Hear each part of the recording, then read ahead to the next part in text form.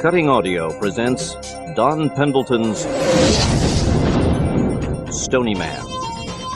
Performed by Terence Aselford and Nanette Savard, with Richard Rowan, Thomas Penny, Maria Pino, Kate Torrey, Christopher Walker, and Mort Shelby.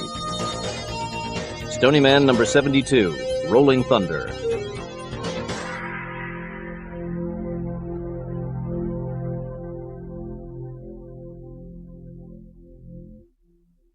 Nacional Park Gel, outskirts of Barcelona, Spain. With a faint snap, the thick limb of a towering beech tree tumbled down from the forest canopy and crashed at Angelica Rigo's feet. More than a dozen other branches, all festooned with dark green leaves, lay in a growing mound at the base of the tree. Rigo, a 30-year-old ruddy-skinned woman wearing khaki shorts and a matching sleeveless top, wiped the sweat from her brow and checked her watch, then looked up at the handful of men trimming the other branches in the tree above her. She barked at them in Euskara, native tongue of the Basques. "Can't you work any faster?" Staring up at them, Rigo fumed. What had happened to the days when those who joined the movement could be counted on to work with dedication? Why was it that she always found herself saddled with slackers and malcontents? "Just keep working. Have this tree down by sunset and there will be wine with rations tonight." As expected, the promise of drink motivated the men, and they began to lay into their work with increased vigor. Rigo lit a cigarette as she watched them. They still needed to clear away another 3 beech trees over the next 2 days to make the site ready. It would be close. They were in a remote corner of Nacional Park Gel, a densely treed nature preserve 10 miles northeast of Barcelona. The nearest hiking trails were half a day's walk away, so there was little chance that anyone would stumble upon the group illegally cutting the beeches. And because the trees were being taken down with minimal disturbance of the overhead canopy, it was just as unlikely that anyone flying overhead would be able to spot the small clearing being carved out of the woods. That would be important come Friday, when the plan was to be carried out. Rigo made her way through the trees, walking another 20 yards before coming to the edge of a steep-pitched slope that led to a broad, verdant valley. Blowing smoke from her cigarette, she stared out across the valley. Far off in the distance, barely visible through a faint afternoon haze, she could see the rising, honeycombed spires of La Sagrada Familia. The old church, designed more than a century before, was still unfinished, and Rigo saw a construction crane poised atop the highest spire like a gigantic metallic grasshopper. Provided the skies were clear on Friday, it would be easy to use the church as a frame of reference while drawing a bead on the intended target, the newly constructed Barcelona Civic Center, located a few miles southwest of the towers. The trajectory had already been calculated and would be assisted further by GPS readings from a surveillance drone. All that remained was to prepare the launch site and see to it that the FSAT-50 could be delivered on schedule without complications. Once she'd finished her cigarette, Rigo unclipped and checked her cell phone for the 3rd time in the past half hour. Still no messages. The woman slipped the phone back in its holder and retreated from the edge of the forest. She called up a few words of encouragement to her men, then went to check on the digging and other preparations. To her right, a dozen or more smaller saplings had already been flattened, creating a corridor that soon led the woman to the banks of the Avignon River. The river, extending all the way from the uppermost reaches of the Pyrenees, formed the easternmost border of the national park and eventually drained into the Mediterranean near the Barcelona suburb of Sardana. For most of its course, the river ran deep, as much as 90 feet in places. But here there was a fork, with some of the water diverting into a shallow lagoon. The lagoon was also fed by a mountain stream carrying high levels of iron, which gave the water a faintly reddish hue. Another 5 men stood knee-deep in the water at the lagoon's edge, scooping out spadefuls of mud and pitching them up onto the embankment. The mud, like the water, was rich with iron and the color of sienna. Rigo called out to the man closest to her. "How goes it, Javier?" "Slow, but we are making good progress." Javier Golato was a tall, broad-shouldered man with massive arms and a shaved head glistening with perspiration. He approached her as she spoke. "We'll have one of the trees down by sunset. I want to be able to cut the trunk into sections and use it for a ramp." "We will be ready. You'll be able to lay the trunks below the waterline as you wanted." "Excellent." Galato took in Angelica's voluptuous figure with a faintly salacious gaze. I'll have a trunk of my own waiting for you later tonight. Angelica returned Galato's gaze with one every bit as lecherous. Just be careful not to cut it into sections first. I'll be wanting all of it. The lovers' suggestive banter was interrupted when they saw several of the men stop their shoveling and glance upstream to a fork in the river. Rigo followed their gaze and saw a boat entering the lagoon. Instinctively, she reached for the 9mm Walther pistol holstered on her right hip. She relaxed her grip, however, when she recognized the craft, a small, weathered fishing boat propelled by a pair of outboard motors. There were several men on the deck. One of them waved a greeting as the boat drew closer. Looks like they brought company. Rigo nodded, eyes on a man's body sprawled out across the foredeck. A few feet from the body was a woman, gagged and bound at the wrists and ankles. Even from this distance, Rigo could see that the woman was terrified. She could also see that the woman, like the dead man, was white. Angelica called out to the captain. Americans? The man nodded. We came across them a quarter-mile of river. He pointed to a small red kayak lying on the deck near the captive woman. They were acting suspicious.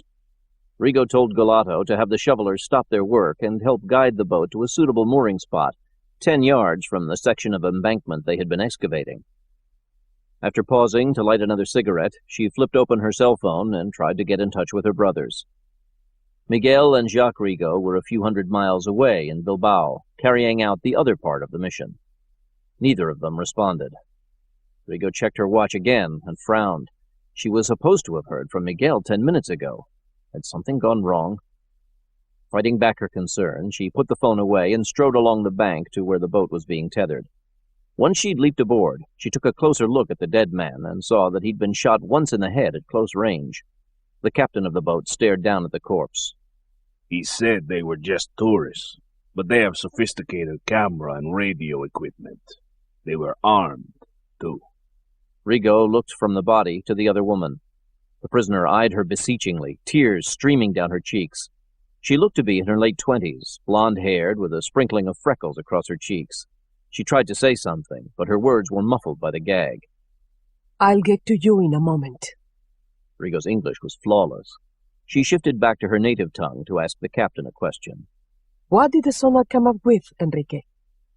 The readings were all good. The depth is acceptable all the way up to Catalia, and there are only a few areas where there are obstacles on the river bottom. But we should be able to maneuver around them. Rigo smiled flatly. It was nice to have some good news, but Enrique had also brought back a problem with him.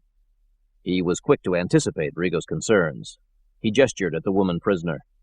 I told her that she would have one last chance to tell the truth once we got here. Rigo nodded and unholstered her Walther. She stepped over the body and crouched before the other woman, eyeing her calmly as she reached for her gag. I'm going to take this off. Then you will quietly tell us the truth. Yes? The other woman nodded fearfully. Slowly, the gag was unfastened. The prisoner gasped for air, then began to sob. We didn't do anything. I swear it. We were working on a film, and we were just getting some second unit footage of the river. That's all we were doing. You have to believe me. Some of the other men on the boat brought over a crate filled with 2 handguns, as well as several high-priced film cameras, tape recorders, and a slew of accessories. Rigo inspected the guns first. They were both small, standardized Ruger P422s. Neither had been fired.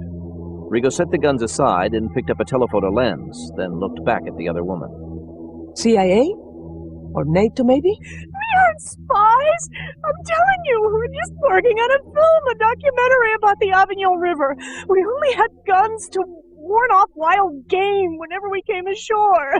We weren't doing anything wrong. Rigo ignored the outburst and looked through the crate, inspecting the woman's passport, as well as the one taken off the corpse. Both documents seemed on the level, but Rigo knew that meant nothing. She had a dozen seemingly legitimate passports of her own back at the safe house in Barcelona, and none of them listed her real name or the fact that she was a high-ranking member of the Basque Liberation Movement. She turned back to the other woman. One look at what you've filmed, and we'll know you're lying.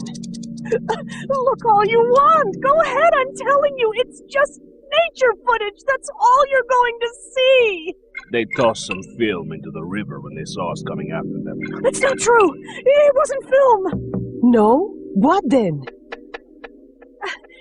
It was just some pot. Some marijuana in a pipe. We know about the laws here, and we didn't want to be caught with it. Rigo was weighing the woman's words when a young Basque with a wild mane of dark hair came out of the boat's cabin and spoke quietly to the captain. There's a call for you on the radio. It's your brother, Miguel. Rigo shared an expectant glance with Galato, then stood. It looked as if she were going to walk away from the prisoner, but suddenly she turned, casually took aim at the woman's head, and fired a round into her face, killing her instantly. The woman slumped to the deck. Rigo holstered her gun and turned back to Galato. Once night falls, take them downriver to Sardana and get rid of them, along with the kayak. Make it look like they were robbed by river pirates. Done. Rigo excused herself and went to the cabin with the young Basque. He directed her to the transceiver, then stepped outside so that she could take the call from her older brother alone. Miguel, I was beginning to worry. It took longer than we planned, that's all. You got your hands on it then? Yes, we have the tank.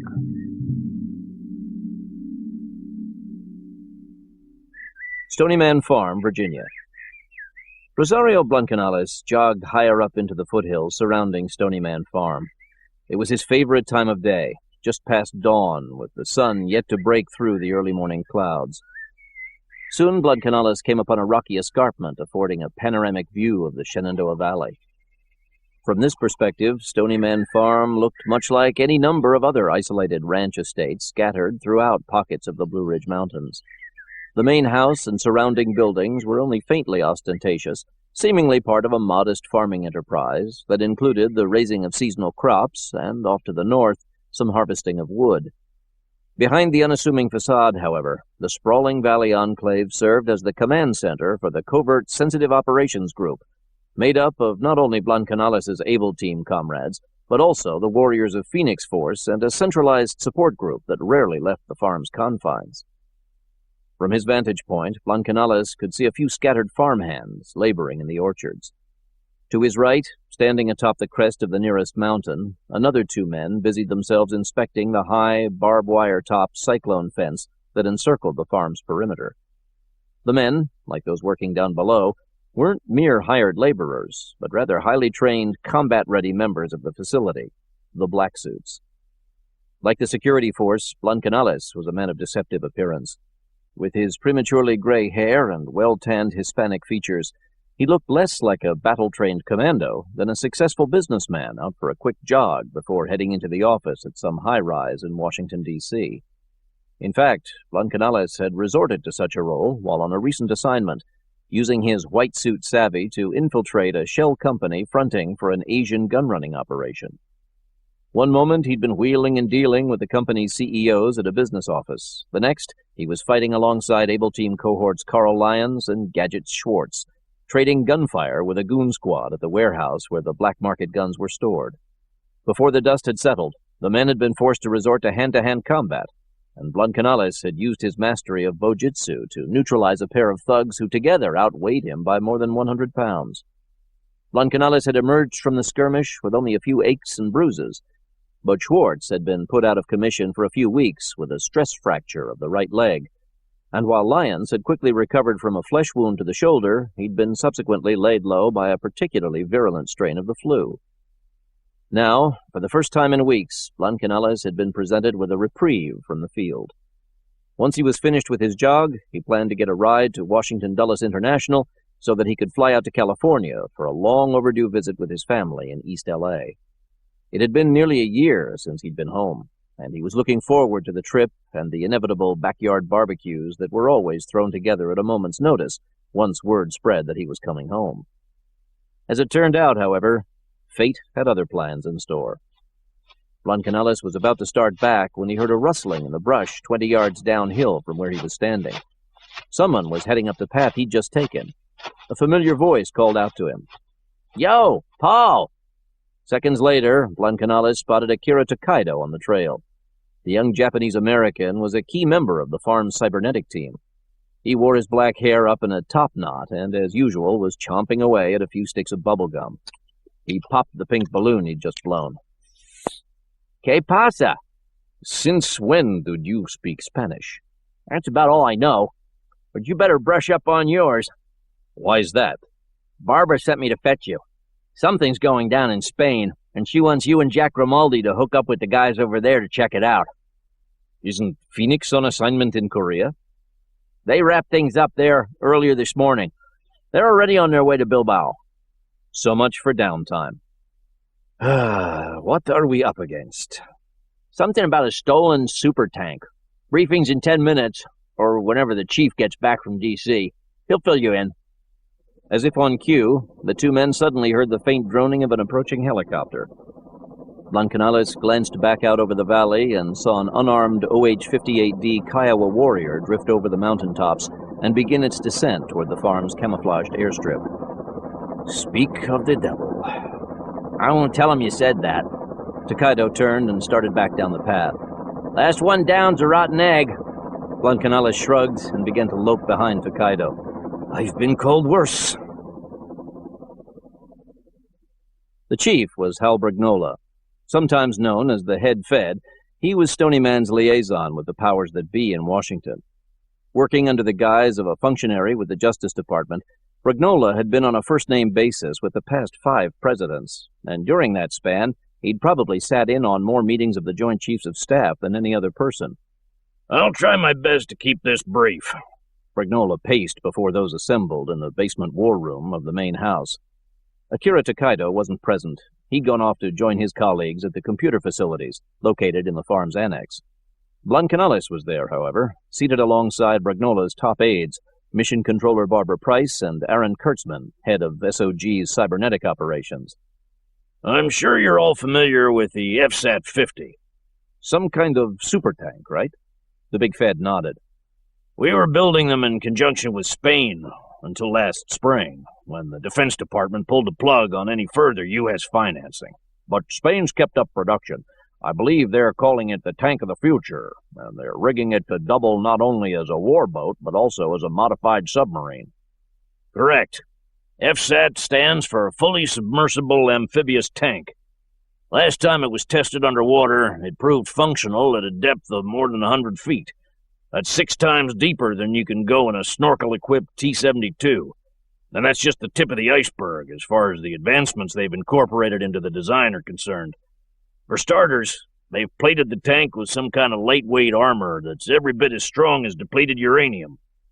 They're keeping a tight lid on the armor specs, but we suspect they're using a combination of titanium and plastic, along with some variant of the depleted uranium used on the Abrams. Whatever the mix, they've brought the weight of the tank down to under 30 tons. That's roughly half the weight of an Abrams, but it still has an RHA rating of over 1,000. On top of that, apparently the frame has built-in pockets that act as ballast tanks when they're filled with gas. Let's not get bogged down with too many specifics. That's not the issue. Thank God. You're starting to lose me. Amen. Let's cut to the chase. Akira says somebody snatched one of these tanks. My guess is that's where we come in. Right you are. Kurtzman had already queued up a detailed map of northern Spain. Brignola moved to one of the monitor screens built into the wall behind him. Using one of his signature cigars as a pointing stick, he indicated a spot along the coast of the Bay of Biscay. The Musso armorers were building the FSATs here, in Zamudio, an industrial sector on the outskirts of Bilbao. They were field testing one of the prototypes yesterday afternoon when there was a raid of some sort on the test grounds. We have conflicting reports, but somewhere between 20 and 30 people were killed, most of them members of Gamuzzo's training crew. Bottom line, the prototype is now missing and assumed to be in the hands of the perpetrators. Who is that? The Basque Liberation Movement. They're a splinter group of Euskadi Ta Askatasuma, the ETA. Can you simplify that a little? I'll try. The ETA is Spain's answer to the IRA. They've been clamoring for a separate Basque state for years, and they've racked up a fair-sized death toll in the process, mostly through car bombings and kidnappings. The Navarra cell is the most violent of the batch, and apparently they splintered off last year because they thought the ETA was going soft. Specifically, there was a falling out after the head of the Navarra cell was gunned down by a Basque counterterrorism unit known as the Ertzaintza. We don't need to focus on the Ertzaintza right now. Price nodded and resumed. The head of Navarra's cell was Carlos Rigo. He was a widower with 2 grown sons and a daughter. The children took over the cell and demanded that the ETA drop everything it was doing and go after the men who killed their father. When the ETA balked, they decided to go it alone and formed the BLM. They managed to get their revenge, then they dropped out of sight. Until last night. Now they're back in business, and if they've got their hands on his tank like we think, they've just turned themselves into a force to be reckoned with. Assuming they know how to use it. I think that's a safe assumption. They were off the radar more than 6 months, and my guess is they spent most of that time planning this heist. Why would they go to all that trouble unless they were sure they'd know what to do with the tank once they got their hands on it? Fair enough. But still, it's only one tank, right? I don't care how high-tech it is. It's not like they're suddenly armed to the teeth. Bragnola shook his head. That's where you're wrong, Paul. You see, one of the upgrades Gamuso made when they took over the development program was a retractable missile launcher, a modified Scud system, to be exact. Only it's not restricted to your usual heat or AA rounds. Blancanales sat upright in his seat, already dreading the worst. Nukes? It can fire nukes? Bragnola nodded gravely. I'm afraid so. But it wasn't armed with warheads when they stole it, was it? No, but there's a small item that's been kept classified since the raid. At roughly the same time the raid was carried out, there was a power brownout inside the Gamuso facility. During all the commotion, somebody managed to gain access to the arms depot. They only had a 3-minute window of opportunity, but they made the most of it. Once the power was back on and security checked the premises, they came up 2 missiles short. Both of them nukes. Yes. Both missiles had nuclear warheads compatible with the tank's launch system.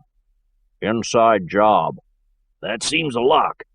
Spain's Agency of Military Intelligence already has the place barricaded and is interrogating all personnel.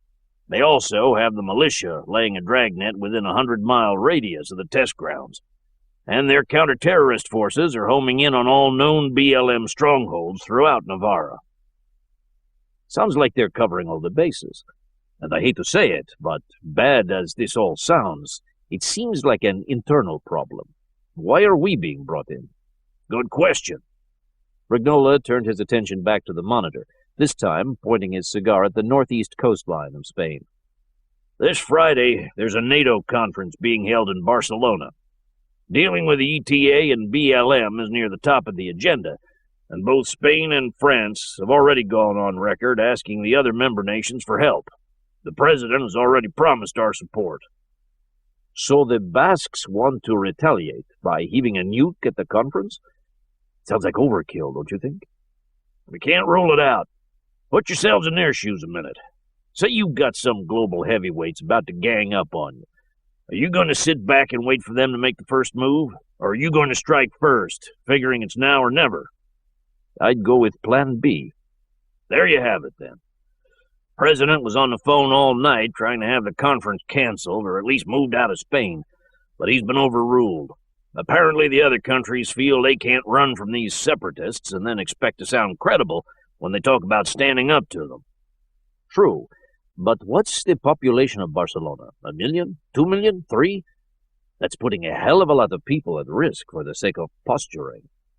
Like it or not, that's the hand we've been dealt. Phoenix Force will probably be landing in Bilbao within the hour. They're going to scope out the best plan of attack there and await orders. Paul, I want you and Jack to fly to Barcelona and see what you can come up with there. If we turn up any leads on the tank's whereabouts, we'll change focus and move inland in hopes we can head it off. And if we aren't able to head it off? I think you've already touched on the consequences. If they get that tank close enough to lob a nuke at Barcelona, we could have casualties in the millions.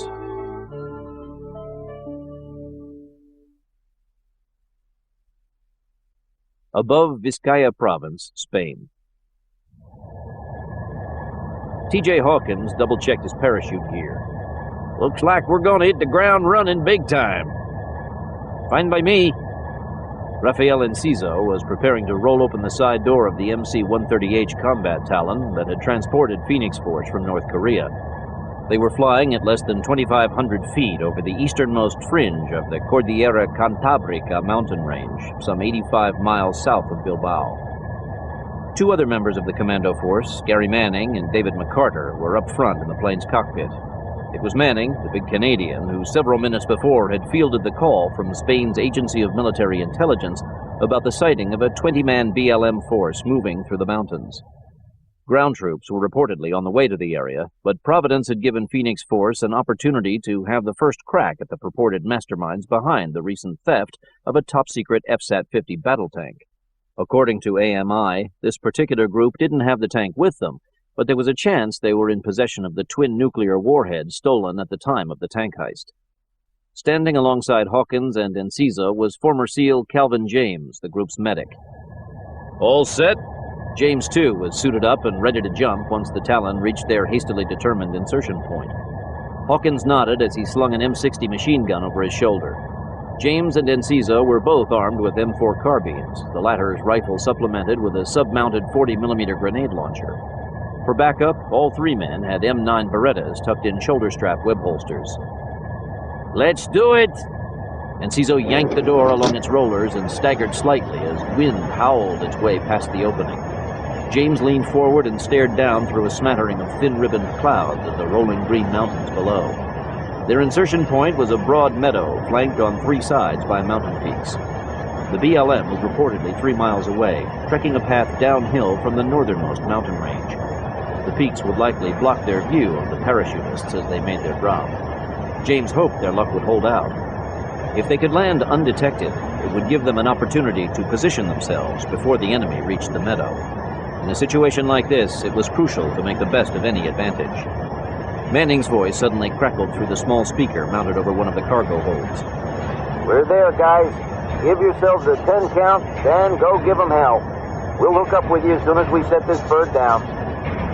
The three paratroopers lined up before the open doorway. James counted down, then lunged out of the plane. He immediately paralleled his body with the ground below and extended his arms and legs outward, slowing his fall. It felt for a moment as if he were flying. Glancing over his shoulder, he saw Enciso and Hawkins were airborne as well, framed against the sky above him, similarly spread-eagled.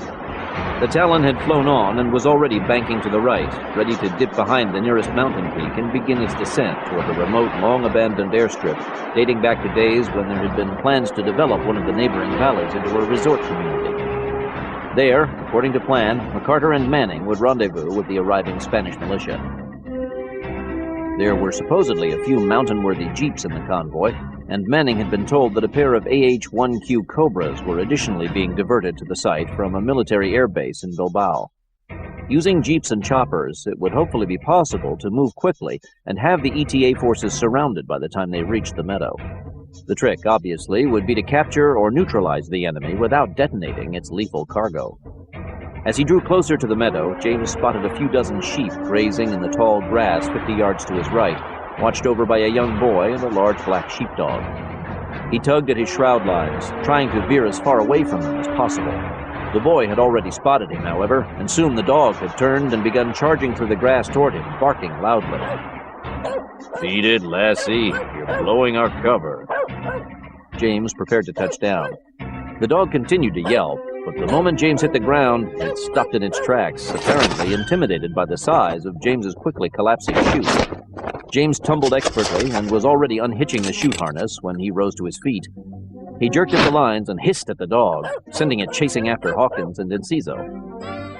Once he'd gathered up the chute and bunched it into a ball, James stuffed it beneath a nearby bush, then strode quickly toward the young shepherd, putting a finger to his lips. The boy, no more than 11 years old, took a tentative step back. A black beret was cocked at an angle on his head, and his hands were clenched around an old Steyr SBS Forester rifle. The weapon was nearly as big as he was, but James had the sense that the boy knew how to fire it. He knew that the boy most likely spoke Basque, a language as dissimilar from Spanish as it was from English. Still, he needed to say something to calm the boy. The last thing he wanted to do was have to draw on him. Hola. He spoke softly and held his hands out at his sides. James had learned to speak Spanish while growing up in a Chicano neighborhood on Chicago's south side, so he tried his least threatening Spanish phrases. Don't be afraid. We come as friends. The boy's expression remained unchanged, and he continued to aim the rifle at James. Finally he spoke, not in Spanish or Euskara, but in English. Why should I believe you? James was momentarily taken aback. By now, Hawkins and Enciso had landed. The boy took another step back, fanning his rifle back and forth to keep all three men covered. He doesn't trust us. Enciso stepped alongside James. I gathered as much. He sized the boy up, then offered a disarming smile. Your papa taught you well. Atzeri otzeri, eh? It was the boy's turn to be surprised. He kept his rifle aimed at the men, but slowly lowered the barrel as he called out to his dog. The dog fell silent and scampered to the boy's side, then sat on its haunches, tongue trailing from its mouth as it caught its breath. Where the hell did you learn to speak Basque? There was a Basque janitor at my high school. We got to know each other with all the time I spent in detention. I picked up a few phrases. What was the one you just ran by him? The alien's land is a land of wolves. Well, tell him the wolves he ought to be worried about are going to be here any second.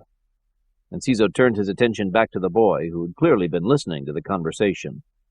What other wolves? BLM? Enciso nodded. Yes.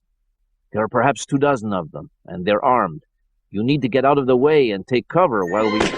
Enciso's voice was drowned out by the thundering echo of a single gunshot. A split second later, the sheepdog howled and toppled onto its side briefly. As it tried to get back on its feet, blood began to glisten on its fur where it had been shot. The boy stared down at the dog as another shot ripped its way through the nearby grass a few feet to his right. James instinctively lunged forward and pulled the boy to the ground. Ready or not, here they come. Peering over the boy's shoulder, James stared past the scattering flock of frightened sheep. More than a dozen BLM gunmen, all wearing trademark red berets, had appeared at the edge of the meadow. 4 of them walked carefully alongside a slow-moving ATV, each holding a rifle in one hand while they used the other to steady the vehicle's cargo, a large, rectangular wooden crate loosely tethered in place by shock cords. Given the crate's dimensions, James could understand why AMI suspected it might well contain the missing warheads. The other separatist fighters had fanned out and were scrambling up into the nearby foothills, which were strewn with rocks and boulders. The terrain provided ideal cover. In fact, it was the same area where Phoenix Force had planned to take up positions in hopes of pinning down the BLM forces once they reached the meadow. Now, unfortunately, the Basques had beat them to the higher ground, and it was Phoenix Force that had been placed at the disadvantage. The gunner who'd fired the first shot was crouched on a low promontory 30 yards up the mountainside. He was lining up James in his sights, but before he could get off another shot, James hurriedly brought his M14 into play and fired an autoburst across the meadow, driving the man to cover. As he scanned the foothills for another target, James noticed for the first time a small stone hut concealed in the shade of 2 large chestnut trees less than 50 yards from where the BLM was swarming. A split-rail fence encircled the hut, and a rusting metal water trough sat near the pen's open gate. Just beyond the corral's perimeter, a crude knee-high wall of stacked boulders had been erected behind the house to act as a barrier against rock slides from the mountain. Is that where you're staying? The boy nodded fearfully. James ducked as another shot whistled past. Is anyone inside? My papa. Tears began to well in his eyes. He's sick. I was tending the sheep so that he could sleep. James looked over his shoulder and quickly passed the information along to Enciso and Hawkins, who'd both taken cover behind a cluster of boulders rising up through the grass a few yards behind him. I'll try to get him. Hawkins fired his carbine into the foothills, then split away from Enciso, rolling down into a shallow ditch. He crawled back up to where he could see the enemy. I don't know, Cal. They're a hell of a lot closer to the hut than we are. Getting there ahead of them is going to be tough. We need to try. James turned to Enciso. Give them a grenade or two, but stay away from that crate they're hauling. Sure thing. Enciso leaned back as a spray of gunfire chipped the boulders he was crouched behind, then countered with a round from his M14 before turning his attention to the carbine's sub-mounted grenade launcher. James, meanwhile, huddled close to the boy, whose gaze was still fixed on the sheepdog, which now lay still in the grass. I'm sorry. There's nothing we can do for him now. You need to get down in the gully with my friend, okay? Crawl all the way and keep your head down. I'm going to check on your father." The boy sobbed faintly and wiped back a tear, then grabbed his rifle and followed James's instructions. As small as he was, he still presented a target for the enemy, and bullets began to slant down toward him from the foothills. Hurry! Hawkins fired back at the enemy as he tried to encourage the boy. One of his rounds found its mark, and a would-be sniper sprawled forward, dropping his rifle. His beret snagged on the lower branches of a nearby shrub and came off as the man hit the ground and rolled a few yards before coming to rest. Hawkins didn't waste any time admiring his handiwork. He reached out and grabbed the boy's right arm, helping him into the ditch. Stay low, amigo. The youth was still crying, but his expression had turned from fear to anger. He crawled lower into the ditch, but stayed put only for a moment. Once Hawkins had turned his attention back to the gunman in the hills, the boy rose to a crouch and raised his rifle into firing position. He quickly took aim and fired off a single shot. Hey, I told you to stay down. The boy ignored Hawkins and fired off another shot. Hawkins looked toward the foothills and saw, to his amazement, that the boy had connected with both shots, dropping two men who'd been making their way toward the stone hut. I'll be damned. He turned to grudgingly compliment the boy's shooting, but the youth had broken into a run, bent over as he followed the ditch's meandering course toward the distant hut. Enemy gunfire slammed into the earth around him, but he refused to stop, much less turn back. That kid's trying to get himself killed! Hawkins aimed the remark at James, but James didn't hear him. He was already on the move himself, zigzagging through the grass, sidestepping several of the startled sheep. Behind him, as promised, Enciso covered James's advance by firing the first of his 40mm grenades. He'd followed James's warning and aimed away from the ATV, targeting instead a group of gunmen firing from positions among the heaviest concentration of boulders in the foothills. The strategy paid off. The grenade's initial blast quickly took out one gunman, and two others were brought down soon after by a combination of shrapnel and flying rock. Way to go, Rafe! We've still got our work cut out for us. As Enciso readied another grenade, James glanced back at the trailhead by which the terrorists had entered the meadow. The driver of the ATV shut off the engine and joined the man who'd been escorting the wooden crate. All five of them huddled on the far side of the vehicle, using it for cover. A stand of chestnut trees blocked their view of James and the young shepherd, so they directed their fire at Hawkins and Enciso. James put on a burst of speed and was about to catch up with the boy when he spotted two guerrillas scaling the retaining wall behind the stone hut. The boy saw them too, and he cried out in horror as they circled the hut and disappeared behind the structure.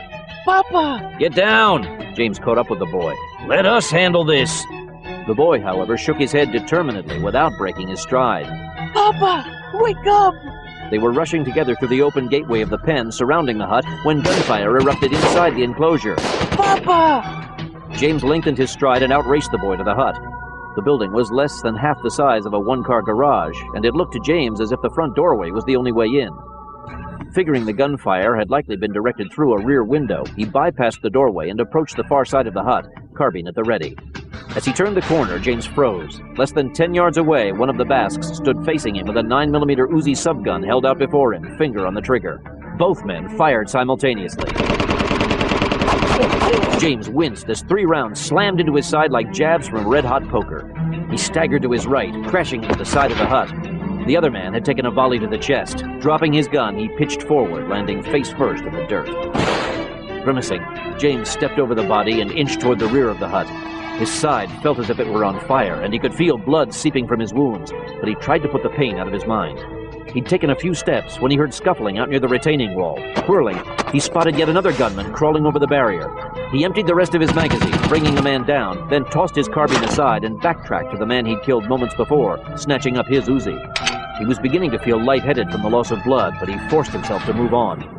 Rounding the back of the hut, he was about to let loose with the Uzi when he saw another Basque lying in a pool of blood just below a small rear window. James approached cautiously. Once he was sure the man was dead, he peered in through the window. The shepherd boy had entered the hut and was embracing his father, who held in his right hand the old Smith & Wesson revolver with which he'd apparently shot the man lying at James's feet. The old shepherd was clearly weak on his feet, but it didn't look as if he'd been shot. He spoke to his son reassuringly, but James couldn't make out what the man was saying. There was an odd thundering in his ears, and soon a field of stars began to cloud his vision. When he felt his knees buckling beneath him, James grabbed at the windowsill for support, but his fingers wouldn't cooperate. As he began to fall, his world faded to black.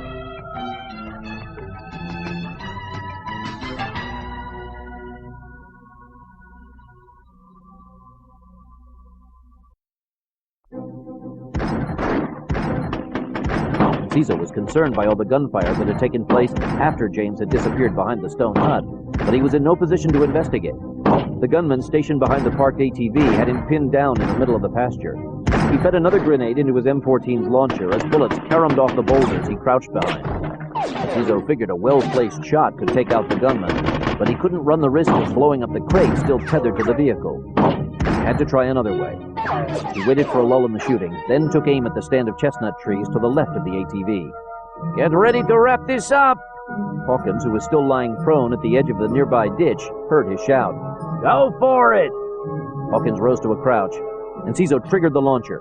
The M14 stock bucked sharply against his shoulder as it sent a 40mm grenade hurtling toward the trees. Enciso's aim couldn't have been better. The grenade detonated as it struck the base of one of the trees, obliterating most of the trunk. With a wrenching snap nearly as loud as the explosion itself, the tall chestnut teetered to one side, then came crashing down, its upper branches slapping across the top of the ATV. By then, Enciso and Hawkins were both on their feet and charging through the meadow. The ploy worked, flushing the enemy from the ATV.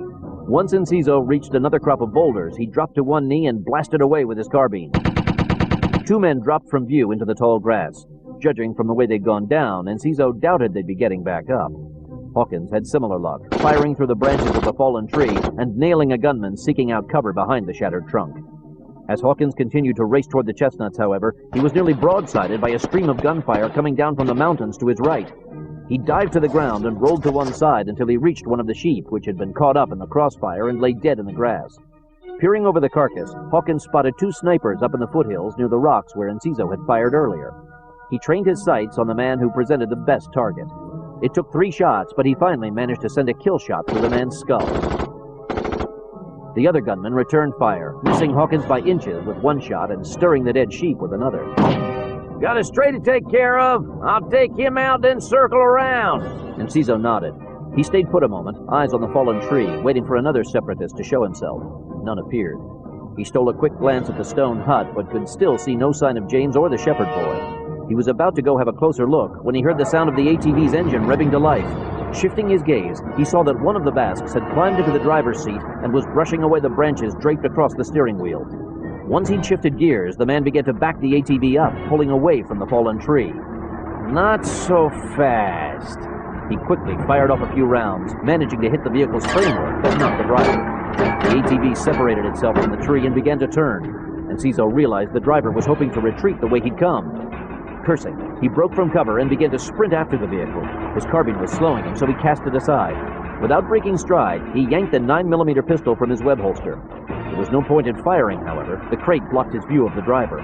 By the time Enciso reached the fallen tree, the ATV had left the meadow and begun to head down a narrow dirt path that threaded its way between outcroppings and a scattering of tall mountain pines. After a couple of turns, the vehicle had disappeared from view. Rather than take the trail, Enciso bounded onto the closest outcropping and followed it, leaping from rock to rock, hoping he wouldn't lose his footing. He could still hear the ATV and tried his best to head in the same direction. Behind him, he could hear intermittent gunfire back in the meadow and figured Hawkins still had his hands full. After 60 yards, Enciso was forced to come to a stop. The outcropping had not only narrowed to a point, but it had also come to an abrupt end, leaving him poised at the edge of a sheer 40-foot precipice. Another stream of expletives spilled from Enciso's lips as he sized up his situation.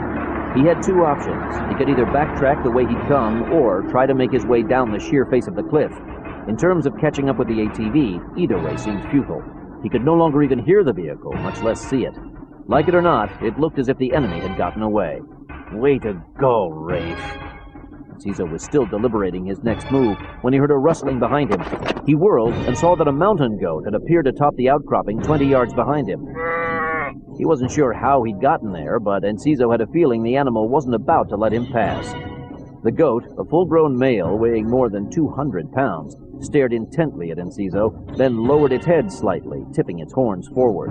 "I don't think that's a good sign." He was inching closer to the edge of the precipice when the goat suddenly lunged forward, lowering its head still further. Just as quickly, Enciso lowered himself over the side, seeking out the first available niches and protuberances for support. He'd made it a few yards down when the goat appeared at the edge of the precipice and stared down at him. Enciso stared back momentarily, then glanced over his shoulder, watching a handful of loose stones clatter down the side of the cliff before crashing against the hardpan below. Not good. Not good.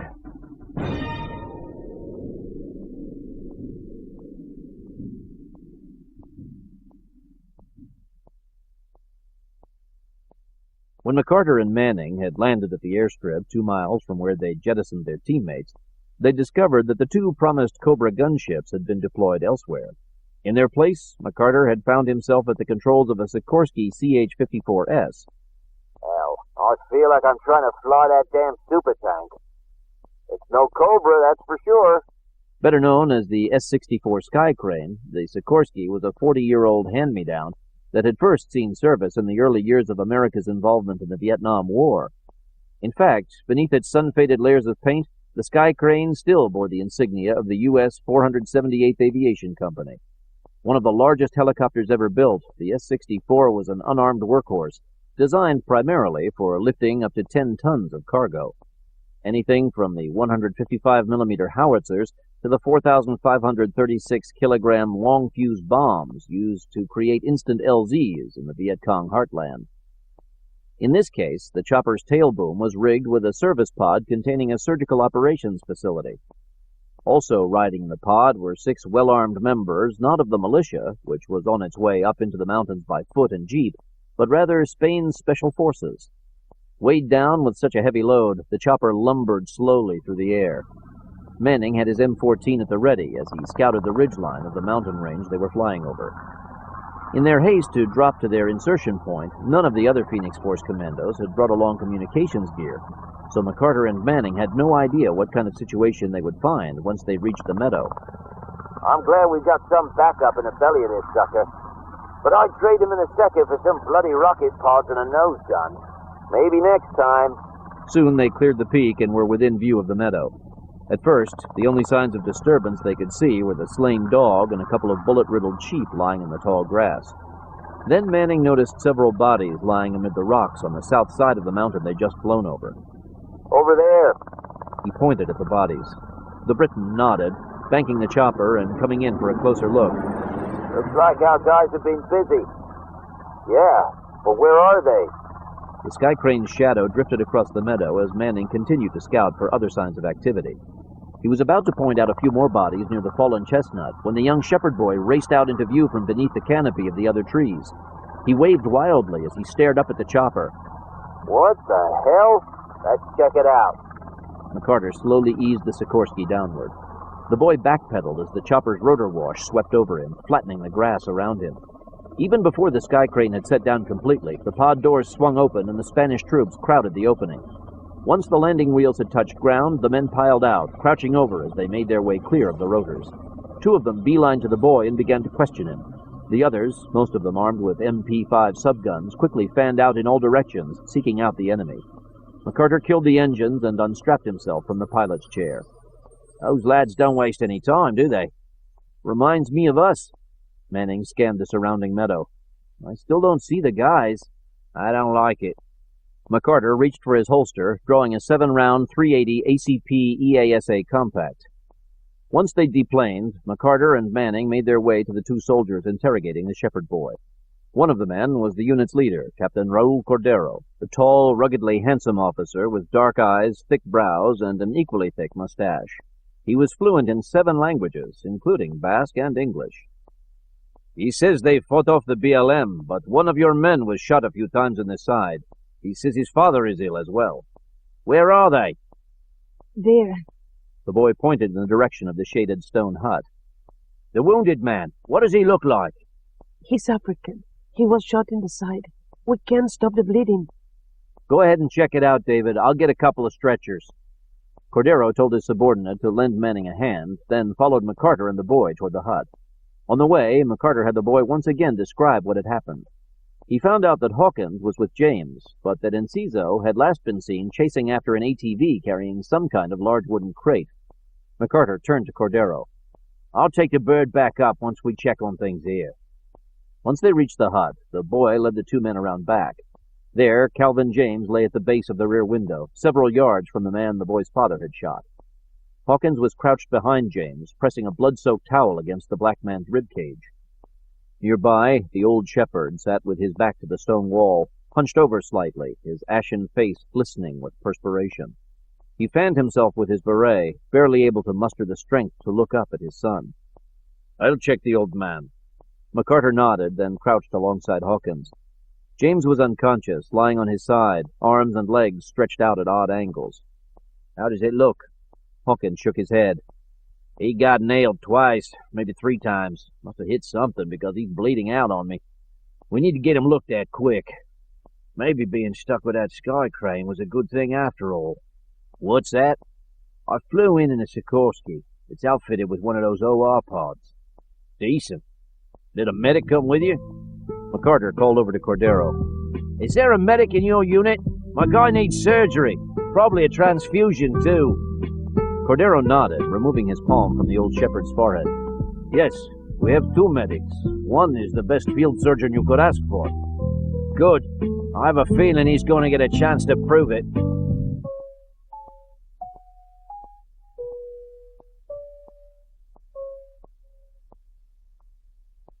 Raphael Enciso slowly extended his right foot toward the base of a bush growing out of the side of the cliff.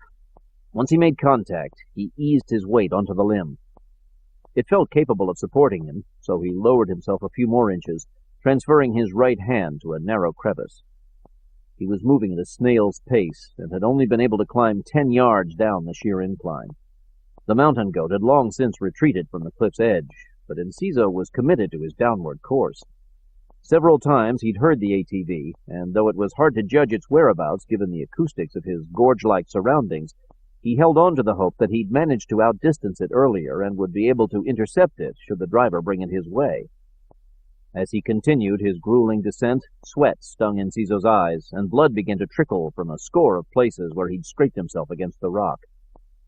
His hands and wrists were beginning to ache, and he could feel blisters forming along his fingertips. But he kept on, maintaining his focus, taking care not to rush and risk falling. Finally, he'd made it halfway down the precipice. Pausing to catch his breath, he listened intently. Suddenly, his spirits rallied. The ATV now sounded as if it were headed in his direction. Reinvigorated, Enciso moved sideways along the cliff face, seeking out the concealment of shadows cast by a stand of tall pines lining the mountain ridge behind him. Once he reached the shade, the Cuban stayed put and waited. Moments later, he spotted the vehicle, raising a cloud of dust as it slowly navigated its way downhill toward him. The driver's attention was on the trail, which was barely visible beneath a layer of loose rock and wild grass. Enciso remained still, clinging to the rock with both hands and feet. Reaching for his gun was out of the question. It would only blow his cover and make him an easy target. He was faced with another dilemma as well. The ATV was coming to a fork in the trail. If the driver kept to his right, he'd pass directly under Enciso. If he went left, however, he'd disappear behind another outcropping and likely make his getaway before the Phoenix Force Commando could reach the ground. Come on, baby. Come to Papa. The vehicle slowed to a stop at the fork. Enciso's plea, however, went unanswered. After a moment's hesitation, the driver of the ATV turned left and soon passed from Enciso's view. The sound of its laboring engine began to fade as well. Damn it! Disheartened, he once again resumed the arduous task of making his way down the cliff.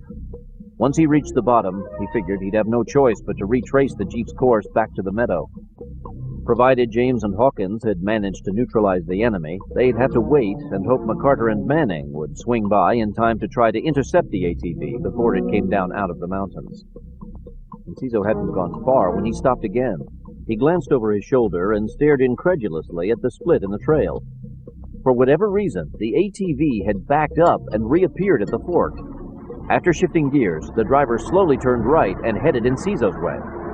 The Cuban was no longer in the shade. He froze in place, woefully exposed as the vehicle approached. Thankfully, the driver was too busy trying to steer his way around fallen rocks to look up. The man was in his late 20s, with shoulder-length hair spilling out from beneath his red beret. He cursed loudly as one of the front wheels rolled over a large rock, jostling the crate behind him. The container had already shifted more than a foot to one side, and the driver had to put the ATV in neutral momentarily, then rise up in his seat and shift the load so that it was more evenly balanced. He tightened the shock cord slightly, then got back behind the wheel and drove on, eyes once again focused on the trail. Enciso tensed and readied himself as the ATV passed directly below him. It was now or never. He drew a quick breath, then pushed away from the cliff and plunged. The driver spotted him, but by then it was too late. Enciso dropped onto the crate feet first, bending at the knees to absorb the force of his landing. In the same motion, he shifted his weight forward, flattening himself against the crate's lid. Reaching past the container, he grabbed at the driver's neck. The driver cried out and reached up one hand to claw at Enciso's fingers. He drew blood, but Enciso refused to release his grip. Enciso shouted in Spanish for the men to stop the vehicle, but the man either didn't understand him or wasn't about to comply. Instead, he eased off on the gas and jerked hard to the right. The crate shifted, and Enciso felt himself sliding sharply to one side. His left leg dropped over the side of the crate. As he tried to reposition himself, the driver suddenly slammed on the brakes, taking Enciso by surprise. He was forced to let go of the driver's neck and grab at the crate to keep from falling off. Gasping for breath, the driver reached for an Uzi lying on the seat next to him.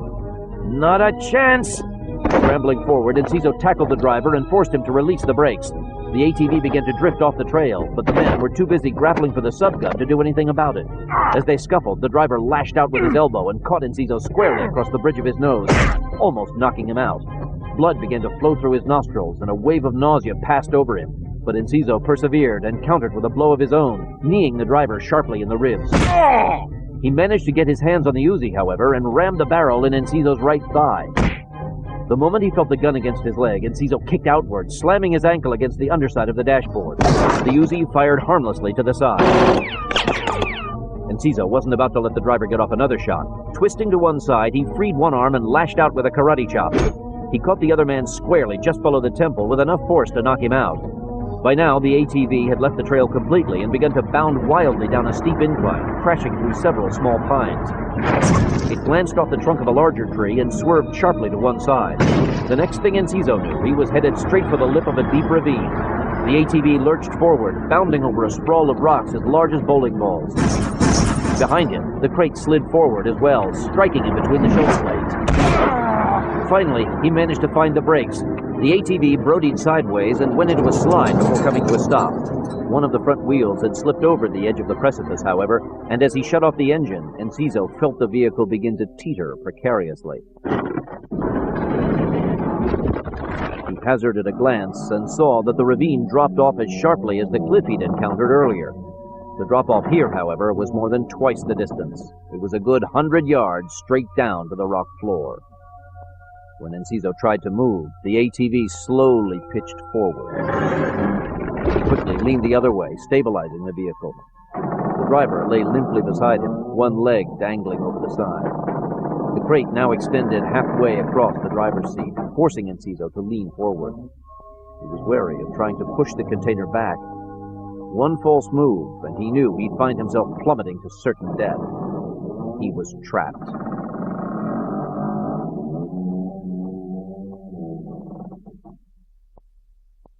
Let's move it! McCarter was shouting irritably at Manning and Hawkins, who were working to detach the OR pod from the Sikorsky. McCarter stood a few yards from the chopper, holding a flag-sized strip of heavy canvas out before him to block the sun from falling on James and the shepherd boy's father, who both lay on stretchers on the ground. Sergeant Tatis, the medic Captain Cordero had referred to earlier, was crouched over James, tending to his gunshot wounds. The boy, meanwhile, knelt at his father's side, wiping his brow with a damp cloth. Hold your horses, we're almost there. A power generator grumbled to life inside the pod, and moments later Cordero emerged. He lent Manning and Hawkins a hand with the last few couplers, then moved back and reached out to take the tarp from McCarter. You should be able to take off now. Once you're clear, we'll get your man into surgery and do what we can for him. Good. McCarter turned to Manning and Hawkins.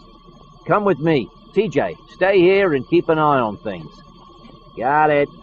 McCarter and Manning quickly boarded the Sikorsky. Cordero tossed aside the canvas, then grabbed hold of one end of James's stretcher. Hawkins took the other. Tatis stepped back to give them room. The Sky Crane's engine soon drowned out the generator and buffeted the meadow with its rotor wash.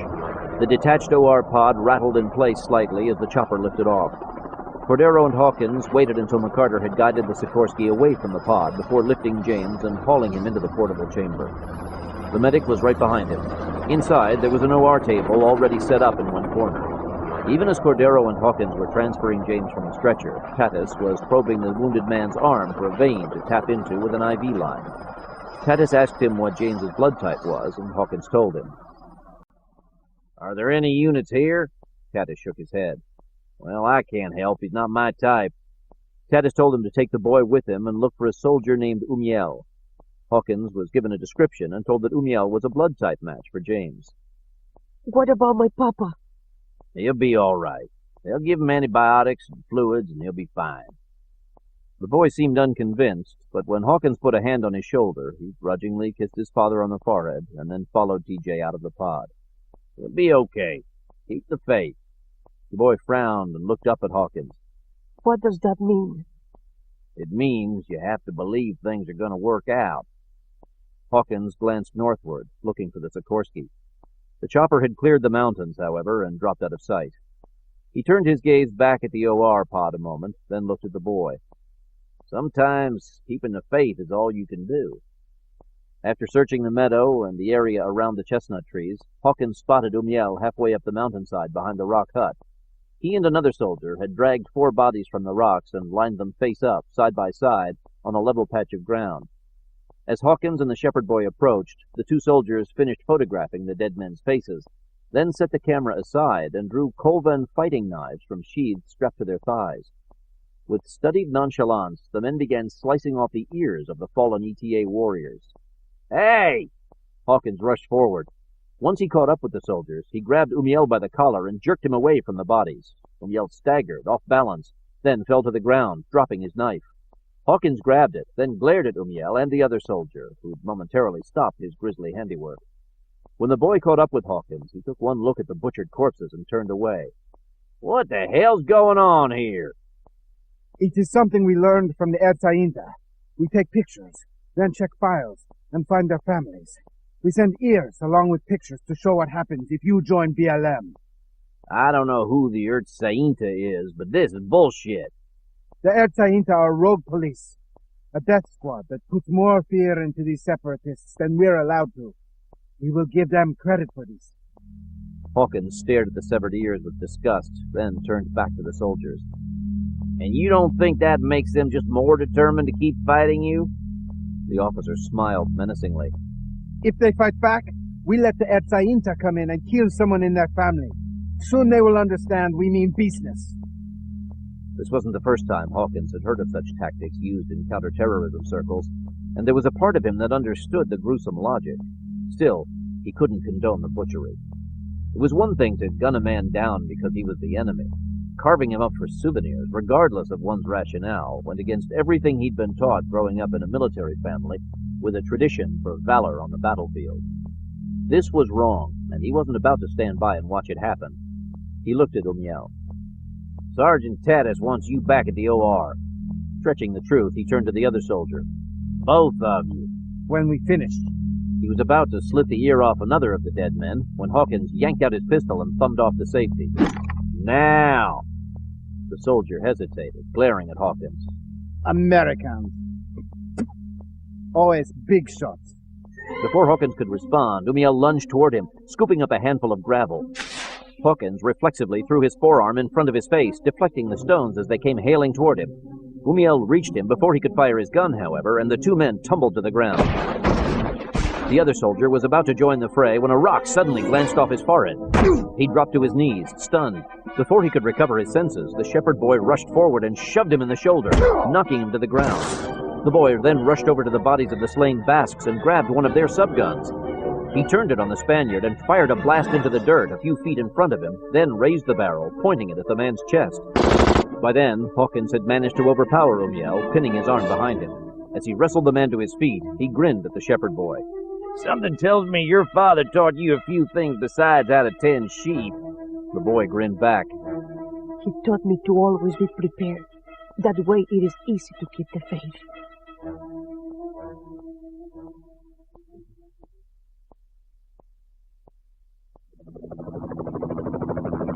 There he is. Manning pointed at the gorge he and McCarter were flying over in the Sikorsky Sky Crane. McCarter glanced down and spotted the terrorist's ATV, still tilting precariously at the edge of the drop-off where it had come to a stop earlier.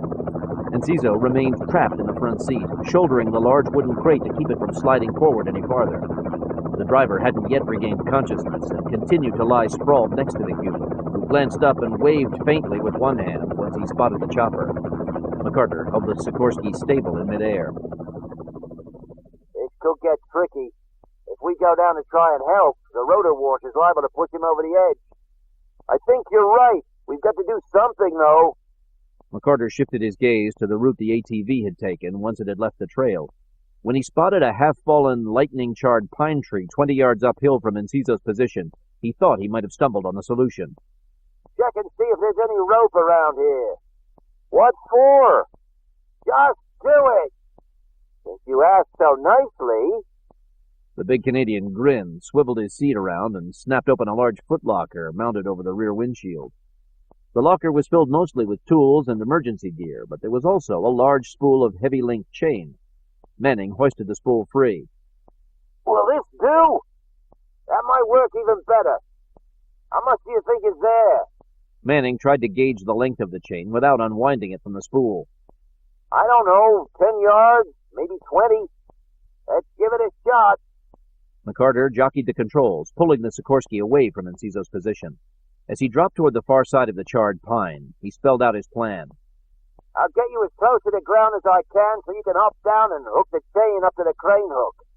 Then run a line under that pine and find a way to secure it to the ATV. So you can winch it. Good idea. That's why they put me in charge instead of you. And here I thought it was your charm. That too. Now up to it. Yes, sir. McCarter brought the Sikorsky to within 10 feet of a reasonably flat escarpment. The rotor wash raised a cloud of leaves and pine needles, revealing the bare rock Manning would have to land on. The big Canadian manipulated the boom's remote controls, releasing the winch hook mounted under the fuselage. Once he'd unwound 6 yards of cable, he locked the winch in place and swung his door open. Wait for a thumbs up! McCarter nodded. Good luck! Manning stepped out onto the cockpit ladder and lowered himself to the last rung, then reached out and let the chain spool drop with a loud clatter onto the escarpment. Once McCarter had lowered the Sikorsky another couple of feet, Manning pushed free and dropped to the ground a few feet from the spool. He grimaced as a flash of pain raced up both legs, but there was no time to dwell on his discomfort. He quickly affixed one end of the chain to the winch hook, then limped faintly as he made his way to the toppled pine, feeding out the length of chain behind him.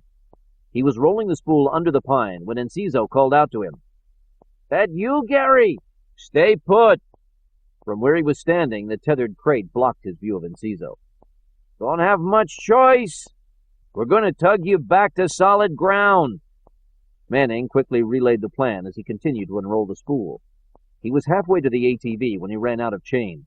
Staring up at the Sikorsky, which was still hovering in position above the charred pine, he signaled for McCarter to feed out more cable. As he was waiting, Manning detected a glint of refracted light to his right. He looked over his shoulder and traced the glint to a mountain ridge 100 yards away. As quickly as it had appeared, the flash disappeared. "Anyone else in these hills that you know about?" "Wouldn't surprise me. Why?" "I think I caught some light bouncing off a pair of binocs. Maybe it's reinforcements. Wasn't the militia supposed to be on its way up here?" "Yeah, but they were coming the other way." "We'd better get this show on the road, then. Last thing we need is another warm BLM welcome." By now, McCarter had let out another 20 yards of cable. Manning tugged at the spool, pulling the chain until he'd reached the ATV. There was no trailer jack, and he doubted the rear bumper would hold up, so he dropped flat against the ground and reached under the vehicle, knotting the chain to the chassis. Doing so, he nudged the ATV slightly, and it groaned, inching farther over the edge of the precipice. One of the rear tires began to rise off the ground. "Shit!" Manning quickly scrambled out from under the vehicle and grabbed at the bumper, pressing down with his full weight. "Push the crate back!"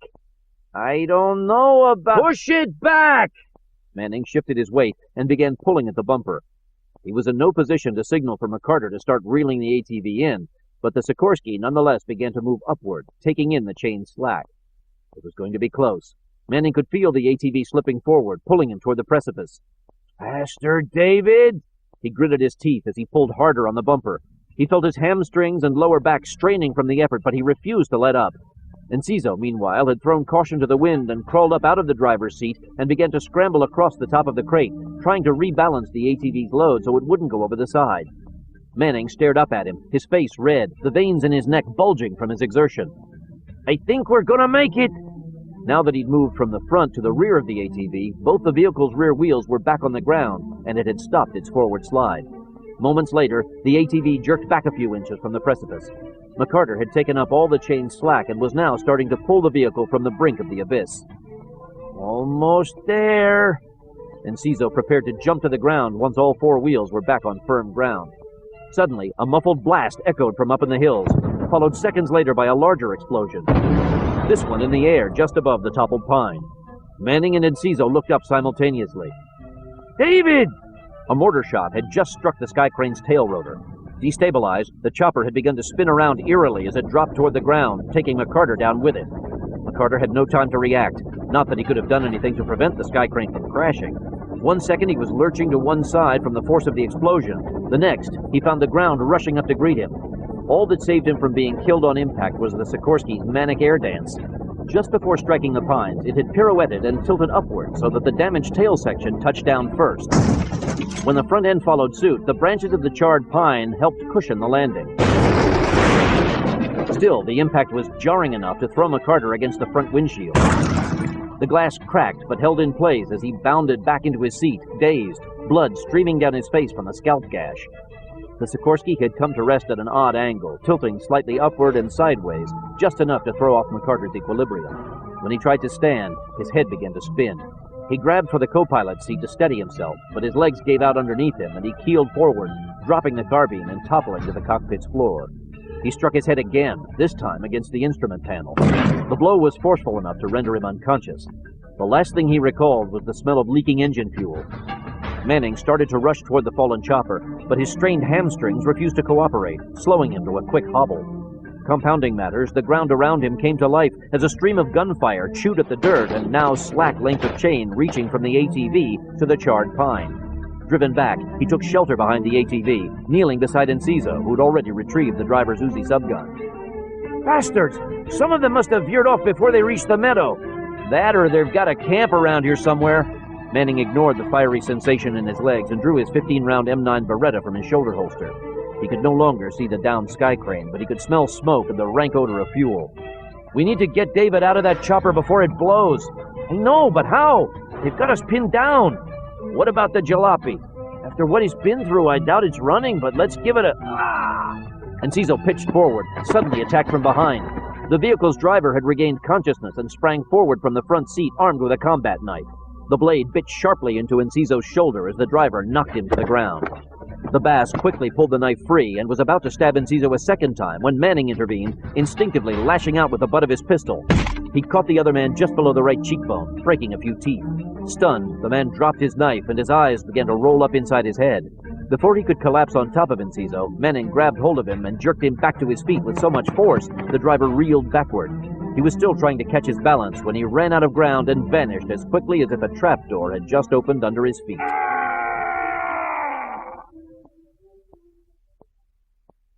Leaning against the ATV for support, Manning slowly limped forward to the edge of the precipice. With both hamstrings out, it felt as if his legs had turned to jelly, and each step was an agony. By the time he reached the edge and peered downward, the driver had landed in a contorted, bloody heap at the base of the cliff. That's one down. He turned and headed back toward Enciso. The Cuban had pulled himself to his feet. His shirt was soaked with blood where he'd been stabbed.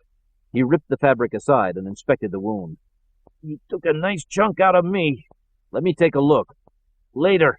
Enciso moved past his teammate and slid into the front seat of the ATV. Come on, let's go get David. Easier said than done. Manning struggled to pull himself into the passenger seat. Enciso reached out with his good arm and helped him up. Hammies? Oh, yeah. Messed them up playing tug-of-war with the truck here. That sucks.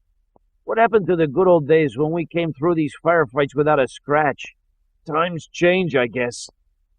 Manning started to tell Enciso about the gunshot wounds Calvin James had sustained in the meadow when the next stream of gunfire rained on them from the mountains. The crate blocked most of the shots, but a few bullets found their way to the front hood, leaving navel-sized holes. The men knew if they didn't move, they would end up sitting ducks.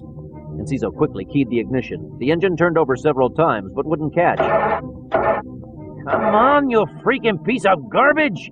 He tried again. This time the engine turned over. Enciso was shifting into reverse when their attackers fired another mortar round their way. Manning caught a fleeting glimpse as it whizzed by, missing the ATV by a few yards. It wound up exploding in the gorge behind them, and the sound of the blast echoed through the mountains like a death knell. I guess the good news is we must not be carting those nukes after all. Otherwise, they wouldn't be trying to blow us up. In other words, they don't have to pull any punches going after us. That's the bad news. Hang on, here goes! The ATV's front end had been knocked out of alignment during its downhill plunge, and as Enciso guided the vehicle backward, it crabbed sharply to one side. He worked the steering to compensate, and with each turn, his wounded shoulder felt as if it were about to fall off. Enciso backed up the ATV a few more yards, then put on the brakes, bringing the vehicle to a stop several yards short of the pine tree Manning had used to winch the ATV from the edge of the precipice. One of the Sikorsky's main rotor blades extended out over them, and smoke drifted past the front of the vehicle. Enciso shifted the ATV into neutral. Okay, let's try to get David before he gets fried. Manning tried to climb out of his seat. He couldn't. No good. Take the wheel then. I'll go. I can manage that. Enciso climbed out from the driver's seat, leaving it drenched with blood, then disappeared from view. Manning drew in a deep breath, then braced himself and struggled to duck under the front end of the crate. The effort drained him. Beretta in hand, Manning scanned his surroundings, looking for signs of the enemy. The gunfire, which had stopped, at least for the moment, had all come from behind him, and all he could see to his right were rock formations, trees, and the occasional shrub. As he was turning to his left, he rammed his cheekbone into the crate's front end. Shit! Manning grabbed the top of the box and pulled himself up until he was sitting on the seat's headrest. He could see Enciso now. The little Cuban had grabbed hold of the down chopper's rotor blade and was swinging hand over hand, making his way toward the cockpit, feet dangling just above the limbs of the charred pine. The tree had been set aflame by burning debris, and the flames were crawling along the trunk, racing Enciso toward the aircraft. Manning could see fuel leaking from a rupture in the boom tank. It would take a miracle for Enciso to get to the cockpit and rescue McCarter before the flames reached the fuel and turned the chopper into a fireball. Manning knew he had to do something. He prepared to fling himself to the ground, hoping he could crawl to the flames and hopefully smother them. Before he could dive forward, however, another volley of gunfire ripped through the pines and pinged along the side of the ATV, forcing him to crawl back behind the cover of the crate. In the process, he wrenched his back and a fresh wave of pain shot through his lower torso. Son of a bitch! He pounded the crate with so much force, the lid jarred open slightly. Manning eyed the lid, then glanced back at the fire. It was a long shot, but he figured if he could pry the lid off and heave it far enough, it might be able to snuff out the fire, or at least divert it away from the chopper. The lid was nailed shut, but Manning had opened a wide enough gap for his fingers, and he tugged upward, ignoring the pain in his back, as well as the bullets slamming into the far side of the ATV. After a few agonizing seconds, the lid finally came free. Manning glanced into the container. I'll be damned.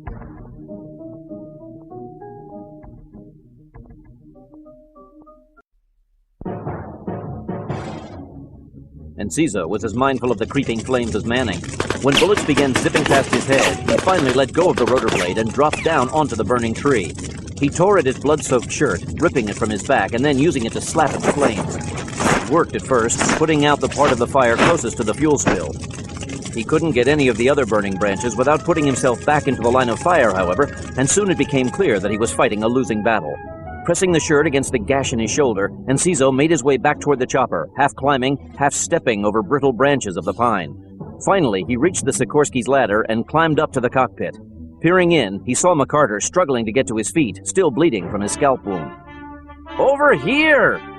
McCarter glanced up, a quizzical expression on his face. "Come on!" Enciso jerked the door open and reached out to McCarter. "We've got to get out of this fire trap, quick!" McCarter hesitated, then took Enciso's hand. The Cuban pulled hard, helping the Briton to the doorway. "They really pulled the rug out from under you that time, didn't they?" "Rug?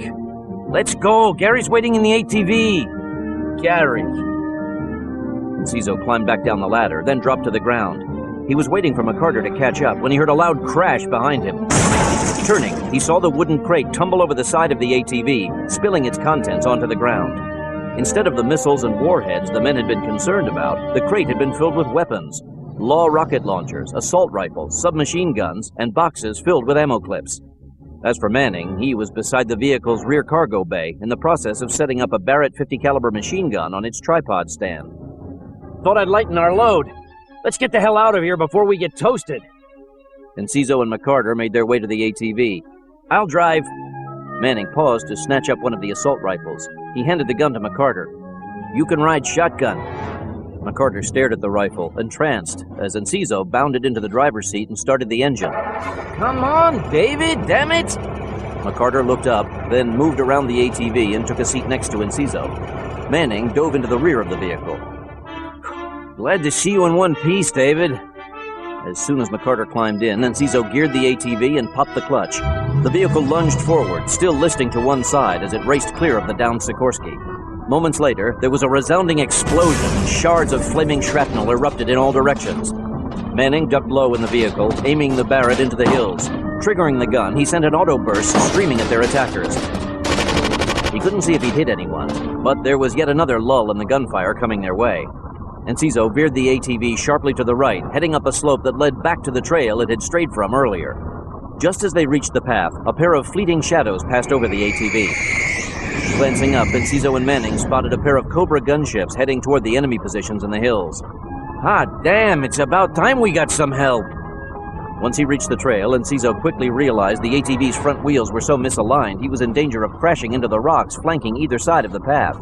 After a few yards, he gave up trying and brought the vehicle to a stop. He turned to Manning. Stay put. David and I'll go help mop up. Then we'll come back to get you. Manning nodded. Enciso was halfway out of the ATV when he noticed that McCarter was still in his seat. David, are you all right? McCarter stared at Enciso. He looked confused. David. Is that my name?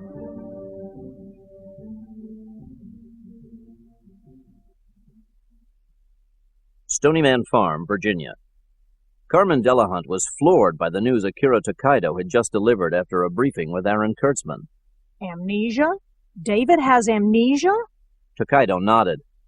All these times we've accused him of being out of his mind, who'd have thought we'd wind up being right?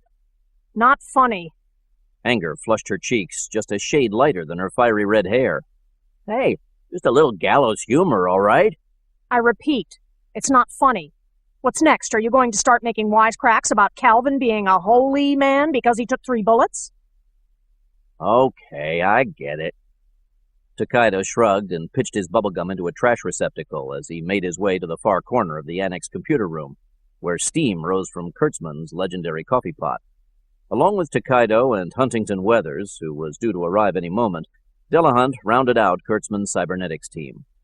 The members of the group had never joined Able Team or Phoenix Force on the battlefield, yet within the confines of the computer room, they played an equally important role in helping to stem the tide of global terrorism and high crime, both at home and abroad. Both Tokaido and Delahunt had been on duty for the past 10 hours.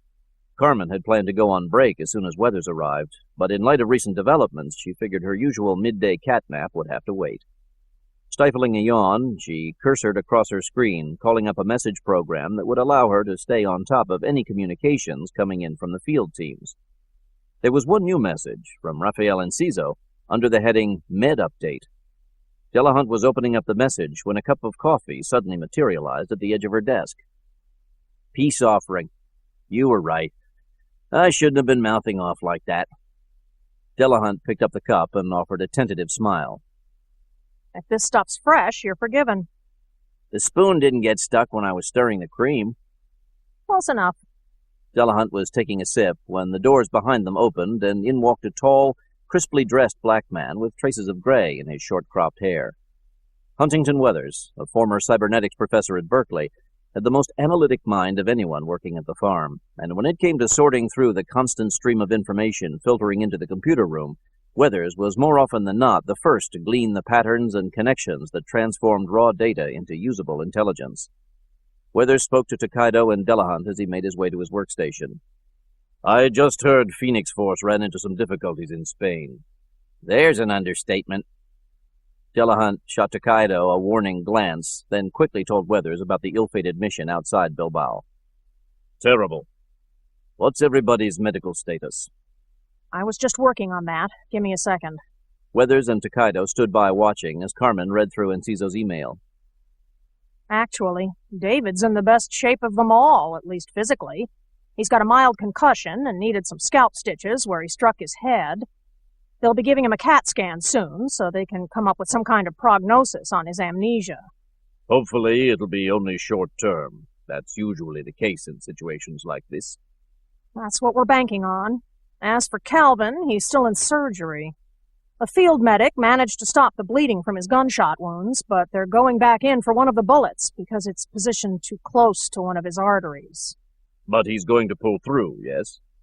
Delahunt skimmed through the rest of Enciso's note. Rafe says it's touch and go. The surgeons told him it was a miracle they were able to bring Cal in alive, given all the blood he'd lost. He got a couple of units from 2 of the guys in that commando unit that flew in with David and Gary.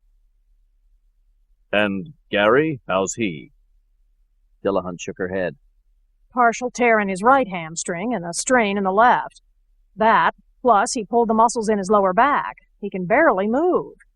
And with Rafe, the knife nicked a tendon and sliced into his right deltoid. He'll be in a sling and a full arm cast for at least a few weeks. Bottom line is that they're all out of commission except for TJ. This is quite a blow. First we lose 2 men from Able Team, and now this. I know. And what's really upsetting is that it looks like this was just a wild goose chase. Not entirely. I mean, we did manage to take out a BLM cell that was trying to set up a base in the mountains there. Maybe so, but if you ask me, I think the Basques deliberately tried to make it look like they were carting those stolen missiles. Diversionary ploy? Exactly. Look at all the manpower that went into that mission. Not just on our part, but Spain, too. With everybody focused on those mountains, it gave the BLM a better chance to smuggle the missiles out of the area. Not to mention this super tank. You're saying that the needles have left the haystack? That would be my guess. And the more time that passes without us finding them, the wider the search area is going to get. And on our side, we're down to Paul and TJ. And Paul's not even expected to reach Spain for another few hours. The trail's just going to get colder. Fortunately, it's not up to just us. The Spanish are pouring as many resources into this whole thing as they can, and they're getting help from the French and NATO, too. Yeah, but they're not as good as us. You're talking boys going out to do a man's job. Delahunt managed a smile. Do I detect a little home team prejudice? Takaido grinned back. Hey, if you can't root for the home team, what good are you? Withers was in no mood for comic relief. He glanced across the room at one of the monitors depicting a sat-link photo of the mountainous terrain that stretched between Bilbao and Barcelona. What have Hal and Barbara had to say about all this? The chief's back in Washington, conferring with the Joint Chiefs of Staff. Barbara's back at the main house. She said she was going to go over the backgrounds on some of the black suits and see if we can patch together a backup team to send over. Won't be the same. There's no replacing the guys in Phoenix Force or Able Team. The cyber crew was interrupted as the door behind them opened a second time. This time it was a blonde-haired, blue-eyed man who strode purposefully into the room. The pale face and forehead of Carl Lyons glistened with sweat. I'll take that as a compliment. Carl, what are you doing here? Delahunt was startled to see the Able Team leader up and on his feet. Lyons snapped a salute and flashed a menacing grin. Reporting for duty. What else? You've got the flu, for God's sake. Look at you, you're sweating like you just came out of a steam bath. Flu schmoo. I just got done talking with Barbara. We've got work to do, so quit gawking and track me down a jet so I can get my ass to Spain. Pronto.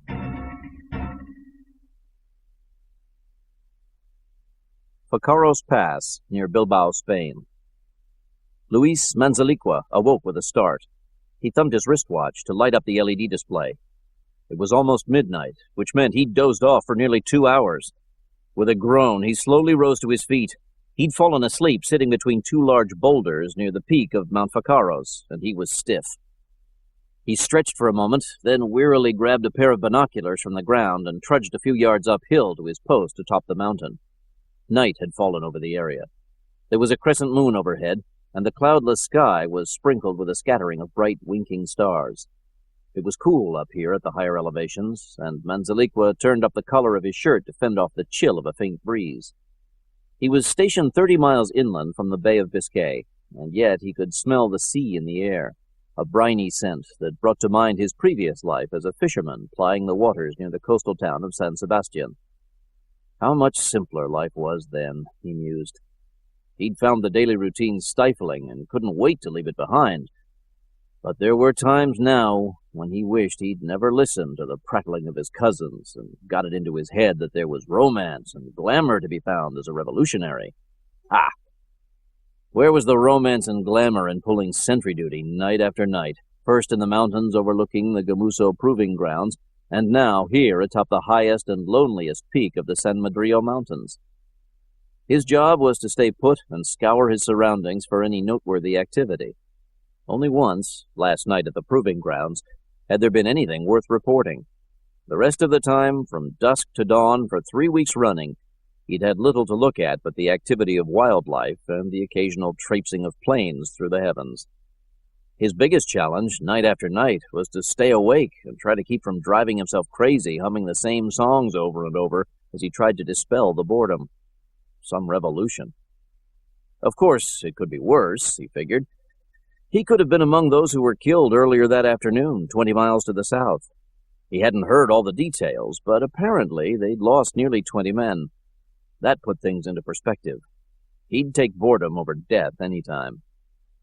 Yawning, Manzaliqua put the binoculars to his eyes and lapsed into the tedious ritual of panning the terrain below. From his position, he had a view of 2 mountain roads leading inland from Bilbao. There was little to see of the first road. It was almost completely veiled by a blanket of fog, one of several cloud-like pockets obscuring much of the lower elevations. As he shifted his gaze, Manzaliqua spotted a herd of elk crossing a dimly lit meadow valley. He wished he were down closer to them. He'd lugged a .50 caliber Barrett SWS up into the mountains with him, and with a rifle like that he could easily take out at least one of the elk once he was within 1,800 meters. True, it wouldn't do much to advance the cause of the BLM, but at least he'd have something to show for his night in the mountains. And roast elk sounded a hell of a lot more appetizing than another ration of hardtack and canned meat. Manzaliqua watched the elk until they disappeared into the fog, then turned his focus to the second mountain road. A sudden shock gripped him. Nearly a quarter-mile stretch of the winding road was illuminated by headlights and taillights. Several dozen vehicles were idling in place, trailing clouds of exhaust into the night air. He traced the line of cars and trucks with his binoculars, then held his focus on the head of the line. There, 2 Army transport trucks were parked off on the shoulder. 3 armed soldiers blocked the road, while more than a dozen other men circled the first 2 vehicles, searching the interiors and scrutinizing its occupants. After a few moments, the vehicles were waved through and the troops closed around the next 2 cars. Manzaliqua was too far away to hear any of the activity, but soon he heard the faint droning of rotors, and glancing up, he saw the lights of a helicopter approaching the roadblock. Lowering his binoculars, Manzaliqua scrambled downhill to the boulders where he'd fallen asleep earlier. Next to the Barrett 50 was an ANPRC 126 radio. He snatched up the transceiver and hurriedly patched through a call. He was wide awake now, pulse racing. The roadblock had clearly been in place for some time. How was he going to explain not having reported it earlier? Miguel was going to be furious. Manzaliqua had seen him pistol-whip men for lesser transgressions. What would happen to him if Miguel figured out he'd fallen asleep at his station? He had to think fast.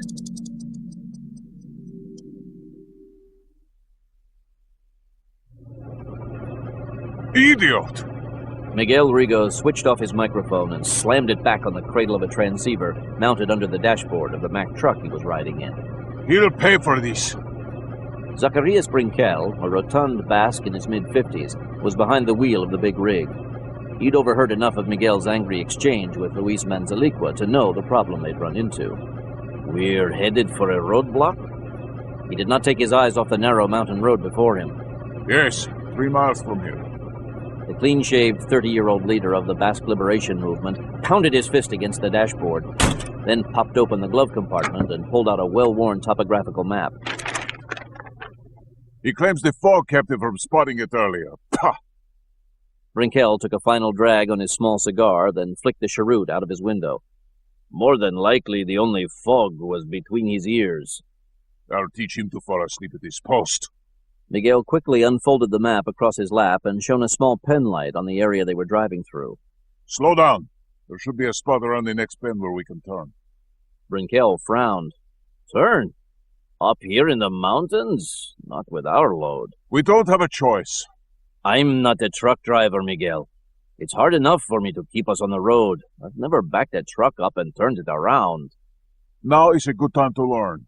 Put on your flashers. Brinkel shook his head wearily and switched on the emergency lights. He checked his rearview mirror, but it was impossible to see if there was any traffic behind them. The truck was hauling a 40-foot-long prefab trailer home, and the structure extended out more than 10 feet on either side of the flatbed it was resting on, blocking Brinkel's view, as well as taking up a good portion of the oncoming lane. Twice already, the trailer had been nearly clipped by traffic coming the other way, and as he slowly rounded the next bend on the mountain road, he again took up both lanes. As Miguel had predicted, once they'd cleared the bend, they came upon a straightaway where the road was flanked on either side by a good 20 yards of level ground. To their right, just beyond the wide shoulder, a flimsy guardrail marked the edge of a precipitous drop into a deep, narrow gorge. Turning the truck without going over the side would be a chore, even for an experienced driver. Brinkel weighed his predicament and shook his head again. I can't do it, Miguel. It's too dangerous. Miguel reached to his side for a 9mm Walther pistol, similar to the one his sister had used earlier in the day to execute the woman who'd been picked up near the BLM's worksite in Barcelona. He pressed the gun's barrel to Brinkel's head. Try! Brinkel didn't so much as flinch. His eyes went cold, as did his voice. Who do you think you are talking to, Miguel? Miguel held the pistol in place a moment, then slowly pulled it away. He averted his gaze from the driver and busied himself attaching the Walther's sound and flash suppressor. I apologize, Zacharias. You and your brother, such hotheads. He managed a faint smile. Just like your father, rest his soul. Don't forget Angelica. Yes, your sister too. I guess none of the apples have fallen far from the tree. His point made, Brinkel dropped his smile. Your father never pulled a gun on me. Miguel was given pause. His father and Brinkel had been best friends since the early years of the ETA, and Zacharias had been at Carlos Rigo's side the day just over a year ago when he'd been gunned down by the Ertzainta. By all rights, Brinkel had been next in line to take over as the head of the Navarra cell, but power held little interest for him, and after he'd helped avenge Carlos's death in an assault against the Ertzainta, he'd turned the organization over to Miguel, his friend's elder son, who had promptly broken with the ETA. Still, Miguel and his brother and sister continued to rely on Brinkel's experience and quiet wisdom as a counterpoint to their impatience and hard-headedness. Miguel looked up to the man, and the more he thought about it, the more he regretted having taken his frustrations out on him. It won't happen again. No, it won't. Now, are you sure there is no other way around the roadblock? What about San Marcos Pass? Miguel inspected the map again and shook his head. The road is too steep. Besides, if the traffic is packed up as far as Luis says, we would be seen. No, we need to turn around. Somehow, I knew you were going to say that. I have confidence in you, Zacharias. Just take it slow. Brinkel nodded. With this load, I couldn't take it fast if I wanted to. Halfway through the straightaway, the older man eased the semi off onto the shoulder and headed toward the guardrail. Once he was within a few yards of it, Brinkel turned the wheel sharply and headed back toward the road. He'd hoped that by some miracle there would be enough shoulder on the other side of the road for him to turn the truck without having to back up. But once he crossed the median, he quickly ran out of room and was forced to put on the brakes just shy of the mountains. The truck was now completely straddling both lanes of the road. So far, so good. He put his foot on the clutch and reached for the gear shift knob rising up from the floor. Now is when we need to say our... A pair of headlights switched to high beam and bathed the truck's cab with a harsh glow. Miguel squinted past Brinkel and saw a small sports car on the road. He couldn't tell the make of the car, but from the sound of the horn, he guessed it was a Fiat. Its driver continued to work the horn, giving off a series of short blasts, then settling on a prolonged one-note wail that echoed off through the mountains. Miguel cursed to himself and opened the door. Back up just a few yards, then turn the wheel an inch forward. Keep doing it until we're turned around. Where are you going? To have a talk with our friend about his horn. Best make it a short talk. They can probably hear that horn all the way from here to the roadblock. Miguel got out and circled the front of the truck, holding the gun behind his back as he approached the car. He was right. It was a late-model Fiat. The driver was a man in his 40s, wearing a designer shirt and white slacks. He looked to Miguel like some sort of businessman. He kept the heel of his right palm planted against the car's horn. The horn suddenly fell silent. Miguel had brought his pistol into view. Before the men could react, Miguel pulled the trigger, putting 2 rounds into the driver's face. The man's head snapped back from the force of the rounds, then he slumped to one side. Miguel holstered his gun, then leaned into the car, reaching past the driver and shifting the Fiat into gear. As the car began to move forward, Miguel turned the steering wheel, then backed away. The Fiat quickly veered off the road and headed for the guardrail. When the car hit the barrier, there was a dull crash and the sound of snapping wood. The railing's uprights gave way, and seconds later the Fiat disappeared over the side. A series of small explosions marked its swift descent to the bottom of the gorge. Miguel turned and headed toward the rear of the truck.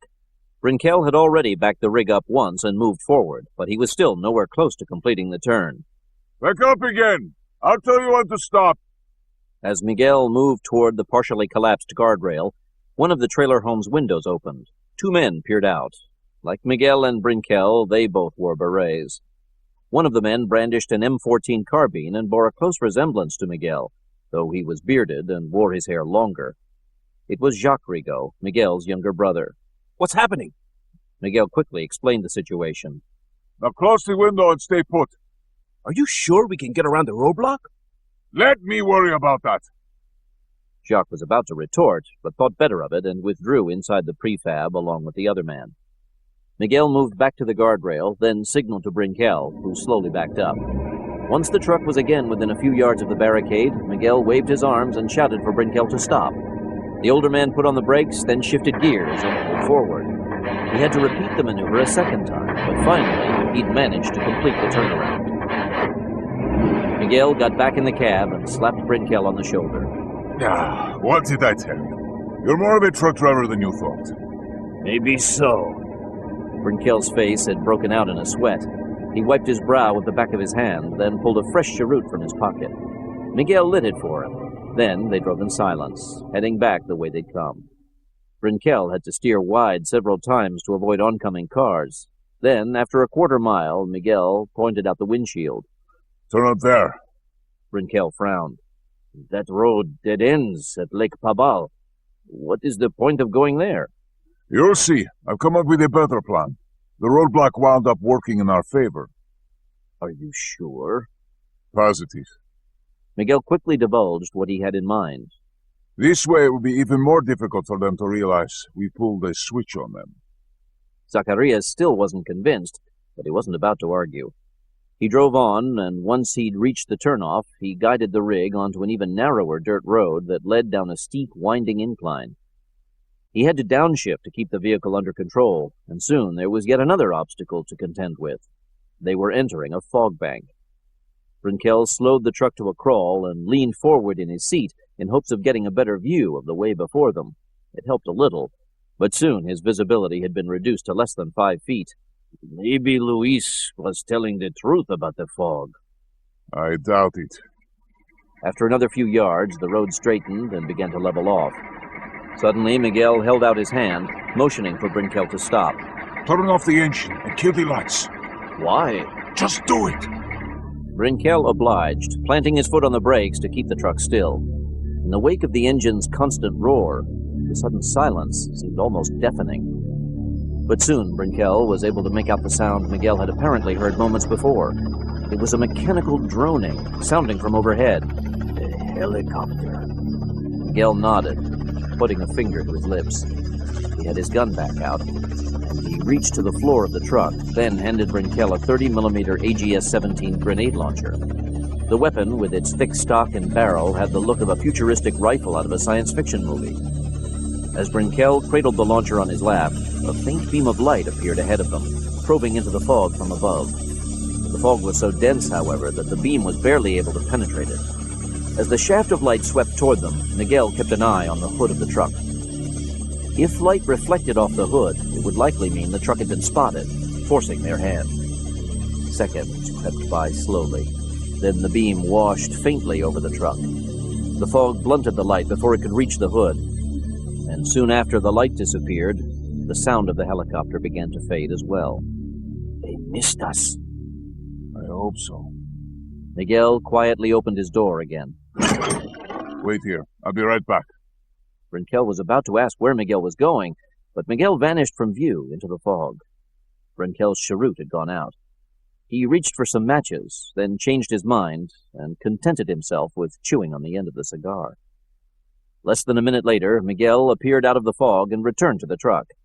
He'd left the door open, and he reached in, pulling the transceiver from under the dashboard as he spoke to Zacharias.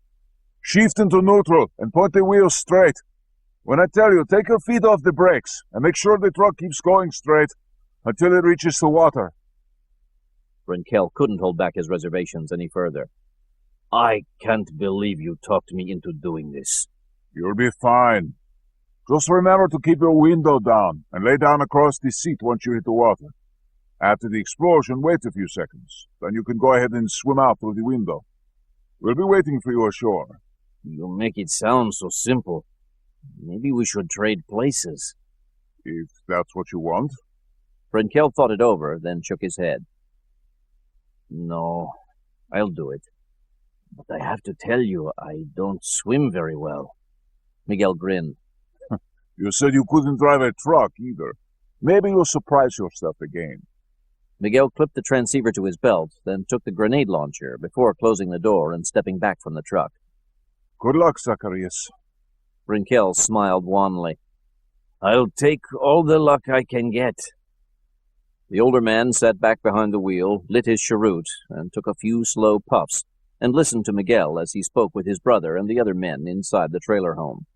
Then two of the men got out and climbed up onto the prefab's roof. Brinkel knew the men were placing small plastique charges along the middle of the roof, as well as on the front and back seams that held the two halves of the trailer home together. The work went quickly. Once it was finished, Brinkel took a final puff on his cheroot and was tossing it out the window when the sound of gunfire suddenly ripped through the night air. Alarmed, Brinkel glanced to his left. 40 yards away, two armed commandos had materialized out of the fog, carbines blazing. There was a thump on the roof of the trailer home. Then Brinkel heard one of the men rolling over the side to the ground. Bastards! He realized the commandos had repelled from the helicopter. They'd spotted the truck after all. Outside the truck, Miguel returned fire with his pistol, as did the other gunman still on the roof. The two commandos dropped in their tracks. They weren't alone, however. More gunfire streaked out through the fog, glancing off the side of the truck, as well as the trailer home. Miguel shouted to Brinkel as he holstered his Walther in favor of the grenade launcher. No! No! Brinkel let his foot off the brakes and ducked in the cab after a round of gunfire took out the front windshield. The truck began to pick up speed as it rolled downhill through the fog. Miguel, meanwhile, dropped to a crouch, peering into the fog where the shots were coming from.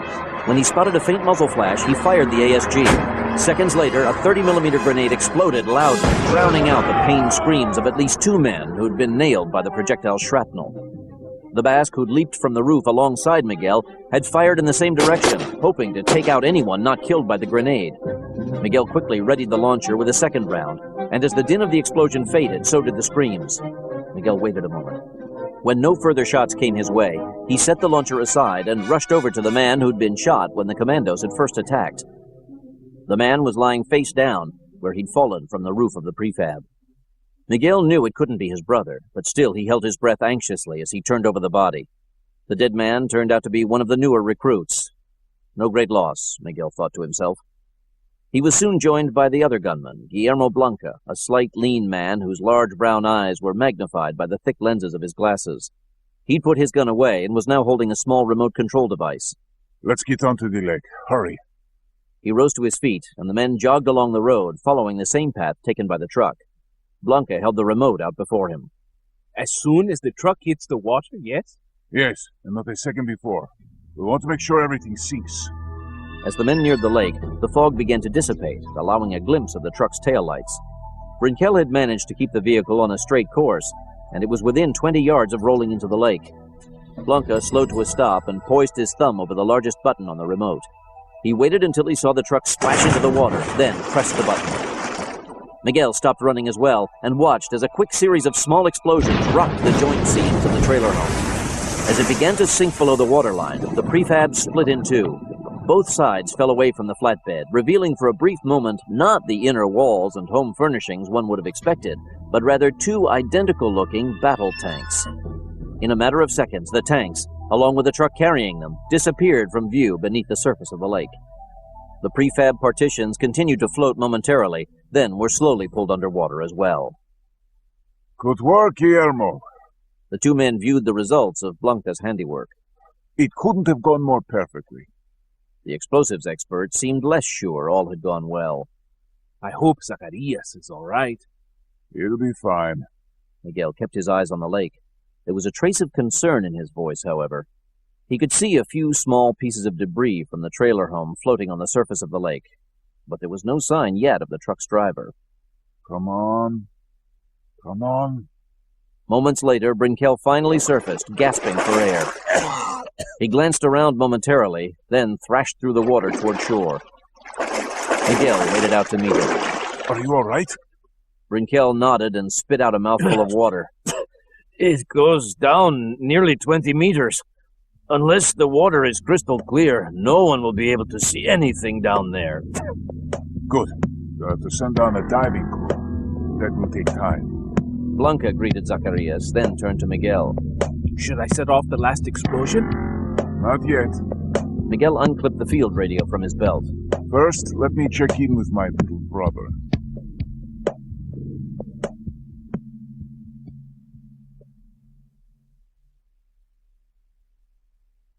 Jacques Rigaud was 10 years younger than his brother and 8 years younger than his sister.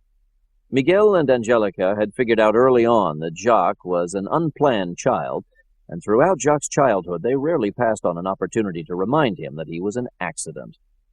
Jacques had weathered the abuse as well as possible, but he spent his growing years dogged by feelings of inferiority, feelings he tried to overcome by applying himself hard at school and in sports. As a consequence, he excelled academically and was the first and only of the Rigaud children to graduate from high school, then go on to receive a college degree. He was also the first of the children to follow in the footsteps of their father and join the ETA. The move had endeared him to his father and earned the envy of Miguel and Angelica, who had quickly followed suit, teaming up to ensure that they regained their father's favor at Jacques' expense. By the time of Carlos's death, the original pecking order had been restored, with Miguel and Angelica taking over the reins of the ETA's Navarra cell and its offshoot, the BLM. Jacques had resented the turn of events, but there was little he could do about it. He was consoled somewhat, however, when the plan to seize the FSAT-50 was first hatched, because his collegiate background in computers and his natural affinity for weapons systems made him the logical choice to head up the team that commandeered the amphibious tank and was now responsible for seeing to its safe passage from the Gamuso Proving Grounds to Barcelona. If only by default, he'd made himself indispensable. And though Miguel and Angelica still had a tendency to talk down to him, their condescension was now tempered by a measure of respect. And if he succeeded on his end with the mission, Jacques hoped that at long last his brother and sister would come to treat him as a peer. When Jacques received his first call from Miguel after the FSAT-50 had been driven into the depths of Lake Pabal, he was hard-pressed to suppress a smile. Instead of little brother, Miguel had called him Jocko, a nickname Jacques had received from his father soon after joining the ETA. All is well on our end. We've pulled free of the truck, and all of the tank's systems are operational. Have the decoys still in place? Yes, it's still strapped down to the flatbed. Once we're further across the lake, I'll call back with an all clear. We'll be ready. Keep up the good work, Jocko. Jacques clicked off his microphone, beaming with pride. He was standing in the middle of the FSAT-50's control compartment. For a tank, the area was surprisingly large, with room for 4 men, as well as the array of equipment and weapon controls needed for the tank to function. With him was another member of the BLM, Geraldo Carrion, as well as 2 members of the Gamuso training crew who had been taken prisoner during the seizure of the tank. Carrion had a gun to the head of Rey Hespera, who was at the controls. The other man, weapons expert Mateo Bainz, sat in the gunner's seat, his arms tied behind his back. Over the past 4 months, Carrion and Jacques had both extensively studied spec sheets on the FSAT-50's operating systems But until they were sure they could take over the running of the tank on their own, they planned to keep their captives alive, holding out the false promise that at some point they would be freed. As for the tank, it plied the depths of the lake with ease, its position in the water carefully regulated by the controlled release of a helium-derivative gas into ballast chambers located beneath the tank's armor plating and below the floor of the watertight pressurized compartment. There was none of the constant jostling that came with driving a tank over rough terrain.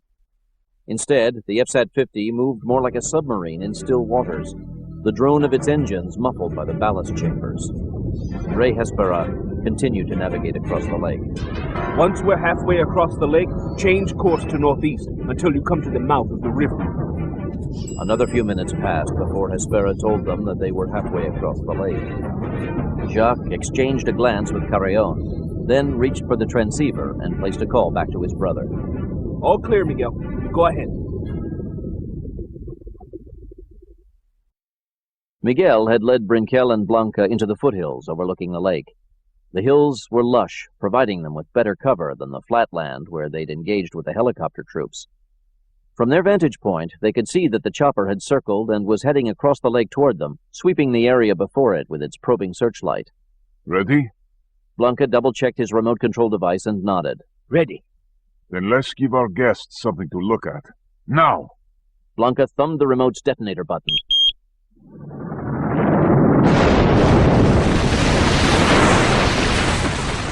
Good. Now they'll know right where to look. In setting off the explosives that had been rigged inside the second tank, Blanca had only been following orders. He was still in the dark, however, as to why Miguel had arranged to have the tank destroyed in such a manner. How is that good? He kept his eyes on the chopper, which had veered toward the spot where the underwater charge had gone off. Come morning, they'll send divers down to investigate.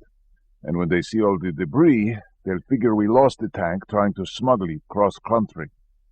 Okay, I understand, but I thought the plan was to blow up the decoy on land. Obviously, there was a change in plans. But think about it. Underwater, it would be even more difficult for them to tell we blew up a decoy than if we'd done it on land. This would buy us even more time. By the time they figure out we fooled them, hopefully the tank will have reached Barcelona. Out over the lake, the helicopter hovered above the dying ripples, illuminating them with its searchlight. Miguel suspected that at some point they would make another sweep around the lake's perimeter. Let's go. We'll lose them in the mountains. As the Basques made their way farther uphill through the dense fog, Blanca stayed close to Miguel and Brinquel. Something has been bothering me. Do we really plan to use nuclear warheads on Barcelona? Miguel exchanged a look with Brinquel, then turned back to the explosives expert. Only as a last resort. If all goes well, we will be able to make do with a conventional warhead. That means there is some other plan, right? What is it? You'll find out soon enough, and you'll play an important role.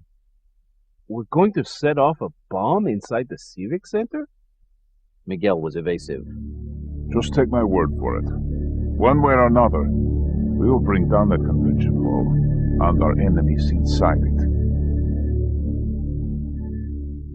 Barrigotic Quarter, Barcelona, Spain. Angelica Rigo awoke with a start. She quickly untangled herself from Javier Golato's arms and turned off the alarm clock. It was 4 a.m. and still dark inside the top floor of the loft building that for the past 3 months had served as the BLM's base of operations in Barcelona. Angelica had hoped she'd gotten to the alarm in time to keep from waking Golato. But he stirred slightly, then groaned and opened one eye, taking in Angelica's nude body as she climbed out of bed. Where are you going? I need to meet Christopher to get the plans. Christopher. I'll be glad when we're done with him. You're just jealous because he has a crush on me. Ha! What's to be jealous of? He's nobody. Golato propped himself up in the bed and reached out for Angelica. Come here. We have a little time. Angelica stepped clear of his reach. Business before pleasure. Go back to sleep. We have a full day ahead of us. I'll be back in a while. Just remember, Christopher gets paid in euros, not personal favors. Sounds like jealousy to me. She moved back to the bed and kissed Gelato atop his bald head, then on the lips. Don't worry. No matter what Christopher might hope for, my relationship with him is strictly business. Now go to sleep. Appeased, Gelato slumped back down on the bed. By the time Angelica had decided what she was going to wear for her rendezvous, a nondescript department store blouse and skirt, Gelato was snoring peacefully. She dressed quickly, then put up her hair and donned a wide-brimmed straw hat and a pair of cheap, large-framed sunglasses. After stepping into a pair of sandals, she regarded her reflection in a full-length mirror hanging from the back of the door. Turista.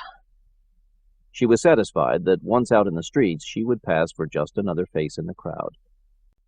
Once she'd slipped her Walther pistol into an oversized purse, Angelica left the bedroom and negotiated her way through the clutter of the loft's main area. The loft was located in an isolated, run-down industrial section of Barri Gotic, one of the more unsavory neighborhoods in all of Barcelona. Other loft complexes on the block had been taken over by artists and fledgling bohemians, and at one time there had been plans to renovate this building as well, as evidenced by a 20-foot-high scaffolding rig that dominated the middle of the loft. It had been decided that the building was too decrepit to salvage, however, and the project had been abandoned a few weeks before the BLM had moved in. As drab and run down as the loft was, it was a luxury suite compared to the lower floors, which were in such a squalid state of disrepair that their only tenants were rat colonies and transients. In a few weeks, the structure was slated for demolition to make way for the warehouse and distribution center of a major Barcelona toy manufacturer. By then, Angelica and her cohorts would be long gone, their mission accomplished. Some of the men who'd been helping to prepare the tank site at Nacional Park Güell had come into town for the night along with Angelica and Gelato. They were spread out across the floor, sleeping on cots and old mattresses. In the dark, it was hard to see them, but like Gelato, most of them were snoring. To Angelica, their combined racket seemed louder than the chainsaws they kept wanting to use on the beech trees back near the river. At least the noise kept away the rats, she thought to herself as she made her way to the kitchen area. Angelica opened a can of soup into a saucepan, then set it over one of the stove's burners. The soup would take a while to heat up, so she moved over to a bank of grimy windows overlooking the city. Staring past the moonlit rooftops and upper floors of downtown office buildings, she could see the shadowy outline of the same bottle-like cathedral towers she'd eyed yesterday from the forest. Now she was looking at them from the other side, and they were much closer, only a few miles away.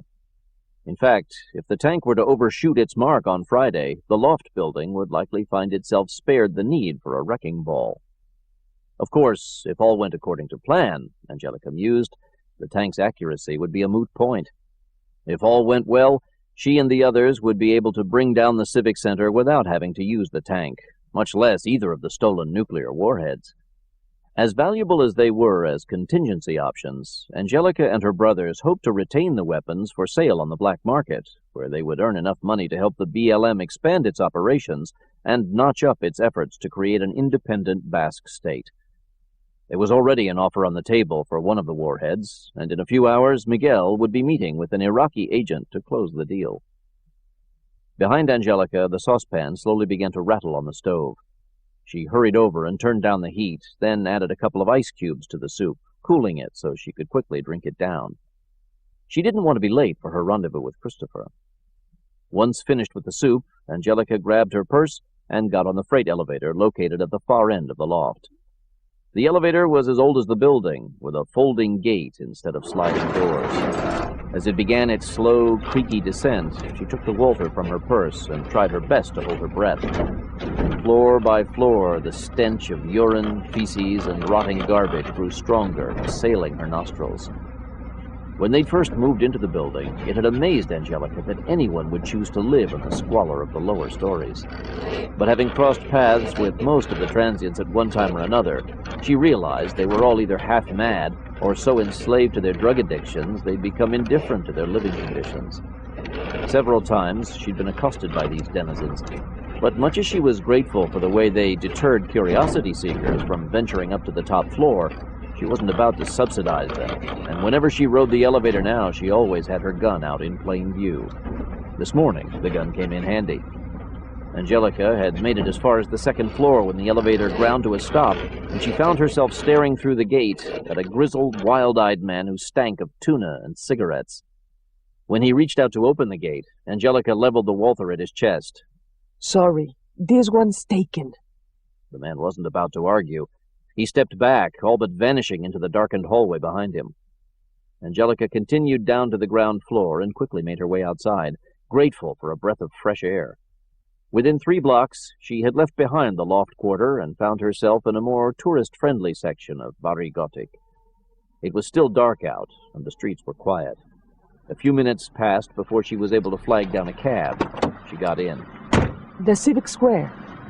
The cabbie told her that the square was closed off due to security concerns regarding the NATO conference. The news didn't come as a complete surprise to Angelica. Christopher had forewarned her it might happen. It would make her job a little more difficult, but if Christopher came through, they would have no problem bypassing security and carrying out their plan. She named a destination that was 3 blocks from the Civic Square. She figured she could walk the rest of the way. The taxi pulled away from the curb and headed north on Carrier d'Avignon. The driver wasn't the talkative type, which suited Angelica. She contented herself with staring out the window at the sidewalk vendors who were setting up their wares for the day ahead. The drive took less than 10 minutes. Angelica stopped at a breakfast shop for a cup of coffee, then sipped it as she made her way up the street to her destination. The Barcelona Civic Square encompassed what, only a few years ago, had been squalid clusters of run-down shops and apartments. After the city had seized the land by right of eminent domain, they'd leveled the area and started from scratch, erecting a monolithic 5-story civic center that tried to meld the old and new, along with the whimsical, amorphic architectural lines of Gaudi's Casa Batlló. Surrounding the center was a sprawling cobblestone plaza. Normally, the plaza was a crowded gathering spot, teeming with thousands of sightseers and local residents idling away the long afternoons that broke up the Barcelona workday into 2 distinctive shifts. This day, however, traffic cones encircled the periphery of the plaza, and armed soldiers stood guard near posted signs declaring the area off-limits for the next 4 days. The area was eerily deserted, save for a few scattered flocks of pigeons and work crews reinforcing the cones with concrete traffic barriers. More troops were positioned 20 yards south of the unfinished entrance to a subway station that, by year's end, would link the center with 2 different subway lines. The soldiers were guarding a 4-lane driveway that led to the center's underground parking garage. Now and then, they would scrutinize vehicles attempting to gain entry to the facility.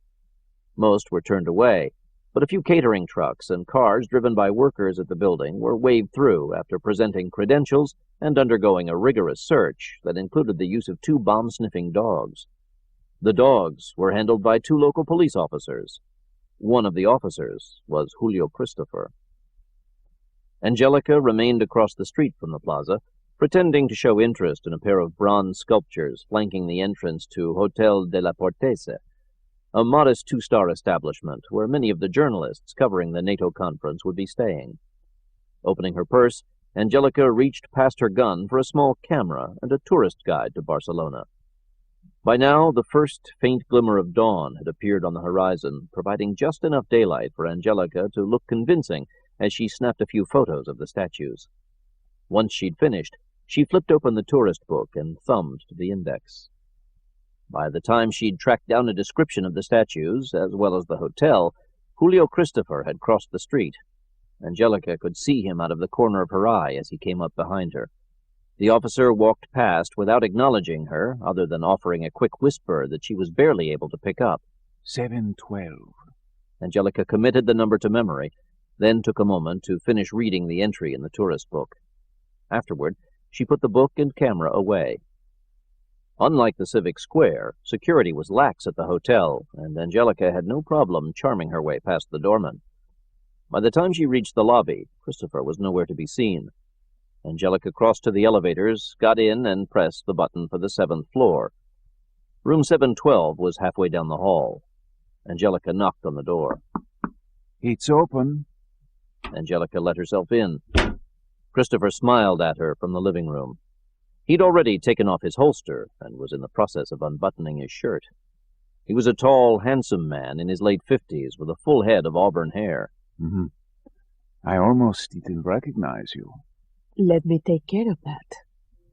Angelica took off her hat and sunglasses, then set her purse on the coffee table and moved into Christopher's waiting embrace. Their lips met, and contrary to what she told Javier Galato, Angelica clearly had no interest in withholding her affection. How's that, my love? Much better. But let's do something about that hair. He unclipped Angelica's barrette and grinned as her hair tumbled to her shoulders. Angelica helped undo the last buttons on Christopher's shirt, then stroked his bare chest. You got everything? Everything you asked for. Blueprints of the Civic Center and the parking garage. And the schedule for all the night workers? Christopher nodded. It's all in the bedroom. Why am I not surprised? Angelica let her fingers drop to Christopher's waist. She began to unfasten his belt buckle. How long are you on break? Long enough. He took her hand and began to lead her to the bedroom. Let's go and make ourselves comfortable.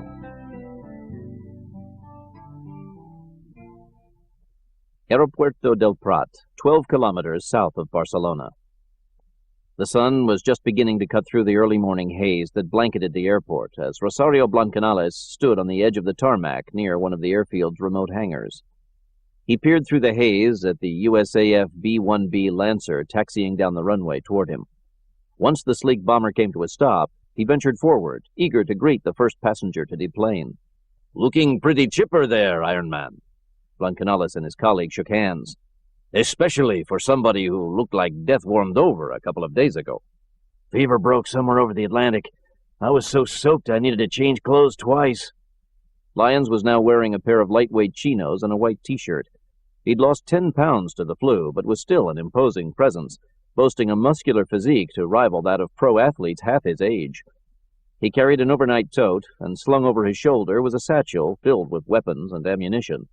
Like Blancanales, who'd arrived in Barcelona a little over an hour before, he'd been cleared by the Spanish military to enter the country without having to contend with customs officials. The men strode away from the jet. "What's the word on Phoenix Force?" "Except for Hawkins, they're still all pretty banged up. The only real good news is James pulled through that second surgery in fine form." "They got the bullet?" Blancanales nodded. "Yep. I just got off the phone with TJ. And he says Cal's already talking about getting back into action." "Fat chance." "Yeah, well, that's what everybody was saying about you. Are you sure you're back up to fighting speed?" "Hell yes. Look, the whole way out here I was either sleeping or downing fluids. I'm ready and raring to go." "Spoken like a true Iron Man." "What about David?" "He's still got amnesia." "They do that CAT scan on him yet?" Blancanales checked his watch. "Even as we speak. Probably be a while before they have any results." Once Lyons and Blancanales entered the hangar, they saw 5 Spanish soldiers in full camo gear attending to their equipment near an L-51 Galicia helicopter. A couple of the men glanced up at the Americans, then shifted their focus back to their gear. Along with MG-3 machine guns, the group was armed with a bulky 105 30mm light gun. "They're with UOE, Unidades de Operaciones Especiales." My Spanish sucks, but I think I heard Special Ops in there somewhere. They're Spain's version of Delta Force. Same outfit Phoenix Force got teamed up with. Looks like they're getting ready to party. Apparently, they're close to pinpointing an ETA safe house somewhere in the city. Once we get word, we're going in. All right. That means I don't have to sit through some damn briefing. There's one other thing. A couple of U.S. citizens just turned up dead over in some subdivision on the other side of the city. A man and a woman, both shot in the head. Word is they were here doing a nature documentary on the Avignon River for some cable channel. How do they figure into this? We're not sure they do at this point. At first, it looked like they were taken out by some street gang that's gotten into river pirating. Only thing is, these gangbangers apparently tend to stick with switchblades or Saturday night specials. According to the coroner, the woman got whacked with a Walther pistol. Lyons shrugged. So maybe one of these punks got his hands on a bigger pop gun. Perhaps. But the coroner says they weren't killed where they were found. They were dumped there. What's more, it looked like the woman had been bound and gagged before she was shot. Could be a lot of explanations for that. I still don't get the terrorist connection. Then try this on for size. The woman was Patricia Brigada. Sorry, that doesn't ring a bell. Her father's Patrick Brigada, Undersecretary of the Treasury. He's been the main force behind our freezing assets of ETA-related businesses with accounts in the U.S. The past couple of months, he's widened the net and gone after some BLM fronts as well. Lyons frowned. And he's coming to this NATO conference? He's already here. He was going to meet with his daughter and see a few sights before the conference got underway. Instead, he's making arrangements to send her home in a box, along with her boyfriend. That's rough. So, needless to say, whether he's an ETA link or not, Washington wants the killers found. Got it. The men were circling the helicopter when the cockpit door swung open, and a wiry American with close-cropped curly hair bounded to the ground, beaming at the sight of Lyons. "Hey, hey! Look what the cat dragged in!" G-Man! Lyons traded high fives with the other man. I figured you'd be around here somewhere. Stony Man pilot Jack Grimaldi had been shuttling the men of Able Team and Phoenix Force on missions ever since the founding of the Sensitive Operations Group. Though slighter in build than the commandos, he knew his way around a weapon or two and had logged his share of time in the battlefield. Grimaldi gestured at the Galicia. "Nifty little bird they got here. I'd rather have an Apache, but it'll do in a pinch." "Then I take it you'll be doing the honors once we fly out of here." Grimaldi smiled. "Won a coin toss with their guy."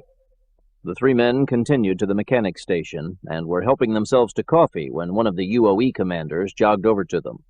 Blancanales spoke with the man briefly, then nodded and turned to the others. "Better make those coffees to go. We've found the safe house." Barri Gotic Quarter, Barcelona. After she'd showered and changed back into her tourist garb, Angelica Rigo emerged from the bathroom, looking forward to the breakfast Christopher had ordered up to the room. Smells wonderful. She eyed the service tray set on the edge of the unmade bed. Christopher had his back to her.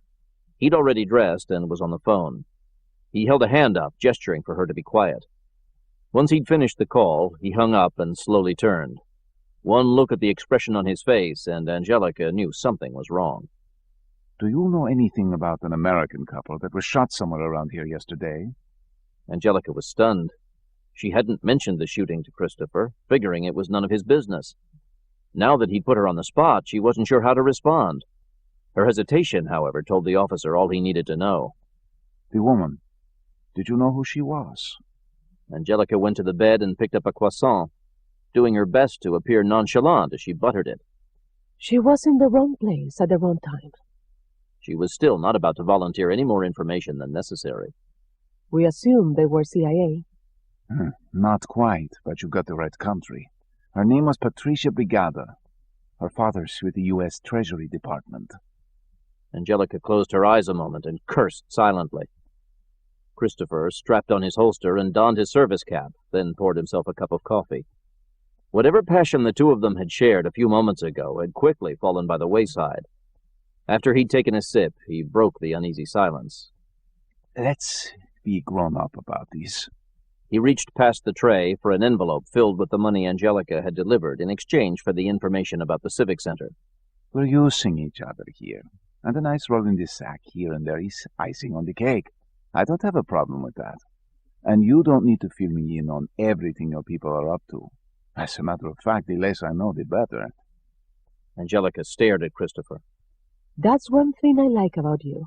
You know how to get to the point. Christopher let the compliment slide. "You've really created a situation for yourself with this one. You stepped on the giant's toe. If you think you had your work cut out for you before, that's nothing compared to what you're going to find yourself up against from now on." I see that. She'd lost her appetite and set down the half-eaten croissant. What's done is done. We'll deal with it. Christopher finished his coffee and checked the time. I need to get back to work. I'll leave first. Angelica grabbed her purse. She'd already put away the information Christopher had gotten for her. Before you do? Christopher kissed Angelica, then stepped back and regarded her with sadness and regret. I'll finish the job once you're ready, but this is our last rendezvous. I can't see you again. Angelica nodded slowly. I understand. She was on her way out the door when Christopher called out to her. Be careful. By the time she reached the elevator, Angelica was trembling, fighting back tears. She wasn't sure why. Christopher meant nothing to her. As he'd said, they were using each other. And as for the dead woman, it was a stroke of bad luck. They'd get past it. Angelica did her best to compose herself. Once she left the hotel, she turned her back to the Civic Center and walked the other way. Even in her disguise, she felt suddenly exposed and vulnerable. Wary now of taking a taxi, she instead made her way to the nearest subway station. The morning rush was underway, and she took comfort in the crowded lines. She took the uptown route to the Liceo exit, then returned to the streets. By now, she was feeling a little better.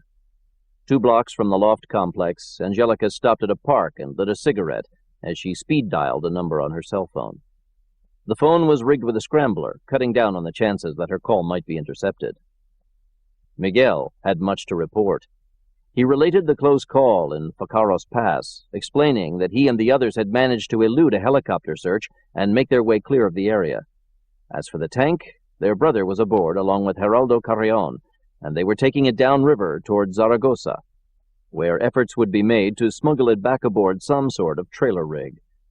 A ground force of 12 men would follow the tank's course as closely as possible in a disguised panel truck, ready to lend whatever support might be needed. Have the authorities discovered the decoy tank yet? Not yet, but I've spoken with our contacts.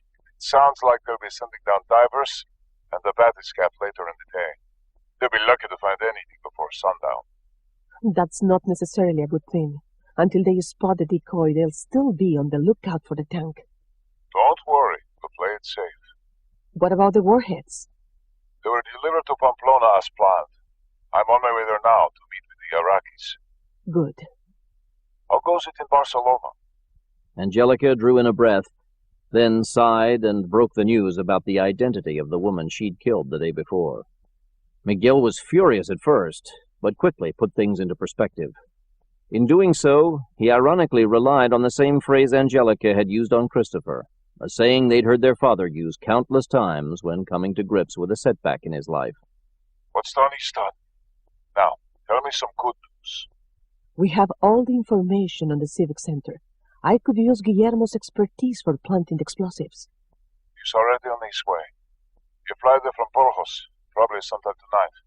I will pass along his arrival time once I have it. Good. The siblings spoke a while longer, doing their best to assure themselves that they'd successfully dealt with the hurdles that had come their way and would still be able to carry out their objectives. After they ended the call, Angelica put the phone back in her purse, overcome with a sense of relief. Yes, they had run into a few complications, but things were on the whole going along better than could be expected. She thought back to one of her father's other favorite sayings, "No guts, no glory." Well, she thought, it certainly took guts to try to pull off what they were attempting. Glancing heavenward, she imagined her father looking down on her with pride. She smiled to herself. Angelica's gaze was still focused on the clouded sky overhead when a helicopter droned into view, flying low over the nearby rooftops. Angelica knew enough about aircraft to know it wasn't a civilian chopper, and as she watched, she saw the side door of the copter's hold slide open, revealing armed soldiers in camo gear. Worse yet, it was clear that the men were headed for the industrial area where Angelica's colleagues were hiding out. In an instant, Angelica's smile faded and her fleeting euphoria gave way to alarm. She grabbed for her cell phone and quickly dialed another number. The phone rang, and rang, and rang. Pick up, Javier, before it's too late. As Jack Grimaldi guided the L-51 Galicia toward the industrial park, Carl Lyons stood alongside Rosario Blancanales in the open cabin and stared out at the loft building where the VLM was reportedly holed up. A bank of skylights rose at pitched angles, and several air conditioning units and antennas cluttered the rooftop. Jack's not going to be able to pull a Santa here. Hell, a pigeon would have trouble landing down there. Blancanales nodded grimly. You got that right. Two of the UOE commandos, standing alongside the men from Able Team, quickly conferred with each other, then began to feed a thick length of rope out through the open doorway. Another of the soldiers backtracked to the doorway leading to the cockpit. He knew just enough English to tell Grimaldi to get the chopper as close to the roof as he could and hold it steady. Looks like we're going to rappel our way down. Blancanales stared down past the dangling rope. Down on the ground, an unmarked panel truck had just pulled into the parking lot next to the loft building. Paul had been on enough raids to know what the truck was carrying. Some ground support. That'll help matters. Lyons, like Blancanales, had armed himself with a Colt M4, outfitted with a sub-mounted grenade launcher. He slung the rifle over his shoulder and was about to grab the rappel line when one of the Spaniards angrily waved him away. The UOE planned to be first on the ground. Lyons shrugged and stepped back. Knock yourself out. Age before beauty. Once the rope had been extended down to within a few yards of the roof, the lead soldier checked the pulley system and locked the line in place, then took hold and began to lower himself hand over hand toward the building. The other UOE troopers followed suit, forming a human chain along the length of rope. Down on the ground, meanwhile, the panel truck rolled to a stop 20 yards from the building. The rear doors flew open and more armed soldiers emerged, quickly fanning out. Suddenly, a blast of machine gun fire burst up through one of the skylights, shattering glass. Two of the men on the rappel line screamed in agony as bullets dug into them. One soldier dropped lifelessly to the roof, while the other fell through another of the skylights and disappeared from view. They're on some kind of scaffold. Still aboard the helicopter, Lyons spotted two BLM gunners through the broken glass. He leveled his M4, but before he could get off a shot, a third UOE commander took a round in the head and dropped from the rappel line. He landed on one of the antennas, impaling himself on the upright shaft. He flailed briefly, then went limp, dangling at an unnatural angle like a half-toppled scarecrow. Up in the chopper's cockpit, Grimaldi saw what was happening and quickly banked the Galicia away from the rooftop. Blancanales, meanwhile, dropped to the cabin floor and reached out to the surviving Spanish commando. As he pulled the man back up into the cargo hold, Lyons fired away with his M4, dropping the two gunmen on the scaffold. Another terrorist quickly replaced him, however, and fired back, skimming the chopper's fuselage. I think I saw a fire escape on the south side. Let's try that. I'm on it! As the Galicia drifted away from the rooftop, Lyons emptied the last rounds from his M4 at the skylights, then quickly reloaded. Beside him, Blancanales bounded back to his feet along with the remaining Spaniard. Glancing at the ground, the men saw a handful of bedraggled-looking men fleeing from a side doorway, hands raised high in the air as they encountered soldiers looking to enter the building. Something tells me those aren't the guys we're looking for. I think you're right. Squatters, most likely. If that's the case, they have to be wondering why they thought we'd need this much firepower to force an eviction. Once the Galicia had cornered the building, Lyons saw that he'd been right about the fire escape. It clung to the south facing like a metallic vine, extending from the second story up to a window on the top floor. Lyons unlocked the pulley and fed out another 10 yards of rope. When he grabbed the line and began to lower himself, he was spared the assault the Spaniards had faced earlier. Blancanales wanted to make sure they weren't taken by surprise again, so before he climbed out of the cabin, he pointed first to the MG3 machine gun lying on the floor, then to the surviving Spaniard. Keep us covered from the air. The Spaniard was in shock, and Blancanales had to repeat the command before the soldier nodded and began to unfold the MG3's stand so he'd be ready to fire should any enemy forces appear on the roof. Once Lyons was within a few yards of the fire escape, he let go of the rappel line and dropped to the landing, then veered to one side, giving Blancanales room to land beside him.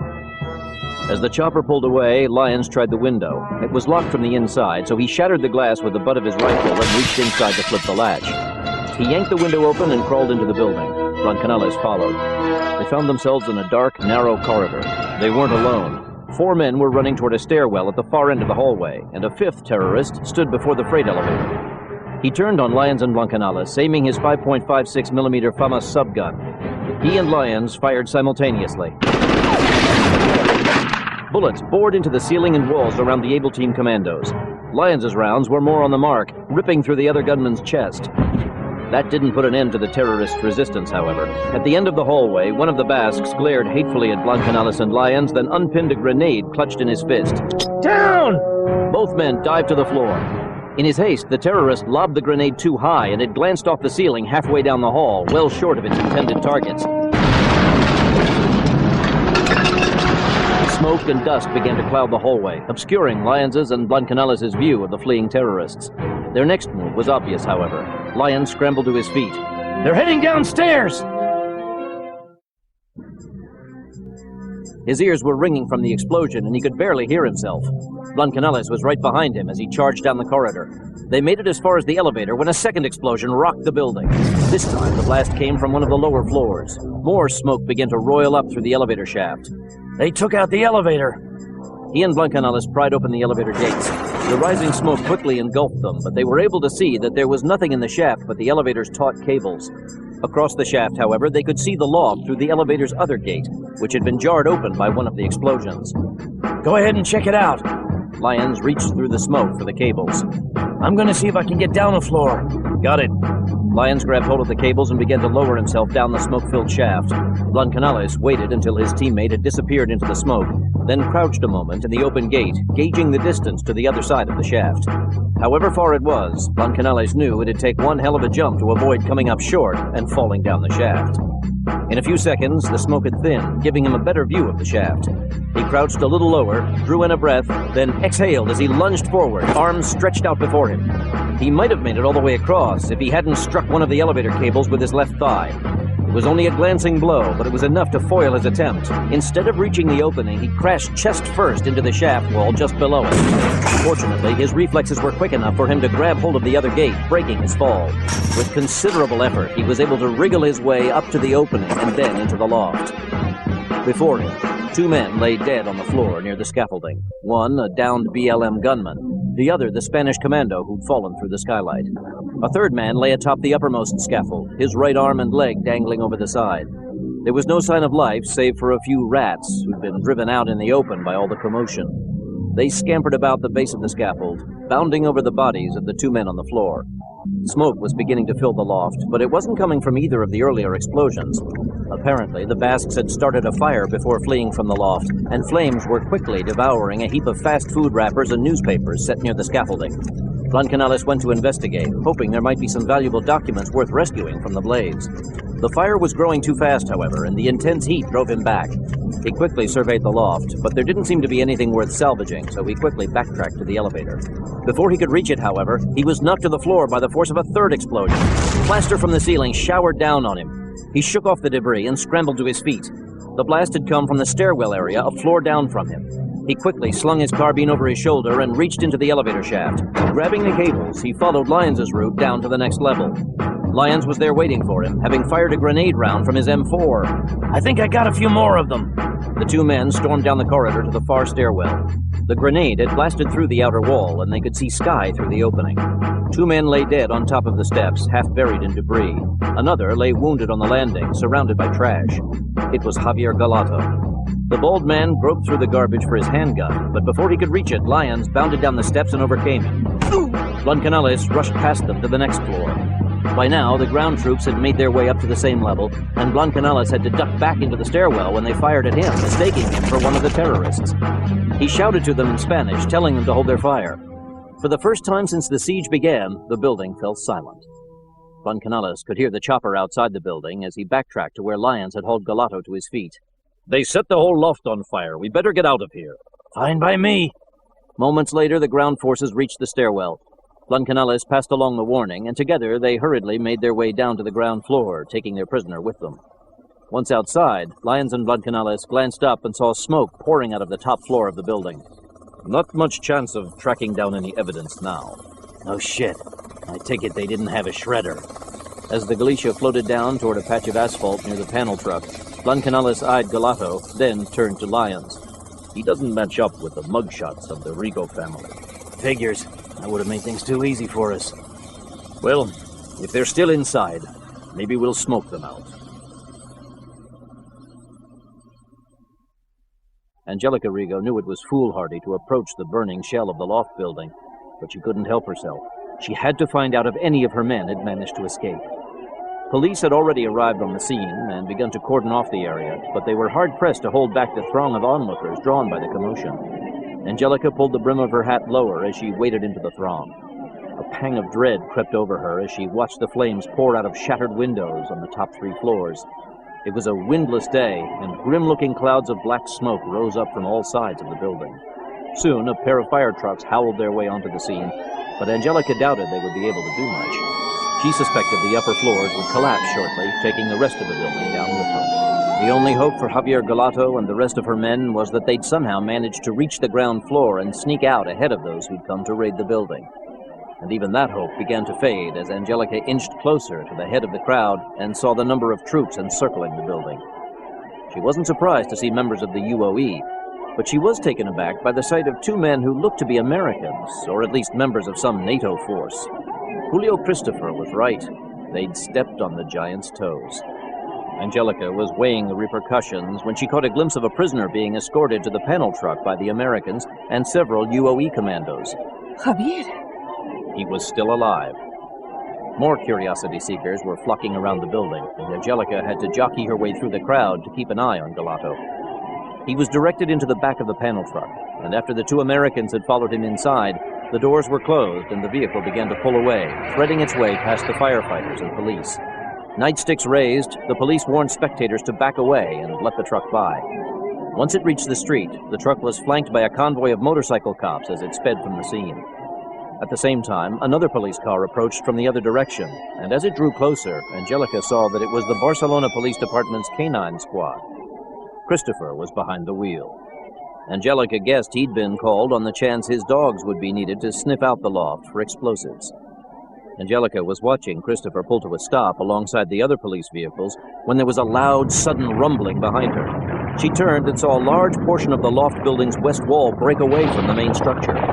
The ground troops quickly scattered clear as the wall collapsed upon itself and crashed to the ground with so much force that a cloud of smoke and soot billowed toward the crowd like some malevolent fog. There were screams and shouts, and Angelica was elbowed and jostled as the crowd around her fled from the onrushing cloud. Angelica took advantage of the distraction and cut sideways through the throng, making her way toward the parked police cruisers. Regardless of what Christopher had told her earlier, she had to see him. Julio Christopher had known early on that it was a mistake to have gotten involved with Angelica Rigo, but by then it had been too late.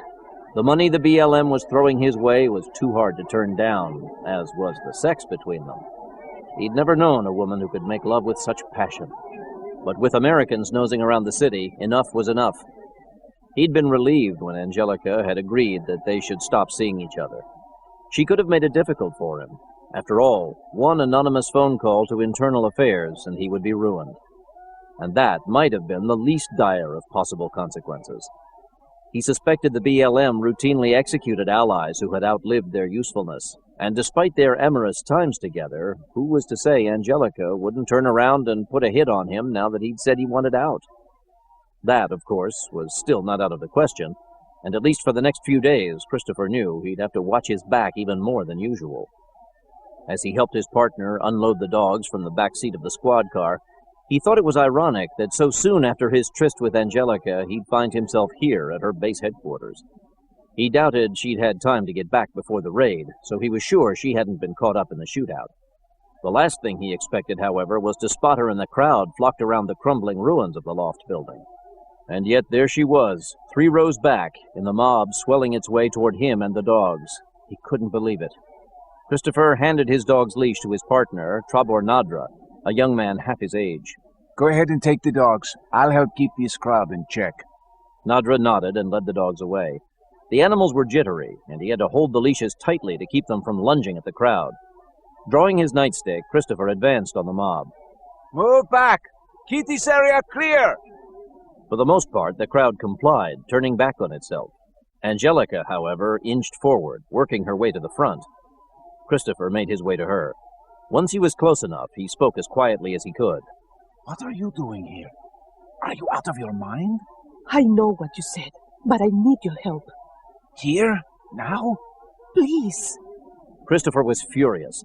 He wanted nothing more than to turn his back on her and walk away, and yet he found himself glancing around to make sure none of the other police were watching, then grabbing Angelica while shouting at her. All right, you. You're under arrest. He hauled her clear of the mob and led her brusquely over to his squad car. Lay along. Christopher motioned for her to stand spread-eagled against the side of the car, then leaned close as he pretended to frisk her. They took Javier hostage. What do you expect me to do about it? I can't let them interrogate him. Christopher finished frisking Angelica, then whirled her around and eyed her savagely. This is about him being your lover. I need your help. I need to free him somehow. I can't help you. You shouldn't have come here. Now go, before somebody recognizes you. You need to help me. I can't. Again, Christopher glanced around. A handful of police officers stood less than 20 yards away, but they were busy with the crowd and had their backs turned to him. He looked back at Angelica.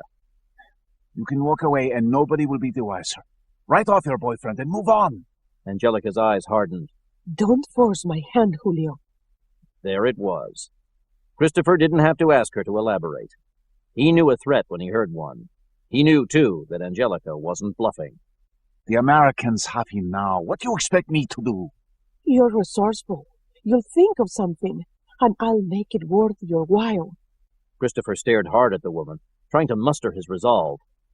It was no use, however. Angelica had him where she wanted him, and they both knew it. Christopher cursed himself for having gotten into this situation. I'll do what I can. Gamuso Armorers, outskirts of Zamudio, Spain. Located in the mountains some 20 miles from Bilbao, Gamuso Armorers was an 8-building complex spread out over 20 acres. Half of those 20 acres, a parched, isolated valley parcel bisected by a branch of the Vizcaya River, was used as the weapon makers' proving grounds. It was there that the FSAT-50 amphibious battle tank had been seized by the Basque separatists 2 nights earlier. The seizure had taken place at the river's edge, and when T.J. Hawkins arrived at the site, along with an investigatory party that included UOE Commander Raul Cordero, the ground was still littered with bullet casings and mottled with pools of dried blood. The tank's tread marks were visible as well, trailing all the way down from the manufacturing plant, 100 yards uphill from the valley, to the embankment of the river. Oswaldo Lopez was a middle-aged member of the Gamuso Armorers' security detail. By the time I brought reinforcements down, they had already taken control of the tank and got into the river. He pointed toward a gorge at the end of the valley. Just around the bend there is a service road. From the looks of it, they had a truck waiting there and loaded the tank onto it.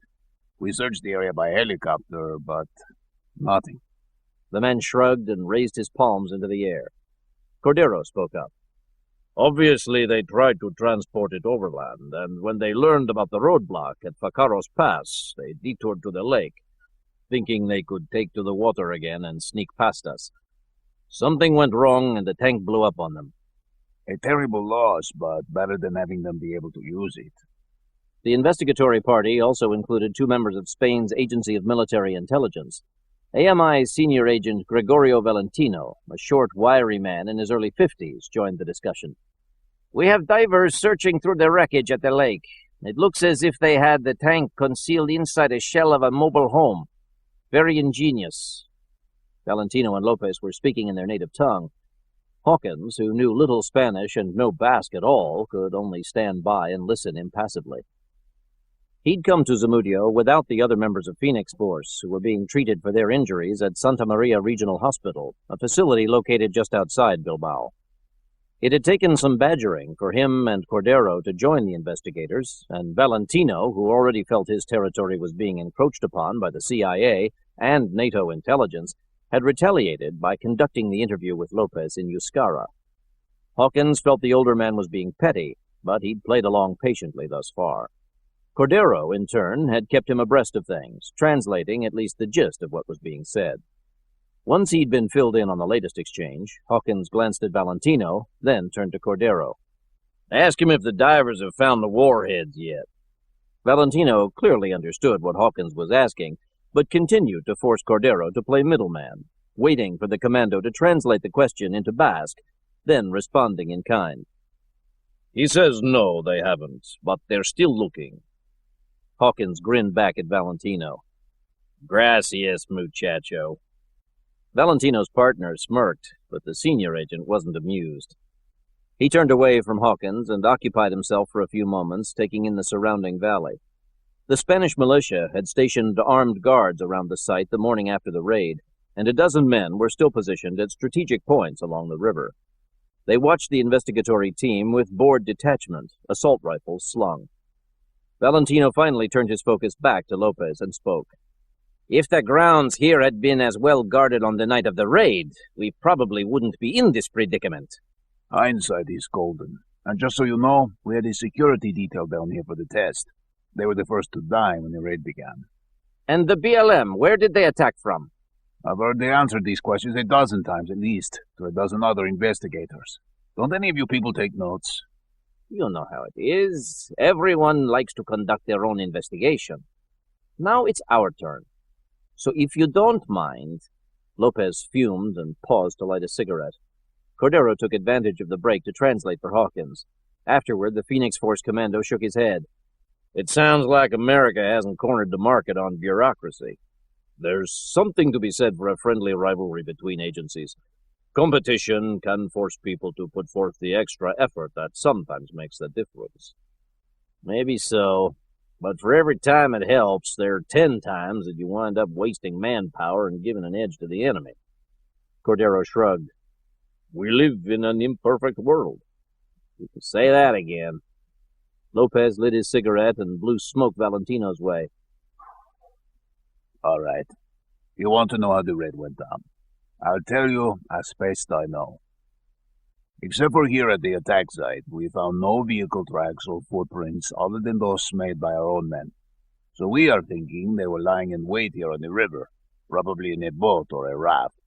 They waited for the tank to come to them, then they made their move. For our men, it was like stumbling into an ambush. Of all those killed, nearly half went down without firing a shot. It happened that quickly.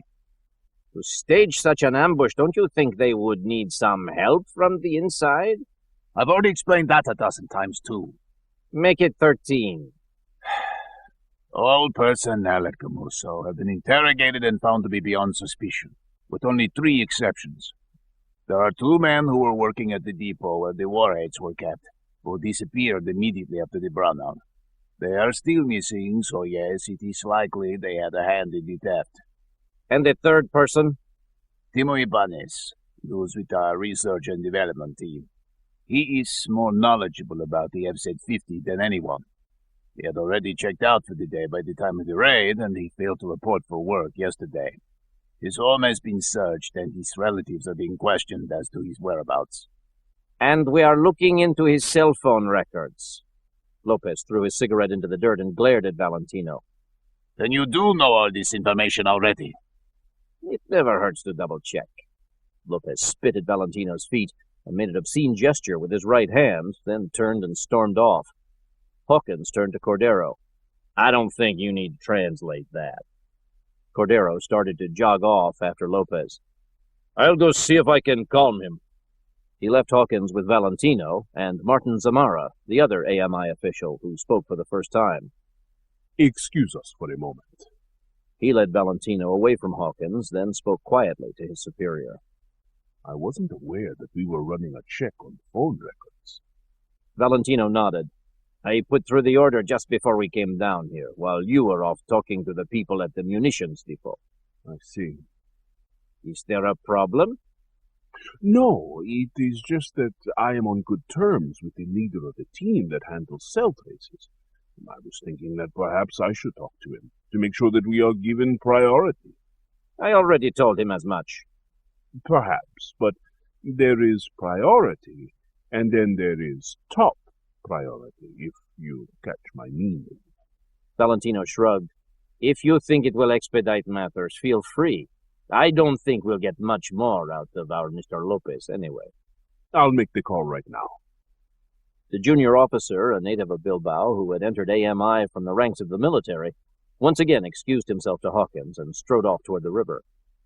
Once there, he turned his back to Valentino and the others and pulled out his cell phone. Like most cells used by AMI, the phone was equipped with a scrambler to reduce the chances of calls being intercepted or traced. He dialed, then stared out at the river as he waited for an answer.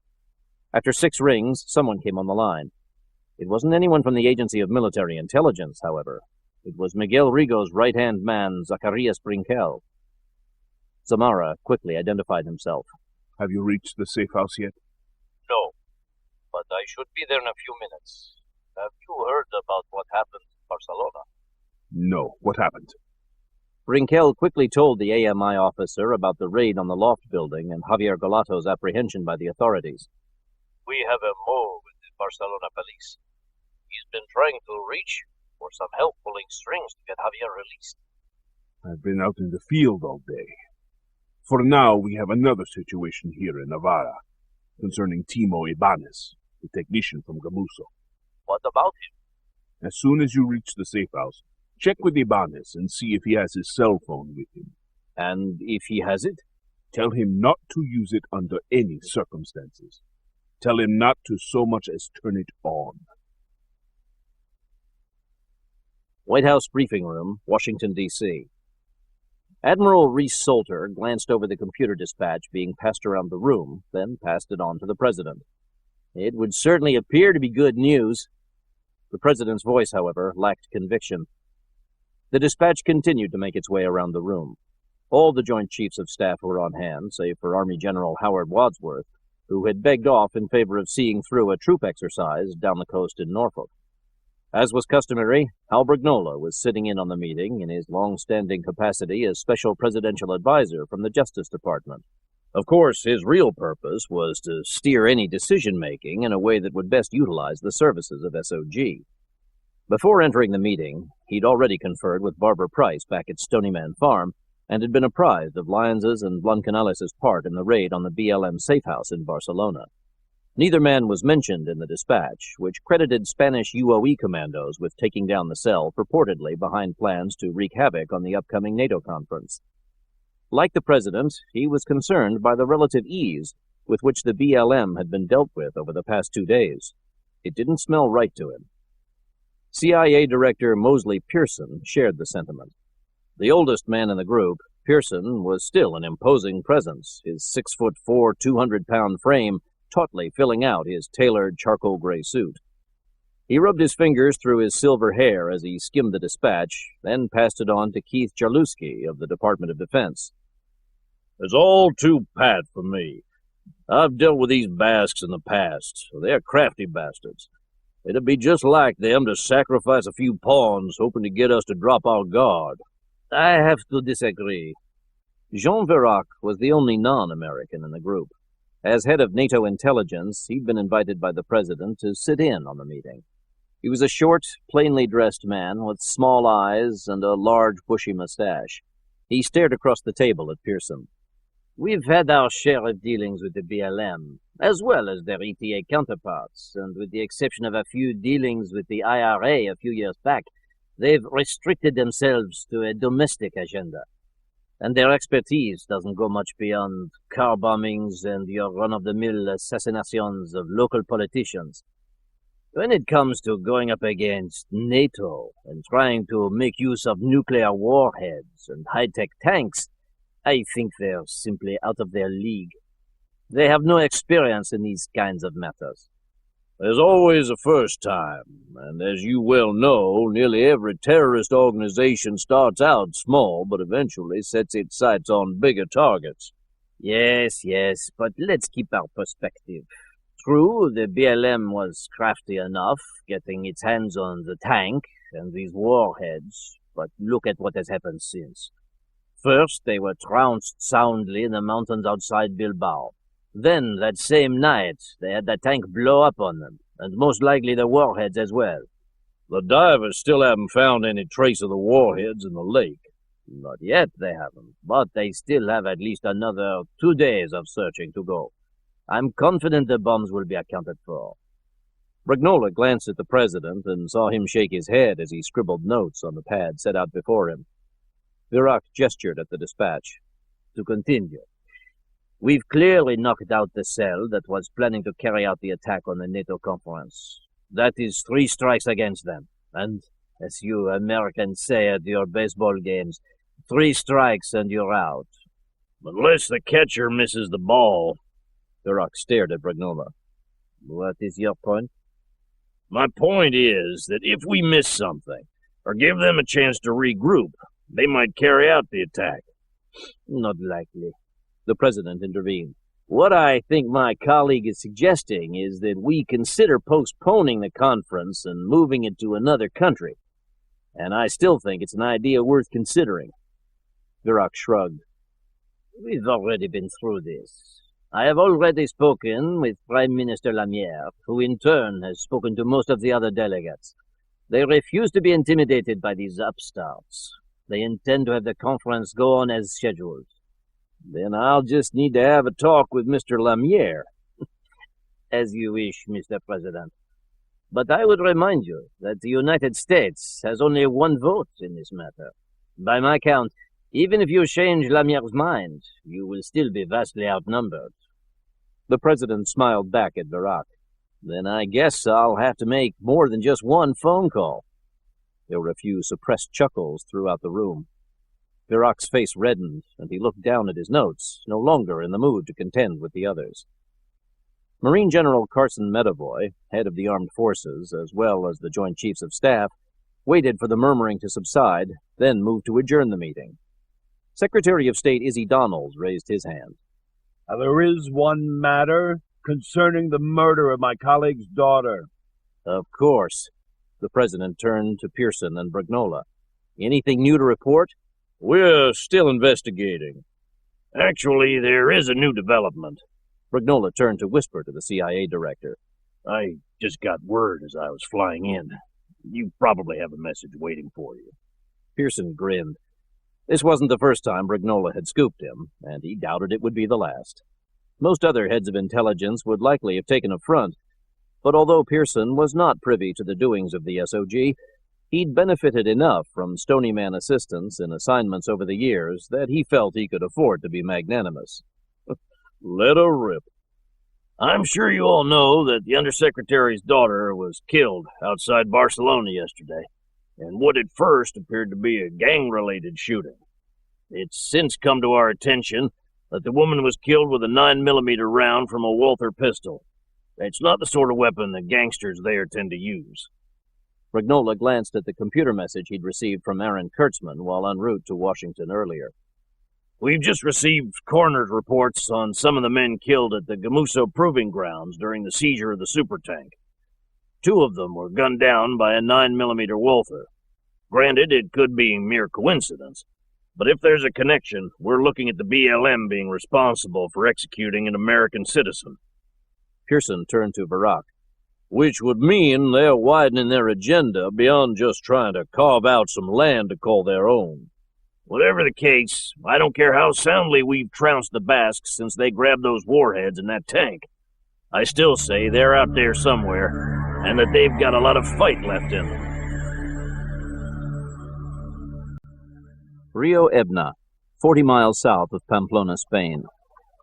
Like thousands of other wandering Basque nomads who had forsaken poor-paying jobs in small villages in favor of life in the wild, Alberto Birstas and Willem Franco made a point never to stray too far from the nearest river.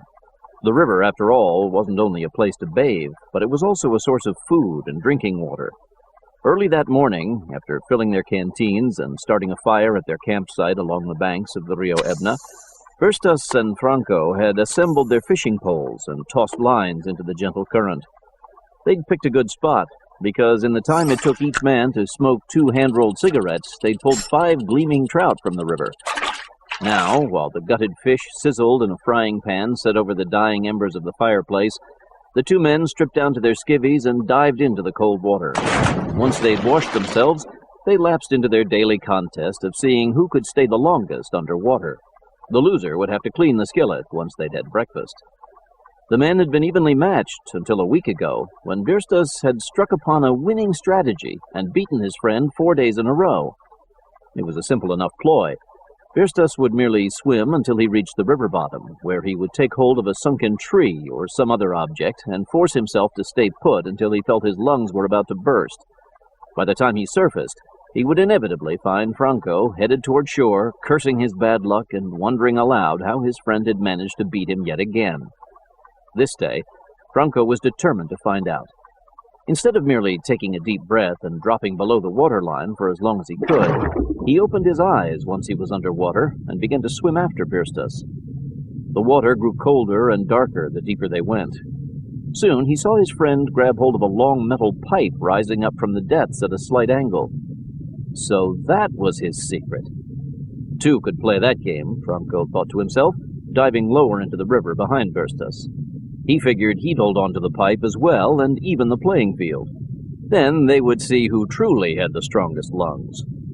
Before Franco could catch up with his friend, however, Birsta suddenly recoiled from the pipe and began to swim away from it, a look of horror on his face. Spotting Franco, he gestured wildly toward the surface, then moved past the other man, clawing at the water as if trying to pull himself up a rope in his haste to flee the depths. Puzzled, Franco stayed in place and stared toward the river bottom. Then, suddenly, he too was overcome with fear. Before his eyes, the shaft was rising up from the river bottom toward him, and for the first time, Franco realized it wasn't a pole at all, but rather the barrel of a cannon. And it was more than a mere cannon. It was attached to a large and dull-colored turret. A tank. Franco stared at the FSAT-50 in disbelief. He had no idea how the tank had floundered into the river, but by all rights, he knew it should have sunk to the river bottom and stayed there. And yet there it was, rising toward him as if it were no heavier than a piece of driftwood that had dislodged itself in the current. How could it be? Terrified, Franco turned from the tank and swam quickly toward the surface, letting the air escape from his lungs. The moment his head was above the water, he gasped and swam after Birstas, who was already halfway to the riverbank. Once he'd reached the embankment, Birstas scrambled ashore and rushed toward the campsite, where he began to hurriedly gather his belongings. The trout were ready to be turned, but food was the last thing on the nomad's mind. Franco emerged from the water, ran to the campsite, and began rolling his things inside his sleeping bag. The men were hurriedly pulling on their clothes when they heard a loud splashing behind them. Turning, they stared dumbfounded as the FSAT-50 rose into view and began to roll onto the embankment like some one-horned beast. The men scrambled away from their campsite, leaving behind the now smoking frying pan. A meadow stretched away from the river, and the men bolted through the tall grass, desperate to reach the winding two-lane dirt road that ran parallel to the Edna. Birstas was overjoyed when he drew near to the road and saw a truck bearing the insignia of Spain's Forestry and Agriculture Ministry. The vehicle had just pulled off to the shoulder, and the driver was staring his way. Birstas started waving his arms frantically, calling for help and babbling about a tank rising out of the river. A few steps behind him, Franco echoed the plea. The driver turned away from the men for a moment, then opened his door and stepped out of the truck. He was carrying a Mossberg 835 Ultimag shotgun. Franco ground to a sudden stop alongside Birstas, who had also frozen in his tracks when the driver had raised the shotgun into firing position. He was aiming at them.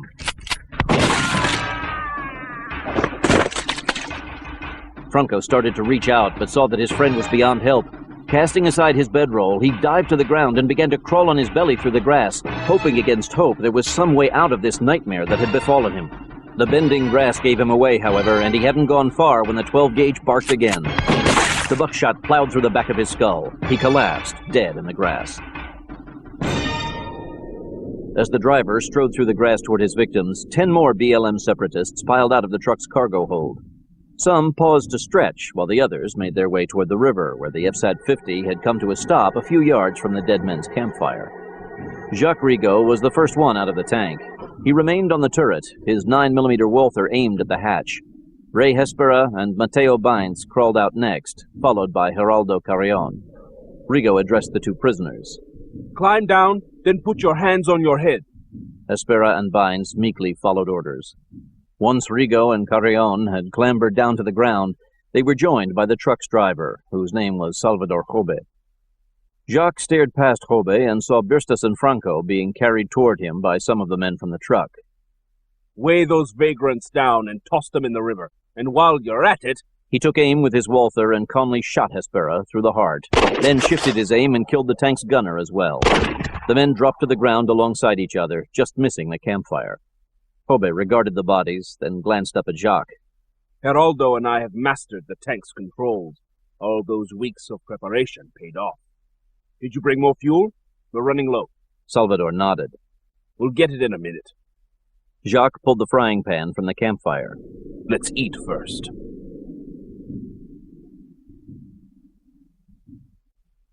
Pamplona, Spain. It had been dark when Miguel set out from the BLM's mountain hideaway in the mountains near Facaros Pass. Driving a hot-wired Land Rover stolen from the closest national campground, he'd driven the country back roads to Pamplona. Once there, he parked on a side street just off Vanguas y Miranda, 2 blocks from the city's main bus terminal. The morning sun was up but still low in the sky, cloaking the streets in long, dark shadows. Miguel was reminded of paintings by de Chirico he'd seen during a trip to the museum in his childhood. In the paintings, however, he recalled the streets evoking a sense of dark foreboding. Such was not the case this morning in Pamplona. The city was in the midst of its annual festival honoring its patron saint, Santa Fermin, and as Miguel walked past Plaza Principe de Viana, there was a carnival-like spirit in the air. The screeching pipes of the Dianas had already announced the beginning of the day's festivities, and colorfully dressed Zaldicos pranced down the street, pretending to ride the ornately decorated cardboard horses sprouting from their waists. They were surrounded by costumed dancers cavorting to the shrill melodies of gaiteros and chisolares players. Other celebrants wore large papier-mâché masks bearing the likeness of Santa Fermin, and every few steps Miguel spotted another one, each with the same short goatee and dark, noble eyes. For Miguel, who was already paranoid, the cumulative effect was unnerving. He felt as if he were being watched and followed.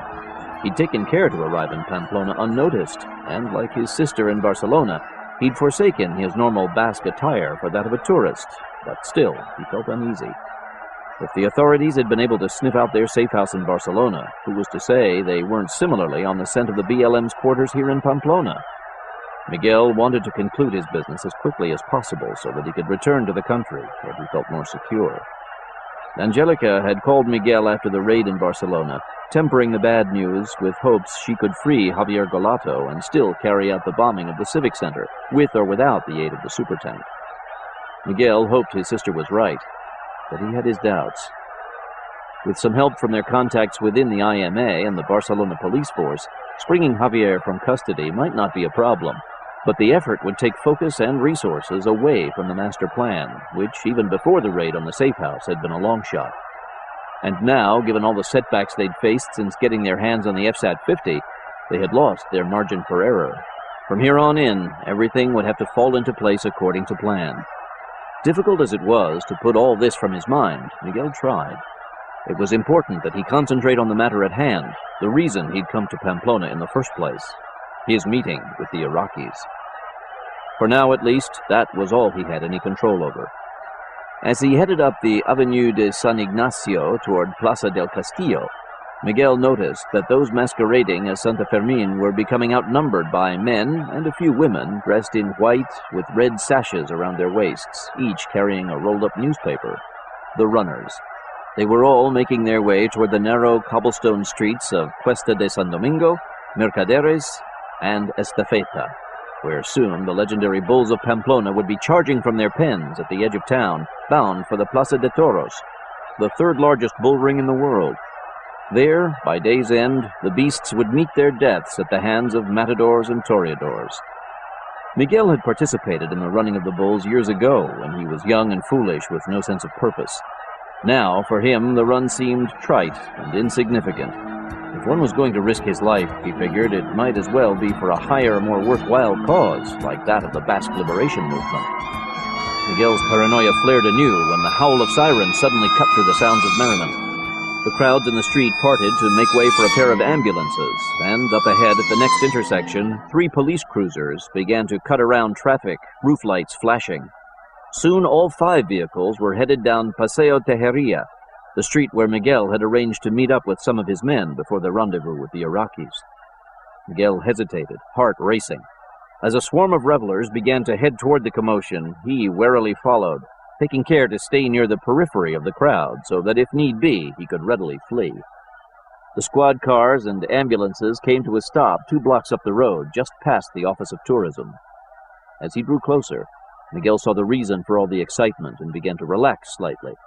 Apparently, too many people had crowded onto a second-story balcony overlooking the street, and the structure had collapsed under their weight. The police were doing their best to keep the crowd away from the accident site, where more than a dozen people lay amid the rubble of the balcony. Most of them were moving, but it looked to Miguel as if there were at least a few fatalities. A handful of civilians ignored the police and insisted on helping paramedics who were trying to free victims trapped under a large section of the balcony. Several women and children cried out as they watched the grim proceedings. Much as he felt a passing sympathy for the victims, Miguel figured the accident could work in his favor. True, the area would likely be crawling with even more police any minute, but they would not be scouting the crowd for terrorists. Their attention would be on the crowd and the wounded. To be safe, however, Miguel spent a few moments playing the part of a curious onlooker before breaking away from the crowd and continuing up the block. Zacarias Brinquel had arrived in Pamplona well ahead of Miguel, and when the two men met up near a newspaper kiosk 2 blocks from where the bulls would be running, Brinkel had with him 2 other men, both tall and muscular, wearing loose shirts to conceal the guns sheathed in their shoulder holsters. The 2 larger men stood back and watched the commotion around the accident site, while Miguel stood alongside Brinkel and picked up a magazine and idly flipped through the pages. The older man was already pretending to be engrossed in the front section of the morning paper. Neither man looked at the other, and even as they began to speak in soft whispers, they continued to stare at their periodicals. Did you see the accident? No, but I heard it. We were worried for a moment that we were under attack. Understandable. Miguel quickly changed the subject and asked Brinkel about Timo Ibanez' cell phone. I took it from him as soon as I reached the safe house. Unfortunately, he'd already used it once. When? Last night, when he arrived here. He called his bank in Switzerland to set up the money transfer. Miguel shook his head faintly. So eager to be paid off, he didn't think about the risks. I made him aware of his stupidity. He's lucky he's still valuable to us. Did you get rid of the phone the way I told you? Brinkel nodded as he flipped the newspaper open to another page. We stopped by the bus terminal, and I planted it in the cargo bay of a bus heading for Biarritz. There's enough of a charge to keep the phone running most of the way. Anyone tracing his call will think he's left Pamplona for the coast. Let's hope so. Now, what about the Iraqis? Are they here? Yes. Brinkel stared blankly at the newspaper as he continued to speak to Miguel out of the side of his mouth. I recognized Abtaj. He has 5 men with him that I could see. He brought an entourage? Miguel could barely contain his rage. What was he thinking? Maybe he doesn't trust us. Miguel shook his head with disgust and set down the magazine. Let's go. Keep a safe distance. Of course. Brinkel lingered at the kiosk a moment as Miguel strode off, passing the other 2 men without acknowledging them. He walked away from the accident scene and turned down a side street. A small horde of beggars latched onto him, pleading for alms, but he ignored them, and they finally gave up, turning their attention elsewhere. At the end of the block, Miguel came upon a large parking lot filled with tourist buses. Throngs of vacationers milled around the buses, and the inevitable array of souvenir and food stands set up on the nearby sidewalks. Others paraded off on foot up the street toward the city's cathedral, whose looming spire rose into view above the surrounding rooftops. Miguel surveyed the crowd and finally spotted the Iraqis. They were standing a few yards away from a raggedly dressed street performer who stuck a blazing torch into his mouth, then looked skyward and blew a dragon-like gout of fire into the air. The Iraqis paid little mind to the performer. They were scanning the crowd, no doubt looking for Miguel. They were all dressed casually in civilian clothes, but there could be no mistaking their Middle Eastern features. Miguel muttered a curse under his breath, then nonchalantly strode up to the men, singling out the oldest, a tall, gaunt man with a pencil-thin mustache and dark, horn-rimmed glasses. Bansha Abtaj. A one-time member of Saddam Hussein's Republican Guard, Abtaj had in recent years ingratiated his way into the upper echelons of Iraqi intelligence. He was Miguel's contact. They'd spoken by phone several times over the past 2 weeks, but this was the first time they'd met face-to-face. Abtaj nodded a greeting to Miguel, then tossed a few coins into a hat set at the fire eater's feet and walked off. His men followed close behind, dogging Miguel's steps, still scanning their surroundings like Secret Service agents guarding the president during his morning walk through the Rose Garden. You stick out like a sore thumb. Why don't you all just go ahead and wear sandwich boards telling everyone who you are? Abtaj smiled indulgently. 2 of his front teeth were gold. We are innocent tourists like yourself. Is it not a free country? You might at least have had the sense to have brought some women and children along with you. Even then you'd look suspicious. Abtaj's smile faded. He stopped walking and faced off with Miguel.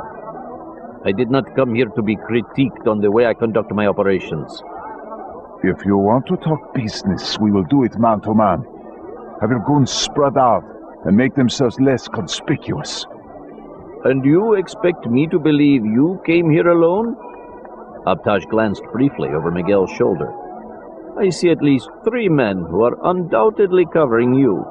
They're covering me from a distance. I don't have them lapping at my heels. You're every bit as short-tempered as I feared you'd be. But if you insist... I do.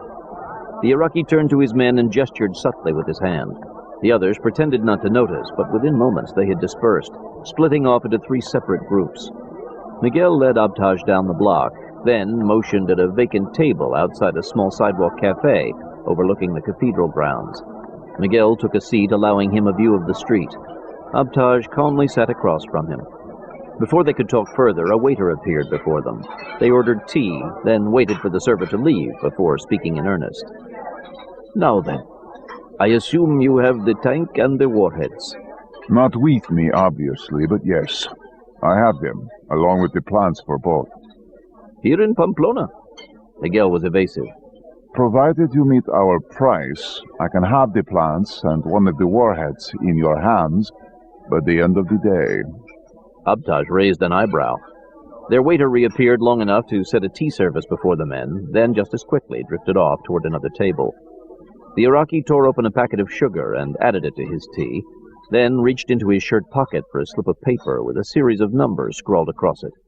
He slid the paper across the table. We will give you this much for the plans, the tank, and both warheads. Miguel didn't bother to look at the paper. He glared at Abtaj. That was not the arrangement we discussed. You said you wanted only the plans and one warhead. Our needs have changed. How so? You are well aware of what has been going on in our country the past few weeks. We are up against formidable enemies within our borders. As the government here is with us. I don't think we need to get into that. In any event, given the situation, we no longer feel we have the luxury of time on our side. We need a way to track down the enemy in their mountain lairs and snuff them out, decisively, in a way that will give them second thoughts about rising up against us again. Again, Miguel felt as if he were hearing about his own predicament with the Spanish government, albeit from the other position. This time, however, he held back from alluding to his support for the rebel forces trying to bring down the current Iraqi regime. He contented himself to listen as Abtaj continued to make his case. It would take time for us to build a tank from plans, just as it would take time to build a second warhead. Better we get our hands on everything up front. Miguel didn't respond at first. He glanced out at the street. He could see Brinkel and another of his men, as well as 3 of Abtaj's underlings. They were scattered among the crowd, but both sides were clearly watching each other's moves. Miguel could only hope the face-off didn't seem so obvious to others as it did to him. He was still watching the men when, moments later, the squeal of sirens once again filled the air. The crowd was forced to scramble clear of the streets as the 2 ambulances raced past, bearing those wounded in the collapse of the balcony. As soon as they had repositioned themselves, however, Miguel's and Abtaj's men resumed their almost comical surveillance of one another. Miguel waited until the ambulances had passed, then turned back to the Iraqi. All we have to offer you are the plans and one warhead. Is that so? That is what we told you when we agreed to meet. Yes, I know. But what you tell us and what our sources tell us are 2 different things. Our sources tell us you have the tank and 2 warheads. Miguel was taken aback, but tried not to show it. He continued to stare at Abtaj, holding his ground. All we have to offer you are the plans and one warhead. And what are you going to do with the tank and the other warhead? Miguel refused to answer. Let me take a guess, then. His smile returned. The NATO conference in Barcelona. Miguel did his best to keep a poker face. If you don't want the plans and the warhead, we have other offers. Abtaj went on as if Miguel hadn't spoken. As I said, we have our sources. We know about the raid on your safe house in Barcelona this morning, just as we know about the attack on your men yesterday in the mountains outside Bilbao. We also have word that you ran into problems trying to transport the tank and wound up losing it in an underwater explosion. It was Miguel's turn to smile. If you thought the tank was destroyed, you wouldn't be trying to buy it. Abtaj nodded faintly. We feel the tank that was destroyed was a decoy, in hopes the authorities would become less diligent about trying to track it down while you moved it across the country. Miguel eyed the Iraqi impassively, but felt a grudging sense of admiration. Abtaj might be a buffoon when it came to arranging a rendezvous, but he was clearly masterful at gathering intelligence. Still, Miguel wasn't about to give the man what he was asking for. He pulled a pen out of his shirt pocket and glanced at the slip of paper Abtaj had given him. He crossed out the number scribbled on it and wrote in a new figure, then slid the paper back across the table to Abtaj. For this much, we can give you the plans and one warhead. Our original agreement. Abtaj eyed the counteroffer, then glanced up at Miguel. The NATO conference will be over in a week. Perhaps by then the tank will have served its purpose and you will be more inclined to part with it. If you want to discuss some other deal in a week's time, so be it. He pointed at the slip of paper. This is the only offer on the table at the moment. Take it or leave it. Abtaj reached into his pocket again, this time withdrawing a gold-plated cigarette case and a matching lighter. He opened the case and held it out to Miguel, who shook his head. Abtaj helped himself to a cigarette, then held the slip of paper over the lighter's flame. Once it caught fire, he set it in the ashtray. At that same instant, a skyrocket suddenly exploded high in the air over the city. Startled, Abtaj sat up in his chair and reached inside his shirt. Relax. They're just announcing the running of the bolts. Sure enough, in the wake of the explosion, a thunderous roar began to echo through the streets south of where the men were sitting. Miguel couldn't be sure, but he thought he could hear above the clamor the pounding of the bulls' hooves as they charged down the side streets. You Spaniards have some foolish customs. We are Basques, and our customs are no stranger than some of yours. Perhaps. Miguel pointed to the ashen remains of the burned note. I take it you have decided to renege on your offer. On the contrary, I was merely destroying evidence. His golden smile returned. We have a deal. The men arranged to meet later in the day and make the transaction. Afterward, Miguel stayed put and paid the bill as he waited for Abtaj and his entourage to leave the area. Even after he'd lost sight of the Iraqis, Miguel was wary Abtaj had left someone behind to trail him, so he took a circuitous route back to the safe house, located in an upscale residential neighborhood high on a bluff less than a mile from the bull ring. Large, ostentatious mansions lined the cul-de-sac, each home surrounded by a wall or fence and meticulously landscaped grounds. Miguel, as a rule, found such blatant displays of wealth abhorrent, but he'd made an exception for Dr. Ruben Dupentiès, whose sprawling estate took up nearly the entire end of the cul-de-sac. Dupentiès, a renowned Pamplona plastic surgeon, was a longtime public supporter of the conservative PNV party, which years ago had helped create the Basque Autonomous Region.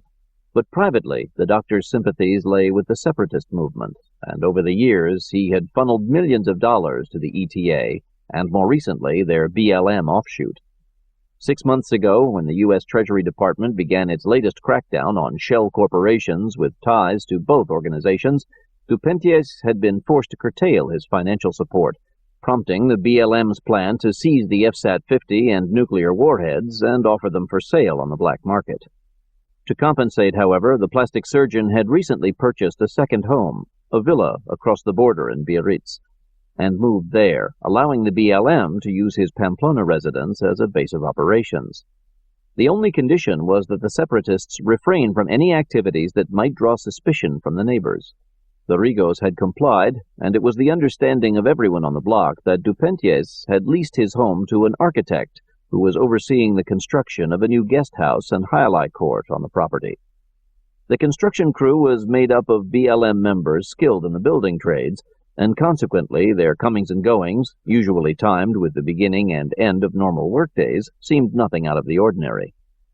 When he reached Dupentiès' estate, Miguel pulled into the driveway, which was barricaded by a tall wrought-iron gate. He pressed the speaker button located above the keypass slot and spoke briefly to someone inside the grounds. Moments later, the gate slowly opened. Rigo passed through, following the horseshoe driveway to the front of the mansion.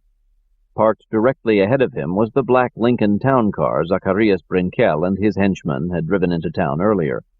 They had to have returned only a few moments before Miguel, because he could hear the engine still cooling under the hood. Off to his left, 2 men were out on the lawn, tending to a flower bed. Miguel didn't recognize them, but he knew they were doubling as guards and likely had submachine guns near at hand. He nodded to them as he headed up the front walk. Brinkel was waiting for him in the doorway. Behind the older man, Miguel could hear the sound of someone playing a piano inside the mansion. The Iraqis tried to follow us, but we lost them in the traffic. Good. If they are tailing me, I lost them as well. Inside, the mansion was sparsely furnished, but filled with expensive artworks. Miguel recognized a Miro print on one wall, and hanging over the fireplace mantel, a large framed Picasso painting of a bullfighter. Our host has good taste, eh, Miguel? Miguel nodded absently. He was in no mood for small talk. He still had a number of things to attend to before his second rendezvous with Abtaj later in the day. Where is Ibanez? That's him playing the piano in the den. What about the others? Out sunning by the pool. And Luis? Is he with them? Brinkel eyed Miguel warily and shook his head. No, he isn't. Where is he? You're not going to like it. Where is he? Brinkel hesitated, clearly uncomfortable at having to be the bearer of bad news. Finally, he could stall no longer. He decided to run with the bulls. He did what? Miguel's face flushed with anger. Bad enough Luis had nearly foiled their plan by falling asleep while on watch in the mountains the previous night. Now, instead of making an effort to make up for his mistake, the fool had gone off to take part in the run. No doubt he'd been just down the block from Miguel as he was meeting with Abtaj. He thinks we came here to play? I suppose afterwards he's going to put on one of those big heads and go parading around like Santa Fermin. He said he'd be coming straight back after the run. Where is he? Brinkel shrugged. I assume he will be here shortly. I want to see him as soon as he gets here. I'll be at back. Meet me there in a few minutes with the men who came with you for the rendezvous with the Iraqis. Brinkel nodded. Miguel turned and crossed the living room into the den. Timo Ibanez, the missing director of research and development for Gamuso Armorers, was a short, burly man with thick glasses and a receding hairline. He sat hunched over the piano, engrossed in his playing, unaware that Miguel had entered the room. The terrorist leader had to clear his throat twice to get the man's attention. A nice piece. It helps to relax me. I apologize for using my cell phone earlier. I wasn't thinking. He's been taken care of. Now, much as I had to take you from your piano playing, I need you to arrange for the warheads to be moved. One of them in particular needs to be placed in as small a container as possible. One that will not draw suspicion. What do you plan to do with it? That is not your concern. Just have it ready by 5 o'clock. If you need some incentive, think of the money that will be waiting for you in that Swiss bank account of yours once we are finished. Ibanez nodded, but didn't seem consoled. If you use the warhead in a way that kills innocent civilians, it will be blood money. Money is money. Ibanez sighed and slowly closed the lid on the piano keys. Troubled, he changed the subject. Speaking of money, Paolo and Juan are concerned that they have not been paid yet. I'm on my way to take care of them right now. Ibanez stared at Miguel. I don't like the way you said that. Take care of the warheads. That is your only concern. Do you understand? Ibanez was about to say something, but thought better of it. He nodded meekly and rose from the piano bench. Miguel watched him head off into another room, then turned and used the French doors to let himself outside onto the back terrace. The terrace overlooked the grounds, and off in the distance there was a panoramic view of the entire city of Pamplona. 2 high-powered telescopes had been set up on tripod stands near the far railing.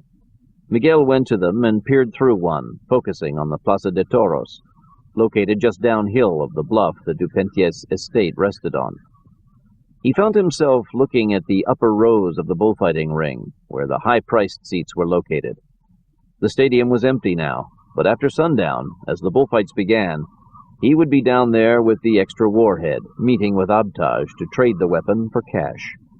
Someone would be watching the transaction from up here on the terrace, on the lookout for any sign of a double-cross by the Iraqis. Miguel was adjusting the position of the second telescope when Brinkel stepped out onto the terrace holding a cell phone. He waited for Miguel to finish his task, then passed along the bad news. Luis won't be back anytime soon. Why not? Brinkel folded the cell phone into his pocket. He was injured in the run. A bull gored him in the side. Miguel couldn't believe it. I wish it had killed him and saved me the trouble. Did he have any identification on him? Brinkel shook his head. No. He said he'd give them a phony name and address. That's what he says. If I know Luis, he'll do a poor job of lying and wind up being interrogated. They'll have him singing like a bird. What should we do then? You really have to ask? Which hospital did they take him to? We have a problem there. The hospitals here are overcrowded from the balcony accident. Luis is being airlifted somewhere outside the city. Where? I'm not sure yet. I'm waiting for a call. We'll know then. Miguel closed his eyes a moment, trying to rein in his anger. What else could go wrong for them? Once we know where he is, I can see to it that he's taken care of. That would help matters. I have my hands full. I will head out the minute I hear. Brinkel excused himself and headed back inside. Miguel remained on the terrace, still fighting the rage that had come over him. He was pacing to and fro when he heard the sound of laughter coming from the grounds below. He moved to the railing next to where the telescopes had been set up. A row of tall cypress trees blocked much of his view, but to his right he could see the construction crew laboring around the site where the guest house was to be built. The ground had been dug out, and a large cement mixer had backed up to the edge of the cavity, ready to pour the foundation. The crew was working diligently. None of the men were laughing. No, the laughter was coming from somewhere else, somewhere closer. Miguel moved along the railing until he was clear of the pines. Then he saw them. Paulo Ortiz and Juan Veres, the two men who'd facilitated the theft of the warheads from the Gamuso facility 2 nights earlier. They were sitting in deck chairs at the edge of a large kidney-shaped pool. Both men wore only swim trunks and were sipping cocktails as they basked in the sun, joking to each other as they watched the workers. Miguel was about to shout down to them, then stopped himself, and instead reached into his pants pocket, withdrawing a metal cylinder no larger than a roll of quarters. He then pulled a handgun from the shoulder holster under his shirt. It was a 9mm Walther pistol similar to the ones owned by his brother and sister. The guns had been the last gift any of them had received from their father before his death. Miguel affixed the sound suppressor to the end of the barrel, then reached behind him and tucked the gun inside his waistband. A staircase led down from the terrace. He took it, and once he reached the grounds, he circled a tall hedge that kept him from view of the construction crew. Once he reached the edge of the hedge, he was within 10 yards of the concrete deck that surrounded the swimming pool. Ortiz and Veres had their backs turned to Miguel, and neither man heard him as he approached, striding purposefully across the lawn. Once he was within a few feet of Ortiz, Miguel drew his Walther and pulled the trigger. The man twitched slightly as the bullet tore through his skull. His cocktail glass fell and shattered on the concrete, alerting Veres that something was amiss. When he turned to look, Veres found himself staring down the bore of Miguel's sound suppressor. Here is your payment. Miguel pulled the trigger again, placing the round through Veres' forehead. His head snapped back and he slumped in the chair. Miguel tucked the gun back in his pants. Behind him, a door opened, and the two men who'd accompanied Brinkel into the city earlier came out of the mansion. Give me a hand. One of the men grabbed Ortiz under the armpits and yanked him off the chair. The other did the same with Veres. They left a trail of blood as they dragged the dead men across the grass to the worksite. The workers stared on impassively as the corpses were flung one after the other into the dirt hole. Miguel, meanwhile, stood back and signaled the man behind the wheel of the concrete truck. Go ahead. The driver hesitated a moment, then nodded and worked the controls. Two workers guided the sluice over the foundation as the concrete began to flow forth. The grayish sludge slowly spilled out over the two corpses. Rigo watched until the bodies were covered, then turned to the pair of strongmen. Get a hose and wash away the blood. Miguel headed back toward the mansion. Brinkel intercepted him halfway, once again carrying his cell phone. They flew Luis to a hospital just outside Bilbao, Santa Maria's. Santa Maria Regional Hospital. David McCarter slowly awoke in his hospital room on the top floor. His head ached, and when he tried to open his eyes, the light was blinding and made the pain worse. He closed his eyes and lay still, trying to make sense of his predicament. He'd overheard Rafael Enciso speaking to one of the doctors after he'd been wheeled back into the room after his CAT scan. He'd suffered a mild concussion, the doctor had said, but the CAT scan had turned up no other abnormalities. His prognosis had been upgraded, and in the doctor's opinion, McCarter was well enough to be released later in the day. Well enough? McCarter didn't understand. How could he be considered well when he still had no idea who he was? It made no sense. McCarter soon realized he wasn't alone in the room. On the other side of the plastic curtain cordoning off his bed area, he heard a man talking on the phone. The man spoke in a low voice, but McCarter was able to pick up a few words here or there. The other man was talking about some sort of tank. There was also mention of Barcelona and some men with strange names like TJ, Paul, and Iron Man. McCarter suspected he was supposed to know them, but the names meant nothing to him. He also knew he was supposed to be a member of some sort of top-secret U.S. commando group, but the details eluded him. It was maddening. He tried testing his memory earlier and found that he could remember multiplication tables as well as the names of all 50 states and most of their capitals. He knew it was baseball season back in America. It seemed as if he could recall a million different things, but none of them had to do with who he was or how he'd come to find himself lying in a hospital bed in Spain. Why couldn't he remember? The plastic curtain was suddenly pulled aside, and McCarter found himself staring at a man with Hispanic features dressed in civilian clothes. He had one arm in a sling. He flashed McCarter a smile. "Hey, look who's up." McCarter stared at the man, uncomprehending. "It's me, Rafe. How are you doing?" McCarter slowly shook his head. "Oh, I'm sorry. Still in a fog, huh?" Enciso pulled a chair over and sat alongside the bed. "Don't worry. It'll pass." "When?" "I wish I had the answer to that one. The doctors don't know. A few hours, a few days, they really can't be sure." "Where are the other men we were with?" "Gary's in the next room." Enciso saw the name didn't register with McCarter. "Gary Manning. Next to you, he's second in command." "I guess he's in charge now." "Calvin James is the other guy. He's back in surgery again. Third time. He's doing better, though." "Tell me again what we were doing. Maybe it'll help trigger something." "It's worth a try." Before Enciso could launch into an explanation, however, they were interrupted when a nurse strode into the room carrying a food tray. McCarter stared at the food. Oatmeal, juice, and a foam cup filled with canned pears. Enciso stepped back so the woman could place the tray on McCarter's lap. She pulled a blood pressure cuff from under her arm. McCarter extended his arm and let the woman strap the gauge around his bicep. As she inflated the gauge, McCarter heard a loud droning outside the hospital. A shadow drifted past the window. Enciso went to take a look. "A medevac chopper. There's a helipad down in the courtyard. One of the nurses said there were injuries in Pamplona at the running of the bulls." The nurse nodded, smiled, then unstrapped the blood pressure gauge. "Looks like things are getting back to normal. If everything's normal, then what's wrong with me? I want to know who I am, damn it!" The nurse recoiled from the outburst. "Easy, David. I want some answers." The nurse quickly scribbled a few notes on McCarter's chart and hurried from the room. Enciso grinned at McCarter and helped himself to the pears. "You haven't lost your way with the women, either." McCarter took the food tray off his lap and set it aside, then stared hard at Enciso. "Tell me." "Tell you what?" "I want to know who I am." "I'm not sure we should get into all that right now. The doctors say you should—" "I don't care what the doctors say. I want to know who I am." Enciso regarded McCarter a moment. "That's a tall order, David, but I'll give it a shot. Where do I start?" "Just tell me all you know." All right. Let's see.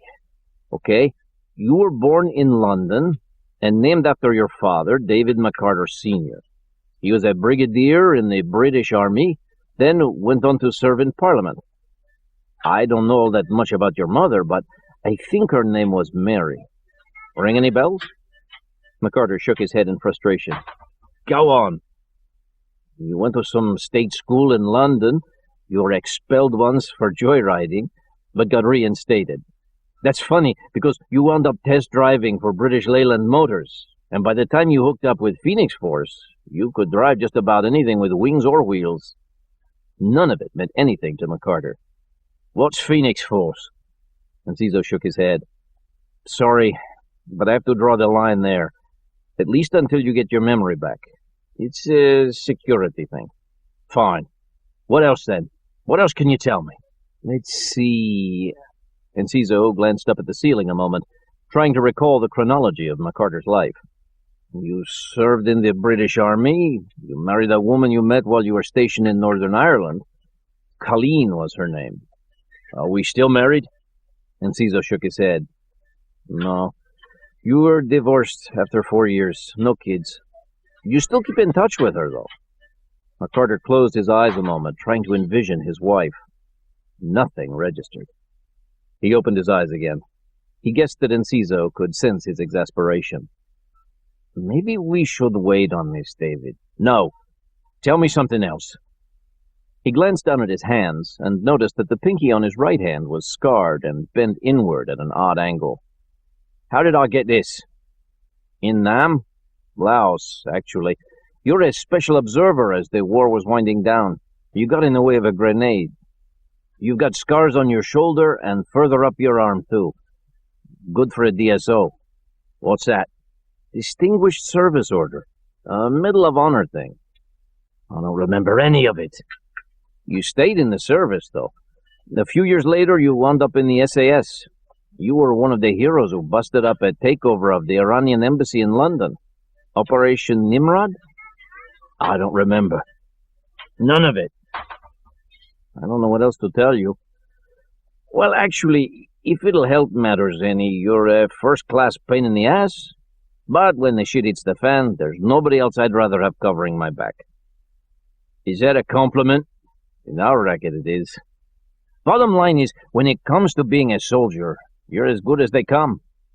MacArthur let that sink in, hoping it would register. It didn't. It only filled him with more questions. One in particular troubled him. I've killed men before then, right? Nobody that didn't have it coming to them. Before MacArthur could ask another question, Enciso's cell phone chirped. Enciso flipped the phone open. Sorry, but I've got to take this. It's the farm. Enciso got up from his chair and moved away from the bed as he took the call. MacArthur watched him, wonderingly. Farm? What farm? And what was this Phoenix Force he supposedly belonged to? Was he some kind of hired killer? Damn it, why couldn't he remember?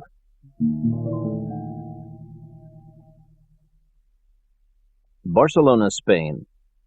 For Officer Julio Christopher, it was a case of bad news, good news. The bad news was that he'd been unable to wrangle Javier Galato from custody before he was questioned by the authorities.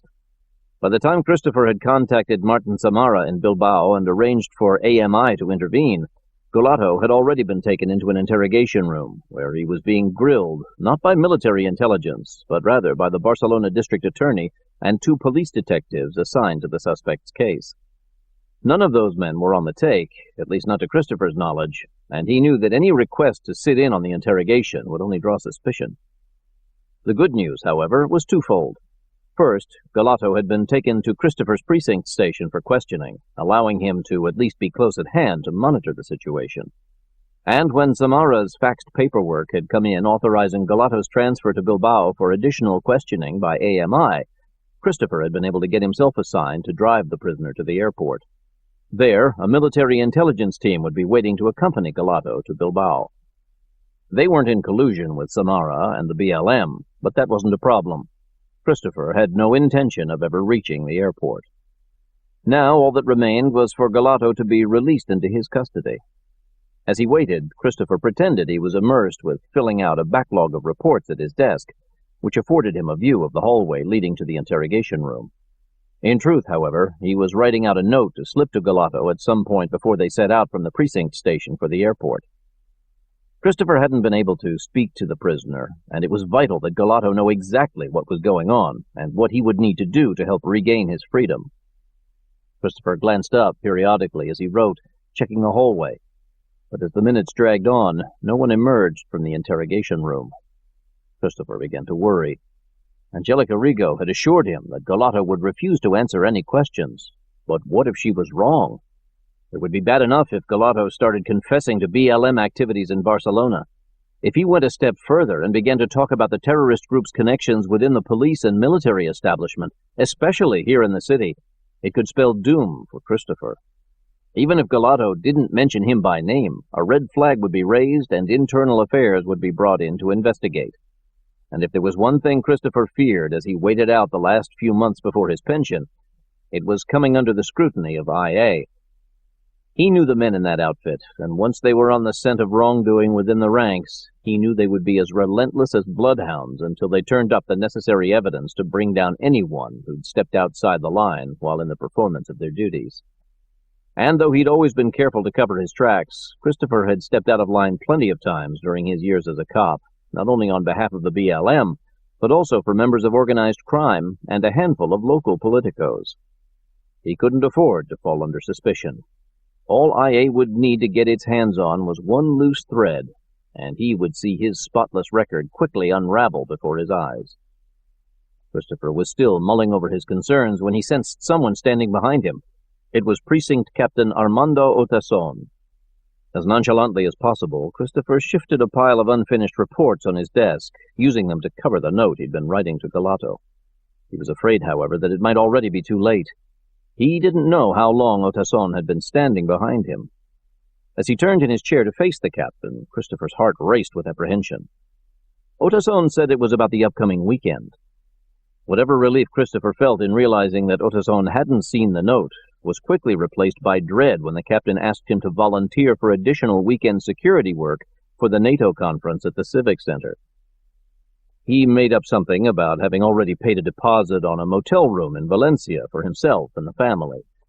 He did his best to hide his shock when the captain said that without enough volunteers, he'd have to order some officers to be on duty, regardless of their plans.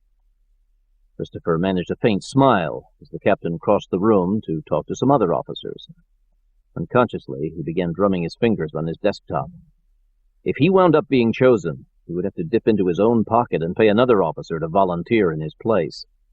Angelica hadn't spelled out exactly why she'd wanted the blueprints for the Civic Center and all the other information regarding the work crews, but Christopher knew damn well that it involved something more consequential than a peaceful demonstration in the streets. There was no way he was going to place himself anywhere near the vicinity of the Civic Center this weekend. One way or another, he was going to stick with his plan to round up his family and get as far from Barcelona as possible before the conference got underway. As if Christopher wasn't saddled with enough worries, a few minutes later the front door to the station opened and he saw two familiar figures walk up to the desk sergeant. The Americans. After accompanying Galato to the station earlier, they'd only stayed around long enough to get their hands on the prisoner's booking mugshot. Once they'd left, Christopher thought he'd seen the last of them. And yet now here they were again. What were they up to, he wondered? Had they somehow circumvented the IMA and come to take Galato?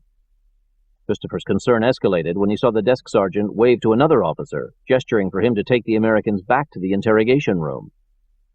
Christopher glanced at his paperwork and scribbled away as the Americans were led past his desk. After conferring briefly with Captain Otason, they entered the hallway. Christopher looked back up. One of the detectives had emerged from the interrogation cell.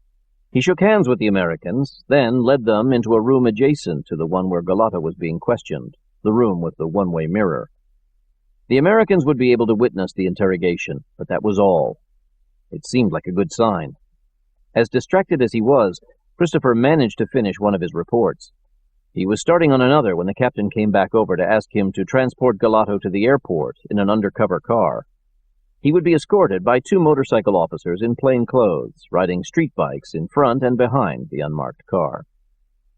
Christopher's convoy would be preceded by a decoy grouping of a squad car and two police cycles. The captain wanted to be prepared if the BLM tried something. Christopher was increasingly confident that there was one contingency Otason hadn't considered. There was still one last factor in the plan to take into account. He and the captain traded a few jokes about the Americans trying to make everything their business, when they were supposed to be just comparing notes on Galato with local detectives. As he stood up from his desk to retrieve the car, Christopher asked if his new partner, Trabor Nadra, could ride with them. The captain readily agreed. For his plan to work without drawing suspicion, someone in the convoy taking Galato to the airport would have to be sacrificed, and Christopher couldn't think of a better candidate than his new partner. Trabor Nadra, who'd been on duty with Christopher earlier in the day when they'd been called from the civic square to the site of the raid on the BLM safe house, was a vain, arrogant rookie cop, overeager to rise up through the ranks. In fact, Christopher was certain Nadra was the one who had blown the whistle to IA a few weeks ago, leading to the dismissal of Christopher's former partner. After all, when Nadra had subsequently taken the man's place, he'd upped his rank in half the time it would have normally taken a new man. Christopher couldn't stand him, and he'd been looking for a way to get back at the young upstart and avenge what had happened to his ex-partner. This would be it. If all went according to plan, for Trabor Nadra, the ride to the airport would be one way. Detective Nicola Etija joined Carl Lyons and Rosario Blancanales as the men peered through the large one-way mirror at Javier Galato. Etija was a lean, impeccably dressed man with neatly cropped black hair and large brown eyes. The bald-headed prisoner was sitting back leisurely in his chair, blowing smoke rings in the air as if he didn't have a care in the world.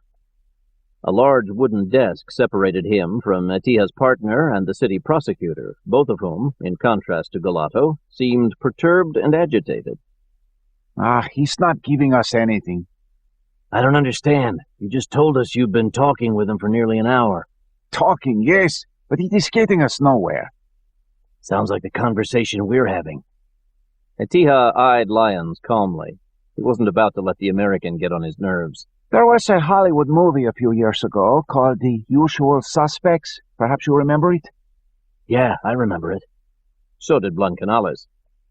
That's the one about the guy who keeps fabricating stuff while he's being interrogated so he can throw the police off the truth. Etija nodded. Our prisoner here is trying out for the sequel. So far, he told us that BLM was responsible for 9/11, the assassination of that Russian premier last year, and the poison gas incident last month in Beijing. If we give him enough time, I'm sure he'll eventually take credit for every terrorist act of the past 10 years. All except the ones they're really responsible for, that is. Correct. We'll be glad to be rid of him. Now, what are you talking about? You weren't told? He's being flown to Bilbao so that he can have his fun with our military intelligence people. When did this come about? Etija quickly explained about the requisition order that had been faxed to the station earlier by AMI agent Martin Zamara. Normally, we would contest the order, at least long enough for us to get some information that would help us on our end. In this case, however, as I said, good riddance to him. Blancanales stared through the mirror at Galato, who had put out his cigarette and was now speaking passionately to his interrogators, making dramatic gestures with his hands. From the looks of irritation on the faces of the prosecutor and the other detective, Blancanales guessed that Galato was elaborating on yet another of his fabrications. Is there any chance I could talk to him? My Spanish is good, and I can speak a little Catalan. I can't allow it. The orders from AMI were that no one but their people were to speak with him once we finished. You'll be wasting your time anyway. Don't be so sure. This guy's as good as it gets when it comes to interrogations. If anybody can get this guy to crack, it's him. Maybe so, but I have my orders. Believe me, there is no love lost between me and AMI, but they are on good terms with my captain. If I let you in to see Galato, there would be repercussions. Lyon shook his head. Goddamn office politics.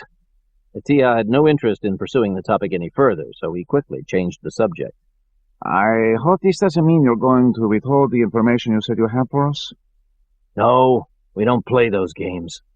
He handed over the computer printouts he'd downloaded from the laptop he and Blancanales had brought to Barcelona with their other provisions. After sending Galato's mugshot to Aaron Kurtzman back at Stony Man Farm, The cybernetic staff had gone to work, running their photo through the farm's massive database, which, according to Kurtzman, rivaled that of the National Security Agency. They'd sent back a shorthand dossier tabbing Galato as a mid-level operative with the Basque Liberation Movement. He had a criminal record dating back to his early teens and had served time in a Longrono prison, where, according to the files, he'd converted to the separatist cause. Etija skimmed the dossier. We already have most of this information. Figures, but it was worth a shot. Wait a moment. He'd just flipped to the last page. Now here is something new. What's that? Etija pointed at the printout. This item about Galato saving Angelico Rigo's life 2 years ago, during a coup attempt within the ranks? Blancanales remembered the reference. Galato played human shield, right? Took 4 bullets meant for Rigo. We knew about the coup attempt, but we were never able to find out who was shot in the woman's place. If it was Galato, it puts a whole new perspective on things. These Basques have a strong sense of honor among themselves. If Galato saved Rigo's life, she would feel obliged to return the favor. Provided she's still alive. Seems to me there's a good chance she's buried in the rubble of that loft building. We've only recovered a few bodies so far, and they were burned beyond recognition. It will take time for the coroners to make any identifications. In the meantime, we feel it is best to assume that Angelico Rigo is still alive. And as I said, if she's alive and feels indebted to Galato, it is a good thing we are taking precautions while taking him to the airport. What kind of precautions? Etija quickly told Lyons and Blancanales about the diversionary ploy already in place. Given what we know now about Galato and the woman, I think we might want to add some helicopter surveillance for each of the caravans. We may need to beef up the ground support for Galato's possession as well. Careful. If you add too many men, you're going to defeat the whole purpose of the decoy. How many more men would you suggest? Lyons shared a knowing glance with Blancanales. 2 should do it.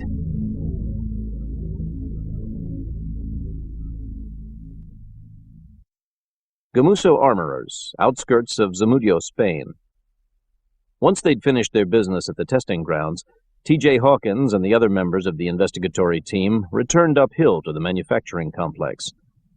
There they were met by Oswaldo Lopez's superior, as well as 2 intelligence officers from NATO, Trace Harper from the CIA's Bilbao field office, and 2 officers from the Spanish Ministry of Defense, which had taken over full funding of development of the FSAT-50 after the U.S. had withdrawn from the program the year before. The meeting was to be conducted in Euskara, and Hawkins didn't feel like forcing Cordero to translate the play-by-play, so he begged off, figuring there were better ways to make use of his time. While the others headed into the administration building, he ventured across the central courtyard to a row of vending machines located outside the cafeteria. The selections, as well as the instructions, were printed in Spanish, and Hawkins was still puzzling over how to buy a candy bar when Lopez appeared alongside him. Maybe I can help. The security officer's English was limited, and he spoke it with a thick accent, but Hawkins had no trouble understanding him. Thanks. Hawkins pointed out what he wanted, then held out a palmful of change. Lopez took a few of the coins and fed them into the machine, then pressed a few buttons, releasing a Snickers bar to the bottom tray. It's not a very healthy breakfast. I'm used to it. Thanks again. I didn't think you'd want to do any of us any favors after what we put you through. My problem was with the one from AMI. He was making trouble for you as well. That he was. I cooperate if I am treated with respect. I know the feeling. Sensing an opportunity, Hawkins baited the guard. I'd love a chance to show that guy up. Lopez looked puzzled. Show him up?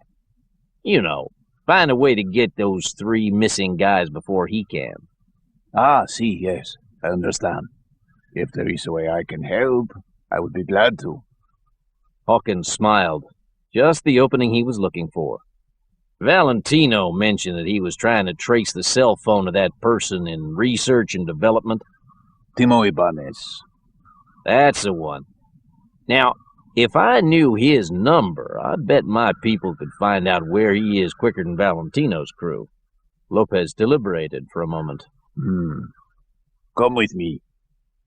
Hoping he was onto something, Hawkins followed Lopez from the cafeteria to an adjacent 2-story building partially shaded by a stand of tall trees that looked as if they'd been well established long before the weapons plant had been built.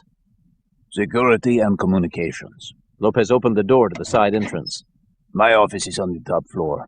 I can access the personnel records and get you Ibanez's phone numbers. I was hoping you'd say that.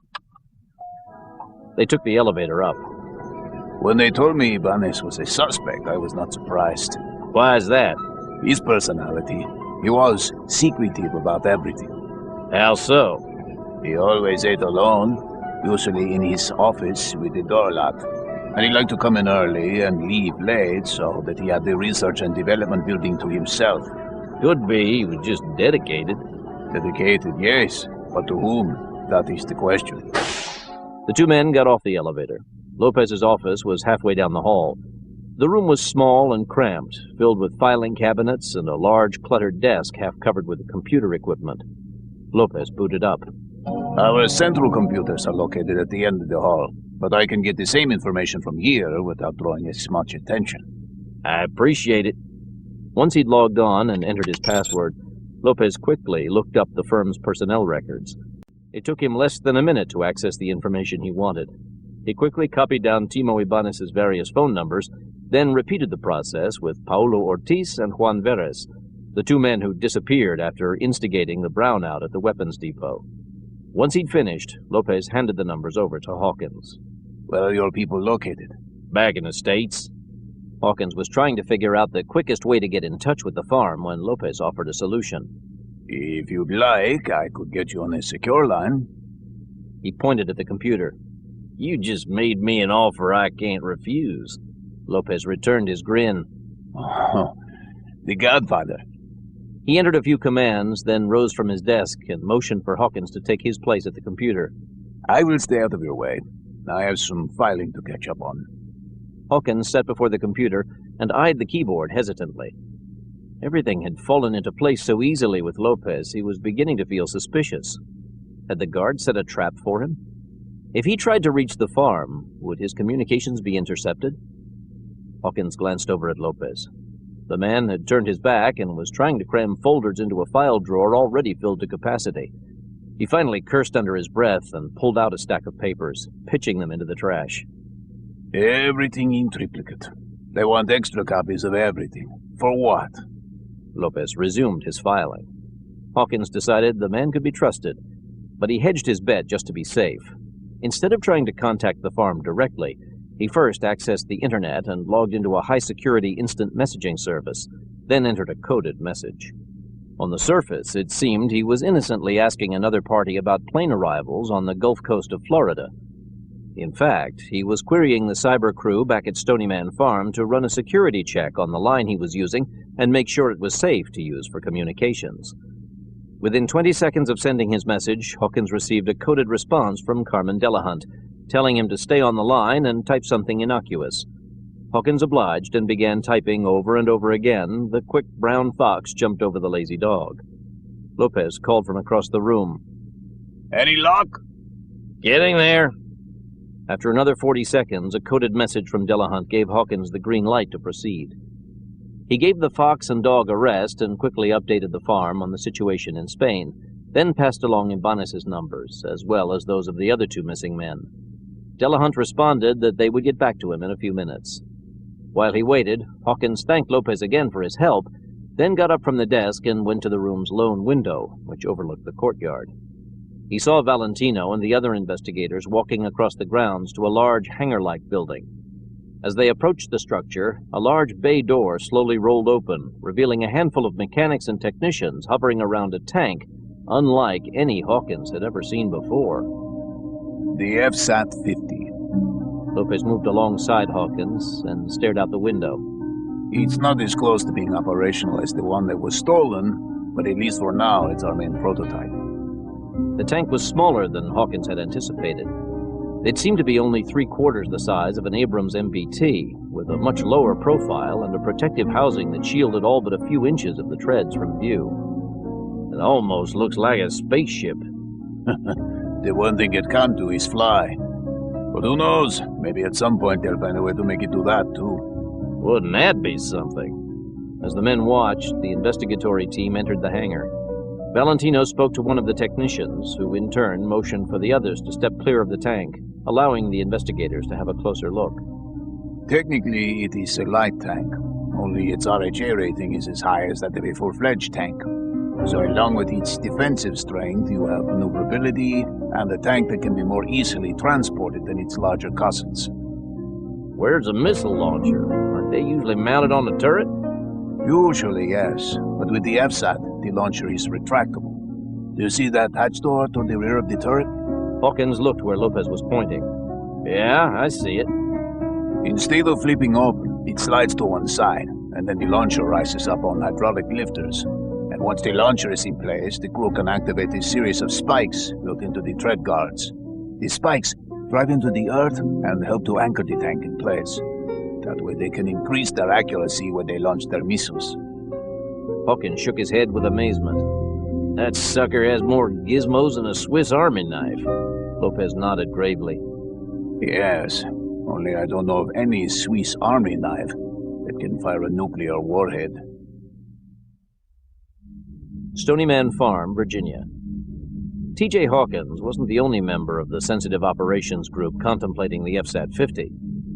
Back from his White House briefing with the Joint Chiefs of Staff, Hal Brignola stood behind Aaron Kurtzman in the computer room at the Stony Man Farm Annex, staring over the computer wizard's shoulder at a monitor screen depicting the amphibious tank's schematics. What do you think, Bear? Kurtzman eyed the schematics as well as the sidebars describing the tank's protective armor. I think you're onto something, Hal. Barbara Price wandered over from the adjacent computer stations, where Huntington Weathers and Carmen Delahunt were hard at work running a trace of the phone numbers Hawkins had just turned over to them. Takaido was on break, napping back at the main house barracks. What are you two up to? We just got an update from the divers checking out that lake where the FSAT-50 blew up. They're hauling up pieces for reassembly at a warehouse in Bilbao, but from what they've seen so far, they're pretty sure the main explosion went off inside the tank. No surprise there, is it? No, but we've been looking over the schematics and gauging the firepower on board when the tank was heisted. Even if a couple of rockets had gone off and taken out the fuel tank, the force wouldn't have been strong enough to do the kind of damage they're talking about. And there's no sign of radiation, so that rules out those nukes being the culprit.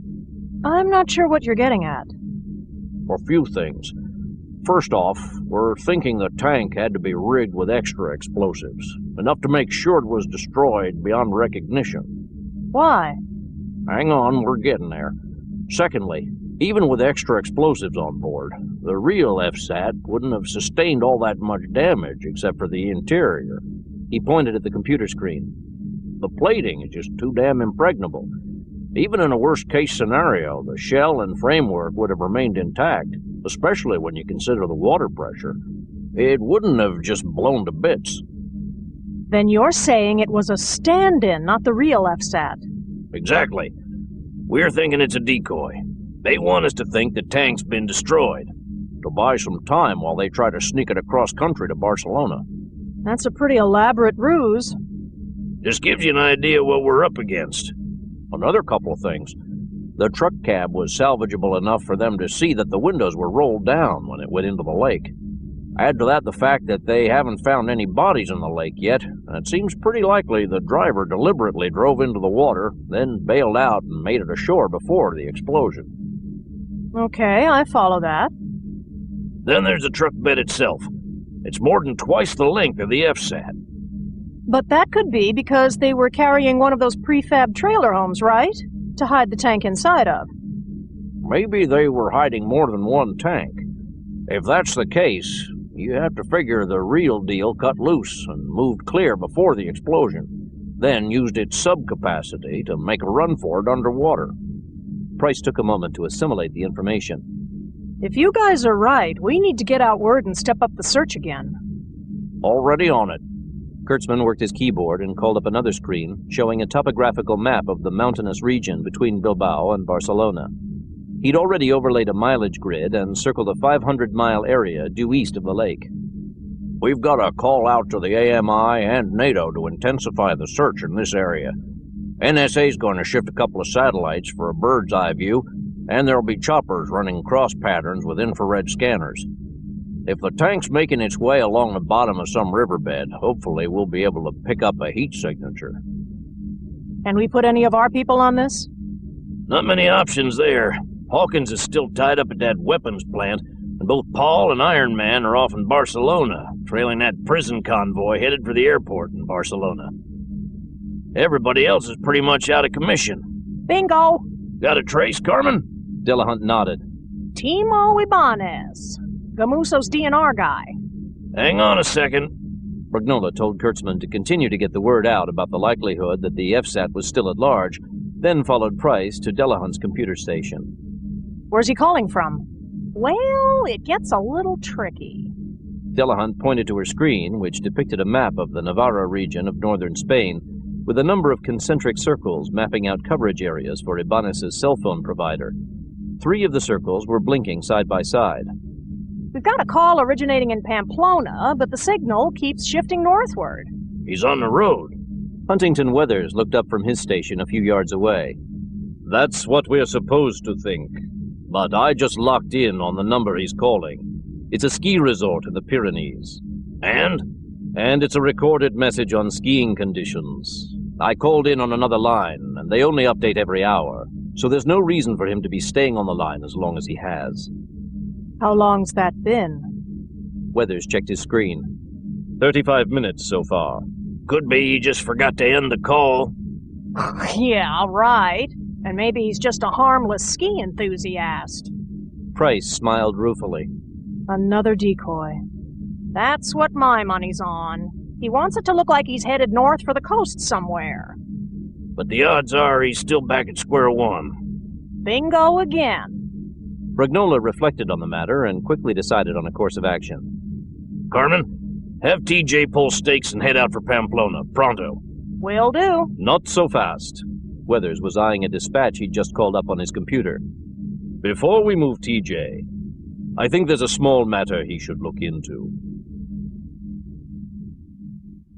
Gamuso Armorers, outskirts of Zamudio, Spain. Is everything all right? Hawkins had just logged off the computer and returned to the window overlooking the courtyard. The FSAT-50 had been driven out of its hangar so that the investigatory team could get a better look at it in the bright light of day. Hawkins eyed the team members with growing concern. How quickly can you give me a helicopter? Lopez was taken aback. There's a helipad on the roof. There should be 2 helicopters on standby. But why? Hawkins was already on his way out the door.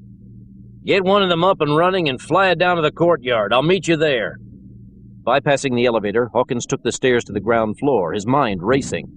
He hadn't been all that surprised when Carmen Dillahunt had informed him that the BLM had a mole working inside Spain's Agency of Military Intelligence. It helped to explain the ease with which they had pulled off the heist of the FSAT-50 and the 2 warheads.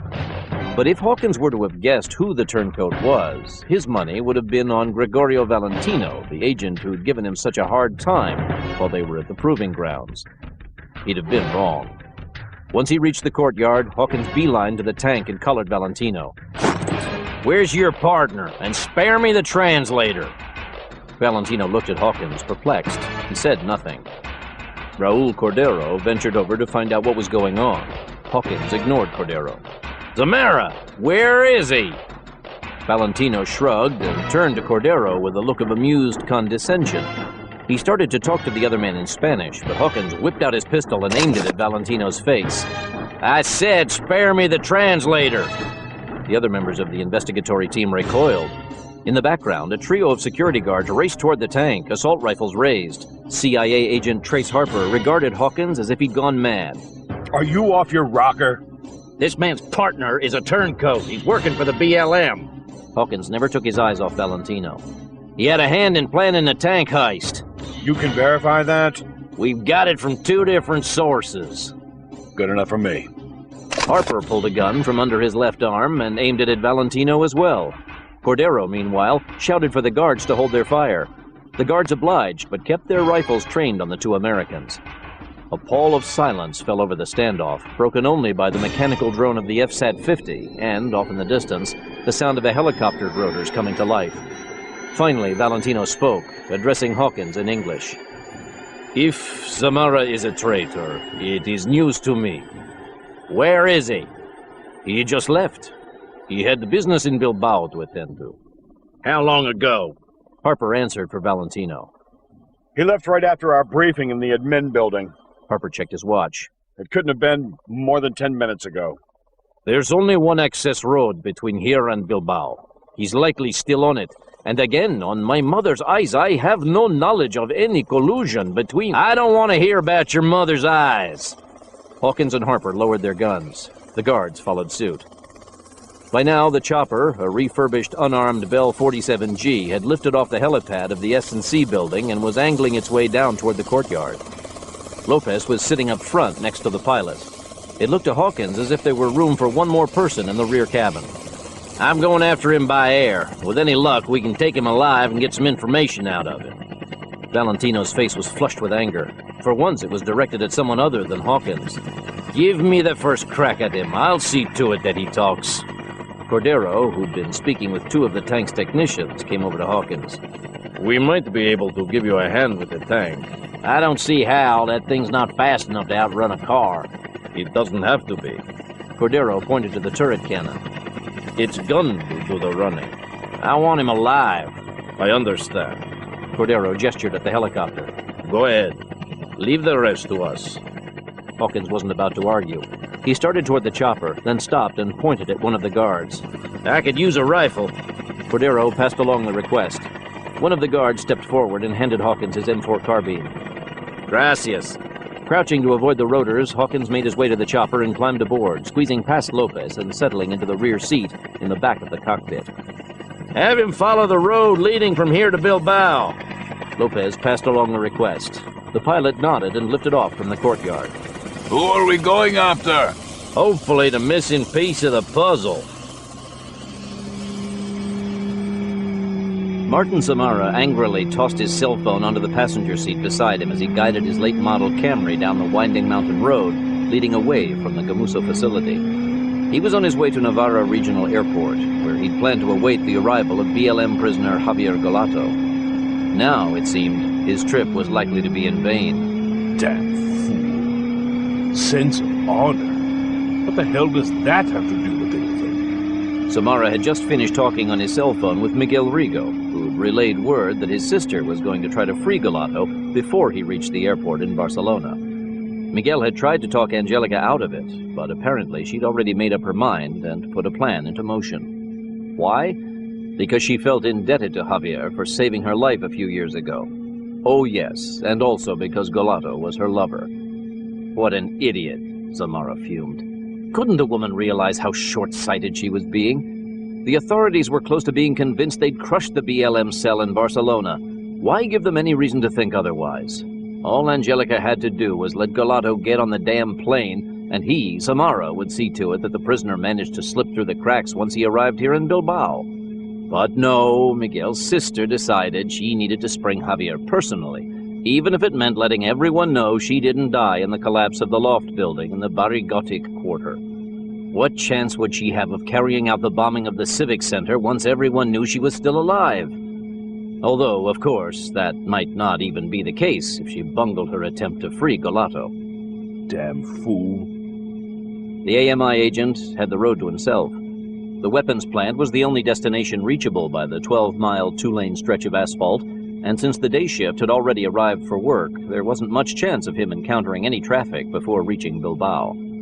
He took out his frustrations on the gas pedal, squealing his tires as he rounded a bend, then headed downhill toward a long straightaway that ran the length of a narrow valley. Much as it seemed pointless to go to the airport, he didn't feel like turning around. Valentino and the others weren't likely to come up with any new leads, and he wasn't in the mood to put up with the squabbling between his partner and the Americans. He figured he'd be better off stopping by the AMI office in Bilbao. There, he'd be in a better position to find out quickly just how much Angelica's fool's errand was going to compromise the BLM. Once he reached the valley, Samara took one hand off the wheel and fished through his pockets for his cigarettes. He tapped one out and was pressing the dashboard lighter when he glimpsed something in his rearview mirror. A helicopter. It was drifting his way across the valley, flying low. He couldn't be certain, but it looked to him like one of the security choppers from the weapons plant. Samara eased his foot off the accelerator and lit his cigarette, then blew a cloud of smoke before checking the mirror again. The chopper was still headed his way. A flutter of paranoia came over him. What the hell was going on? He reached under the dashboard and grabbed the transceiver microphone, then quickly put in a call to his partner. Valentino was quick to answer. Trying his best to sound nonchalant, Samara claimed he was just checking in and wondered if the investigators had come up with anything. No. Why do you ask? There was something about his partner's tone of voice that put Samara on his guard. Just curious. He kept his eyes on the rearview mirror. There could be no mistaking it now. The chopper was definitely following him. Samara tried to fish for some clue as to why. If you want, I can turn around and come back. That won't be necessary. Go ahead with whatever you're doing. Samara signed off, then placed the microphone back in its cradle and flipped his cigarette out the window. He'd worked with Valentino long enough to know when the man was holding something back. He checked the mirror a final time, hoping against hope that the copter had veered off onto another course. No such luck. A chill ran down Samara's spine. They're on to me, he thought. By now, he was halfway across the valley. On either side of the road, there was nothing but open grassland. Nowhere to run, no place to hide. His only chance of eluding his pursuers was to beat them across the valley and hope he could lose them in the mountains. Steeling himself, Samara once again pressed the accelerator to the floor. The Camry lunged forward. The chase was on. Back at the weapons plant, CIA agent Trace Harper had just received a comlink update from Hawkins. He told the other members of the investigatory team that Samara was on the run, and Hawkins didn't know if they could overtake him before he reached the mountains. Then we have no choice. Raul Cordero turned to the technician he'd spoken to earlier. Let's go with the first plan. The technician nodded. He was standing a few yards from the FSAT-50, which had repositioned itself to a patch of hard ground directly adjacent to the courtyard. On his signal, the tank crew went into action. First came a rapid series of pneumatic bursts as 8 sharp 3-inch thick steel spikes housed in the tread guards were driven into the earth with so much force the entire tank shuddered. They're anchoring the tank before it fires. Now they'll send out a drone so we can line up our shot. Watch. Harper eyed the tank as a mortar-like tube telescoped up from the turret housing. Seconds later, a projectile burst forth from the tube with a dull roar, rocketing into the air. It heads out like a standard mortar round, but there's a gyroscopic gauge in the nose cone, and once it stops its ascent, the wings are activated and it converts to a surveillance drone. Cordero handed Harper a set of binoculars. It took Harper a moment to bring the drone into his sights. Then, as he watched, the aerial projectile leveled off in the air and, as Cordero had just explained, a set of wings fanned out on either side. The drone has a GPS sat link. Its camera will pinpoint Samara's car and calculate its speed, then send back coordinates so we can pinpoint our aim. Valentino looked from Cordero to Harper and back again. We aren't going to take out the car, are we? Cordero shook his head. No. We're only looking to keep it from reaching the mountains. After that, it will be up to the men in the chopper.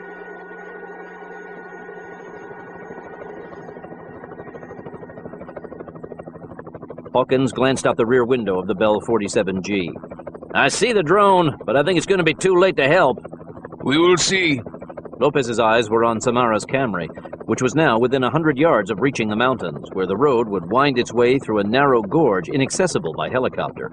The pilot was flying at full throttle as it swooped down toward the fleeing AMI agent, but as Hawkins had just told Harper, they weren't likely to catch up with the car, much less get close enough to where Hawkins could try to bring his M4 into play. I suppose we could just fly to the other side of the mountain and wait for him to come out. Lopez shook his head. He knows we are after him. Once he reaches the mountains, he'll probably abandon the car. There'll be plenty of places to hide, and with all the vegetation, we won't be able to track him by air. He could slip away before we can do a full ground search. Damn it! So close! He was watching the Camry close in on the mountains when, without warning, a 40mm conventional warhead plowed into the roadway 30 yards ahead of Samara. The explosion sent dirt and asphalt showering into the air, and through a rising cloud of smoke, Hawkins saw that the blast had left a 30-foot-wide crater blocking off the renegade agent's escape route. Oh, get back, Loretta! We got it! Foot on the brakes, Martin Samara tried to stop short of the crater, but he couldn't prevent the shrapnel-riddled Camry from skidding sideways into the raw, smoking maw. The vehicle rolled over once, then righted itself and came to rest on the far incline. Samara had wrenched his shoulder, and his forehead was bleeding where he'd struck it on the rearview mirror, but he ignored both injuries and stumbled out of the car, fueled by fear and adrenaline. He coughed his way through the smoke and crawled back up to the road. His ears were ringing, but he could still hear the sound of the helicopter overhead. He glanced up and saw it closing in on him. He reached inside his suit coat and withdrew his pistol. As he raised it and began to take aim at the chopper, however, a round from Hawkins's carbine ripped into his shoulder. Samara roared in pain and fired errantly at the chopper, then broke into a run, leaving the road and ducking into the tall grass that flanked it. It was a futile gesture, however, because as the chopper dropped lower toward him, its rotor wash flattened the grass around him, making him an easy target. Cursing, he tried again to fire at his pursuer, but another volley from the chopper, this time a 3-round burst, stitched across his midsection like jabs from a hot poker. Wincing through his pain, he weakly raised his arm and fired a few shots that glanced harmlessly off the underside of the Bell 47G's fuselage. The chopper pulled away, but Samara knew they'd be back. Damn them. They were planning to take him alive. He wasn't about to give them the satisfaction. There was only one way out. Samara drew in a deep breath, then carefully placed the barrel of his gun against the underside of his chin. He waited patiently for the chopper to appear above him, then grinned defiantly at the men staring down at him and pulled the trigger.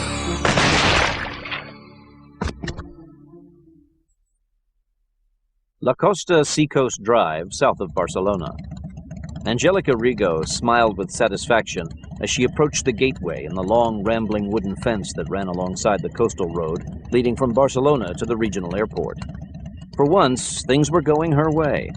Not only was the gate unlocked and unguarded, but the cattle grazing the thin strip of land between the road and cliff were also untended. This will be easier than I hoped. She let herself through the gate. Her Walther pistol was tucked away in the fanny pack strapped around her waist. Julio Christopher had suggested she get rid of the weapon, as it was now linked to the shooting of Patricia Brigada, but the weapon held too much meaning for her. Besides, even if the authorities managed to trace it to her, it wouldn't do them any good. It wasn't as if she were about to let herself be taken into custody and have the gun used as evidence against her. No, if they came after her, she would fight them to the death.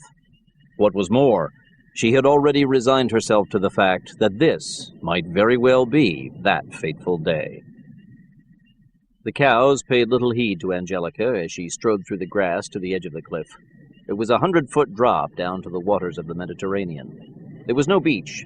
The waves slapped directly against the side of the cliff. Looking northward, Angelica could see the road stretching out for several miles, following the contour of the coastline. Opening her fanny pack, she reached past her gun for a pair of palm-sized, high-powered binoculars. She brought them to her eyes and focused down the road, watching for the first sign of the convoy bringing Javier Galato to the airport. Several minutes passed, but the only traffic she spotted was a sports car and a touring van. Angelica began to feel anxious. She checked her watch. What was taking them so long? Angelica was beginning to wonder if there had been a last-minute change in plans when she finally spotted the lead motorcycle in the convoy. It rounded the bend 2 miles away, followed a few seconds later by the unmarked car carrying Galato. Angelica quickly put away the binoculars and circled the cows, then began clapping her hands and shouting as she approached them. Come along, let's go, now! The cattle stirred, then began to move away from Angelica. She kept moving toward them, herding them toward the open gateway. She continued to shout and clap until 5 of the cows had finally ventured onto the road. She followed them, then partially closed the gate and jogged north to the nearest bend in the road.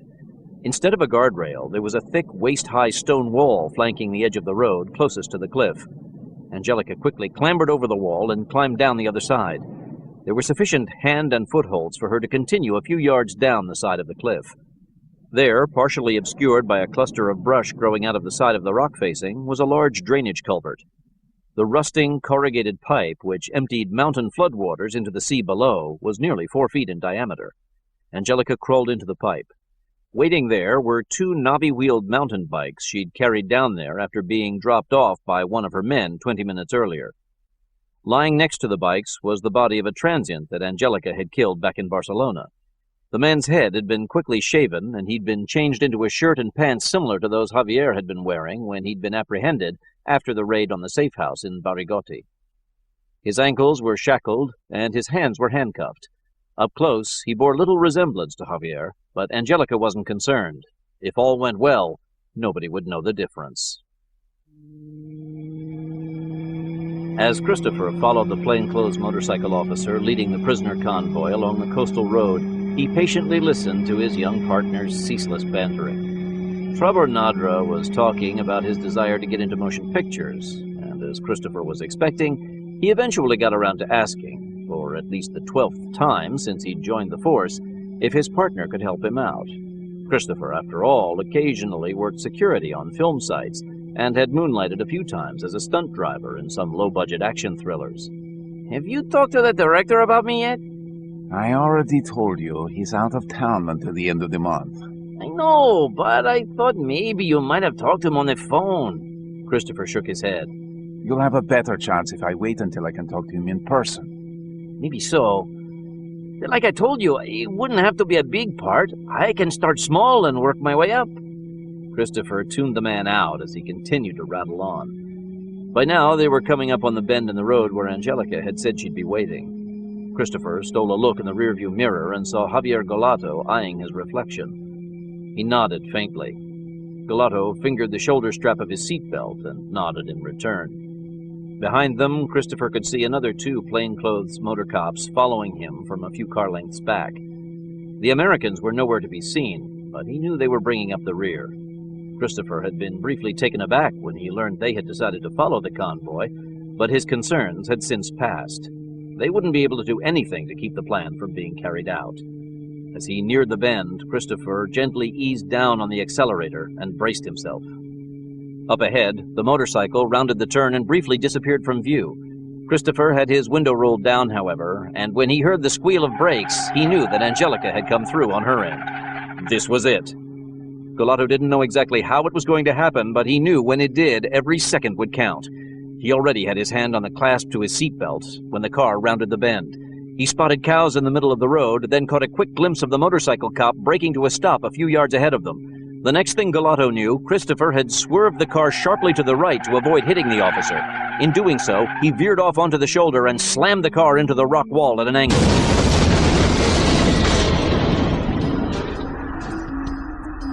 Galato was thrown forward by the impact as the front seat airbags deployed with a sound like shotgun blasts, filling the car's interior with a powdery white cloud.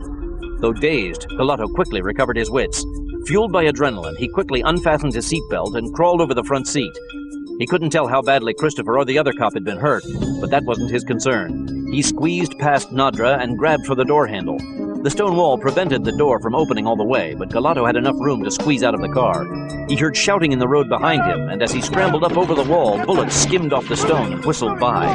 The handcuffs and shackles made the climbing difficult, but Galato managed to scale his way down the rock facing of the precipice. He'd nearly reached the culvert opening when he glanced down and saw Angelica shove the transient over the lip of the drain pipe. The body tumbled downward, striking the cliff several times before splashing into the sea. I've got you! Angelica grabbed hold of Javier's right leg and helped him into the drain pipe. There, Galato collapsed, exhausted from his ordeal. He reached into his pocket and pulled out the keys Christopher had placed under his seat, along with the note forewarning of the escape attempt. Angelica took the keys and kissed him quickly, then began to unlock Javier's shackles and handcuffs. You came through for me. Galato rubbed his wrists where the cuffs had chafed them. And I never thought I'd have a good thing to say about Christopher, but... Quiet! Angelica put a finger to Galato's lips. She had her Walther out. She reached into a tote secured to the seat of one of the mountain bikes and handed Galato a Parkerized Auto Ordnance 45 ACP. He glanced past the bikes and saw that the drainage pipe ran another 50 yards inland before opening up to daylight. There's a path there we can take, once we're sure the coast is clear. I brought along some biker gear for you to change into. Galato grinned at Angelica. I guess this makes us even, eh? I saved your life, and now you've done the same for me. Angelica smiled. We're not out of this yet.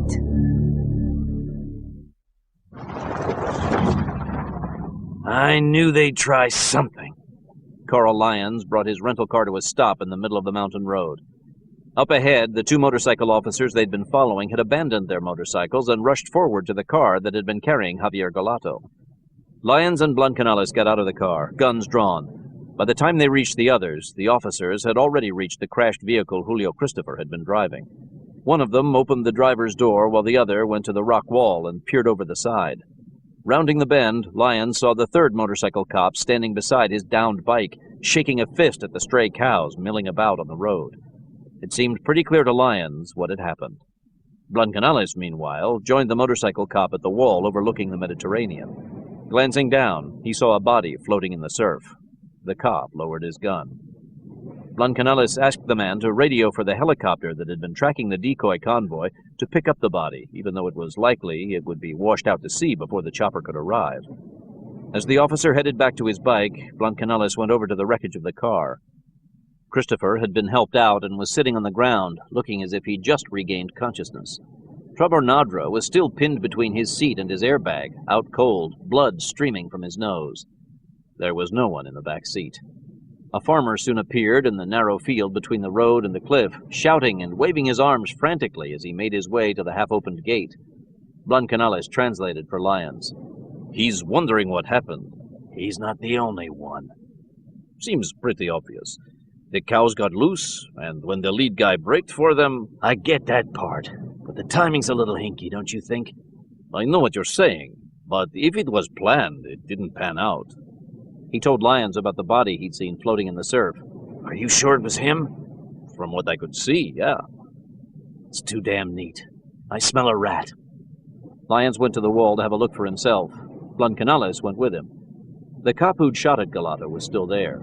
He pointed down at the surf and murmured something to Blancanales. He says the body just went under. Wonderful. Lyons leaned forward and looked down the side of the cliff. There wasn't much to see but scalloped rock and a few patches of wild brush. They were interrupted by the sounds of cursing from the other side of the car. It was Christopher. He was on his feet, waving away an officer, trying to convince him to sit back down until an ambulance arrived. Christopher kicked the side of the car angrily, still swearing.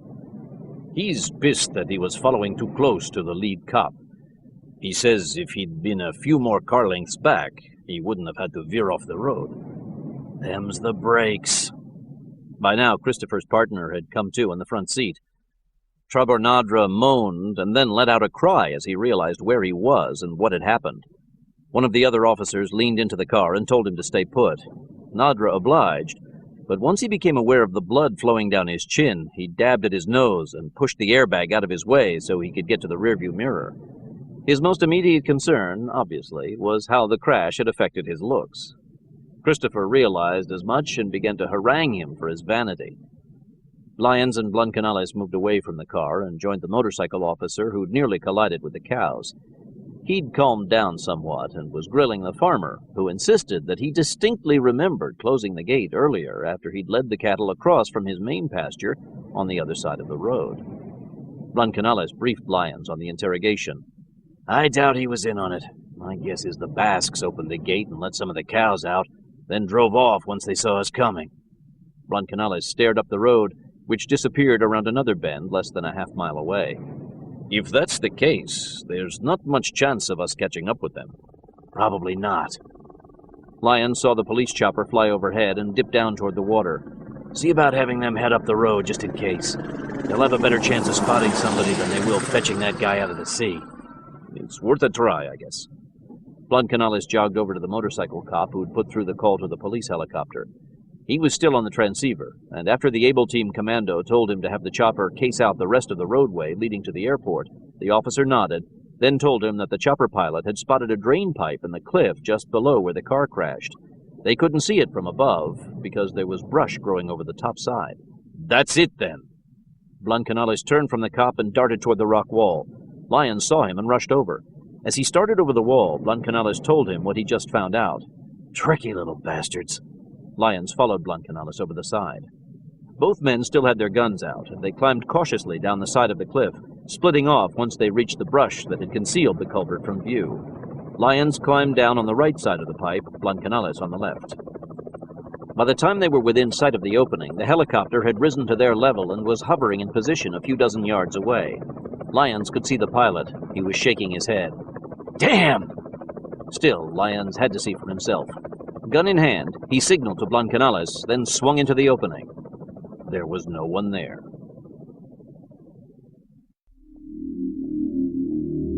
A handful of bike trails led away from the culvert. All of them were marked by recent tread marks. On the faint chance that Javier Galato was alive and had somehow managed to escape, the helicopter conducted an aerial search of the various paths. Several bikers were spotted and stopped, but none of them turned out to be the missing prisoner.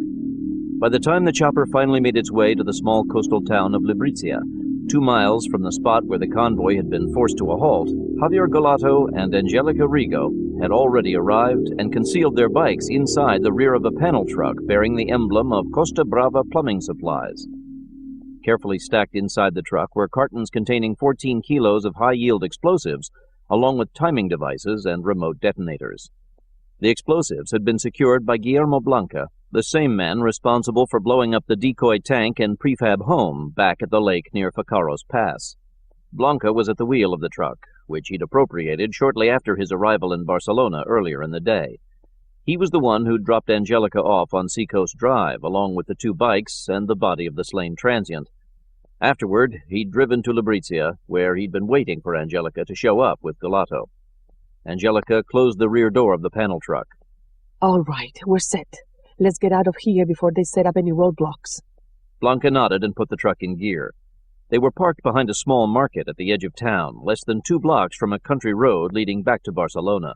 If all went well, they'd reach the capital in less than an hour.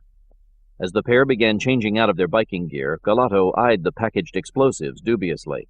It doesn't look like there's enough there to bring down the Civic Center. Blanca overheard and disagreed.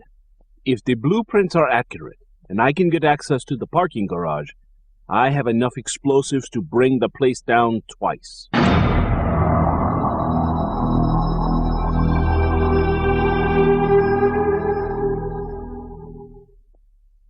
Santa Maria Regional Hospital, outskirts of Bilbao, Spain.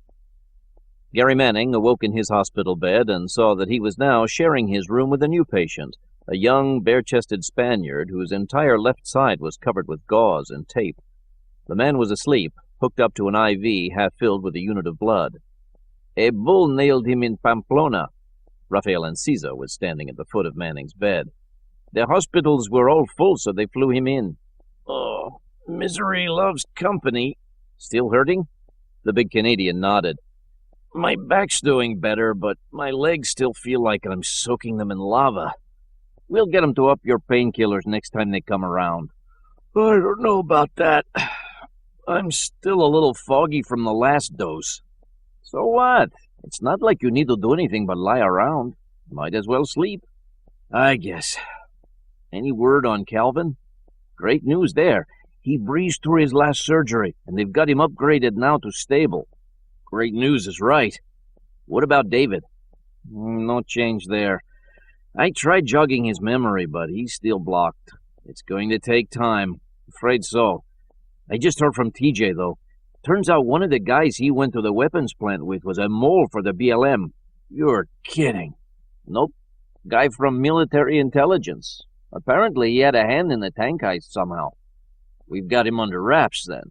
Yeah, but unfortunately the wrap's a body bag. Enciso briefly filled Manning in on the short-lived chase that had ended with Samara's suicide. TJ's stopping by on his way to Pamplona. Looks like the missing tank specialist might be holed up there. Why's TJ stopping here? To pick me up. Pick you up? What about your shoulder? Enciso shrugged, patting his sling. I've still got one arm and 2 good legs. I thought you were under orders to take it easy. Maybe so, but this Florence Nightingale routine's getting old. If you need somebody to hold your hand, there's a couple hot-looking nurses floating around. Lay on some of that Canadian charm of yours, and they might even hold more than your hand. Get out of here. Enciso unclipped his cell phone and set it on the edge of the bed. If you want to make yourself useful, go ahead and call the farm. They should be getting an update soon on what Carl and Rosario are up to in Barcelona. Maybe I'll grab a few more winks first. Good idea. I'll let you know if we turn up anything in Pamplona. Once Enciso left, Manning grabbed the remote and aimed it at a TV mounted to the ceiling across from his bed. He flipped through a few channels, but didn't see anything that interested him.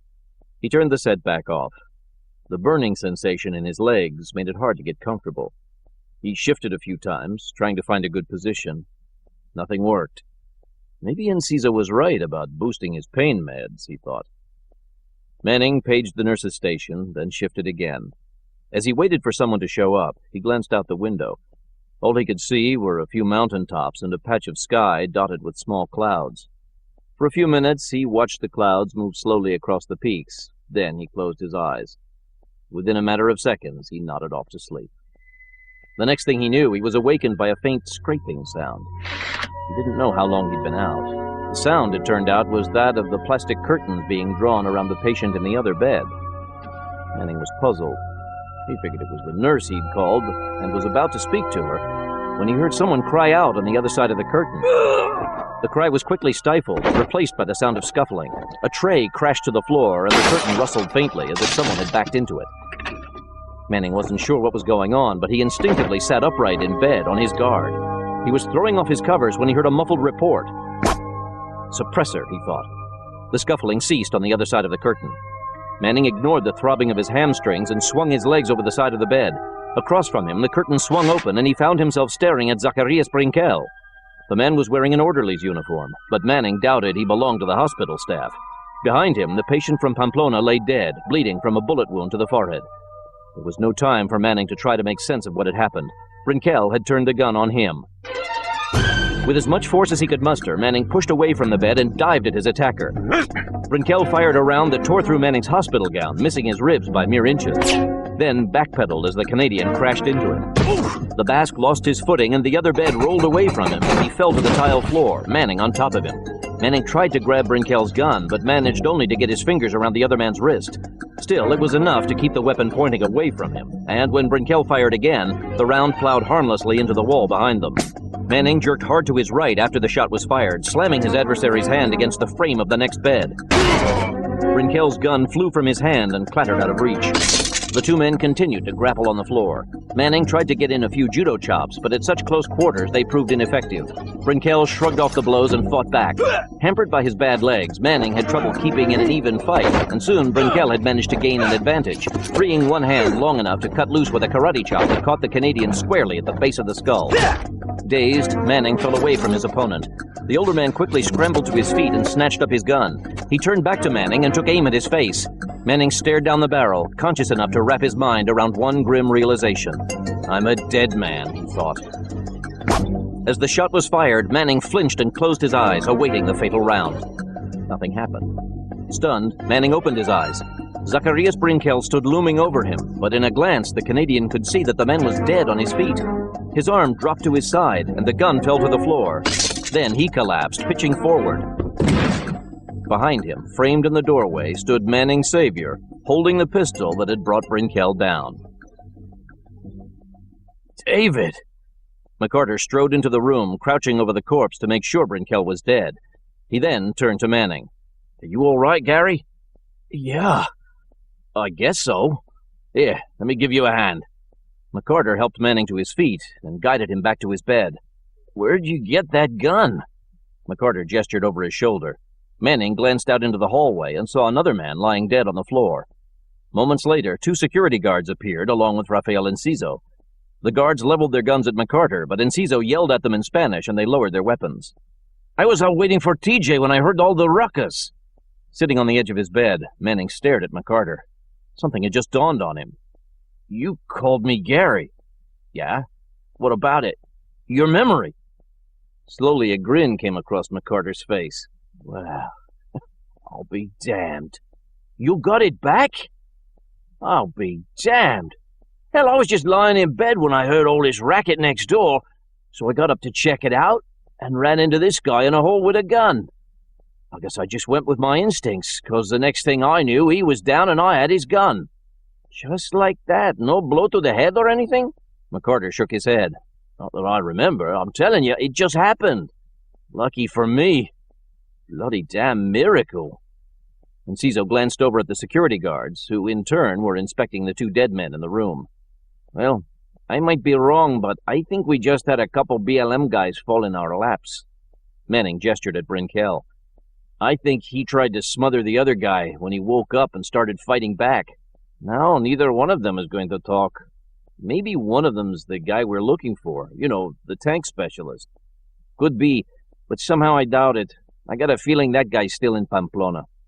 Well then, let's wrap it up here and get to Pamplona. I don't know if they're going to want to release you just like that. They'll probably want to keep you here while they run a few tests. Test my bloody arse. No way am I staying cooped up here. I'm back in business, lads.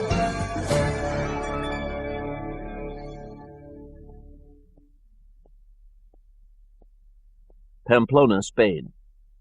Miguel Rigo checked his watch, then anxiously resumed pacing the terrace patio overlooking the city of Pamplona. He was waiting for 2 phone calls. It had been nearly an hour since Zacarias Brinquel had checked in from the parking lot at Santa Maria Hospital.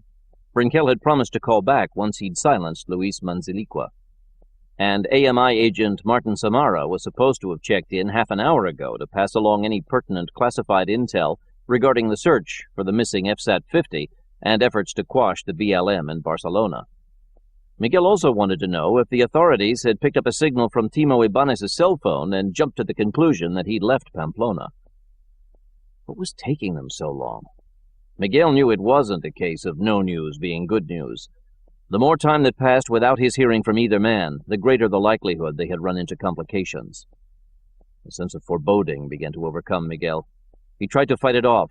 He lit a cigarette and wandered to the terrace railing. Down on the grounds, workers were screeding the concrete foundation for the guest house, ensuring that the 2 men killed earlier would remain encased in the supporting walls. Likewise, the bloodstains had been washed away from the grass and the deck around the pool, where Ibanez now sat, his back turned to Miguel, staring blankly at the water. The technician had already secured the 2 warheads for transport. They were still inside the mansion. Miguel blew smoke and shifted his gaze to the Plaza de Toros, where, in a few short hours, he was scheduled to exchange one of the warheads and schematic plans for the tank to the Iraqis in exchange for a suitcase filled with enough currency to allow the BLM to further escalate its war for independence. He knew his organization had reached a point of no return. The next few days, perhaps even the next few hours, would determine whether their cause was at long last achievable or doomed to failure. And, much as he tried to shake off his gloom, Rigo couldn't help but feel that the tide was shifting against him. Given his frame of mind, the last thing Miguel needed to see was an increased police presence at the bullfighting arena. And yet, as he stared down at the facility, he saw a procession of 5 squad cars pull into the parking lot, joining the dozen or more police vehicles already parked near the main entrance. Nerves on end, Rigo went to one of the telescopes trained on the arena and peered through the sights, shifting his view from the stands to one of the outer gates. As he feared, the police had set up metal detectors and were beginning to search those waiting in line to attend the bullfights. Further, 2 bomb-sniffing German Shepherd dogs were escorted out of one of the squad cars and led on leashes into the parking lot, where the animals began to circle the first vehicles they came across. Miguel cursed. There was no way now that he could meet the Iraqis at the stadium. The risk was too high.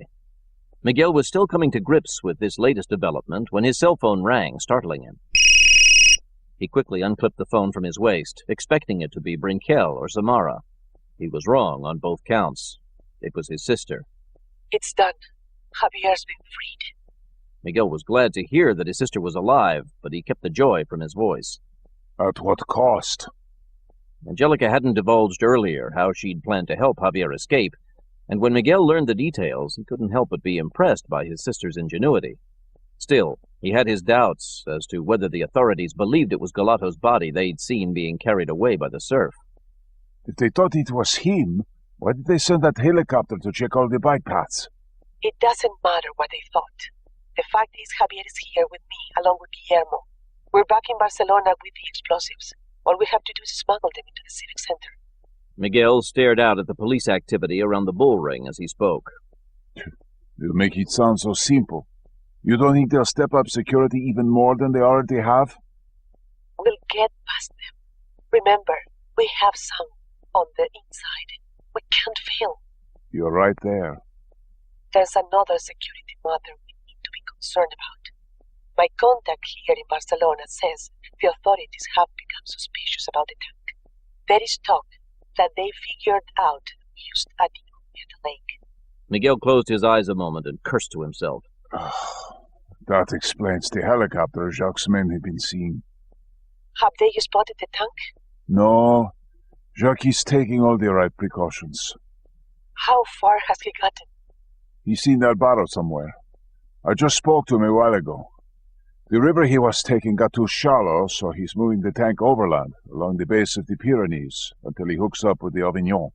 He needs to be careful. Even if he's using trees for cover, the helicopters might be equipped to pick up the tank's heat signature. Believe it or not, Jacques already came to that conclusion. That's why he's staying close to the mountains. I don't follow you. Alvaro is riddled with hot springs, remember? If he can find one that is sheltered enough, he's going to put the tank in the water and wait until dark, when the fog keeps the choppers at a distance. The hot springs will mask the tank's heat signature. How clever. Was that your idea? No. It would seem our little brother has a head on his shoulders after all.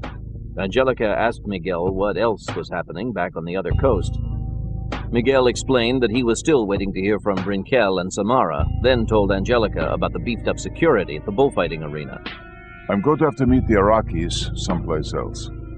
Watch your step with them. I intend to.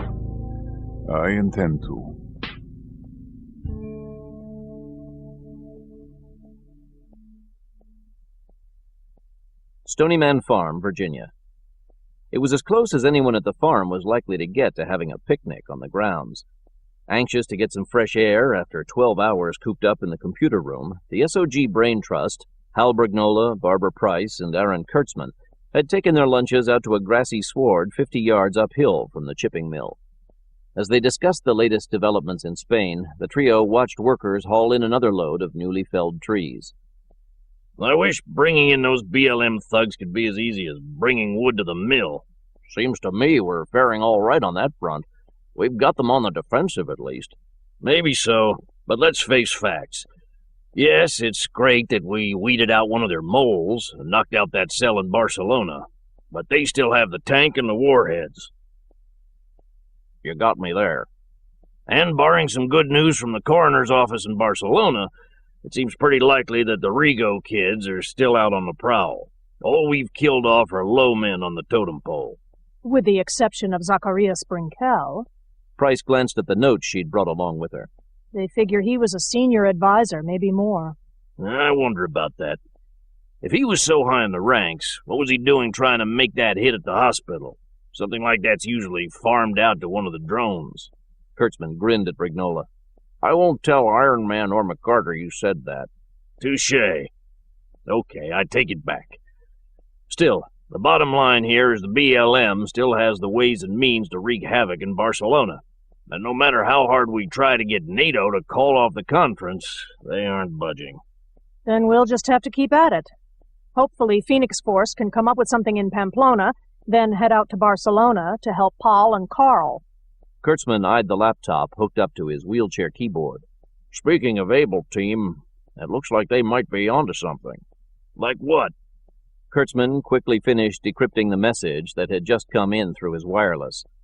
It's something from the coroner's office there. They ID'd the Rigo sister? No, nothing like that. One of the medical examiners pulled a real Sherlock Holmes when he got a look at some of the shoes they took off a few of the guys that got pulled from the rubble of that loft building. Shoes? Yeah. I know it sounds crazy, but apparently most of the shoes were caked with this reddish mud the ME says is only found along the banks of some lagoon north of the city. It's a few miles from where they found the body of the Brigada woman, but the lagoon feeds into the same river she was filming for the documentary she and her boyfriend were working on. Sherlock Holmes is right. Any mention of why the mud's red there? Mineral runoff from the mountains, but that's hardly the issue. Let's add it all up. Just before we came out here for lunch, I showed you guys that archive photo I found of the Rigo kids flashing Walther pistols like the one that killed Patricia Brigada. So let's assume one of them, probably the sister, pulled the trigger. If she was at the lagoon, along with the guys from the safe house, you have to figure Brigada and her boyfriend stumbled onto some kind of BLM activity and were killed because of it. Brignola saw what Kurtzman was leading up to. And if we're assuming they stole that tank to use on the NATO conference, it stands to reason the lagoon's some kind of staging area. And if this Angelica Rigo is still alive, odds are that's where we'll find her, or at least what's left of her crew. Works for me. Brignola turned to Kurtzman. Go ahead and have Carl and Paul move on this. Kurtzman nodded and began typing out a return message. Price and Brignola, meanwhile, fell silent and nibbled at their lunches. Downhill, the whine of lumber saws emanated from inside the chipping mill. Even though the mill was enclosed, the smell of sawdust began to carry in the light afternoon breeze. Price was finishing her sandwich when Akira Tokaido emerged from the mill and broke into a jog. He was carrying a computer printout, and as he approached, they saw his look of urgency. If that's news about the muddy shoes, we're already on it. Muddy shoes? What are you talking about? Price quickly filled him in on the latest word from Barcelona. That'll teach them not to wipe their feet. What do you have there? A wild card out of left field. You aren't going to believe it. At this point, I'd believe just about anything. It's from Stryker. Tokaido used Mac Boland's code name for most missions on behalf of the farm. He and the CIA ops he was working with just cracked that terrorist cell they were tracking in Jordan. That's good news, but how does that fit in with the situation in Spain? They got a guy into interrogation, and get this, he says the Iraqis had an agent fly into northern Spain earlier this week to meet with the BLM. They're trying to get their hands on some nukes, and maybe even this super tank. That's out of left field, all right. I don't like the sound of it. It puts everything in a whole new light. Did we get any specifics on this agent? Tokaido nodded and read from the computer sheet. Guy's name is Banja Abtaj.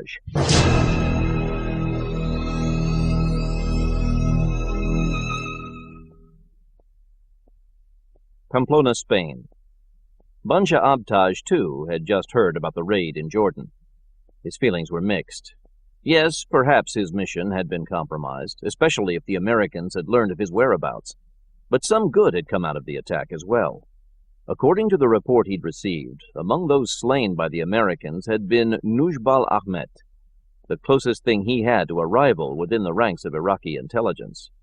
For the past 4 months, Abtaj had had to watch his back constantly while in Iraq, fearing that Ahmet would try to take him out in hopes of further solidifying his power base. Now the bastard was dead, along with his top adjuncts, and it was Abtaj whose position had been fortified.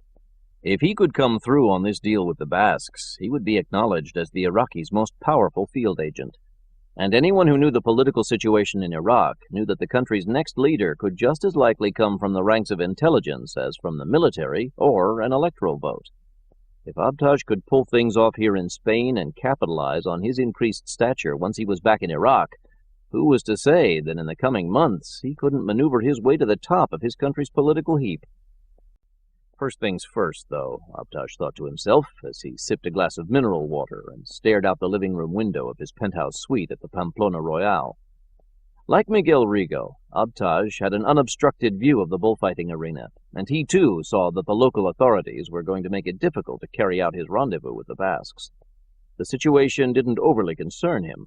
After all, their meeting point could be changed easily enough.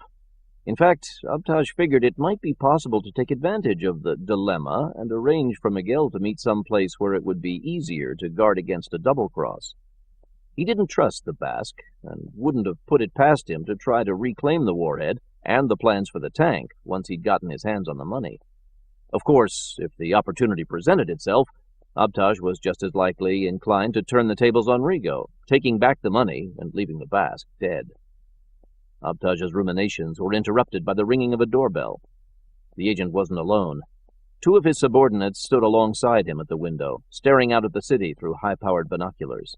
Another 2 men were stationed near the door, armed with Uzi submachine guns. One of them glanced through the peephole, then opened the door, admitting a sleek, striking woman in a designer pantsuit carrying an attaché case. With her were 2 of the men who'd accompanied Abtaj when he'd met Miguel Rigo earlier in the day. "Greetings, Reina. You have the money, I see." "Of course. It's all here." The woman set the valise on the coffee table and raised the lid. Abtaj stared at the neatly stacked rows of bound currency.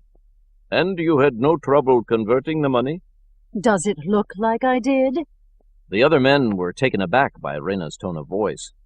It would have been anathema for any of them to address Abtaj so harshly, and this was a woman. If Abtaj had been offended, it didn't show. He smiled indulgently at the woman.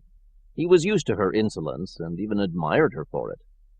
Reyna Dooley was Iraqi-born but had been raised in the United States and obviously had little use for the traditional Muslim restrictions against women. In America, she had earned a Harvard Law degree as well as a Ph.D. in business administration, and since returning to her native country, she had been instrumental in helping to finance Abtaj's operations, as well as securing the release of several of his close associates after they'd been arrested on suspicion of terrorist activity in Hamburg and Algiers.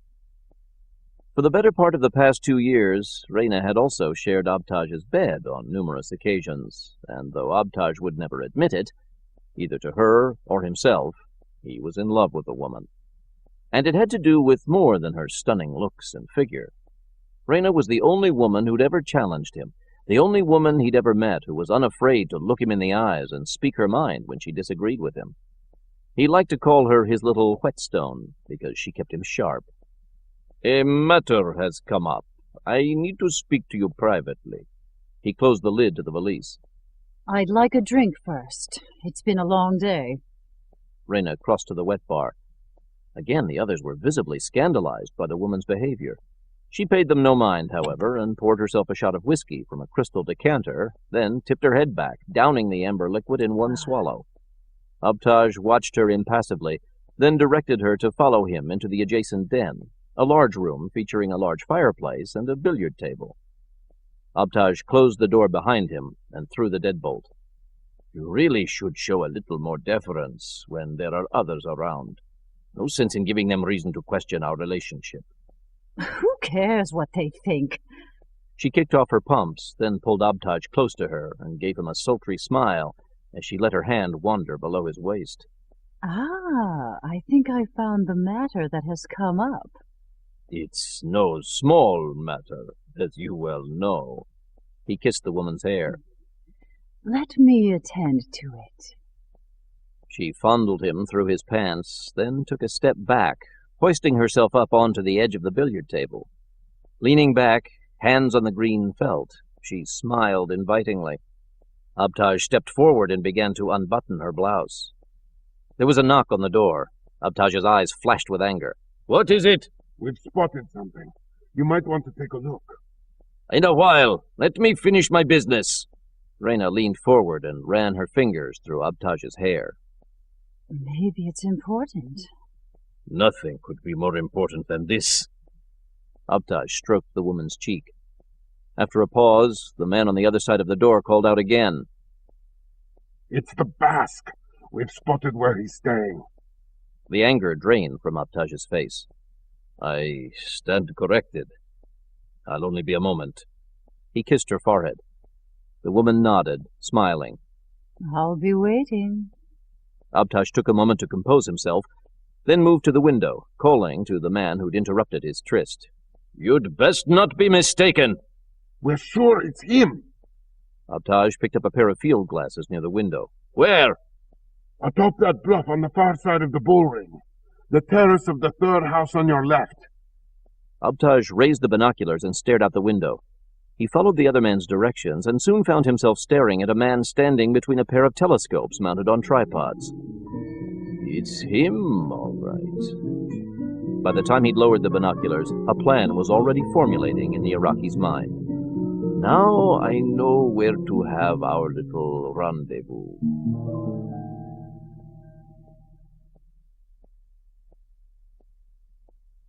Nacional Park Güell, outskirts of Barcelona, Spain.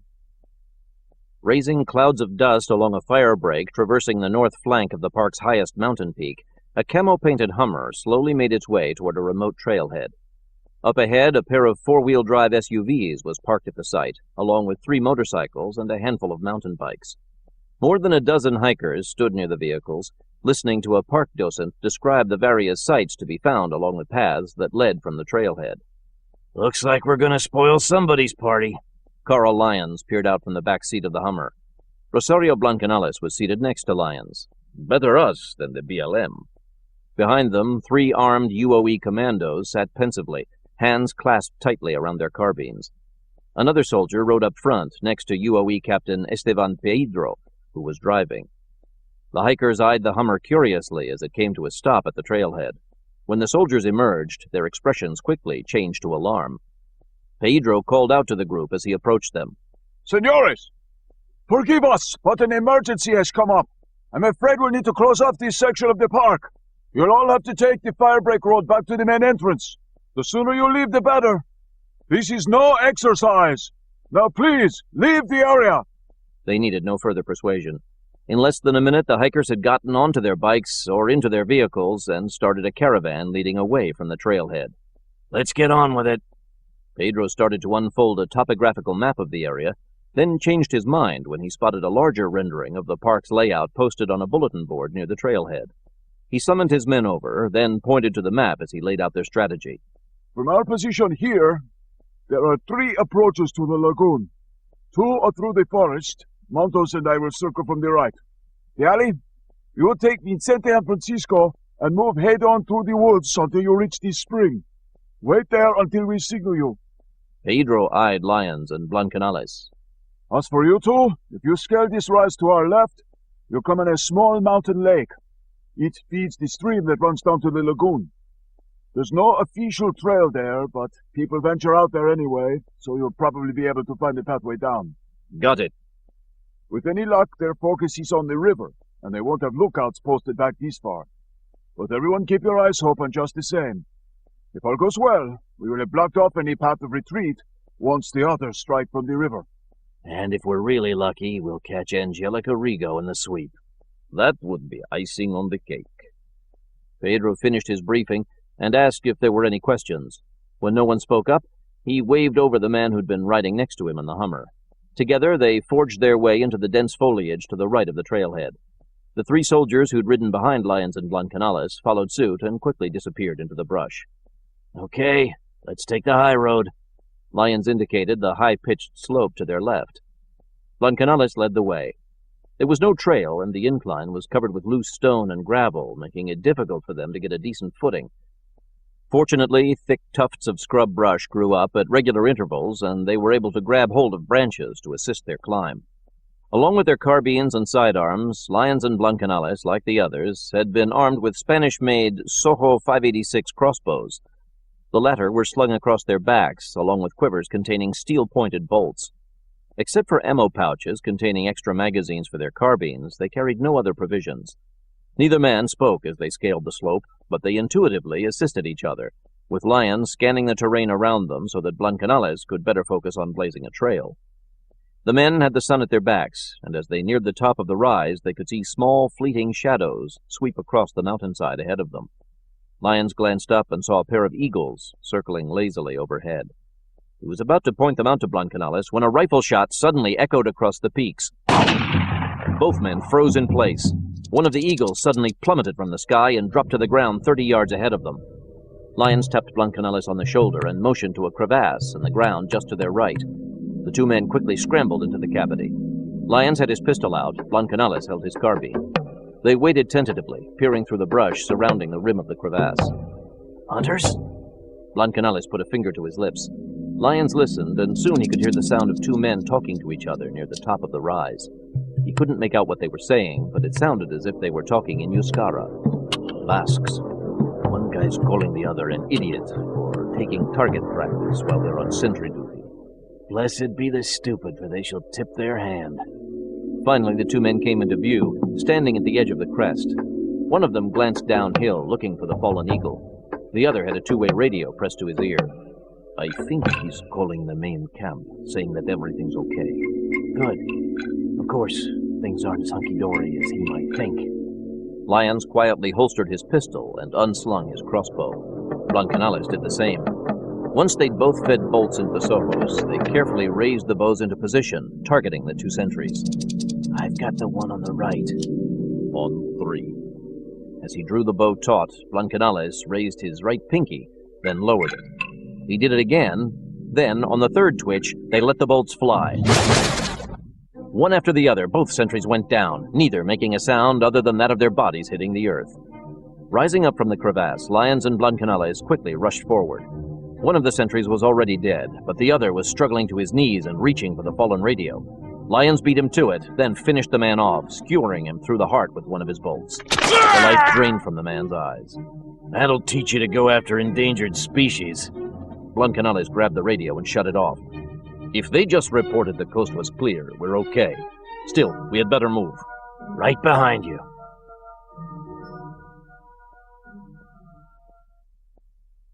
Rico Colombe, captain of the fishing boat that 2 days earlier had chanced upon Patricia Brigada and her boyfriend while running a sonar check on the Avignon River, had been left in charge of the crew readying the lagoon site for the arrival of the FSAT-50. Since part of the work crew had been killed in the raid on the BLM safe house in Barcelona, progress was slow. The embankment ramp made of lashed beach trunks was only half completed, and men were still up in the trees trying to clear out the area where the tank was to position itself for firing on the Civic Center. The work would go faster, Colombe figured, if he pulled in the handful of sentries posted around the perimeter of the site, especially now that they were dispelling their boredom by taking pot shots at birds flying overhead. Angelica had been right about these men. They were slackers and misfits, the dregs of the BLM. And now, with the separatists coming under increased fire from the enemy, recruiting fresh blood was going to be more difficult than ever. They desperately needed to pull off a major coup over the next few days, something inspiring enough to draw the interest of men who could truly help the movement. We need to get this job finished quickly. He was standing on the foredeck of his boat, which was still moored beneath the boughs of some low-hanging trees that lined the edge of the lagoon. A few yards away, one of the workers, a short, gnome-faced man named Maglio, was sharpening machetes and pruning saws. When he overheard Colombe, he glanced up. I know Angelica didn't want us to use chainsaws, but she's not here. If we went ahead and used them, we could catch up on our work. Besides, if we have sentries shooting off their guns, what's the difference? I say we use the saws and be done with it. If Angelica comes back and sees that everything is in place, she won't have anything to complain about. The other man smiled. Colombe checked his watch, then glanced up through the trees at the afternoon sun.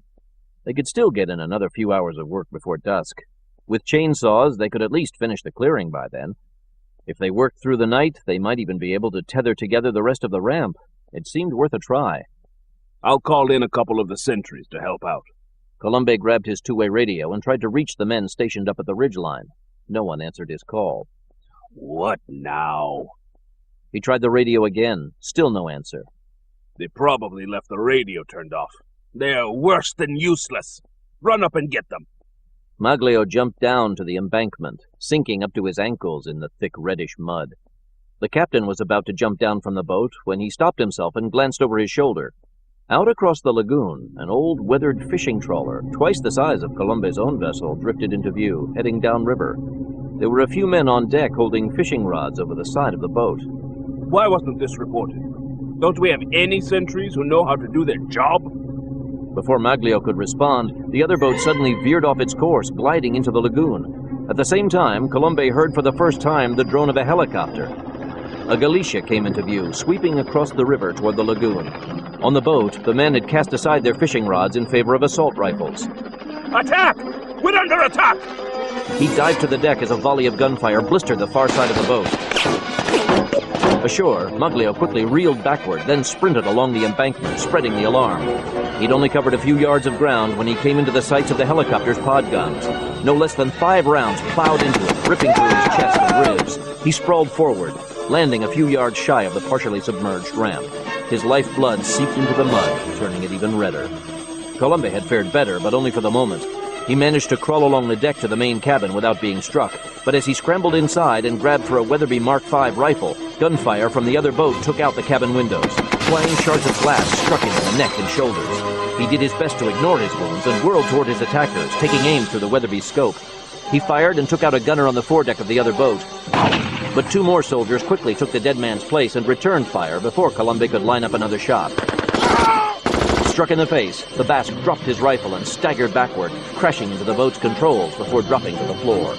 Blood streaming across his eyes, he groped blindly for the Weatherby. He managed to reach it, but his fingers went limp before they could close around the stop.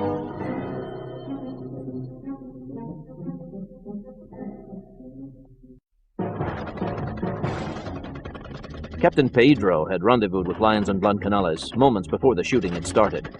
We came across the sentry too. They were positioned on an outcropping 50 yards uphill from the clearing the BLM had been carving out of the forest. The rest of the commandos were down on the ground, slowly closing in on the enemy. Now and then, Lyons and Blancanales caught a glimpse of them stealing through the brush. From their vantage point, however, the overgrowth was too dense for them to see the fighting up ahead. I don't know if we're going to pick any more of them off back here. From the sounds of it, they're making a stand where they are. Go ahead if you want. I'll stay put. A round of gunfire tore through the canopy overhead, striking him in the shoulder. Lyons tracked the direction the shot had come from and quickly returned fire with his carbine. They've got somebody up in the trees! Back up! He and Blancanales bolted upright and assisted Pedro to his feet. They retreated from the edge of the outcropping just as another burst chattered their way, glancing off the rock surface they'd just abandoned. They took cover behind the thick, gnarled trunk of an old beech tree growing from the edge of the stream that coursed past the promontory. I'm all right. Pedro grimaced, pressing a hand against his shoulder wound. Blood seeped through his fingers. Go! Finish them off. In a minute. Lyons leaned away from the trunk and fired blindly into the treetops. First, we need to get these snipers out of their roosts. Blancanales glanced up the side of the tree they were crouched behind, then slung his carbine over his shoulder and looked at Lyons. Give me a boost and I'll try to beat them at their own game. Lyons looked up, then nodded and cupped his hands together, creating a makeshift stirrup for Blancanales to step into.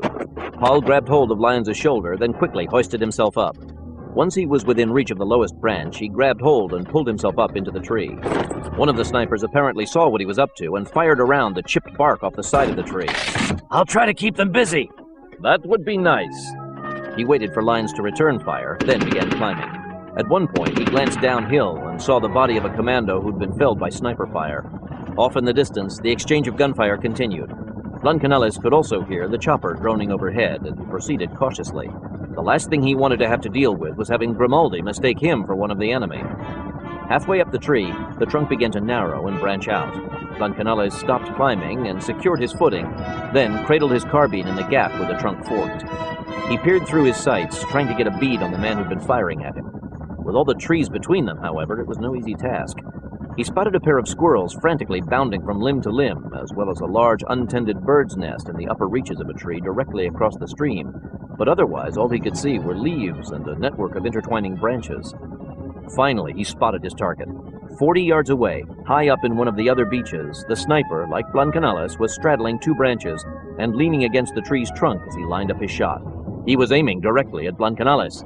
Both men fired at once. The able team warrior felt the sting of a bullet grazing his right thigh, but he ignored the wound and kept an eye on the other gunman. He wasn't sure if he'd hit him, but the man reeled back slightly and lost his footing. Flinging out one arm, he tried to grab the nearest branch for support, but came up short. The sniper's rifle dropped from his grasp as he began to fall. The branches beneath him snapped under his weight, and by the time he cleared the lowermost limb, he was falling backward, feet up over his head. His neck snapped when he hit the ground, killing him instantly. Blancanales stayed, shifting his gaze and searching the treetops for signs of another sniper. When he couldn't see one, he finally took time to inspect his wound. Ripping open his pant leg, he saw that his thigh was soaked with blood. It looked worse than it was, though. The bullet had gone clear through, striking nothing vital. All he'd have to do was stop the bleeding, and he was sure he'd be all right. Slinging his rifle back over his shoulder, Blancanales began to climb back down. Nice work! Looks like he got a piece of you, though. Just a nibble. He continued to slowly make his way down, wincing whenever his wound brushed against the trunk or one of the branches. Off near the lagoon, meanwhile, the firefight continued, punctuated now by the occasional blast of high explosives. Blancanales couldn't be sure if they were grenades or mortars, but he was concerned by how deeply the blasts were reaching into the forest. Back off, Jack. He was certain the rounds were coming from the Galicia Grimaldi was piloting. A few seconds later, the tree he was climbing quaked violently, struck by an errant shell. Blancanales managed to grab hold of the trunk and keep himself from falling, but it wasn't enough. Below him, he heard a sickening snap, and the next thing he knew, the tree was pitching violently forward, carrying him with it. The moment he'd felt the tree being struck, Carl Lyons had instinctively lunged away from the trunk, knocking Captain Pedro flat on the ground and shielding him with his body. When the trunk started to snap, splinters of wood struck his back and thighs with enough force to raise welts. When he saw the tree falling away from him, Lyons quickly scrambled to his feet, leaving Pedro to tend to himself, at least for the moment. Paul! Blancanales was still perched halfway up the toppling beach, clinging to one of the branches. Jumping clear seemed just as deadly a proposition as hanging on. Blancanales bent to a crouch. A split second before the tree hit the water, Blancanales lunged outward, trying to leap clear. He managed to prevent himself from being impaled on one of the larger branches, but there was no way he could avoid landing in the stream, which at this point was more of a rapids. He disappeared briefly below the waterline, then surfaced for a moment, just long enough for Lyons to see that he'd been knocked unconscious. The current snatched him up and began to carry him along like so much flotsam. Son of a bitch! Lyons knew that if he didn't get to Blancanellis quickly, the man would either drown or wind up being battered against the huge boulders that rose from the deep stream at irregular intervals, breaking the river's flow. There was no easy way down to the stream, however. The safest way would have been to backtrack to the base of the outcropping, then crawl down to level ground. But there was no time for that. Instead, Lyons opted for the most direct approach.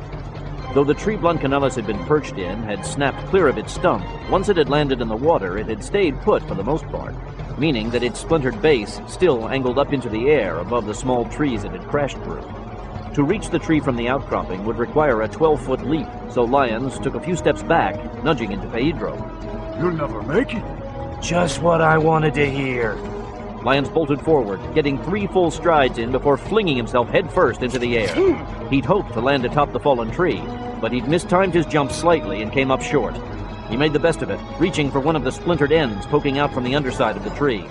He managed to grab hold long enough to swing his legs out under him so that when he let go, he landed at the edge of the stream feet first. Without hesitation, he went with his momentum and threw himself into the water. The stream was cold, so cold that by the time he surfaced, Lyons could already feel his fingertips beginning to go numb. He figured that was the least of his problems. He sputtered, treading water and letting the current drag him along as he tried to spot Blancanellis. There was no sign of him. Damn! There was nothing for Lyons to do but start swimming toward where he'd last seen his partner. He plied his way through the water with broad strokes, twisting his body whenever he came upon one of the boulders. For every one he managed to avoid, however, there were 2 that he bounded off. He felt as if he were swimming through a gauntlet and being struck from either side by a sledgehammer. He continued to keep an eye open for Blancanellis, but the farther he was dragged along the watery obstacle course, the more his hopes faded. Worse yet, he could feel his arms and legs going numb on him as well. If he stayed in the water much longer, he wasn't going to get out alive either. Then, after glancing off a final set of boulders, Lyons suddenly felt himself dropping as if the stream had suddenly been pulled out from underneath him. He was being swept over a waterfall. Lyons assumed it was all over for him. There was no sensation of seeing his life passing before his eyes, however, no glimpse of white light from some mysterious other side. In fact, there was little time for any kind of reaction, because just as suddenly as he found himself being carried over the side of the waterfall, his would-be death ride came to an abrupt end as he was deposited into a deep pool of water a mere dozen yards below the rim of the fall. The water was a few degrees warmer, and the reddish taint was diluted by runoff from the Avignon River. Once he surfaced and blinked his eyes clear, Lyons realized he'd landed in the northernmost edge of the lagoon. After drawing in a few breaths, he swam clear of the falls and began looking around for Blancanellis. A small peninsula jutted into the lagoon, blocking his view of the combat zone, but from what he could hear, it seemed the firefight was drawing to a close. There were intermittent bursts of gunfire, but the only other sound was that of the helicopter. It was hidden from view by trees growing up from the peninsula, but Lyons could tell it was close by. The water got warmer the farther he swam from the waterfall, and the numbness began to fade from his arms and legs. Not that he noticed. He scanned the surface of the lagoon for his partner, but all he could see were floating branches and other bits of debris carried down by the stream. A pang of dread began to gnaw at him, and when he finally spotted a body floating face down a dozen yards to his left, the pang gave way to a sudden feeling of emptiness. God damn it, Paul! He furiously stroked his way toward the body. Damn it, it wasn't right, Lyons thought to himself bitterly. All these years of facing up to the enemy and living to tell the tale, and now Blancanellis had been brought down by his own side. It just wasn't right. Once he reached the body, Lyons reached out and started to turn the drowned man over. Even before he got a look at the face, Lyons took note of the man's clothing and felt a stirring of renewed hope. One glimpse at the bluing features of the dead man, and Lyons' hope turned to relief and guarded euphoria. It wasn't Blancanellis. The dead man was a Basque. He'd been shot twice through the chest.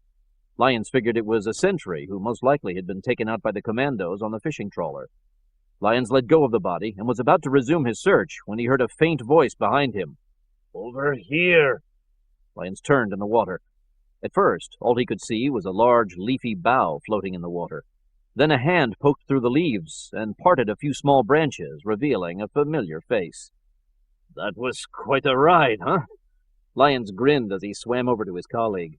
Blancanellis was clinging to the bow with one hand. Damn! Am I ever glad to see that ugly mug of yours? I thought you were a goner. You and me both. I blanked out for a second, and when I came to, here I was, in this oversized bathtub. Yeah, well, I think we're soaked enough. Let's get the hell out of here and help them wrap up the party. Gladly. The men pushed away from the bow and wearily swam toward the nearest embankment. Once they reached land, the men straggled up through the red mud, then collapsed, exhausted. The last few gunshots sounded through the forest across from them, then gave way to the throb of the helicopter. Finally, the men caught a glimpse of the Galicia. It swept out over the river, then turned and started toward them. Oh, shit. Not again. Blancanellis slowly rose to his feet and waved his arms over his head. Open your eyes, Jack. It's us. The chopper swooped down, fanning the surface of the lagoon as it bore down on Lyons and Blancanellis. The men stared at the cockpit windshield. Sunlight glanced off the glass, however, and they weren't able to see if Grimaldi had recognized them. Then the aircraft pivoted sideways, giving Lyons and Blancanellis a view of the rear cabin. Lyons recognized Pedro poised in the open doorway, holding a gauze patch to his wounded shoulder. I was hoping we'd find you here.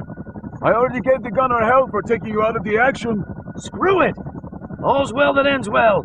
Just set that whirlybird down so we can get out of here.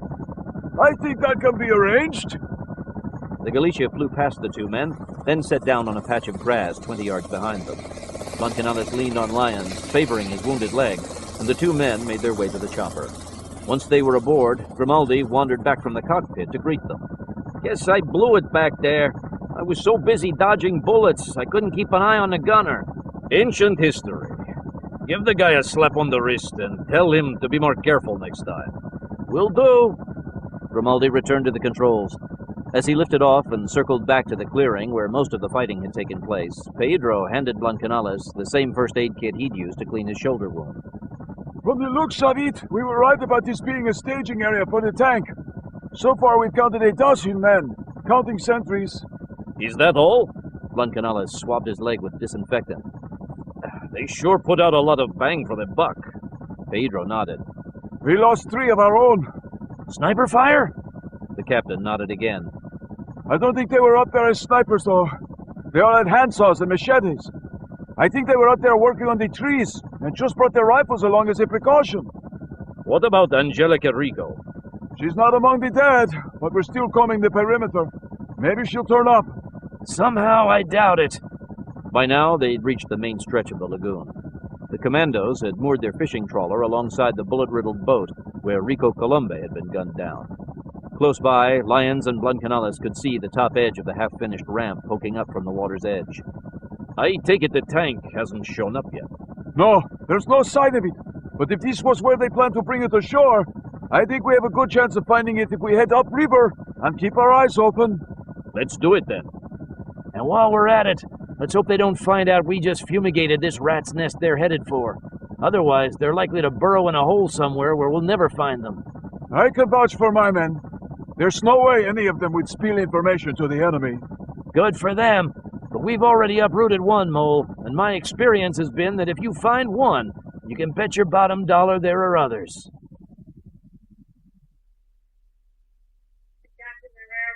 Barcelona, Spain. When the doctor was finished with him, Christopher set the painkiller prescription on his hospital bed while he changed into his street clothes. It wasn't only his head that hurt. He'd banged his knees on the dashboard when he'd driven the patrol car into the guard wall on the Seacoast Drive, and the outward force of the airbag had left him with bruised ribs.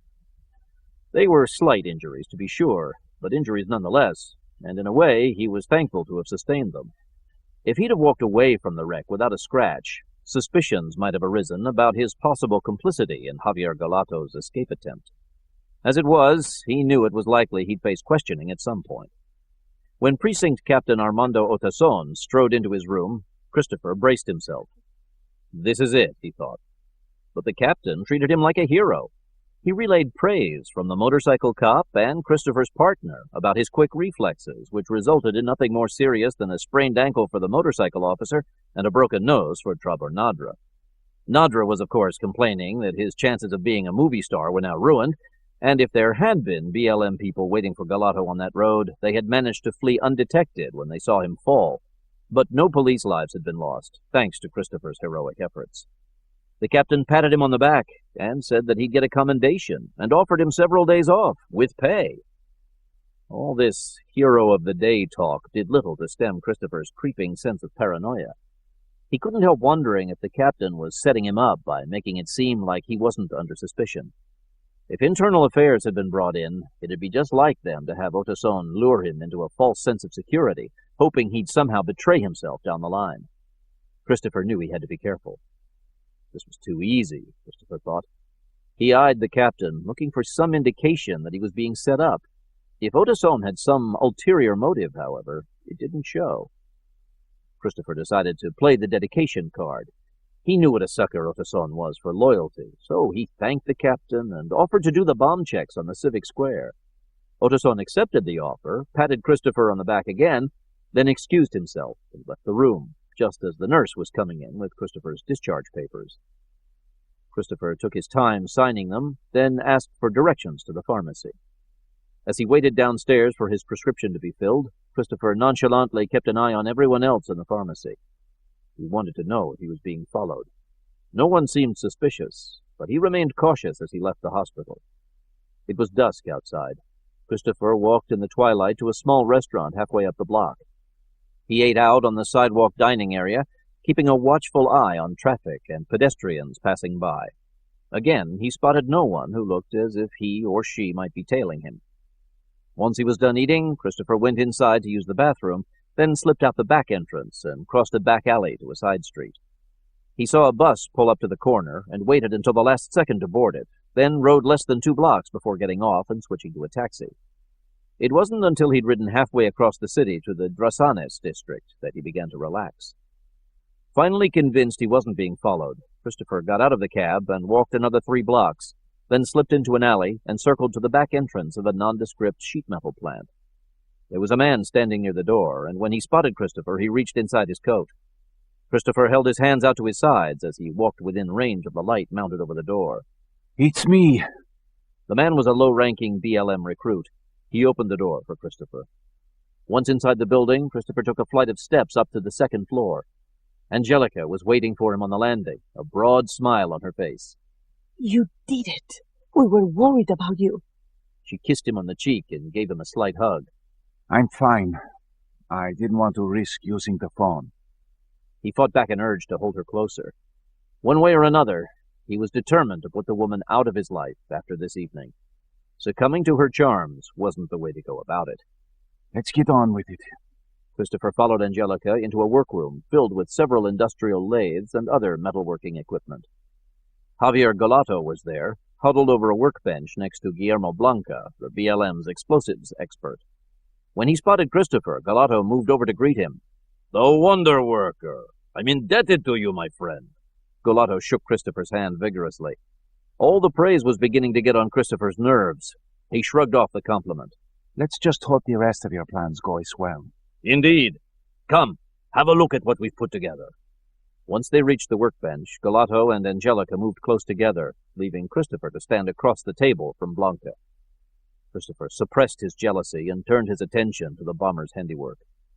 Blanca had housed slabs of C5 plastic explosive inside 8 different tray-like sheet metal compartments, each the size of an attaché case. The slabs in each compartment were connected by wiring to 2 separate detonators. One featured an LED timer, the other a small transceiver. The casings are the same dimensions as these power boxes. Blanca pointed out Polaroid snapshots Christopher had taken of the receptacles positioned on each level of the Civic Square's underground garage. I'll have them rigged with adhesives, so you only have to press them into position on the backside. They'll be out of sight, but if anyone happens to see them, they'll look like part of the whole unit.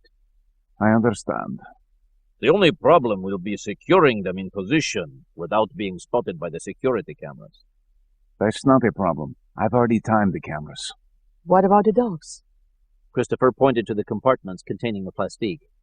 The dogs will be sniffing for what I tell them to sniff for. They'll ignore these. Good. If all goes well, the timers will set off the bombs just as the conference is about to open. If for some reason we need to change the time or detonate them earlier, we can do it by remote. And you're sure these things will bring the whole place down? Blanca nodded, then unfolded one of the blueprints Christopher had delivered to Angelica earlier in the day. He pointed to the diagram as he spoke. They'll weaken these key supports, and the 2 charges set here will set off the main gas line. That will be the coup de grace. And where does the tank come in? Golato and Angelica exchanged a look. You haven't heard? Heard what? They raided the site we had hoped to fire the tank from. That is no longer an option. Fortunately, we likely won't need it. Even if the square doesn't implode on itself, there will be enough casualties for us to declare victory. Christopher was confused. Then you went to all the trouble of stealing the tank for nothing? It was an insurance policy, and even if we can't use it here, we will still be able to cash it in. Alvaro Hot Springs, Pyrenees Mountains, Spain. Salvador Jobe and Jacques Rigaud stood at the edge of the steaming hot springs they'd driven the FSAT-50 into more than 2 hours earlier. It looked like they had outfoxed themselves. As brilliant as Jacques' strategy for concealing the tank had seemed at the time, there was a variable both he and the engineers who'd helped Timo Ibanez design the FSAT-50 had failed to take into consideration. At least 2 of the seals meant to waterproof the drivetrain and engine compartment had been unable to withstand the temperature of the hot springs, and when dusk approached and Jacques decided they should resume their cross-country trek, it had become clear that the damage was worse than anticipated. The drivetrain in particular had been rendered inoperative, preventing the FSAT from making use of its treads. In short, the tank was stuck. Once Jobe and the backup troops had arrived in the FAM truck, they had helped Jacques and Geraldo Carrion try any number of ways to wrest the tank from the hot springs, everything from running a tow line to the truck to filling the ballast holds in hopes of getting it to float, but nothing had worked.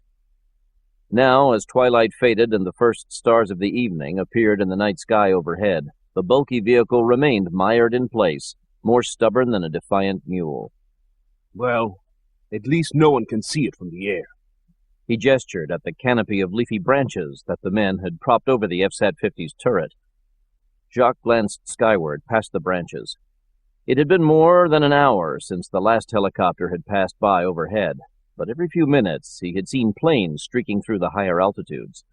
So far, the planes had all been passenger jets, bound from Paris to Barcelona, no doubt. But he figured that eventually some surveillance aircraft would come along the same air route and sniff them out, provided the enemy's spy satellites didn't beat them to it. But we can't just stay here and wait for them to find us. They still had the truck, parked up the hill from the hot springs. They could make a run for it if they were spotted, but to Jacques the idea of leaving the tank behind was out of the question. And if it was the last thing he ever did, he was going to figure a way to haul it out of the springs and get it running. A tow truck with a winch might work. We could take the truck back to the main road and pretend it stopped running. If we could reach someone by phone, hopefully we could get them to send the biggest tow truck they have. Take a few men and see what you can do. Jobe left Jacques and wandered over to a small clearing next to a stand of nearby trees. Most of the other men were sprawled out on the grass. Some were eating rations while others slept. Jobe was rounding up a crew when the FSAT-50's main hatch door swung open. Jacques turned to the tank and saw Geraldo Carrion rise into view, pushing aside a few of the tree limbs obstructing his way. For the past hour, he'd been cooped up inside the tank, trying to figure a way to access the drivetrain compartment without flooding the cabin. So far, he'd had no luck. All he had to show for his labors was a face full of grease and sweat. He called out to Jacques. "A call from your brother. He says it's important." Jacques' stomach nodded as he kicked off his boots and waded into the steaming water. Once he reached the tank, he clambered up to the turret and took the radio phone from Carrion. "Take a break and go get something to eat." Carrion gladly abandoned the tank, leaving Jacques alone to talk with his brother. Miguel's first words were ominous. Geraldo says you've run into some kind of problem with the tank. Jacques was furious. He sighed with resignation. There seemed little point in lying, so he warily passed along the news about the tank. You stupid on you! Miguel was shouting so loud, Jacques finally held the headset away from his ear and waited until his brother had calmed down. Stupid fucking fool, you idiot! There was no way we could have known. You thought it was a good idea yourself when I first mentioned it to you. There was a pause on the line. What's Stony done? And if it's any consolation, you're not the only one who's run into problems. Someone has cast the evil eye on us. What do you mean? I mean, it doesn't really matter anymore whether you can get the tank running. Jacques listened with growing alarm as his brother brought him up to date on the spate of setbacks the BLM had suffered the past few hours.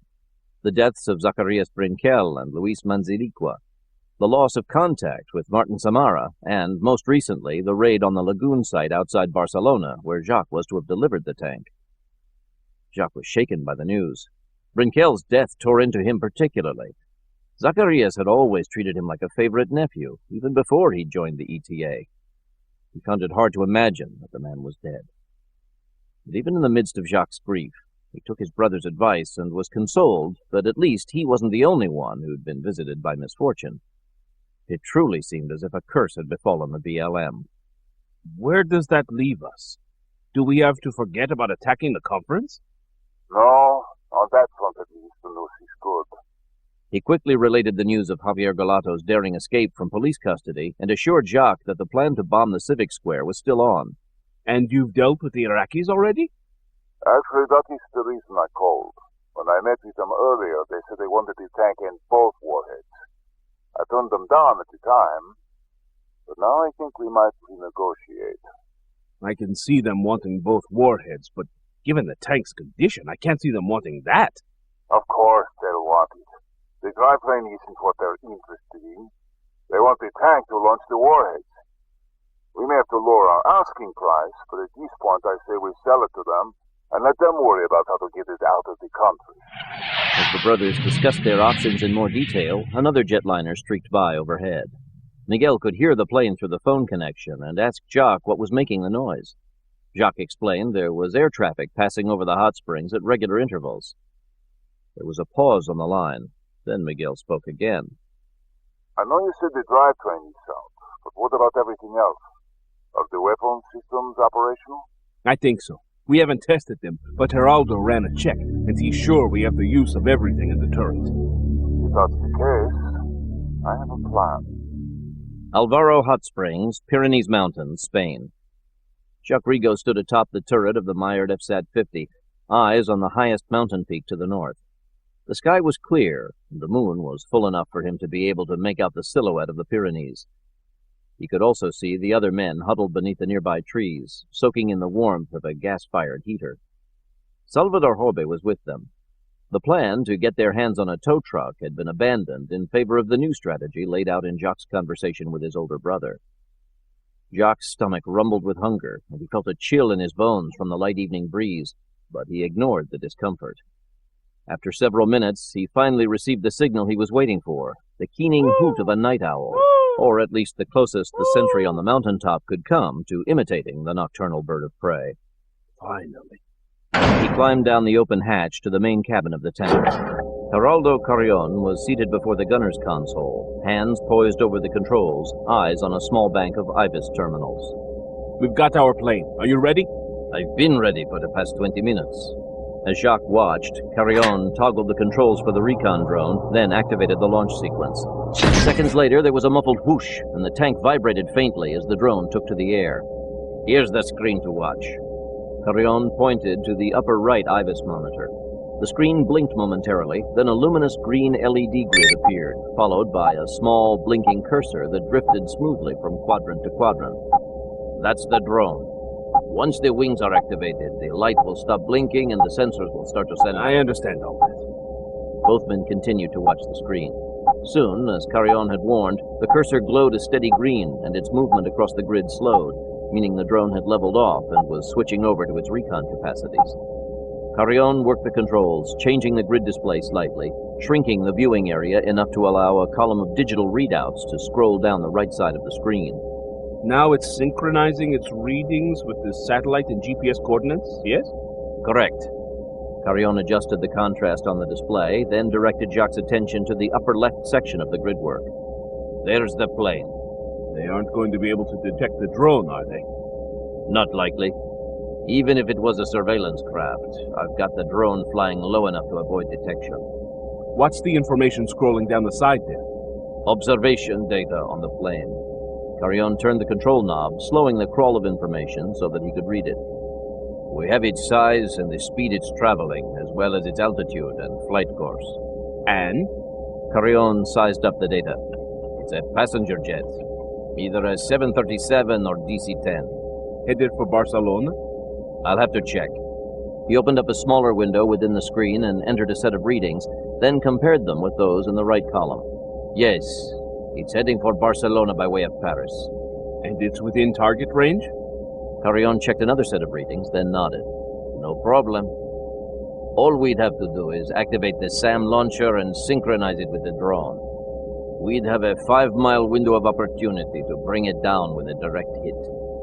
Jacques was elated. He put both hands on Carrion's shoulders and shook him slightly. You've done well, Geraldo. Carrion grinned, but was cautious. You can congratulate me once we've brought a plane down. Soon enough. For now, though, go ahead and recall the drone. The downing of the plane tomorrow morning would coincide with the opening session of the NATO conference, and once the news spread, there would undoubtedly be a period of mass confusion at the meeting hall as the authorities tried to grasp what had happened and decide on a course of action. It would be during that interlude that the bombs would go off inside the Civic Square's underground garage. By the time the dust settled, not just Spain, but the entire world would be forced to realize the BLM wasn't going to back down until its demands were met. And Jacques would have played a major role in the show of force. People would now have to utter his name in the same breath as those of Miguel and Angelica. This will be it. My time has come. Pamplona, Spain. Bancha Abtaj gently pulled himself off Reina Dooley, pausing to kiss her naked breasts before climbing down from the billiard table. Yeah, you are a goddess. Julie smiled. And you are my big, strong bull. I'll take that as a compliment, even if they kill the bulls around here. Abtaj reached for his clothes. That won't happen to you, at least not by my hand. Abtaj quickly dressed, then strode to the window and parted the curtains. Through the glass, he could see people celebrating beneath the streetlights, and when he opened the window, he could hear their revelry. A few blocks away, at the Plaza de Toros, the bullfights were underway and the stadium was packed. As the Iraqi took it all in, Reina came up behind him and wrapped her arms around his chest, kissing his neck. I suppose it's time for me to go. Abtaj nodded and turned to face the woman. You might want to put some clothes on first. I thought you wanted me to cause a distraction. Not until you reach the stadium. Walk out of the hotel looking like that. You'd never make it that far. He kissed her. I don't like the idea of those heathens laying a hand on you. You want me all to yourself? Abtaj shrugged. Who could blame me? Now, hurry and get dressed. I need to check on the other arrangements. Abtaj finished buttoning his shirt on his way out of the den. 2 men were still standing vigil before the living room window, eyeing the Dupentiès estate through their binoculars. The others were busy changing into brightly colored costumes like those worn by the celebrants in the street. They'd also gotten their hands on several large papier-mâché masks and the same sort of horse costumes Miguel had seen men parading around in earlier in the day. Using duct tape, the men were securing Uzis and MP5 submachine guns inside the facades. Additionally, there were more than a dozen hand grenades set out on the coffee table. They, too, would be concealed inside the costumes before the men set out from the hotel. Abtaj checked his watch. We'll leave in 10 minutes. One of the men nodded and pointed to the sofa beside him. Abtaj eyed the Santa Fermin costume and oversized headpiece bearing the likeness of the city's patron saint. How ironic, he thought. That morning he'd been spooked by the sight of all the Santa Fermins roaming the streets. Now he would be one of them. The Iraqi took a colorful robe from the sofa and was pulling it on over his street clothes when his cell phone rang, startling him. He wasn't expecting any calls. He quickly grabbed the phone. The call was from Miguel Rigo. There has been a change in plans. The Iraqi was at first taken aback, concerned that his own plans would now be thrown into disarray. But as Miguel explained the situation, the Iraqi smiled to himself. Things couldn't be working out better.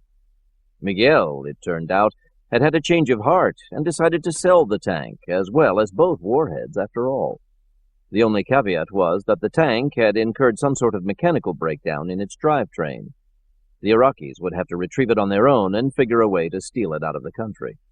How can we be sure there is only a problem with the tank's mobility? We are arranging a demonstration. Explain. Turn on your television tomorrow morning and watch the news. You'll see what the tank is capable of. What are you planning? You'll see. Afterward, we can meet.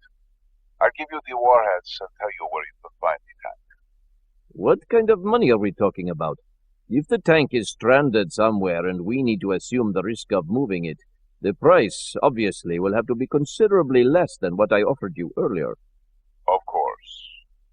The two men bartered briefly over the phone before settling on a price. Abtaj, however, was still wary that Rigo and his men might leave the safe house, thwarting his plan. He needed some assurance they would stay put, at least for the next hour. We'll meet here in Pamplona to conclude the deal, yes? I'll need to make the arrangements to secure the rest of the money, and I would prefer to have it delivered here, where I'm staying. That is not a problem. Good. Now, what time in the morning should I be watching for this news? 9 o'clock. And I have a feeling you will be able to turn to any channel and see what has happened. I'm looking forward to it. The Iraqi ended the call, then slipped the phone back inside its holder and turned to the other men who were eyeing him expectantly. Let's go. I think the festivities here are in need of some more fireworks.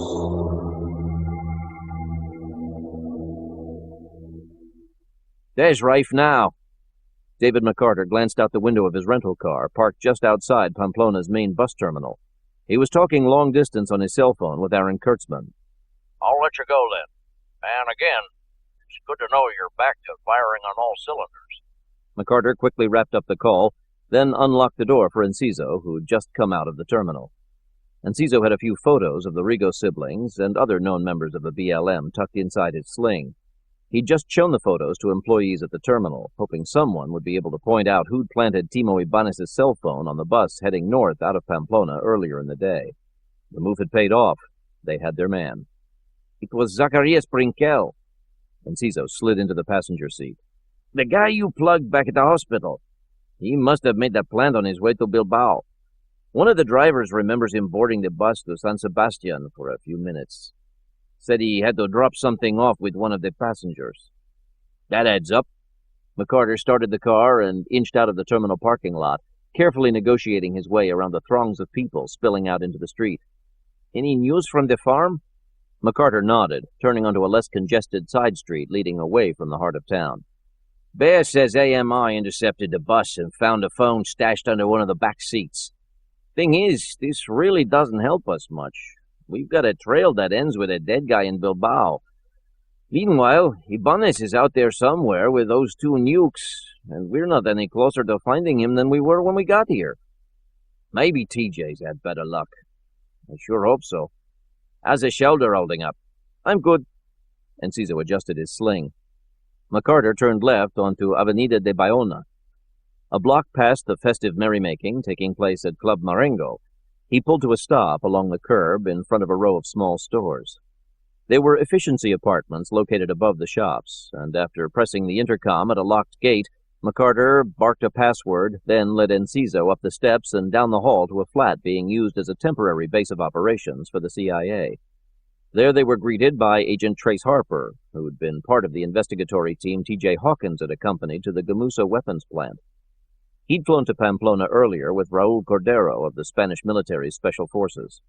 Cordero was inside the apartment as well, on the phone with one of his contacts. He nodded to McCarter and Enciso and continued his call. When he was finished, the men from Phoenix Force relayed the information about the planting of Ibanez's cell phone. Harper told them he had something on Guillermo Blanca, the explosives expert. He led McCarter and Enciso to the kitchen area and grabbed a sheet containing the same headshots Enciso had shown around the bus terminal.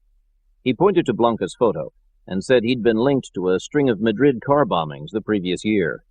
Blanca's explosive of choice was C5, the same type they turned up while dragging the lake in search of the tank. An informant had told them that Blanca had acquired a few crates of C5 and some detonators a week ago. He couldn't have used all of it on the explosion of the tank and the prefab, so there had to be an additional target, most likely in Barcelona.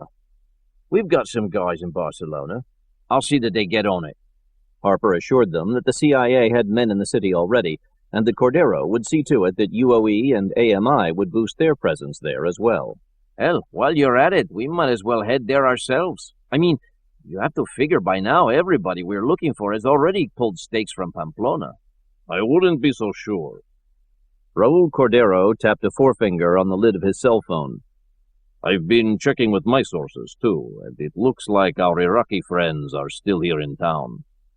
I'm not certain, but there was a major cash conversion at the Banco de Lozano this afternoon. Roughly the equivalent of $2 million in Iraqi currency converted into euros. Down payment on a tank and a few warheads? A fair assumption, especially if you consider that the woman who made the transaction turns out to be a known associate of Bansha Abtaj. And they just let her waltz out with the money? Cordero shrugged.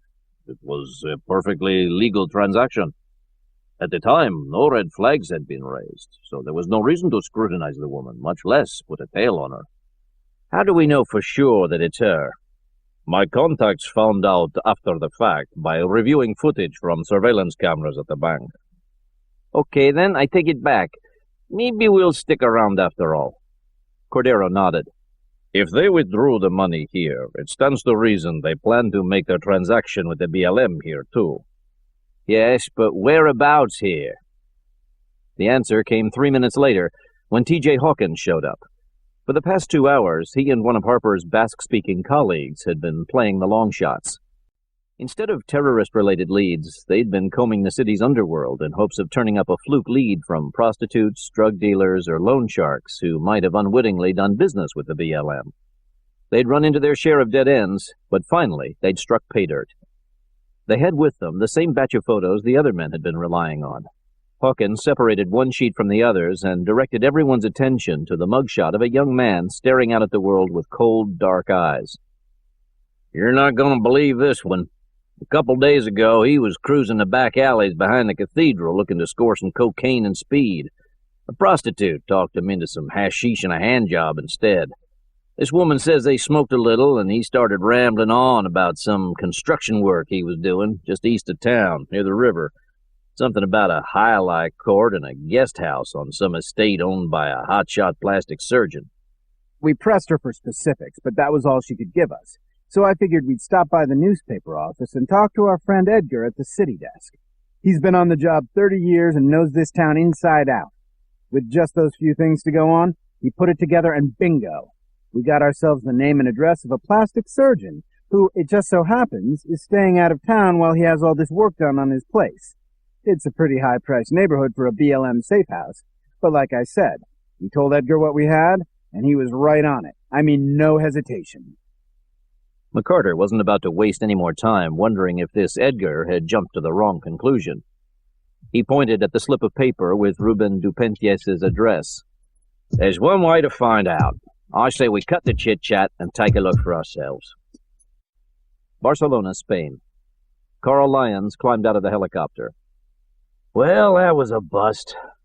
He, Rosario Blancanales, and Jack Grimaldi had just spent 2 hours flying up one side of the Avignon River and down the other, looking for the missing FSAT-50.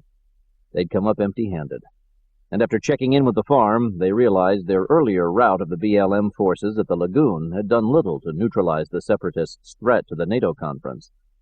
Following Lyons out of the chopper, Blancanales summed things up in a nutshell.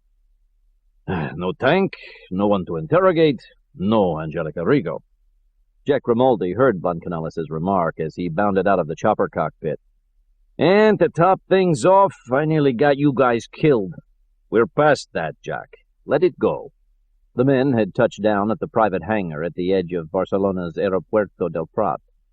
They'd been running on fumes the last few miles, and Lyons had overruled refueling and then resuming their aerial search. He didn't see the point. Captain Pedro of the UOE had already sent out a pair of Special Forces choppers, better equipped to handle night surveillance. And given the latest news from the farm about a possible plan to use explosives on the civic square, Lyons figured their time could be better spent on the ground, trying to ferret out the BLM's bomber. The question was where to start looking. Pedro was waiting for them inside the hangar. Following the lagoon raid, he'd returned to Barcelona in the fishing trawler along with the surviving members of his unit. After having his wounds tended to, he'd showered, changed into a clean uniform, and put down a good meal. Unlike the Americans, he looked fresh and reinvigorated. When he suggested that the men follow his lead and take a well-deserved break, however, they declined. You'd function better after some rest. Not going to happen, so let's move on. Pedro realized he wasn't going to change the men's minds, so he sighed and quickly briefed them on the latest developments. He told them that, as expected, security had been tightened around the Civic Square. Along with an increased police presence, the barriers were being fortified and a coordinated effort was being made between the UOE, AMI, and members of NATO's intelligence to both stake out and canvass an expanded 5-block perimeter in hopes of intercepting the bombers before they could get within striking range of the conference. That leaves trying to get to them wherever they're holed up. We have teams looking into that too, but Barcelona is a big city, and we have a lot of ground to cover. I can see that. Blancanales studied the map of the city that Pedro had tacked to a nearby bulletin board. Colored pins marked the areas where the various agencies were taking action. The most pins, not surprisingly, were within a 1-mile radius of the Civic Square, and though the concentration dwindled considerably out toward the far edges of the city, every area of the city, including the harbor, was clearly under some form of surveillance. When he'd spoken to Hal Brignola shortly before they'd landed, Lyons had been told about the lead Hawkins had managed to sniff out by trolling the high-crime area of Pamplona. If they were lucky, he figured, maybe lightning could strike twice. Where do the hookers and drug dealers do most of their business around here? Without hesitation, the man pointed out the lower stretch of the Las Ramblas district. This whole area around Brazones. It's just beyond the heightened perimeter, but as you could see, we're giving it extra attention nonetheless. VLM is made up of lowlifes, so it would make sense that they would feel most comfortable there. That settled it for Lyons. Why don't you go ahead and stick another pin there? Christopher steered around the corner and headed toward the entrance to the Barcelona Civic Center with Guillermo Blanca. They're being thorough, that's for sure. Just not quite thorough enough. The BLM explosives expert was sitting next to Christopher in the front seat of the police officer's squad car. He was wearing one of Christopher's spare uniforms. It was a size too large for him, but it was unlikely anyone would notice. In the back seat, the precinct's 2 bomb-sniffing German shepherd dogs, Sal and Pablo, sat obediently, panting lightly as they stared out the windows. Christopher had worked with the dogs all week, retraining them so they wouldn't respond to the scent of C5 plastique, and the effort had paid off. Neither animal gave any indication of sensing the high-powered bombs concealed directly behind them in the car's trunk. As he turned into the entryway to the Civic Square, Christopher breathed a tentative sigh of relief. He recognized the armed guard stepping out of the security booth. During the week, he'd made a point of engaging the man in small talk, establishing a rapport, with this evening's fateful assignment in mind. When he found out the guard shared his passion for soccer, he'd gone so far as to lay a wager on this afternoon's game between Madrid and Seville. It was a lousy bet, and Christopher, as he'd hoped, had lost handily. After all, what better way to ensure that the guard would be glad to see him that night? The ploy served its purpose. When another pair of armed sentries approached the squad car with hand mirrors and flashlights, intent on checking beneath the vehicle and searching its interior, Christopher whispered a quick command to the dogs, and when Pablo and Salvador responded by baring their teeth and snarling, the guard waved the sentries off. Once the sentries had stepped away, Christopher signaled for the dogs to be quiet. The dogs obeyed, but continued to stare out at the sentries as if ready to charge them at the first opportunity. Christopher stopped the squad car alongside the guard station and rolled down his window, grinning at the security guard. Sorry about that, Eduardo. I guess they didn't get enough to eat for dinner. The guard good-naturedly handed Christopher a log sheet attached to a clipboard. Christopher scribbled his name on the sheet. Before handing the clipboard back, he slipped a pair of 20-euro bills under the clip. The guard glanced at Blanca questioningly. Christopher was nonchalant. Oh, he's filling in for my partner. You didn't hear about our crash this afternoon? He quickly filled the guard in on Javier Galato's supposedly ill-fated escape attempt on Seacoast Drive. Nadra's milking the crash for all it's worth. He's staying at the hospital so he can talk to a plastic surgeon in the morning about his nose. Anyway, I'm here for the usual inspection. It has to be done, although I don't see how anyone could get past security with any explosives, especially with this new gate they put in for you. The normal barrier used to restrict access to the Civic Center, an unimposing slab of yellow-painted redwood attached to a swing joint, had been supplemented at some point over the past few hours with a 3-foot-thick reinforced concrete slab that overlapped the similarly constructed barricades that now ringed the entire perimeter of the square. The slab was set on one-way rollers, but it still took Eduardo and the other 2 sentries to move it to one side.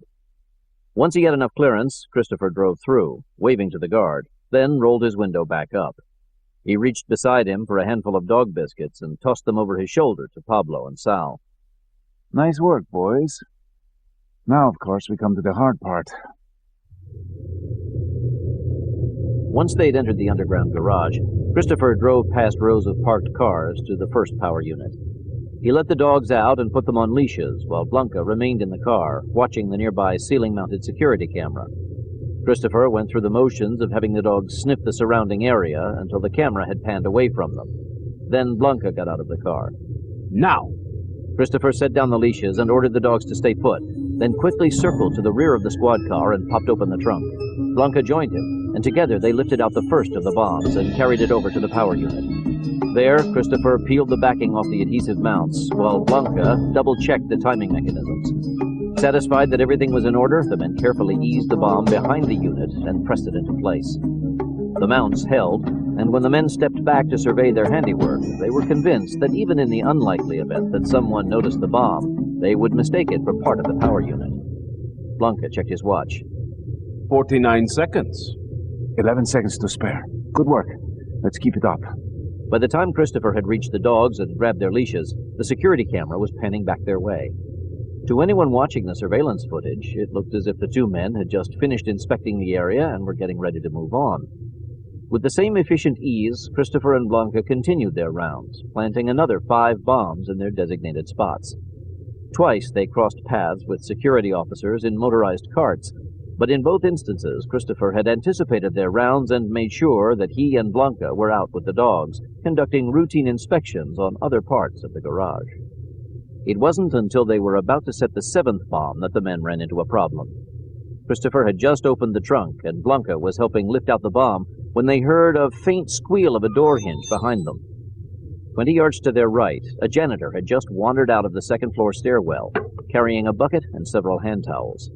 Christopher and Blanca exchanged a wary glance and quickly lowered the bomb back into the trunk. As they were doing so, Christopher whispered a command to the dogs. Pablo and Salvador immediately turned to the janitor and bared their teeth as they lunged toward him. Terrified, the janitor dropped his bucket and scrambled back to the stairwell, closing the door behind him. Christopher turned to Blanca as he closed the trunk. Hold off and wait for me in the car. Make it look like you're calling the dispatcher. Blanca nodded. Christopher moved away from the car, drawing his service pistol as he approached the dogs, calling out for them to be quiet. Nice job, boys. He strode past them, leveling his gun at the stairwell door. He shouted to the janitor. Step out slowly, with your hands over your head. Christopher moved closer to the door. He stepped past the fallen bucket and slowly turned the doorknob, then yanked the door open. The janitor stood just inside the stairwell, hands over his head. Christopher motioned for him to step out into the garage. He told the man to spread eagle against the nearest wall, then moved forward and began frisking him. You picked the wrong time. We're checking for bombs. You startled the dogs. Maybe you should just forget about cleaning out here tonight. Go ahead and grab your bucket, then stay in the main building. Now go on, get out of here. The janitor stared past Christopher at the dogs, then picked up his bucket and headed back toward the stairwell. Once the janitor had disappeared inside, Christopher grabbed the leashes and led the dogs back to the squad car. He could see that the surveillance camera had filmed most of his encounter with the janitor and was now panning away from the power unit. Blanca was tracking the camera as well, and he quickly bounded out of the car. Hurry! Christopher popped open the trunk again. Did he see anything? I don't think so. It's not like I could ask him. They carried the bomb over to the power unit. I'm not sure we should have let him get away. What else could we have done? Shoot him and stick him in the trunk? You don't think someone would notice he was missing? He indicated the swiveling surveillance camera. Not to mention the fact that security would know we were the last ones to see him. Maybe so, but still, I don't like it. They set the bomb into position and headed back to the car. We have just one more bomb to set. After that, we'll leave. If anyone suspicious, we'll be able to pick up something off the radio. Blanca slid into the front seat. And if it turns out they're on to us? You have the remote detonators, right? If worst comes to worst, we'll blow up the building early. Pamplona, Spain. Reina Dooley was standing amid the revelers outside the Plaza de Toros when she heard a deafening roar sound from within the arena. She guessed one of the bulls had just met its death and that the crowd was cheering the triumphant matador. Halfway down the street, someone set off a string of firecrackers, adding to the bedlam. Before leaving the hotel, Dooley had changed into a festive, revealing costume, a flowing skirt hanging low across her waist and a scanty crimson-colored halter top. And she writhed seductively amid the revelers, crying out with seemingly drunken abandon.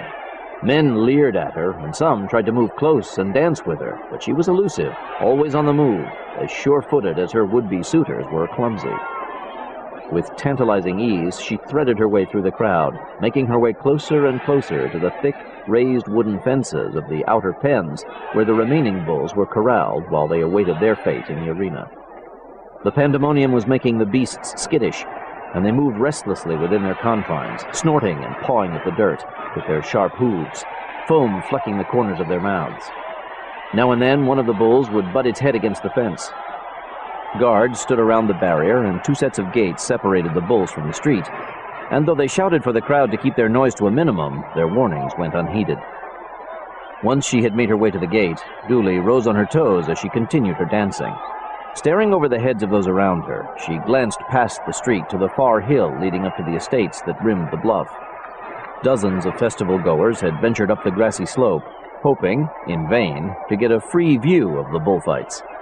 Dooley spotted Bancha Abtaj and several of the other costumed Iraqis among them. They had just broken away from the others and were parading their way farther up the incline, headed toward the upright pylons that supported the terrace where Miguel Rigo had been spotted earlier. Flowering rows of bougainvillea rose up between the pylons, clinging to sturdy trellises and latticeworks. Back at the hotel, Abtaj's men had taken a good look at the latticeworks through their binoculars and determined that they would be strong enough to climb. All that was needed was a moment's diversion, and the men would scale their way up to the patio and take the Basques by surprise. Not all of the Iraqis were with Abtaj, however. 2 of the men were following Dooley, doing their best to keep up with her as she danced her way toward the gates. 2 blocks away, another conspirator was perched atop the flat roof of a gift shop that had closed for the night. Dooley couldn't see him, but she knew that he'd brought with him a portable launcher and a small supply of fireworks. She was waiting for his signal, and a minute later he came through, launching a single rocket into the air over the grassy slope. The moment the rocket burst, filling the night sky with bright-colored streaks of light, Dooley pirouetted one last time, then pretended to lose her balance, staggering into the arms of 2 young, drunken men she felt would likely try to take advantage of her. She was right. The 2 drunks were quick to keep Dooley from falling, and they were just as quick to begin groping her. She let out a cry, telling them to stop, and half-heartedly tried to pull herself away, but they were reluctant to let go of her. She could smell liquor on their breath as they laughed and groped at her halter. Before they could expose her breasts, however, the 2 Iraqis who'd been trailing Dooley came to her rescue, fists flying. One of the drunks took a blow to the chin and dropped in his tracks, out cold. The other reeled backward, losing his grip on Reina and careening into those mingling behind him. He shouted a curse and staggered back toward his attackers, joined by a couple of his friends. Within seconds, a full-fledged brawl had broken out. In the commotion, Dooley and one of the Iraqis managed to extricate themselves to the edge of the crowd. As they'd hoped, the melee had drawn the attention of the guards. Blowing whistles and grabbing for their nightsticks, the sentries moved from their posts and quickly waded into the crowd, trying to restore order. Dooley just as quickly beelined to the outermost gate and unlatched it, then stepped forward, pulling the gate open just wide enough for the other Iraqi to slip through. Once he was inside, Dooley leaned against the gate, closing it, and looked past the brawling to the grassy slope. The light from the rocket had already faded, but she could still make out the shadowy outlines of Abtaj and several other men as they began to crawl their way up through the bougainvillea. Abtaj had shed the papier-mâché Santa Fermin head he'd been wearing, and the others had torn off their masks as well. Everything was going according to plan. Several seconds later, Dooley heard a cry behind her. She glanced over her shoulder and saw that the Iraqi who'd slipped into the bullpens had climbed up onto the top of the inner fence. He was waving to her and shouting above the surrounding din. No! No! The warning, it turned out, was unnecessary, because already Dooley could hear a thundering of hooves behind her. The inner gate had been opened, and the bulls were headed her way. With all her might, Dooley flung the outer gate open, then moved to one side and pressed herself up against the fence. Seconds later, the stampede surged past her into the crowded street. A chorus of screams sounded the alarm as the first few bystanders were gored and trampled by the charging beasts. The bulls were loose in Pamplona. For the third time, Timo Ibanez had botched the opening chords of the piano piece he was practicing. He drew in a deep breath and closed his eyes a moment. Concentrate, he told himself. He wanted desperately to still his mind enough to focus on his piano playing. He knew if he could lose himself in the music, it would calm him. And, hopefully, that calmness would, as it had so many times before, allow his subconscious to provide him with a solution that had thus far eluded him. Ibanez needed to figure out a way to escape from the estate. Now that he'd safely packaged the nuclear warheads for transport, he knew he'd become expendable, and any moment he feared that he would suffer the same fate as Juan and Paulo. He'd been watching from a downstairs window earlier when Miguel had shot the men by the pool and had their bodies buried under the concrete of the guest house's foundation. He couldn't let that happen to him. There had to be a way for him to avoid his execution and slip away. But how? The estate was teeming with Miguel's henchmen. It seemed impossible to get past them, but somehow there had to be a way. There had to be. If only he could distract himself from his worrying for a few minutes, he was sure the answer would come to him. Ibanez put his fingers to the keyboard once again and began playing. This time, finally, the music flowed, easing him into his desired reverie.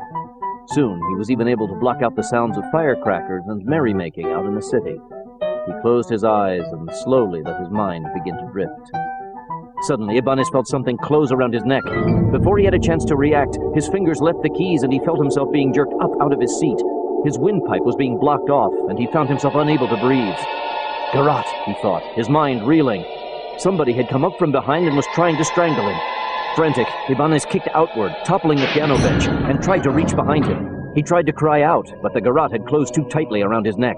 He could feel pressure building up in his temples, and flashes of light began to cloud his vision. He was losing consciousness. Give it up. It's over for you. Ibanez was about to pass out when a rocket erupted outside the den. It had gone off just above the terrace, filling the area with a blinding light. There were cries out on the patio, and in the aftermath of the explosion, several of the den windows shattered inward. Ibanez heard Miguel curse. Then, the next thing he knew, he had fallen to the carpet. Dazed, he clawed the garrote from his neck and gasped for air. When his vision cleared, he saw Miguel circling the piano, drawing his Walther pistol. Before he could bring the weapon into play, more windows shattered and more gunfire hailed into the den. Terrified, Ibanez rose slowly to his knees and stared past the piano. Out on the terrace, he saw costumed gunmen climbing over the railing, firing submachine guns at Miguel's men. One of them was struck by return fire and toppled forward, knocking over the telescope set near the railing. Behind Ibanez, the door to the den burst open and several of Miguel's men swarmed in, guns at the ready. Ibanez slumped back to the floor and lay still, pretending to be dead. As he'd hoped, Miguel and the others were too preoccupied with their attackers to pay him any mind. They fired through the shattered windows, ducking for cover when shots were returned. Ibanez cringed, lying as flat as he could. Finally, he summoned his nerve and began to crawl away from the firefight. Once he was within a few yards of the door the other men had come in through, he rose to a crouch and lunged forward. Miguel spotted him and turned, leveling his Walther. With a burst of frantic speed, Ibanez dived into the hallway, bullets whistling over his head. He quickly bounded to his feet and raced down the corridor until he'd reached the basement stairwell. The wine cellar, he thought. He would try to find refuge in there. Of course, that was where the bombs were being kept, but to Ibanez it seemed like his only hope. He stumbled his way down the steps. McCarter, Enciso, Trace Harper, and Raul Cordero drove down the street toward the estate of Ruben Dupentiez. What the bloody hell? The rocket had just gone off behind the mansion, illuminating the grounds, as well as those of the surrounding homes. Rafael Enciso saw it too. He rolled down the window and heard staccato blasts of gunfire. Looks like somebody beat us to the punch. Sitting in the back seat of the rental car, Raul Cordero scanned the night sky over the neighborhood. I don't see our helicopter yet. Seated next to Cordero, Harper was already groping for his pistol. Must be the Iraqis. Let's hope so. It'll give us a chance to kill two birds with one stone. By the time McCarter pulled up to the gate, which was closed, Enciso and Cordero had armed themselves as well. I don't think this buggy's strong enough to bust through. Leave it to me. Cordero swung his door open and climbed out. No one was guarding the gate, so he took his time, aiming at the lock, then fired the grenade launcher mounted beneath his assault rifle. A resounding explosion obliterated the lock as well as a section of the gate. Cordero charged forward and quickly swung open the gate. As he was doing so, a gunman rushed from the front entrance of the mansion, drawn by the sound of the explosion. He fired at Cordero. Cordero dived to one side and rolled behind a planter box, then came up firing, driving the other gunman back inside. Harper, meanwhile, slid out of the back seat and slammed the door shut behind him. Go for it! Down in front! McCarter floored the accelerator. Enciso crouched and braced himself as the rental car sped forward, clipping the gate and screeching up the driveway. Gunfire rained down on the car from a gunman firing from an upstairs window. Enciso's window shattered, and one of the rounds thumped into the headrest behind him. McCarter kept his foot on the gas and veered the car from side to side as he grew closer to the mansion, finally rocking to a stop just short of the two other vehicles parked out front. McCarter shut off the ignition and turned to Enciso. Are you up for this? Hell yes! Enciso winced as he slipped his left arm from the sling. I'll go back into rehab tomorrow. The two men got out of the car, dodging another fusillade from the gunman on the second floor. Enciso took cover behind one of the other cars and peered up over the trunk. He saw the sniper framed in an upstairs window and started to draw bead on him. Before he could fire, however, a grenade from Cordero's M203 struck the outer wall 10 yards from the window, filling the air with shrapnel. The gunman had either been hit or knocked off his feet because he disappeared from the window. Harper sprinted across the grounds toward McCarter and Enciso. Cordero was close behind. You two go around the back. We'll take the inside. McCarter nodded and motioned to Enciso that he would go around the right side of the house. The Cuban acknowledged, then headed the other way. His shoulder was throbbing, but he wasn't about to go back to using the sling. Gritting his teeth, he dodged past a row of hedges and rounded the house just as 3 BLM gunmen were emerging from the side entrance. Enciso quickly brought down one of the men, then sidestepped the return fire from the others, taking cover behind a small bulldozer the workers had been using for work on the backyard. Bullets sparked off the framework. Enciso dropped flat on the ground and crawled to the front of the bulldozer. He saw one of the gunmen crouching behind a stack of lumber and waited for him to move and make himself a larger target. The man stayed put, however, content to fire blindly in Enciso's way. The surrounding grounds were faintly lit by a sensor light mounted high above the side entrance, and the glow saved Enciso's life, betraying the moving shadow of the second gunman, who'd reached the bulldozer and had climbed up onto the roof. The Cuban rolled clear as the man fired his way, hitting a slug into the ground beside him. Lying on his back, Enciso raised his pistol and fired up at the silhouetted figure looming over him. With a groan, the gunman pitched forward, landing on the grass to Enciso's right. Enciso hadn't been counting his shots, but he figured there was more ammo left in the other man's gun, so he took it, then rose to his feet and climbed up into the driver's seat of the bulldozer, taking care to stay clear of the windshield. As he'd hoped, the key was still in the ignition, so he started up the earth mover, then worked the controls and raised the scoop off the ground until it was blocking his view of the way before him. That was fine with Enciso, as it also shielded him from any shots being fired by the man behind the lumber stack. He put the bulldozer into gear and eased it forward. Once he was sure the machine was headed in a straight line, he grabbed a toolbox from the floor and laid it on the accelerator. This better work. The bulldozer groaned its way along the grass, and once Enciso felt it was about to collide with the woodpile, he sprang from the driver's seat. He landed on the grass at the same moment the bulldozer crashed into the lumber. When the gunman who'd been using the stack for cover leaped wildly into the open, Enciso was ready for him and took him down with a blast to the chest. The way before him finally cleared, Enciso stole his way to the backyard. By now, the chopper Cordero had summoned was on the scene, hovering above the grounds as commandos fired out the side doorway at gunmen out on the terrace. A searchlight was mounted under the chopper's nose, and when it swept across the lawn and fell on Enciso, he stopped running, waved frantically, and shouted, "Hold fire!" He saw a few commandos take aim at him, but before they could shoot, one of the men apparently recognized him, because abruptly the soldiers turned their guns elsewhere and the spotlight shifted away from him. Relieved, Enciso headed toward the staircase leading up to the terrace. Over his shoulder, he saw the chopper set down on the freshly laid foundation for the guest house. The slab hadn't yet fully hardened, and the wheels sank into the concrete. The commandos piled out and charged past the pool toward Enciso. He waved them on, then started up the steps. Halfway to the terrace, he came across the body of a slain gunman wearing a festival costume. One glance at the man's face, and Enciso knew that Harper had been right. They'd stumbled onto a face-off between the Iraqis and the BLM. The terrace itself had been turned into a death zone. No fewer than 12 men lay sprawled in bloody heaps, half of them Iraqis, the rest Basques. A fire had broken out near the far railing, sending smoke up into the sky. Moments later, MacArthur appeared, heading up the staircase on the other side of the terrace. Enciso joined him, and together they quickly surveyed the bodies. "We can sort them out later!" The sound of gunfire echoed inside the mansion. MacArthur pointed to the doorway leading to the den. "Sounds like the party's moved inside." The stench of cordite filled the inside of the mansion, and as the surviving forces of the BLM traded shots with Abtaj's men, the smell grew stronger. Miguel Rigo had retreated from the terrace moments after the first exchange of gunfire, and room by room, he'd continued to back away from his attackers as they stormed the ground floor. By his count, he'd managed to bring down 3 of the costumed Iraqis, but there were at least that many still on the prowl, stalking him with slow certainty, felling more of his men along the way. He had no idea how many were left, but he didn't like the odds. He'd circled his way to the stairs leading to the basement when he received some unexpected assistance from a pair of gunmen who'd burst in through the front entrance. At first, he'd feared they were more of Abtaj's goons, but when they gunned down one of the Iraqis and then shouted to one another in English, Miguel realized that he was caught in a crossfire between the Iraqis and an opposing force, most likely made up of Americans or NATO agents. The confrontation gave him fleeting hope. If he could lie low long enough, maybe they would kill off each other, and he might yet escape the ambush. Before Miguel could act on his intentions, a pair of bullets hurtled his way. One smashed a ceramic vase set on a teak stand near the basement stairway. The other bored into his left forearm, shattering his ulna. Grimacing in pain, Miguel dropped to the floor and crawled to the stairs, then lunged headfirst down the steps. He somersaulted once, then cleared the last few steps and landed hard on the tile floor of the basement, striking his head against the side of a hardwood cabinet. A burst of light, brighter than the exploding rocket, flashed before his eyes. Then, just as quickly, his world went dark. Then Shah Abtaj ducked away from a volley of shots fired his way. Crouched in an alcove in the ground floor hallway, he quickly reloaded his pistol, cursing to himself. He couldn't believe what was happening. During the first moments after he and the others had stormed the terrace, he'd felt certain the raid would be successful.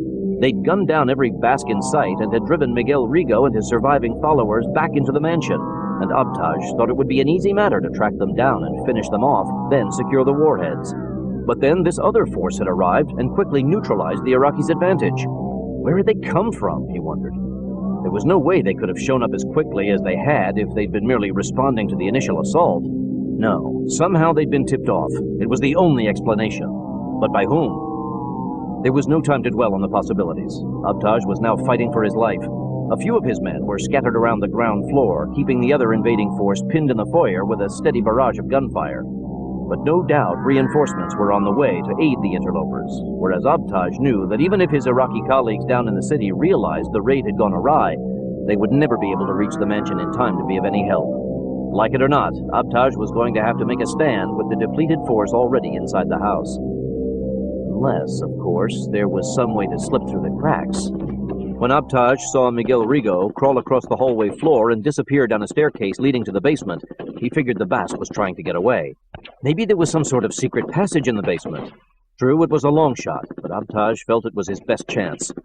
A pair of grenades was clipped to the belt he wore beneath his costume. Abtaj and the others had refrained from using grenades so far, wary that neighbors who might have mistaken gunfire for the rattle of firecrackers would not be so easily fooled by an all-out explosion. At this point, however, there was no point in trying to be discreet. Abtaj waited out another round of gunfire from the foyer, then pulled the pin on one of the grenades and flung the bomb down the hallway toward the front entrance. The projectile clattered twice across the marble floor, then exploded with a force that shook the surrounding walls and ceilings, bringing down plaster and toppling various objets d'art. The Iraqi was already on the run when the grenade went off, and several bits of shrapnel slammed into him as he rushed toward the basement stairway. He lost his balance, but managed to stay on his feet. Blood began to stream down his leg and right side as he bounded down the steps, taking them 2 at a time, his gun held out before him. When he spotted Miguel Rigo lying on the basement floor, he took aim and began to pull the trigger, then caught himself and held back. Clearing the last few steps, Abtaj leaned over Rigo and dragged him away from the staircase. When the Basque stirred and began to regain consciousness, Abtaj let go of the man and crouched alongside him, pressing the barrel of his pistol into Miguel's forehead. The man opened his eyes. "We can settle our score later, but first we have to get out of here alive. Do you know of a way?" Miguel groggily stared at the barrel of Abtaj's gun, then glared up at the Iraqi. You brought this on. You and your greed! You thought— There's no time for that. Abtaj grabbed Miguel's collar and shook him. We need to get out of here, now! Before Miguel could respond, a door swung open behind the men. Timo Ibanez charged out of the wine cellar, brandishing a fire extinguisher. As Abtaj whirled to face him, Ibanez triggered the extinguisher, spraying the Iraqi with foam. Abtaj cried out as the chemicals engulfed his face and eyes. He fired his gun blindly, missing Ibanez and shattering the mirrored door to the wine cellar. Miguel took advantage of the distraction and kicked at Abtaj, striking him squarely below the knees. The Iraqi reeled to one side, grabbing for a nearby cabinet. He missed and fell to the floor. Miguel was on him in an instant, grabbing for the Iraqi's gun. As the other two men fought over the weapon, Ibanez switched his grip on the fire extinguisher and began using it as a club. He swung down hard, aiming for Miguel, but not caring which of them he struck. He was in a state of rage and flailed the makeshift weapon repeatedly, ignoring the men's attempts to stave off his blows. So focused was Ibanez on his attack that he didn't notice Rafael Enciso running down the staircase. Stop! Enciso took aim at Ibanez with a submachine gun he'd taken from one of the slain Basques. When Ibanez failed to respond, Enciso repeated the command, this time in Spanish. Ibanez glanced up momentarily, then continued to strike the two men lying on the floor. Abtaj had been knocked unconscious, but Miguel continued to put up resistance, however feeble. I want you dead! Ibanez battered Miguel across the forearms. Miguel fended off the blows, then managed to grab hold of Ibanez's wrist and pull him off balance. While Ibanez staggered and tried to regain his footing, Miguel snatched up Abtaj's pistol. He was about to fire at Ibanez when Enciso put him down with a 3-round burst from his submachine gun. Miguel dropped the gun and twitched a few times, then slumped to the floor.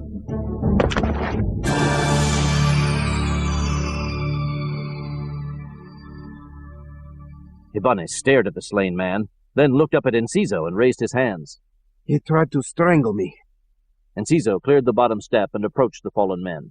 He recognized Miguel Rigo and suspected that the downed Iraqi might be Abtaj. He looked up at Ibanez, realizing he was the tank expert wanted for his part in the theft of the FSAT-50. Enciso couldn't believe his luck. Where's the tank? I don't know, but I can show you the warheads. When the grenade had gone off, David McCarter had been on the second story of the mansion, caught up in a standoff with one of the BLM gunmen. The force of the blast had shaken the entire floor, but McCarter, positioned toward the rear of the house, had been spared the worst of it. Not so his opponent. The Basque had been firing at McCarter from the front end of the hallway located directly above the foyer, and the explosion had not only knocked the gunman off his feet, but it had also left a gaping hole in the floor, trapping him in place. He'd done his best to keep fighting, shooting at McCarter through the smoke and cloud of dust rising up through the hole. But with little cover and no place to go, it was only a matter of time before he ran out of ammunition and found himself at the Briton's mercy. As McCarter advanced down the hall, he kept his carbine trained on the separatist and shouted for him to put his hands up. The gunman either didn't understand English or wasn't about to follow the command. He rose slowly to his feet, glaring through the smoke at McCarter. He tossed his gun aside, and when it dropped through the hole in the floor, he decided to follow suit. McCarter saw what he was about to do and quickly fired, nailing the man with 3 rounds to the chest that sent him staggering backward, away from the cavity. When the man's legs gave out from under him, he collapsed onto the floor. McCarter kept an eye on the man until he was sure he was dead, then stealthily searched the rest of the second floor for other gunmen. The only one he found was the sniper Harper had drilled earlier. Satisfied the area was secure, McCarter took the stairs to the ground floor. Out of the corner of his eye, he saw a costumed Iraqi darting through the den toward the terrace. He gave chase, but held his fire when the man was brought down by UOE commandos who had circled around the mansion after disembarking from the helicopter. More troops had charged in through the side entrances, and there was a brief exchange of gunfire as they finished off the last 2 enemy gunmen still standing inside the building. Once the men had fallen, an eerie silence filled the mansion.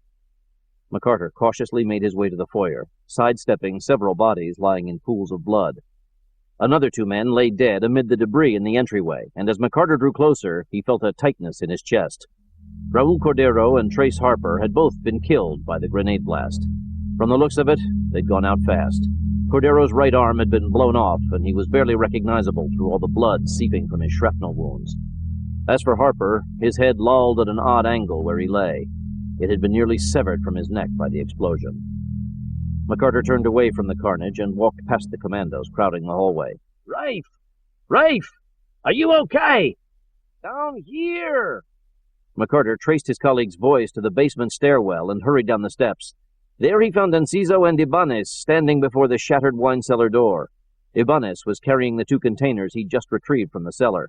They got Harper and Cordero with that grenade. Well, at least they didn't die in vain. McCarter eyed the containers Ibanez was holding. The nukes? Yeah. Enciso pointed to his right. And there's Miguel Rigo and the Iraqi who was trying to get his hands on them. McCarter eyed the 2 men. Abtaj was dead, and Miguel was close to it. If they've got that damn tank stashed away in a garage, we'll be able to wrap things up. No such luck. Enciso nodded toward Ibanez. He says it's still out there somewhere between here and Barcelona. Not only that, but he says he overheard Miguel talking to his sister, and they're still planning to blow up that convention center, with or without the tank. Not what I wanted to hear. We're not out of the woods yet. Not by a long shot.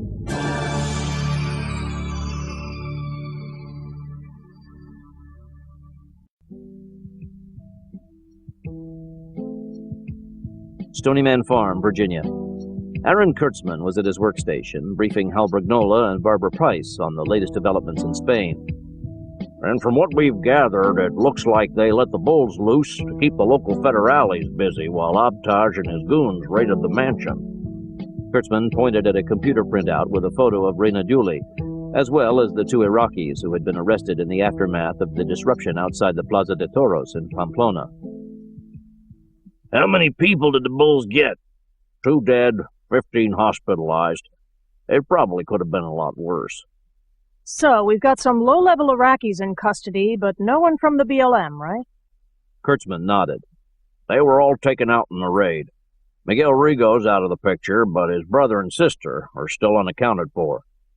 The sister has to be in Barcelona, and my guess is the younger brother's with the tank, wherever that might be. Price glanced over at Huntington Weathers, who was hunched over at his cubicle a few yards away, his eyes fixed on his computer screen. Are you making any headway? Give me another second. For the past few minutes, the cybernetics expert had been trying to pinpoint locales between Pamplona and Barcelona that were within transmission range of the server linked to Miguel Rigo's cell phone.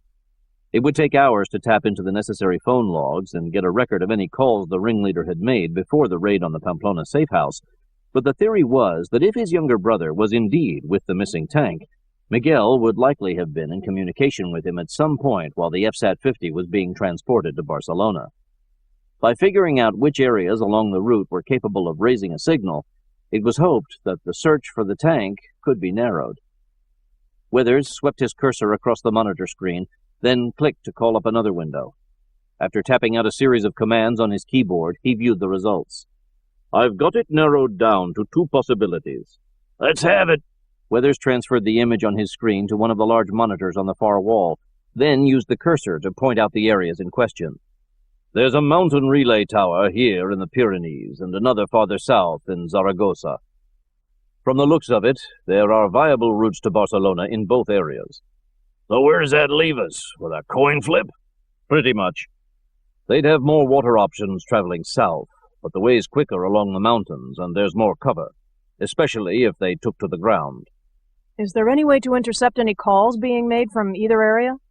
It'd be a little tricky, but if I can tap into their sat link, I could probably get something. Even if you can, won't there be a ton of calls to sort through? Not if I focus on the more remote areas. And that's likely to be where they'd be moving the tank. Go ahead and do it then. And if there's some way to weed out any calls that aren't coming in from Barcelona, that might help too. Good idea. While Weathers launched into the task, Kurtzman eyed the map of northern Spain. If David and the others can grab hold of a chopper, it might be a good idea to have them start out and just split the difference until we have more information. What do you mean? Have them fly a course between the 2 areas. Then, once we have something, they can veer one way or the other and close in. Worth a shot. Meanwhile, let's cross our fingers and hope Paul and Carl can sniff out this bomber they're trying to use in Barcelona. Barcelona, Spain. Inching through traffic in the Drassanes district, Carl Lyons and Paul Blancanales saw that the area was indeed under heightened security.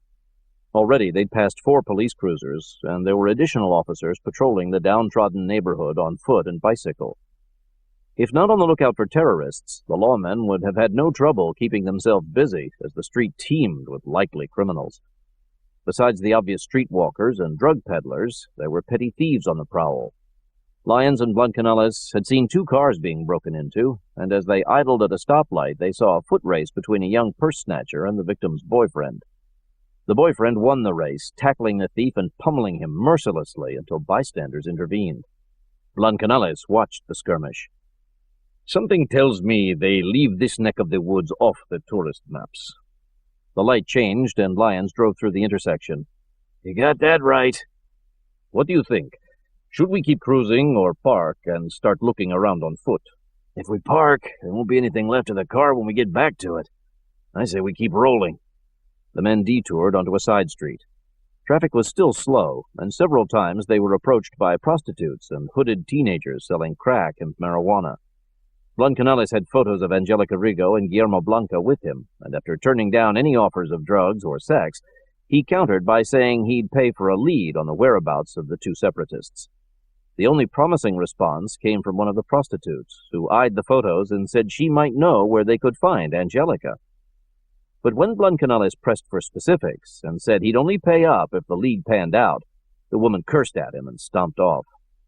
He was lying, obviously. No kidding. The men circled the block, then tried the other side of the avenue with no better results. As Lyons pulled up to a stoplight 2 blocks from the Drasane subway station, Blancanales grabbed his cell phone. Let me check in with Jack and see if he's having any better luck. Go ahead, but I think we'd have heard from him if he did. Grimaldi had split off from the others back at the hangar after learning there was an available MD Defender recon chopper. His plan had been to take a spiral course, starting at the Civic Square and working his way outward until he reached the coast. While Blancanales tried to reach their ace pilot, Lyons glanced to his right and saw a police cruiser idling in a back alley. He didn't think anything of it at first, but as he was about to look away, a woman and 2 men emerged from the shadows and got into the car. Lyons was too far away to get a good look at them, but something told him that fate had finally cut him a break. Green light. The driver behind them leaned on his horn. Lyons suddenly jerked the steering wheel hard to the left and leaned on the accelerator. The rental car lurched across the median, just missing an oncoming car. What the hell? Blancanales nearly dropped his cell phone. Got a bite! Lyons veered into the alley. Up ahead, the police car had begun to pull away, and as Lyons drew closer, the cruiser suddenly sped up. Lyons followed suit. Blancanales told Grimaldi he'd get back to him, then clicked off the cell phone. What did you see? Cop picked up 2 men and a woman. I can't be sure, but it might be our gal. As they raced down the alley, Blancanales glanced out and saw they were passing the rear entrance to a small sheet metal plant. A security guard was moving away from the rear entrance, drawing a handgun. Blancanales grabbed his pistol as he rolled down his window. Is that where they came from? Yeah, I think so. Incoming! Blancanales ducked in the seat. A second later, a bullet crashed through the back window and lodged in the rearview mirror. Lyons instinctively floored the accelerator. Blancanales, meanwhile, turned in his seat and took aim through the shattered window, firing back at the security guard. Before he could see if he'd hit the man, Lyons turned sharply, clipping a trash can on his way back out to the side street. Blancanales whirled back around and saw the police cruiser veering through traffic up ahead, trying to distance itself from Lyons. The able team leader kept up the chase, nearly sideswiping a slow-moving truck. Get Jack back on the horn and tell him to get over here. I think we're onto something. Who are they? Christopher sneaked a glance in his rearview mirror after veering around a bus and taking a sharp turn on Carriere de Santa Monica. Javier Galato peered through the back windshield. I can't tell. They're too far back. Keep moving. Whoever they are, we need to lose them. Christopher gave the police cruiser more gas and sped past St. Joseph Hospital toward the heavy congestion of La Rambla. The other car was doing its best to keep pace, but it was clear that the driver was no match for Christopher's reckless daring behind the wheel. By the time he reached the main boulevard, the officer had a good 50 yards on his pursuers.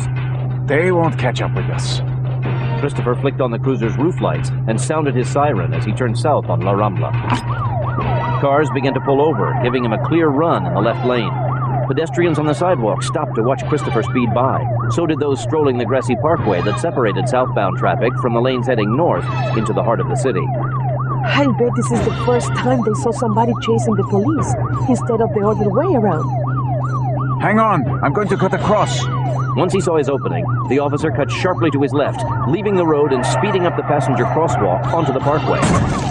Pedestrians screamed and scattered, trying to get out of the car's way. A young couple walking arm in arm were too slow to respond, and Christopher clipped them with the front end of the cruiser. The woman reeled into the grass while her boyfriend bounded up onto the hood and caromed off the windshield, obscuring the officer's view. Christopher was forced to slow down momentarily, but as soon as the other man was thrown clear, he hit the accelerator again.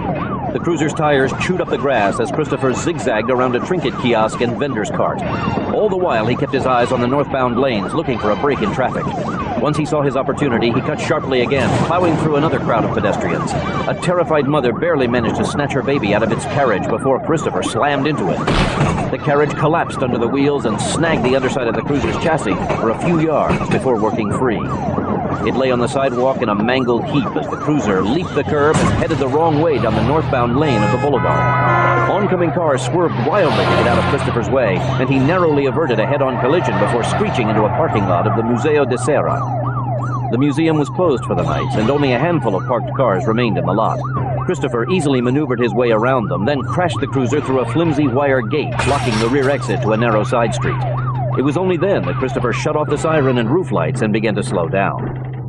The others in the car had been thrown about in their seats during the course of the chase.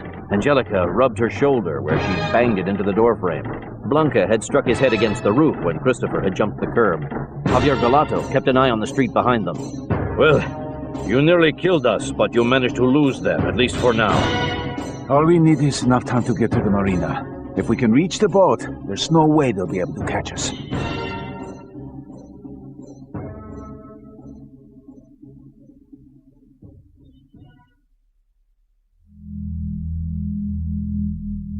Carl Lyons had given up the chase back at La Rambla. The risk to innocent bystanders was just too great.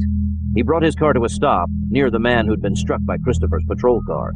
The man's girlfriend was kneeling over him, screaming hysterically. The man wasn't moving. Blancanales handed Lyons his cell phone.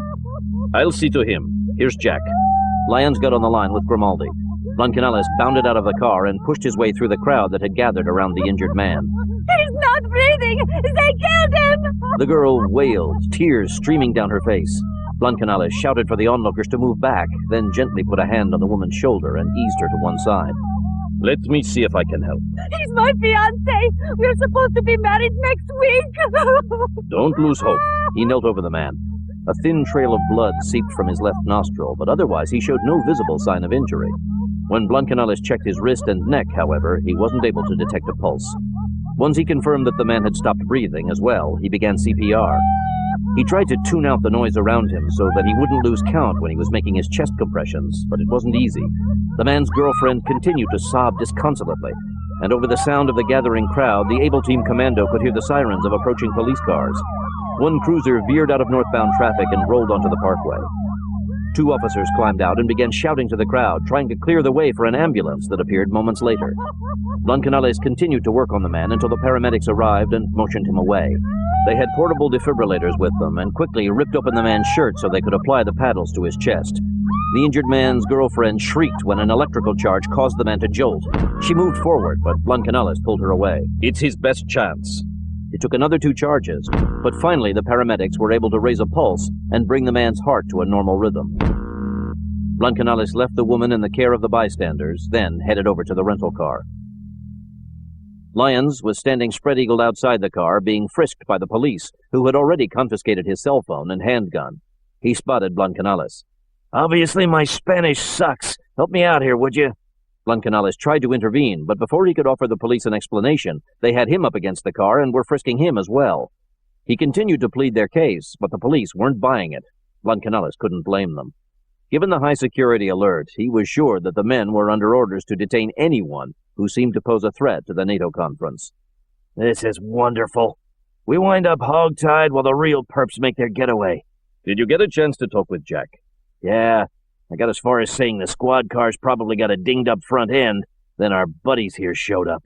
Looks like it's up to Jack, then. Blancanales glanced up, looking skyward for a trace of Grimaldi's chopper. All he could see, though, were the tops of the evenly spaced palm trees that lined both sides of the parkway. Once they'd been frisked, Lyons and Blancanales were escorted toward the nearest patrol car. On the way, they saw the paramedics transferring the wounded man onto a stretcher. His girlfriend was standing close by, holding his hand. Blancanales saw that the man's eyes were open, and he was talking to the woman. At least I did my good deed for the day. Blancanales and Lyons were about to be herded into the back seat of the patrol car when an unmarked coupe pulled up, and a man shouted for the police to hold up. Blancanales immediately recognized the voice as that of Detective Etija, the man he and Lyons had conferred with earlier in the day during the interrogation of Javier Galato. Talk about the nick of time. Etija quickly vouched for Lyons and Blancanales. The officers released the men and apologized for the misunderstanding. Blancanales assured them he knew they were just doing their job and said there were no hard feelings. Lyons preferred to be more pointed. Tell them to give me back my gun and the damn cell phone. Blancanales passed along the request. The police quickly obliged, and while Lyons was getting back in touch with Grimaldi, Blancanales filled in Etija on the short-lived chase. The detective was visibly upset by the news that a member of the force seemed to be in collusion with the BLM. It helps to explain a few things, though. When Blancanales told him they had a chopper trying to track the patrol car from the air, Etija gestured at the southbound traffic on La Rambla. I'll close the lanes off here, so we'll have a clear way once we find out where they're headed. Good idea. While Etija went off to set up the roadblock, Lyons finally got back in touch with Grimaldi. The two men spoke briefly, then Lyons clicked off. He's on them. They're headed for the marina.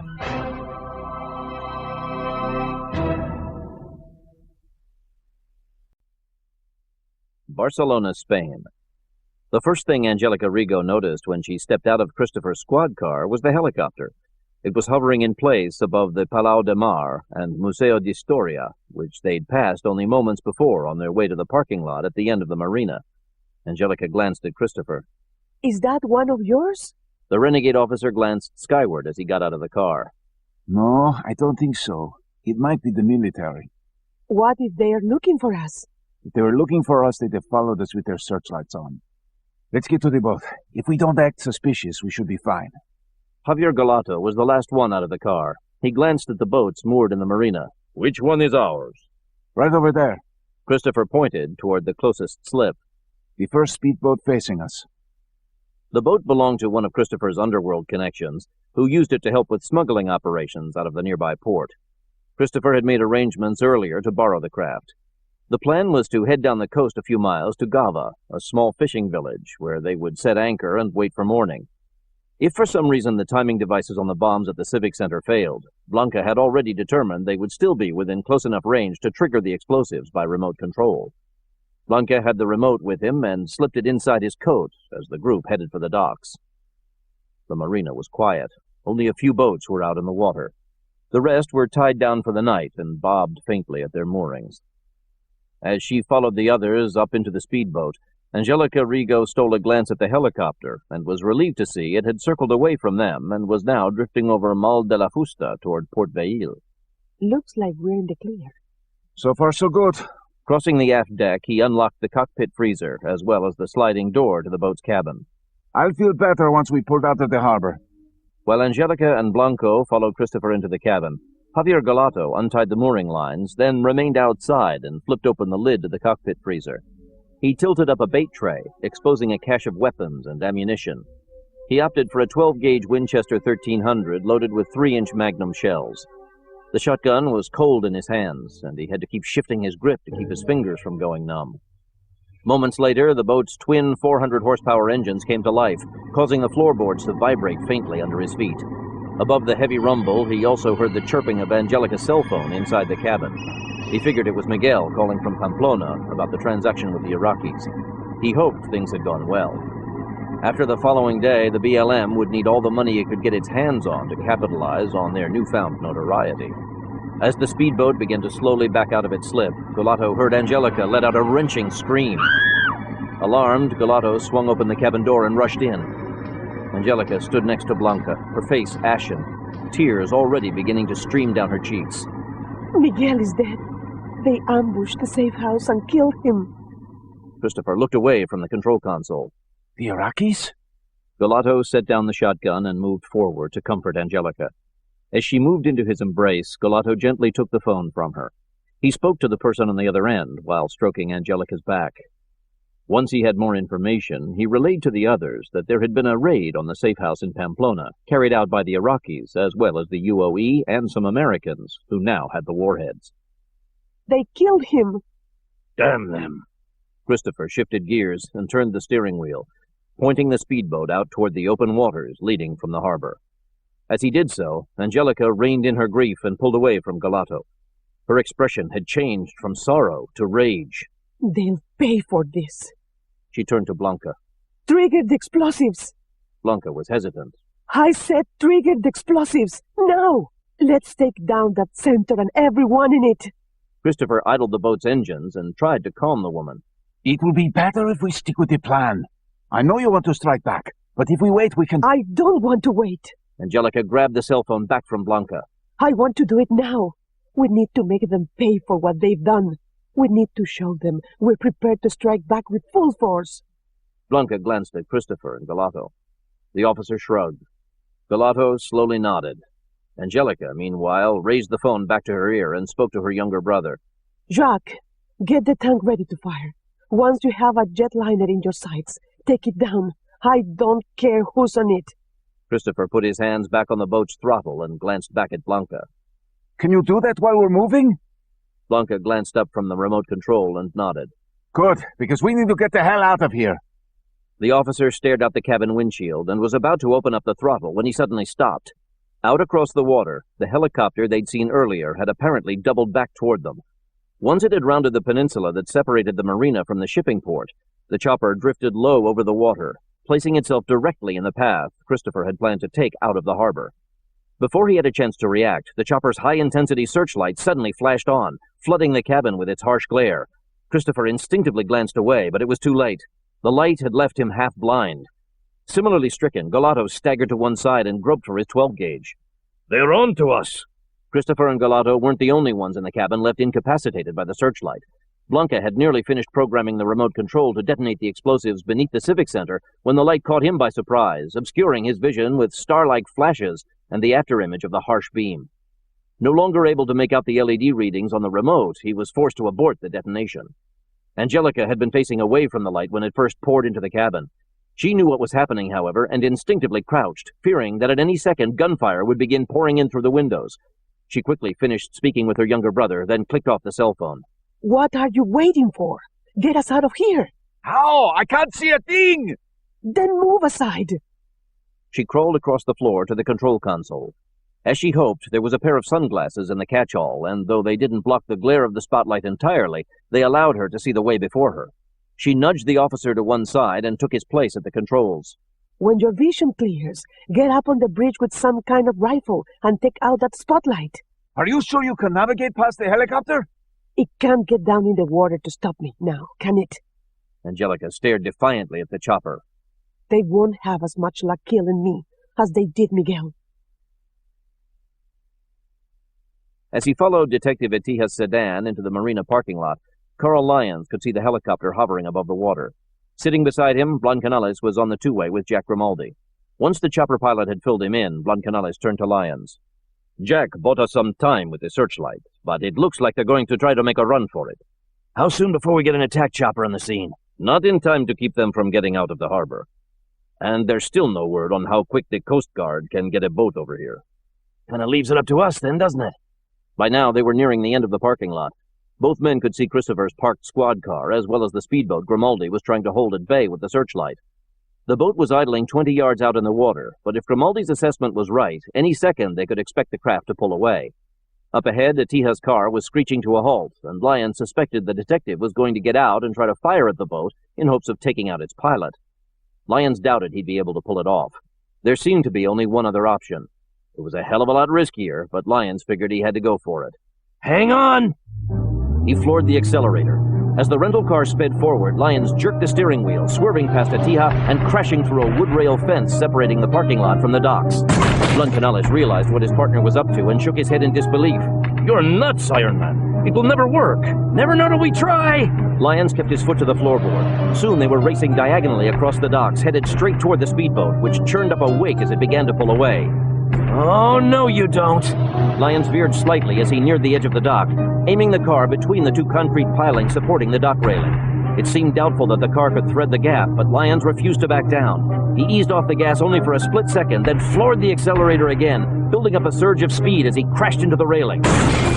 The rails burst free on impact, as did both of the car's side mirrors, and the car went airborne out over the water. Special delivery! Standing on the aft deck of the speedboat, Javier Galato had been preparing to fire his shotgun at Detective Etija. When, to his amazement, the car plowed through the dock railing, he quickly shifted aim to his new target and squeezed the trigger. A 12-gauge round blasted its way through the front grillwork and wreaked havoc on the engine compartment, but did little to stop the car's airborne momentum. He worked the Winchester's pump action, but before he could get another shot off, the car crashed into the rear end of the boat, obliterating the upper half of the gunnel, as well as much of the deck Galato was standing on. The shotgun flew from his grasp, and he was thrown forward, striking his head sharply on the gin pole. Knocked out, he tumbled limply over the crumpled hood of the rental car and splashed into the cold water of the harbor. Inside the cabin, Lyons' crash landing had sent Angelica reeling back from the control console. When she crashed into Guillermo Blanca, the explosives expert dropped the remote control, and together they tumbled to the deck, landing alongside Christopher. The police officer was dazed and bleeding where he'd been struck by flying shards of glass from the shattered windows. What happened? I don't know. A grenade or a missile, I think. Angelica pulled herself away from Blanca. When she tried to stand, she realized the boat was listing sharply to one side. The engines had died as well, and a faint smell of fuel wafted up through the floorboards. She could also smell smoke. We need to get out of here. The chopper's searchlight was still flooding the cabin, and when she spotted the remote control, she grabbed it and handed it to Blanca. But first, set off those explosives at the Civic Center. Blanca nodded weakly and took the remote. Christopher wiped at the blood that streamed down his face. There's no time for that. This boat's about to blow. Angelica ignored the officer and glared at Blanca. Do it! Blanca's vision had finally cleared enough for him to be able to read the remote's LED display. As he started to re-enter the detonation commands, Angelica awkwardly crawled to the rear of the cabin, looking for Galato. Javier! Christopher drew his gun and lurched past the woman, pushing her aside in his haste to flee the cabin. When he stepped outside, he saw the rental car embedded in the aft deck, weighing the rear of the boat below the waterline. Inside the vehicle, he spotted the same two Americans who'd been in on the loft raid and had later tailed the motorcade leading Galato to the airport. They were struggling to push aside their airbags and get out of the car. Seething with rage, Christopher took aim at Lyons and was about to pull the trigger when a gunshot echoed across the marina. Christopher grunted as a 9mm slug from Etija's pistol punched its way into his chest cavity. He fired wildly and toppled forward, landing next to Galato's fallen shotgun. A few feet away, flames began to poke up through the smoke rising from the boat's engine compartment. Fear registered in Christopher's eyes, but after crawling a few inches away from the flames, he collapsed. He let out one final breath and went limp. Crouched in the cabin doorway, Angelica stared numbly at the blood seeping from beneath Christopher, then shouted at Blanca over her shoulder. What's taking you so long? Almost ready. Blanca had just finished overriding the timers on the explosives at the Civic Center and was about to enter the final commands to set the bombs off. Before he could finish the sequence, however, the boat itself was wrenched by a violent explosion. A fireball shot up through the floorboards and engulfed the cabin with such quick, fiery intensity that the remote was already aflame and had been rendered inoperative by the time Blanca dropped it. He was thrown off his feet by the force of the blast and careened into Angelica, knocking her out onto the deck. Their clothes were on fire, and they both screamed in agony as the rapidly spreading flames seared their flesh. In a matter of seconds, their cries were silenced, along with their hopes of destroying the Civic Square. Carl Lyons and Rosario Blancanales were both still trapped in the car when the boat exploded. The front end took the brunt of the blast and was wrenched free of the aft deck with so much force the car flipped upside down as it was thrown clear. The windows had blown out, and the moment the car splashed into the marina, water began to surge into the passenger compartment. Neither man had been knocked unconscious, but they were both shaken up, and by the time they regained their bearings, they found themselves underwater. The car was still upside down, and they were both lying on the ceiling, with the airbags undulating eerily beneath them like ghostly sea creatures. Blancanales was the first to orient himself. Reaching out through the cold water, he tapped Lyons' arm, then put a finger to his mouth and pointed up toward the floorboards. Lyons nodded and followed Blancanales' lead, contorting around the airbags and the front seat and extending his body upward until he reached a trapped air pocket just below the dashboard. Both men were gasping for air when the car landed with a gentle thud at the bottom of the marina. Fortunately, they were less than 20 feet down and there was no problem with the water pressure. You all right? Yeah, I think so. So much for my Evel Knievel impersonation. Blancanales forced a grin. That was some stunt, all right. Next time, I'll watch from the cheap seats, though. I hear you. Now, let's get out of this bathtub. Right behind you. Once the men had filled their lungs, they turned around and worked their way back down to the ceiling, then wriggled their way through the side windows. The water was dark, but as they swam upward, the men could see bits of debris sinking past them. At one point, Lyons had to veer to one side to avoid what he thought was a large chunk of the boat. As it drifted by him, however, he realized it was the half-charred body of a dead woman. The fireball had spared enough of her face for Lyons to recognize Angelica Rigo. Her lifeless eyes stared outward at Lyons, sending a chill down his spine. He quickly swam away from the body and continued upward toward the surface. As the two men neared the surface, a bright shaft of light penetrated the water 20 yards to their left. They shifted course and swam toward the light. Once they reached it, they quickly surfaced, then closed their eyes briefly against the intense glare. They both knew it had to be the spotlight from the helicopter. When they heard someone calling out to them, the men blinked their eyes and saw a UOE commando reaching out from the lower rungs of a rope ladder suspended from the hovering chopper. Lyons was closest, so he grabbed the man's hand first. Once his fingers had closed around one of the ladder's rungs, he let go of the man's hand so that the commando could help Blancanales up as well. Once both men had climbed free of the water, the commando called up to another soldier poised in the doorway of the chopper. The other soldier, in turn, signaled Grimaldi, who took the chopper out of its holding pattern and drifted slowly toward the docks. There, Lyons saw Etija, drenched and half-submerged in the water, clinging to a ladder with one hand while he used the other to prop someone else's head above the waterline. Galato! Etija nodded. I fished him out. Looks like he pulled up and escaped back up the coast after all. Is he alive? Yes, but he's unconscious, which is more than I could say for whoever else was on that boat. Once the chopper had carried them over to the docks, Lyons and Blancanales let go of the ladder and jumped onto the planks. The commando did the same, then went over to the ladder and helped Etija haul Galato up. The terrorist was still unconscious, and it would likely be some time before he could be interrogated. But Etija had already guessed how he'd managed his escape. As he joined Lyons and Blancanales, he pointed to the squad car that had brought Galato and the others to the marina. That's Officer Christopher's car. He's the one who drove into the guardrail while taking Galato to the airport. He must have been in on the setup. If that's the case, he must have been aboard the boat. Lyons glanced over his shoulder at the bits of debris still floating on the surface of the water. He got what he deserved. Blancanales nodded. No, we just have to figure out what they were up to.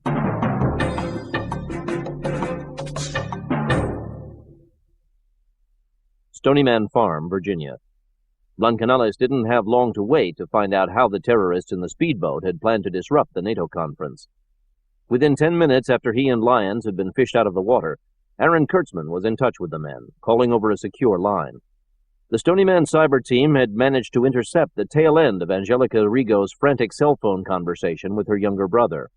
Kurtzman had heard enough of the exchange to realize the BLM had managed to plant explosives somewhere inside the Civic Center. The last thing we heard was her telling somebody to set them off. Kurtzman was at his workstation, talking with Blancanales on a speakerphone while he continued to peck away at his keyboard. Hal Brignola and Barbara Price stood close by, eavesdropping on the conversation. In that case, we're in luck. Whoever she was talking to on board went down with the boat, and if the Civic Center is still standing, you've got to figure they were deep-sixed before they got a chance to trigger the explosives. Let's hope so. But I'd suggest you get some people over there quick to check over the place. Will do. Good work, Paul. And tell Iron Man that if he keeps driving like that, we're going to have to take away his license. As if that would stop him.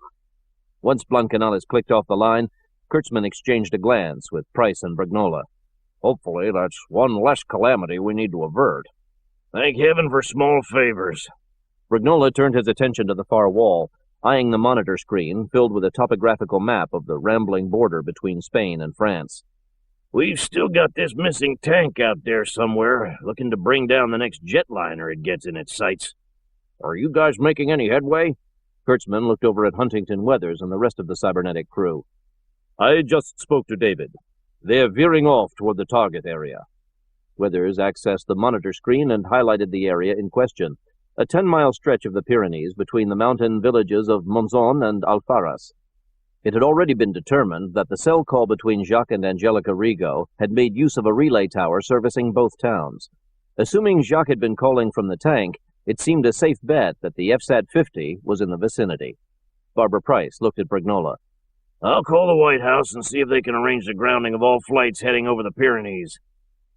Good idea, but it's going to be too late for any flights that are already headed that way. Akira, you got those coordinates yet?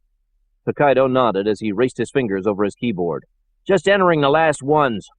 Once he'd finished, Tokaido networked the information to the monitor on the far wall. As the others watched, 3 brightly colored curved lines were transposed onto the topographical map, indicating the flight paths for 3 different airlines whose Barcelona runs crossed over the Pyrenees within the suspected target range of the missing tank. The red and yellow lines are commercial flights, British Airways and Air France. The good news is, if they're on schedule, they've already passed out of range. And the bad news? The green line. It's a charter flight out of Paris, carrying EU delegates to the NATO conference. Their takeoff was scheduled for 40 minutes ago. Price didn't need to do the math to realize the gravity of the situation. She stared bleakly at the map. They're heading into the line of fire.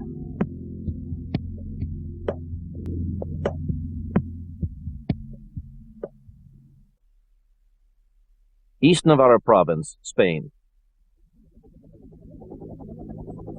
50 miles northeast of Zaragoza, David McCarter guided the UOE's Galicia helicopter over a tributary of the La Truce River. The chopper's pilot had been killed during the raid on the safe house in Pamplona, leaving McCarter to take the controls. Rafael Enciso rode beside him in the gunner's seat. T.J. Hawkins was back in the rear cabin, along with 5 UOE commandos.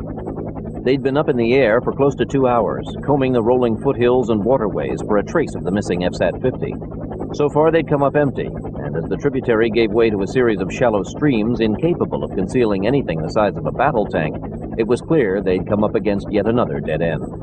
Great. McCarter pulled the chopper up through a thick bank of fog and headed north over a small mountain range.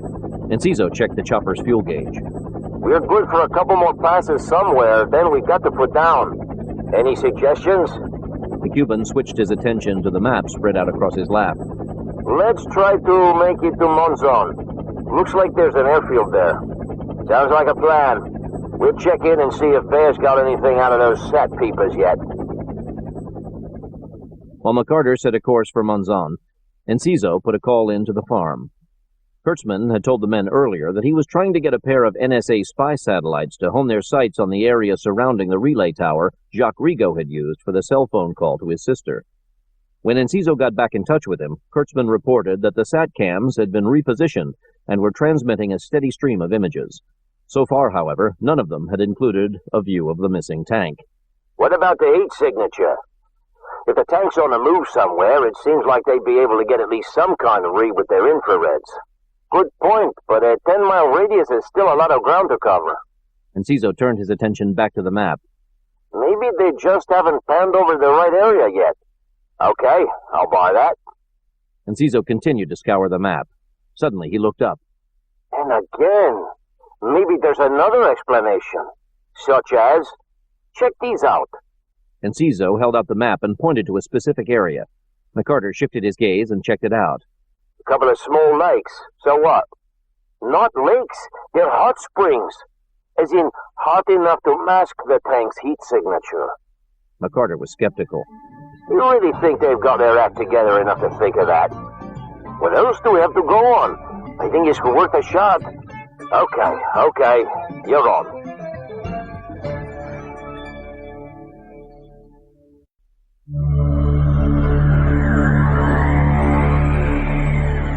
Alvaro Hot Springs, Pyrenees Mountains, Spain. The late Luis Manzeliqua wasn't the only BLM underling with a distaste for sentry duty. Felipe Bouvard, a 20-year-old Pamplona native who joined up with the separatists 6 months earlier with visions of Che Guevara dancing in his head, had spent 5 of those months, like Manzeliqua, exiled to remote mountain peaks with a pair of binoculars and his daily rations, a sign to keep an eye open for whatever the Rigos siblings happened to be looking for at any given time. This night, of course, it was jetliners. Bouvard stood atop the peak of Mount Alvaro, 200 yards uphill from the hot springs, staring northward at the night sky through his field glasses. He'd been at his post more than 12 hours now, and he had a crick in his neck from all the time he'd spent tilting his head backward. He briefly took one hand off the field glasses and massaged the base of his skull. He'd be glad when this was all over and he could climb down and join the others. He'd finished his food rations a couple of hours earlier, and there was only a little water left in his canteen. He wanted nothing more than to fill his stomach and crawl into his sleeping bag and doze off until morning. Of course, if they succeeded in bringing down a jetliner, there would be no sleeping. They would have to flee the area, with or without the tank, most likely the latter. The last time he looked, the FSAT-50 was still mired in the hot springs like a fat man stuck in a bathtub. What a joke. All that time and effort put into stealing the tank, and for what? A chance to shoot a plane out of the sky? That could be done with a black market surface-to-air missile mounted on the back of a jeep, or even his shoulder, for that matter. After a few minutes of picking out constellations, he saw a shooting star and made a quick wish for the day this was all behind them. When that day came, he decided he would take his pay and bid the BLM adios. He'd go back to Pamplona and celebrate like he'd never celebrated before. Women, wine, and more women. Let somebody else fight the war for Basque independence. Bouvard was elaborating on his fantasy when another flicker of light appeared on the northern horizon. This time, it wasn't a shooting star, however. Bouvard focused his binoculars and tracked the light for a few seconds, then reached for the walkie-talkie clipped to his belt. A tingle of excitement dispelled his boredom and discontent as he patched through a call to Jacques Rigaud. Rigaud was using a meal tin to methodically scoop up the water and pitch it out through the open hatch. He had stopped momentarily, however, when the call had come in from Bouvard. Jacques relayed the message to Geraldo Carrion. The jet is coming. Get ready. Not a moment too soon. Carrion wiped the sweat from his face as he hunched over the FSAT-50's weapons controls. Even with the hatch open, the temperature inside the tank had continued to rise, and the heat was the least of his concerns. Yet another seal had given way an hour earlier, and water from the hot springs had begun to seep up through the floor. It was ankle deep now. Are you sure we can do this? Carrion nodded as he prepared to launch the tank's surveillance drone. The controls are all well above the waterline. As long as we have power, everything will be fine. I hope so. Jacques resumed bailing the tepid, oily water pooling around his ankles. He kept his back turned to Carrion so that the other man wouldn't be able to see the tears he'd been fighting back since hearing the news of his brother's death. He was concerned as well about what had happened to his sister after their hurried call. From the sounds of it, the authorities were closing in on her and the others, and he had his doubts they would bother taking prisoners. If Angelica was dead, that would leave him without a family, the only one not brought down by the enemies of the BLM. The notion filled him not only with grief, but also rage. As with his sister in Barcelona, he was determined not to go down without a fight. He would have his revenge or die trying. Rigaud emptied another load of water outside the tank, then leaned over to refill his tin. Nearby, the walkie-talkie crackled again. It was Bouvard. There was urgency in his voice. There was a helicopter headed straight for the tank. There they are! Raphael Enciso used his uninjured arm to point out the windshield of the helicopter. McCarter peered through a break in the fog bank they were flying through and spotted the leaf-draped FSAT-50, as well as a handful of men scrambling through the grass alongside the hot spring. Nice hunch, Rafe. You win a bloody Cupid doll once we're out of this. Enciso grabbed a pair of night vision goggles. Why didn't you say so in the first place? I would have found the damn tank sooner. McCarter pressed the intercom, linking the cockpit with the rear cabin, where T.J. Hawkins was riding with the Spanish commandos. Ready yourselves, lads. We're in business. We see them too. Ready when you are. Once Enciso had donned the goggles, he took a closer look at their target. They've spotted us. You might want to mix it up a little as we close in. Will do. McCarter executed a quick series of evasive maneuvers, weaving in and out of the fog bank as he circled the hot springs. Enciso kept an eye on the ground troops, as well as the FSAT-50. A few of the tree branches draped over the tank fell free as the turret's cannon tilted upward and began to pivot to one side. The tank's aiming away from us, but a couple of gunners are drawing a bead on us. One of them's got some kind of shoulder launcher. Stinger? I don't think so. He looks more like a bazooka. Keep up the bob and weave till he fires, then hold steady while I try to nail him. Affirmative. McCarter banked away from the enemy, retreating farther into the fog bank. Then he dropped low and swung sharply to the left. TJ's voice came over the intercom. Hey, what's with the thrill ride? Sorry, we're trying to dance our way out of a turkey shoot. The Briton pulled the helicopter back up and to the left. He just finished the turn when there was an explosion in the air 40 yards above them. That's your cue, big guy. McCarter nodded and straightened the warship's course. Enciso turned his focus to the gunner controls, readying the Galicia's nose gun.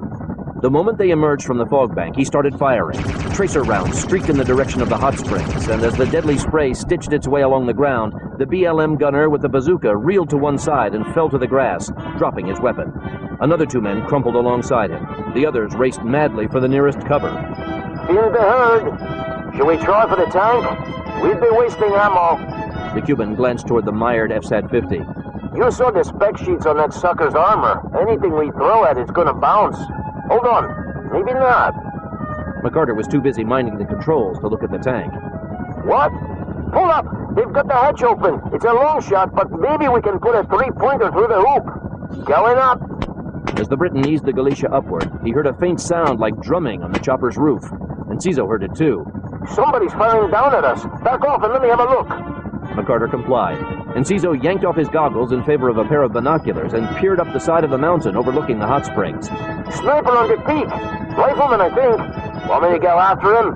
No, he's just bee-stinging us. Let's keep our eyes on the prize. Are you sure? I've been through my ration of chopper crashes for this week. Before Enciso could respond, Hawkins piped up over the intercom again. Looks like they're ready to go for a jet, guys. Enciso glanced back down at the tank.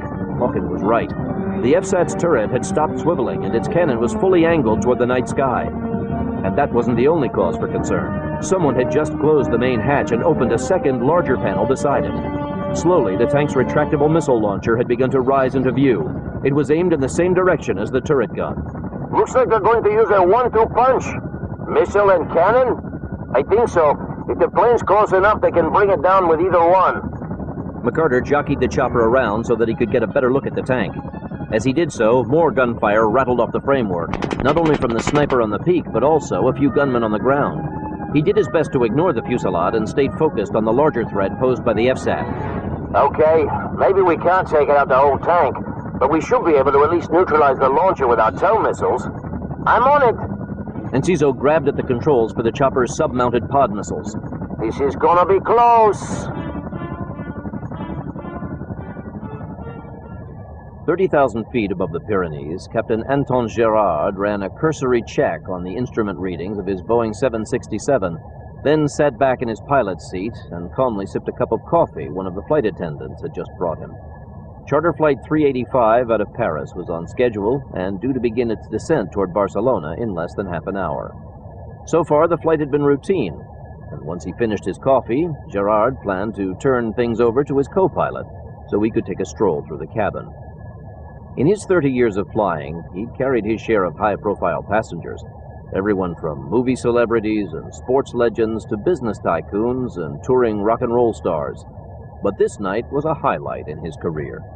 2 heads of state, 4 ambassadors, and enough other high-ranking political figures to make the plane the equivalent of an aerial UN. He wanted to see how many of them he could meet, and he was particularly interested in getting a chance to shake hands with the French Prime Minister. He'd already seen to it that one of the flight attendants had a camera ready to record the moment so that he could add the photograph to the collection he had mounted on the walls of his den back home in Calais. It wasn't just a matter of propping up his ego. He'd found over the years that the photographs worked like an aphrodisiac on the women he brought home for drinks. All it took was a few minutes of spinning anecdotes while showing off the photos, and the women would be like putty in his hands. It was as if some of the charisma and power of these potentates was passed on to him, making him more desirable. A friend of Gerard's had once ventured that the women were likely less interested in him than fantasizing about the men he'd shaken hands with, but that didn't bother him. His philosophy was whatever works. Gerard was finishing his coffee when a call came in from the EUAA. The co-pilot took the call over his headset. Gerard saw the man's face turn white as he listened to the message. The co-pilot had finished the call and quickly reached for the plane's controls. What's the matter? We need to turn back. Why? There's no time to explain. We are about to be attacked. Geraldo Carrion began hitting switches on the console. I'll send up the drone first, then the surface-to-air missile. The missile has its own guidance system, so it will lock in on the jet while the drone sets up coordinates for the cannon. I don't care how you do it. Just bring that plane down. With the hatch closed, the air around him was as stifling as it was hot. He tugged at the collar of his shirt. His heart was racing, and his eyes stung from the perspiration. Everything was happening so fast. It was all he could do not to give in to the panic gnawing at him. He tried his walkie-talkie, but was unable to make contact with any of his men outside the tank, so there was no way for him to see if they'd been able to do anything about the helicopter that had come up on them. Why did it have to show up now when they were so close? All they needed was a few more seconds. Carrion was about to launch the drone when he suddenly slammed his fist against the radar console. The plane's changing course. It's turning back. Jacques stared over Carrion's shoulder at the radar, eyeing the blip on the screen. It's still within range, though, isn't it? Yes, but... Then go ahead with the launch. You just said the missile has a guidance system. The jet can run, but it won't be able to hide. Carrion drew in a breath, trying to settle his nerves. He thumbed a few more switches, then flipped the protective cap from the launch button and pressed it. The tank shuddered faintly. The drone? Yes. It's on its way. How long to fire the missile? 10 seconds. Carrion quickly reprogrammed the launch commands, continuing the countdown. 9, 8, 7, 6. Damn, we're too late! David McCarter stared at the dissipating tendril of smoke trailing from the tank's retractable launcher. No, that was just a drone. We've still got a chance. What are you talking about? The drone lines things up for the bloody cannon, doesn't it? Let me get the SAM, then we'll worry about the cannon. Enciso's eyes were on the tracking system for the helicopter's tow missiles. Now, hold this sucker still! While McCarter hovered the chopper in place, Enciso aligned his sights on the FSAT's launcher, then squeezed the trigger operating the left pod missile. Both men held their breath as they stared out the windshield. As they watched on, an explosion briefly lit up the area around the hot springs, replacing the SAM's contrail with a widespread puff of smoke. When the smoke cleared, they saw that there was nothing left of the tank's missile launcher but a stub of twisted metal. The turret itself, however, had withstood the impact. Bullseye! We're not out of the woods yet. We might have shaken them up a bit, but once they get their bearings, they can still get a shot off with the cannon. Then fire the other tow! Hold on, hold on! We've only got one shot left, and I don't think we can even put a dent in the cannon. There's got to be a better way. There was only one other option McCarter could think of, and it amounted to suicide. Still, it seemed like a price they would have to pay to keep the tank from bringing down the jet. We need to get in the line of fire. Enciso looked at McCarter and nodded gravely. Yeah, let's do it. McCarter was about to open up the throttle when Hawkins' voice came over the intercom. What's the holdup? McCarter quickly explained the situation. That sucks. And hell, once they've taken us out, what's to stop them from firing again? And wait! Enciso was staring out the front windshield. McCarter followed the Cuban's gaze and saw a pile of fallen rubble building up at the base of the mountain. Some of the loose rock tumbled off the growing heap and splashed into the nearby hot spring. The tow set off a landslide, and from the looks of it, there's more where that came from. Bring the mountain to Mohammed? Just might work. Enciso turned back to McCarter. Tilt her up a little and throw some light on the mountain. Gotcha. McCarter worked the controls with one hand and used the other to shine the chopper's searchlight on the mountainside. More than halfway up the slope, the light fell on the spot where the landslide had started. There was a huge indentation where part of the mountain had given way. A large chunk of rock protruded directly above it, all but begging for gravity to bring it crashing down. There you go. Punch in a good one. Enciso closed his fingers around the grip working the second tow missile, then squeezed the trigger. Lying prone at the edge of the mountaintop, Bouvard peered downward through the scope of his rifle. His hands were trembling. Now that he found himself thrust into the kind of action he dreamed about, he was overcome with terror. There were no thoughts of glory or the triumph of his cause. His only instinct was to stay alive. So far, his shots had glanced harmlessly off the chopper hovering below him, but now the Galicia had turned and offered him an unobstructed shot through the cockpit windshield. He couldn't see past the reflection of the glass, but he was sure he had the pilot in his sights. One well-placed shot would bring down the chopper. Bouvard was about to pull the trigger when a tow missile roared out from beneath the chopper. There was a deafening blast as the warhead slammed into the mountain, quaking the ground beneath the sniper. He fired, but the quaking had thrown off his aim and the bullet glanced off the chopper's nose. Bouvard cursed and quickly worked the rifle's bolt action, hoping to get off a second shot before the Galicia changed its position. Suddenly, however, the Basque sniper felt the ground giving way beneath him. Before he could make sense of what was happening, Huvar found himself falling, dragged down by the collapsing side of the mountain. He let out a cry that was quickly silenced as he was sucked into the rock slide that thundered its way down toward the hot springs and the immobile FSAT-50. McCarter backed to Galicia away from the showering downpour of rock and stone, then quickly set the chopper down on the grass. Hawkins and the UOE commandos stormed out of the rear cabin, ducking to avoid the gunship's rotors.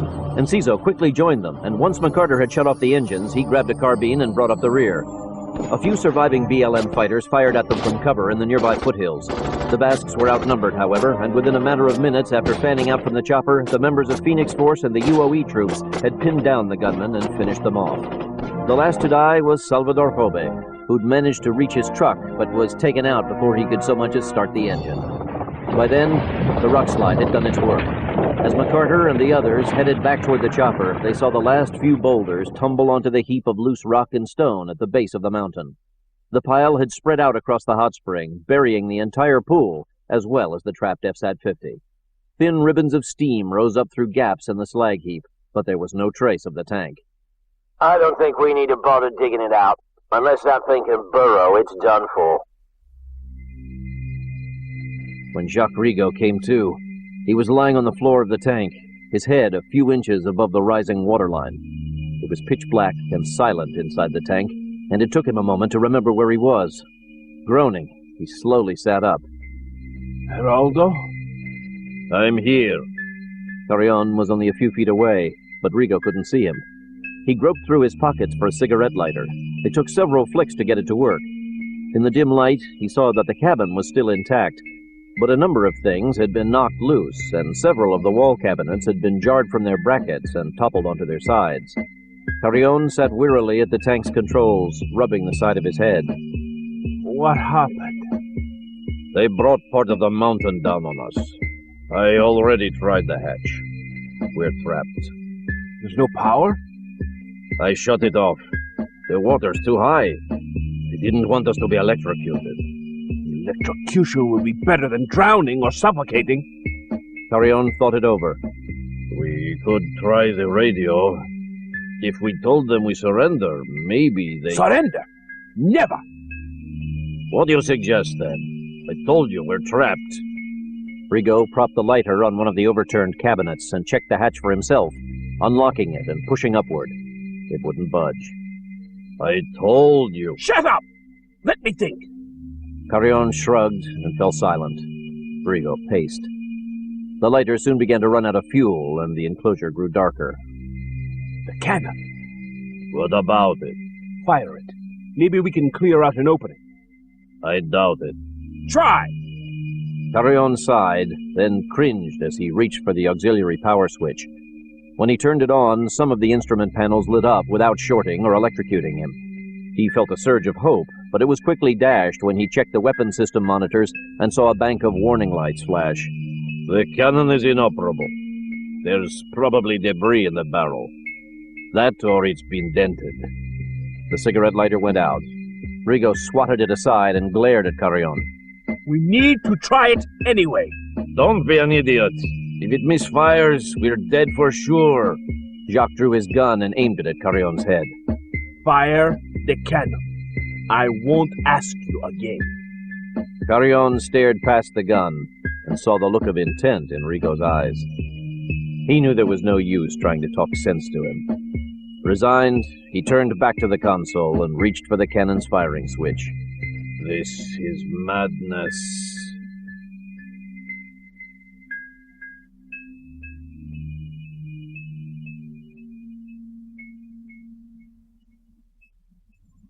The men had clambered back aboard the chopper, and David McCarter had just fired up the engines when an explosion sounded deep within the pile of fallen rock and stone that had entombed the tank. A few bits of flying stone pelted the helicopter, cracking the windshield and clanging off the rotors. The heap shifted slightly, creating a faint crater that quickly filled in as the loose rock fell back into place. Smoke seeped up through the debris, but the tank remained hidden from view. McCarter leaned toward Enciso, who was seated beside him. Their last hurrah. I think so. Let's get out of here.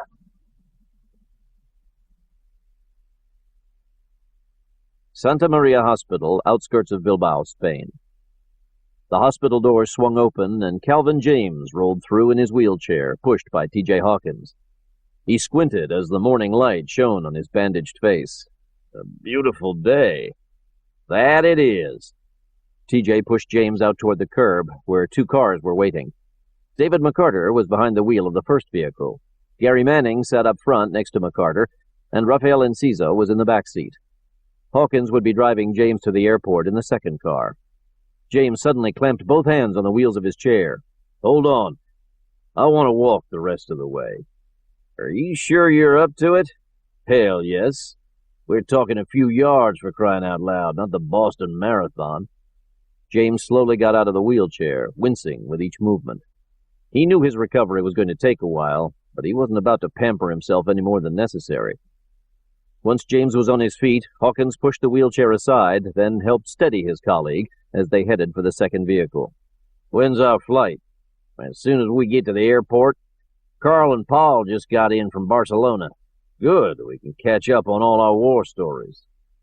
That'll be the day. You know the drill, Cal. As soon as we get back to the farm, somebody else is going to step out of line, and we'll be back at it. The war never ends, and neither do the war stories. How true.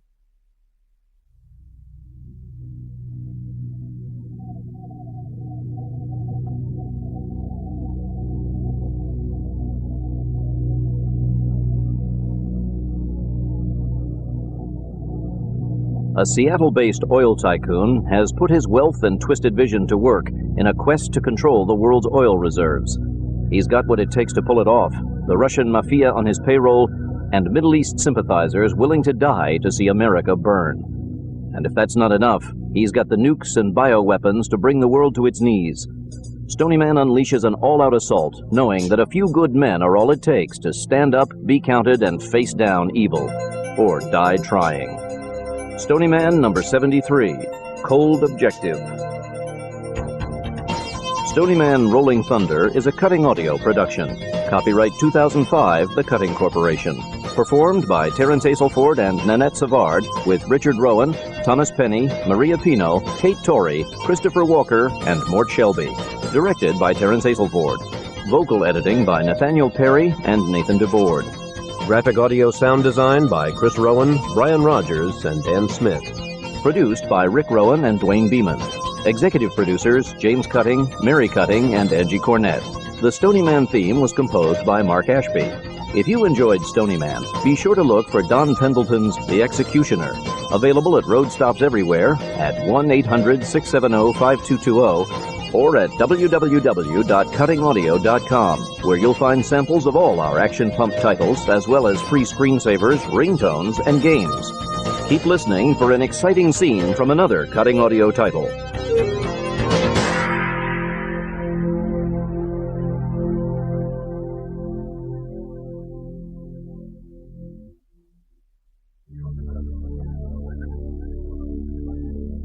Graphic Audio. Best seat in the house. From Deathlands 62, Damnation Roadshow. The red-haired carny master jumped over the center ring's low bumper, into the spotlight. Behind him trailed a naked baby Sticky on a long chrome chain fastened to a choke collar. Huzzah! Huzzah! Welcome, Bullet Bill, to Gert Wolfram's world-famous honey!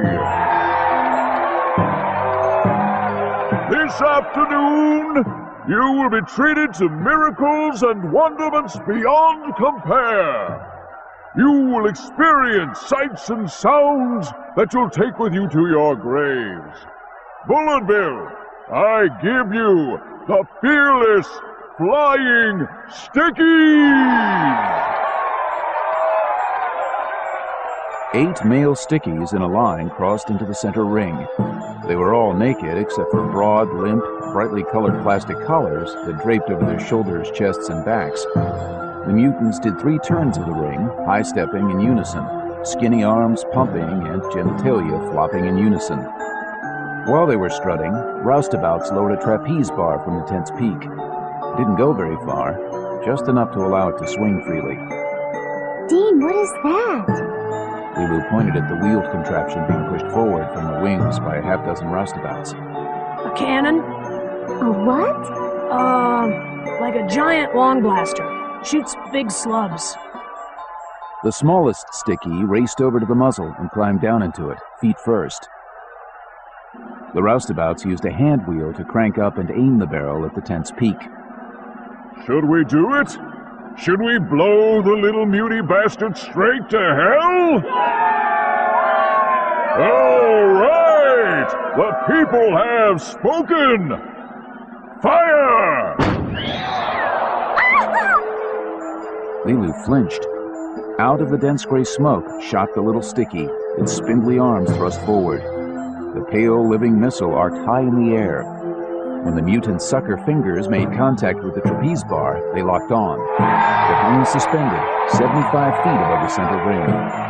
Hoopa! If one was fun, folks, how about 3?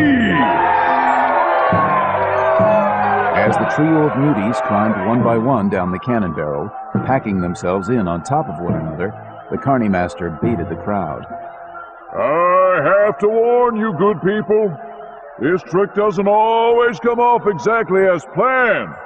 A little too much blaster powder, a bit of a breeze, too much humidity in the air. Those of you sitting in the front row should be ready to move quickly if it starts to rain stickies. Let the bastards fly! Yeah. All right, then! Lulu flinched again. Even though she knew it was coming, she couldn't help herself. To her amazement, the 3 mutants came out of the barrel in a living chain, the second and third Stickies having fastened their sucker hands onto the pair of ankles in front of them. It didn't look as though they were going to make it, but the lead Sticky stretched and somehow made contact with the feet of the little one hanging from the bar. Then all 4 of them swung from the trapeze, connected at the ankles. Ooh, that was a close one. Shall we go for 4? Lower the sights! The remaining naked Stickies scrambled down the still-smoking barrel as the roustabouts changed their aim to the legs of the lowest of the 4 suspended muties, some 50 feet above the center ring. Again the cannon boomed and jolted. Another living chain of bodies vomited from its muzzle and hurtled toward the tent's peak. The first Sticky missed the leg of its target by a good 5 feet. Whoa! Serves the bastards right! The 4-car runaway mutant train arced past the steel tent pole and, veering off to the right, crashed sideways into the far wall of the tent. Still stuck together by sucker and secretion, the Sticky quartet crashed in a heap on the ground. For a long moment, none of the mutants moved. Yeah! Serves you right! You killed my uncle! Then, one by one, they stirred, untangling and unscrewing themselves. Oh, that fucking sucks! As thrilled as Lulu was by the performance, in the pit of her stomach was a small knot of dread. She couldn't tell if the cannon miss had been on purpose or not, but she thought it hadn't. That gave her the distinct feeling that the outcomes of the Carney's acts weren't set in stone, that anything at all could happen. It was scary, but the fear made it all the more exciting. The ringleader waved an arm toward the wings. Grunting from the strain, masked roustabouts pulled and pushed a trailer bearing a tarp-covered cage into the center ring. Alongside the trailer, 4 beautiful, long-legged women danced and mugged for the crowd.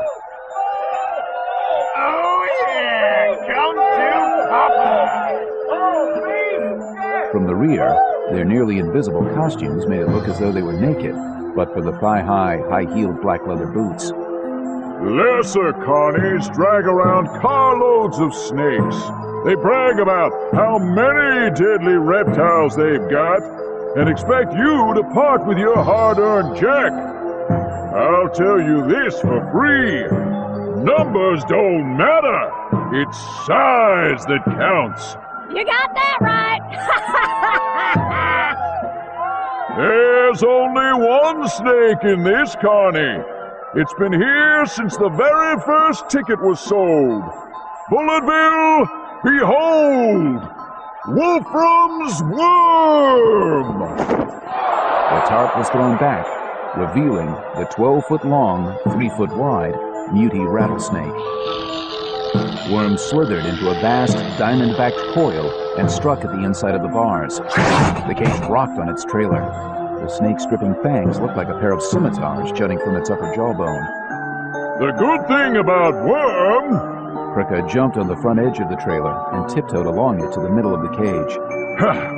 is that he only eats twice a month. Krika took hold of the pin that held shut the cage door. Oh my God! Don't! Please don't! The bad thing is that it's a week past his dinner time! With that, he jerked the pin from the hasp and leaped out of the way as the barred door swung open. Worm was a lot faster than he looked. He darted out of the cage and onto the ground before anyone could even scream. Bullard's mothers and fathers grabbed for their children. The rest went for their blasters. The people closest to the rear started to run for the exit. Dean was up in the blink of an eye, thrusting his body between the huge snake and Lilu. With his feet shoulder-width apart, he held the cocked Browning in both hands. Don't shoot! Everyone, stay right where you are! Stay where you are and no one will get hurt! Everything is under control. The snake charmers are in position. Even the spectators halfway out the door stopped and turned to look. If you can't wait for the next installment of your favorite series to hit the shelves, plug into Cutting Audio's website and download it for your computer or digital player. It'll be online before anywhere else. You'll also get free screensavers, ringtones, games, and other goodies. www.cuttingaudio.com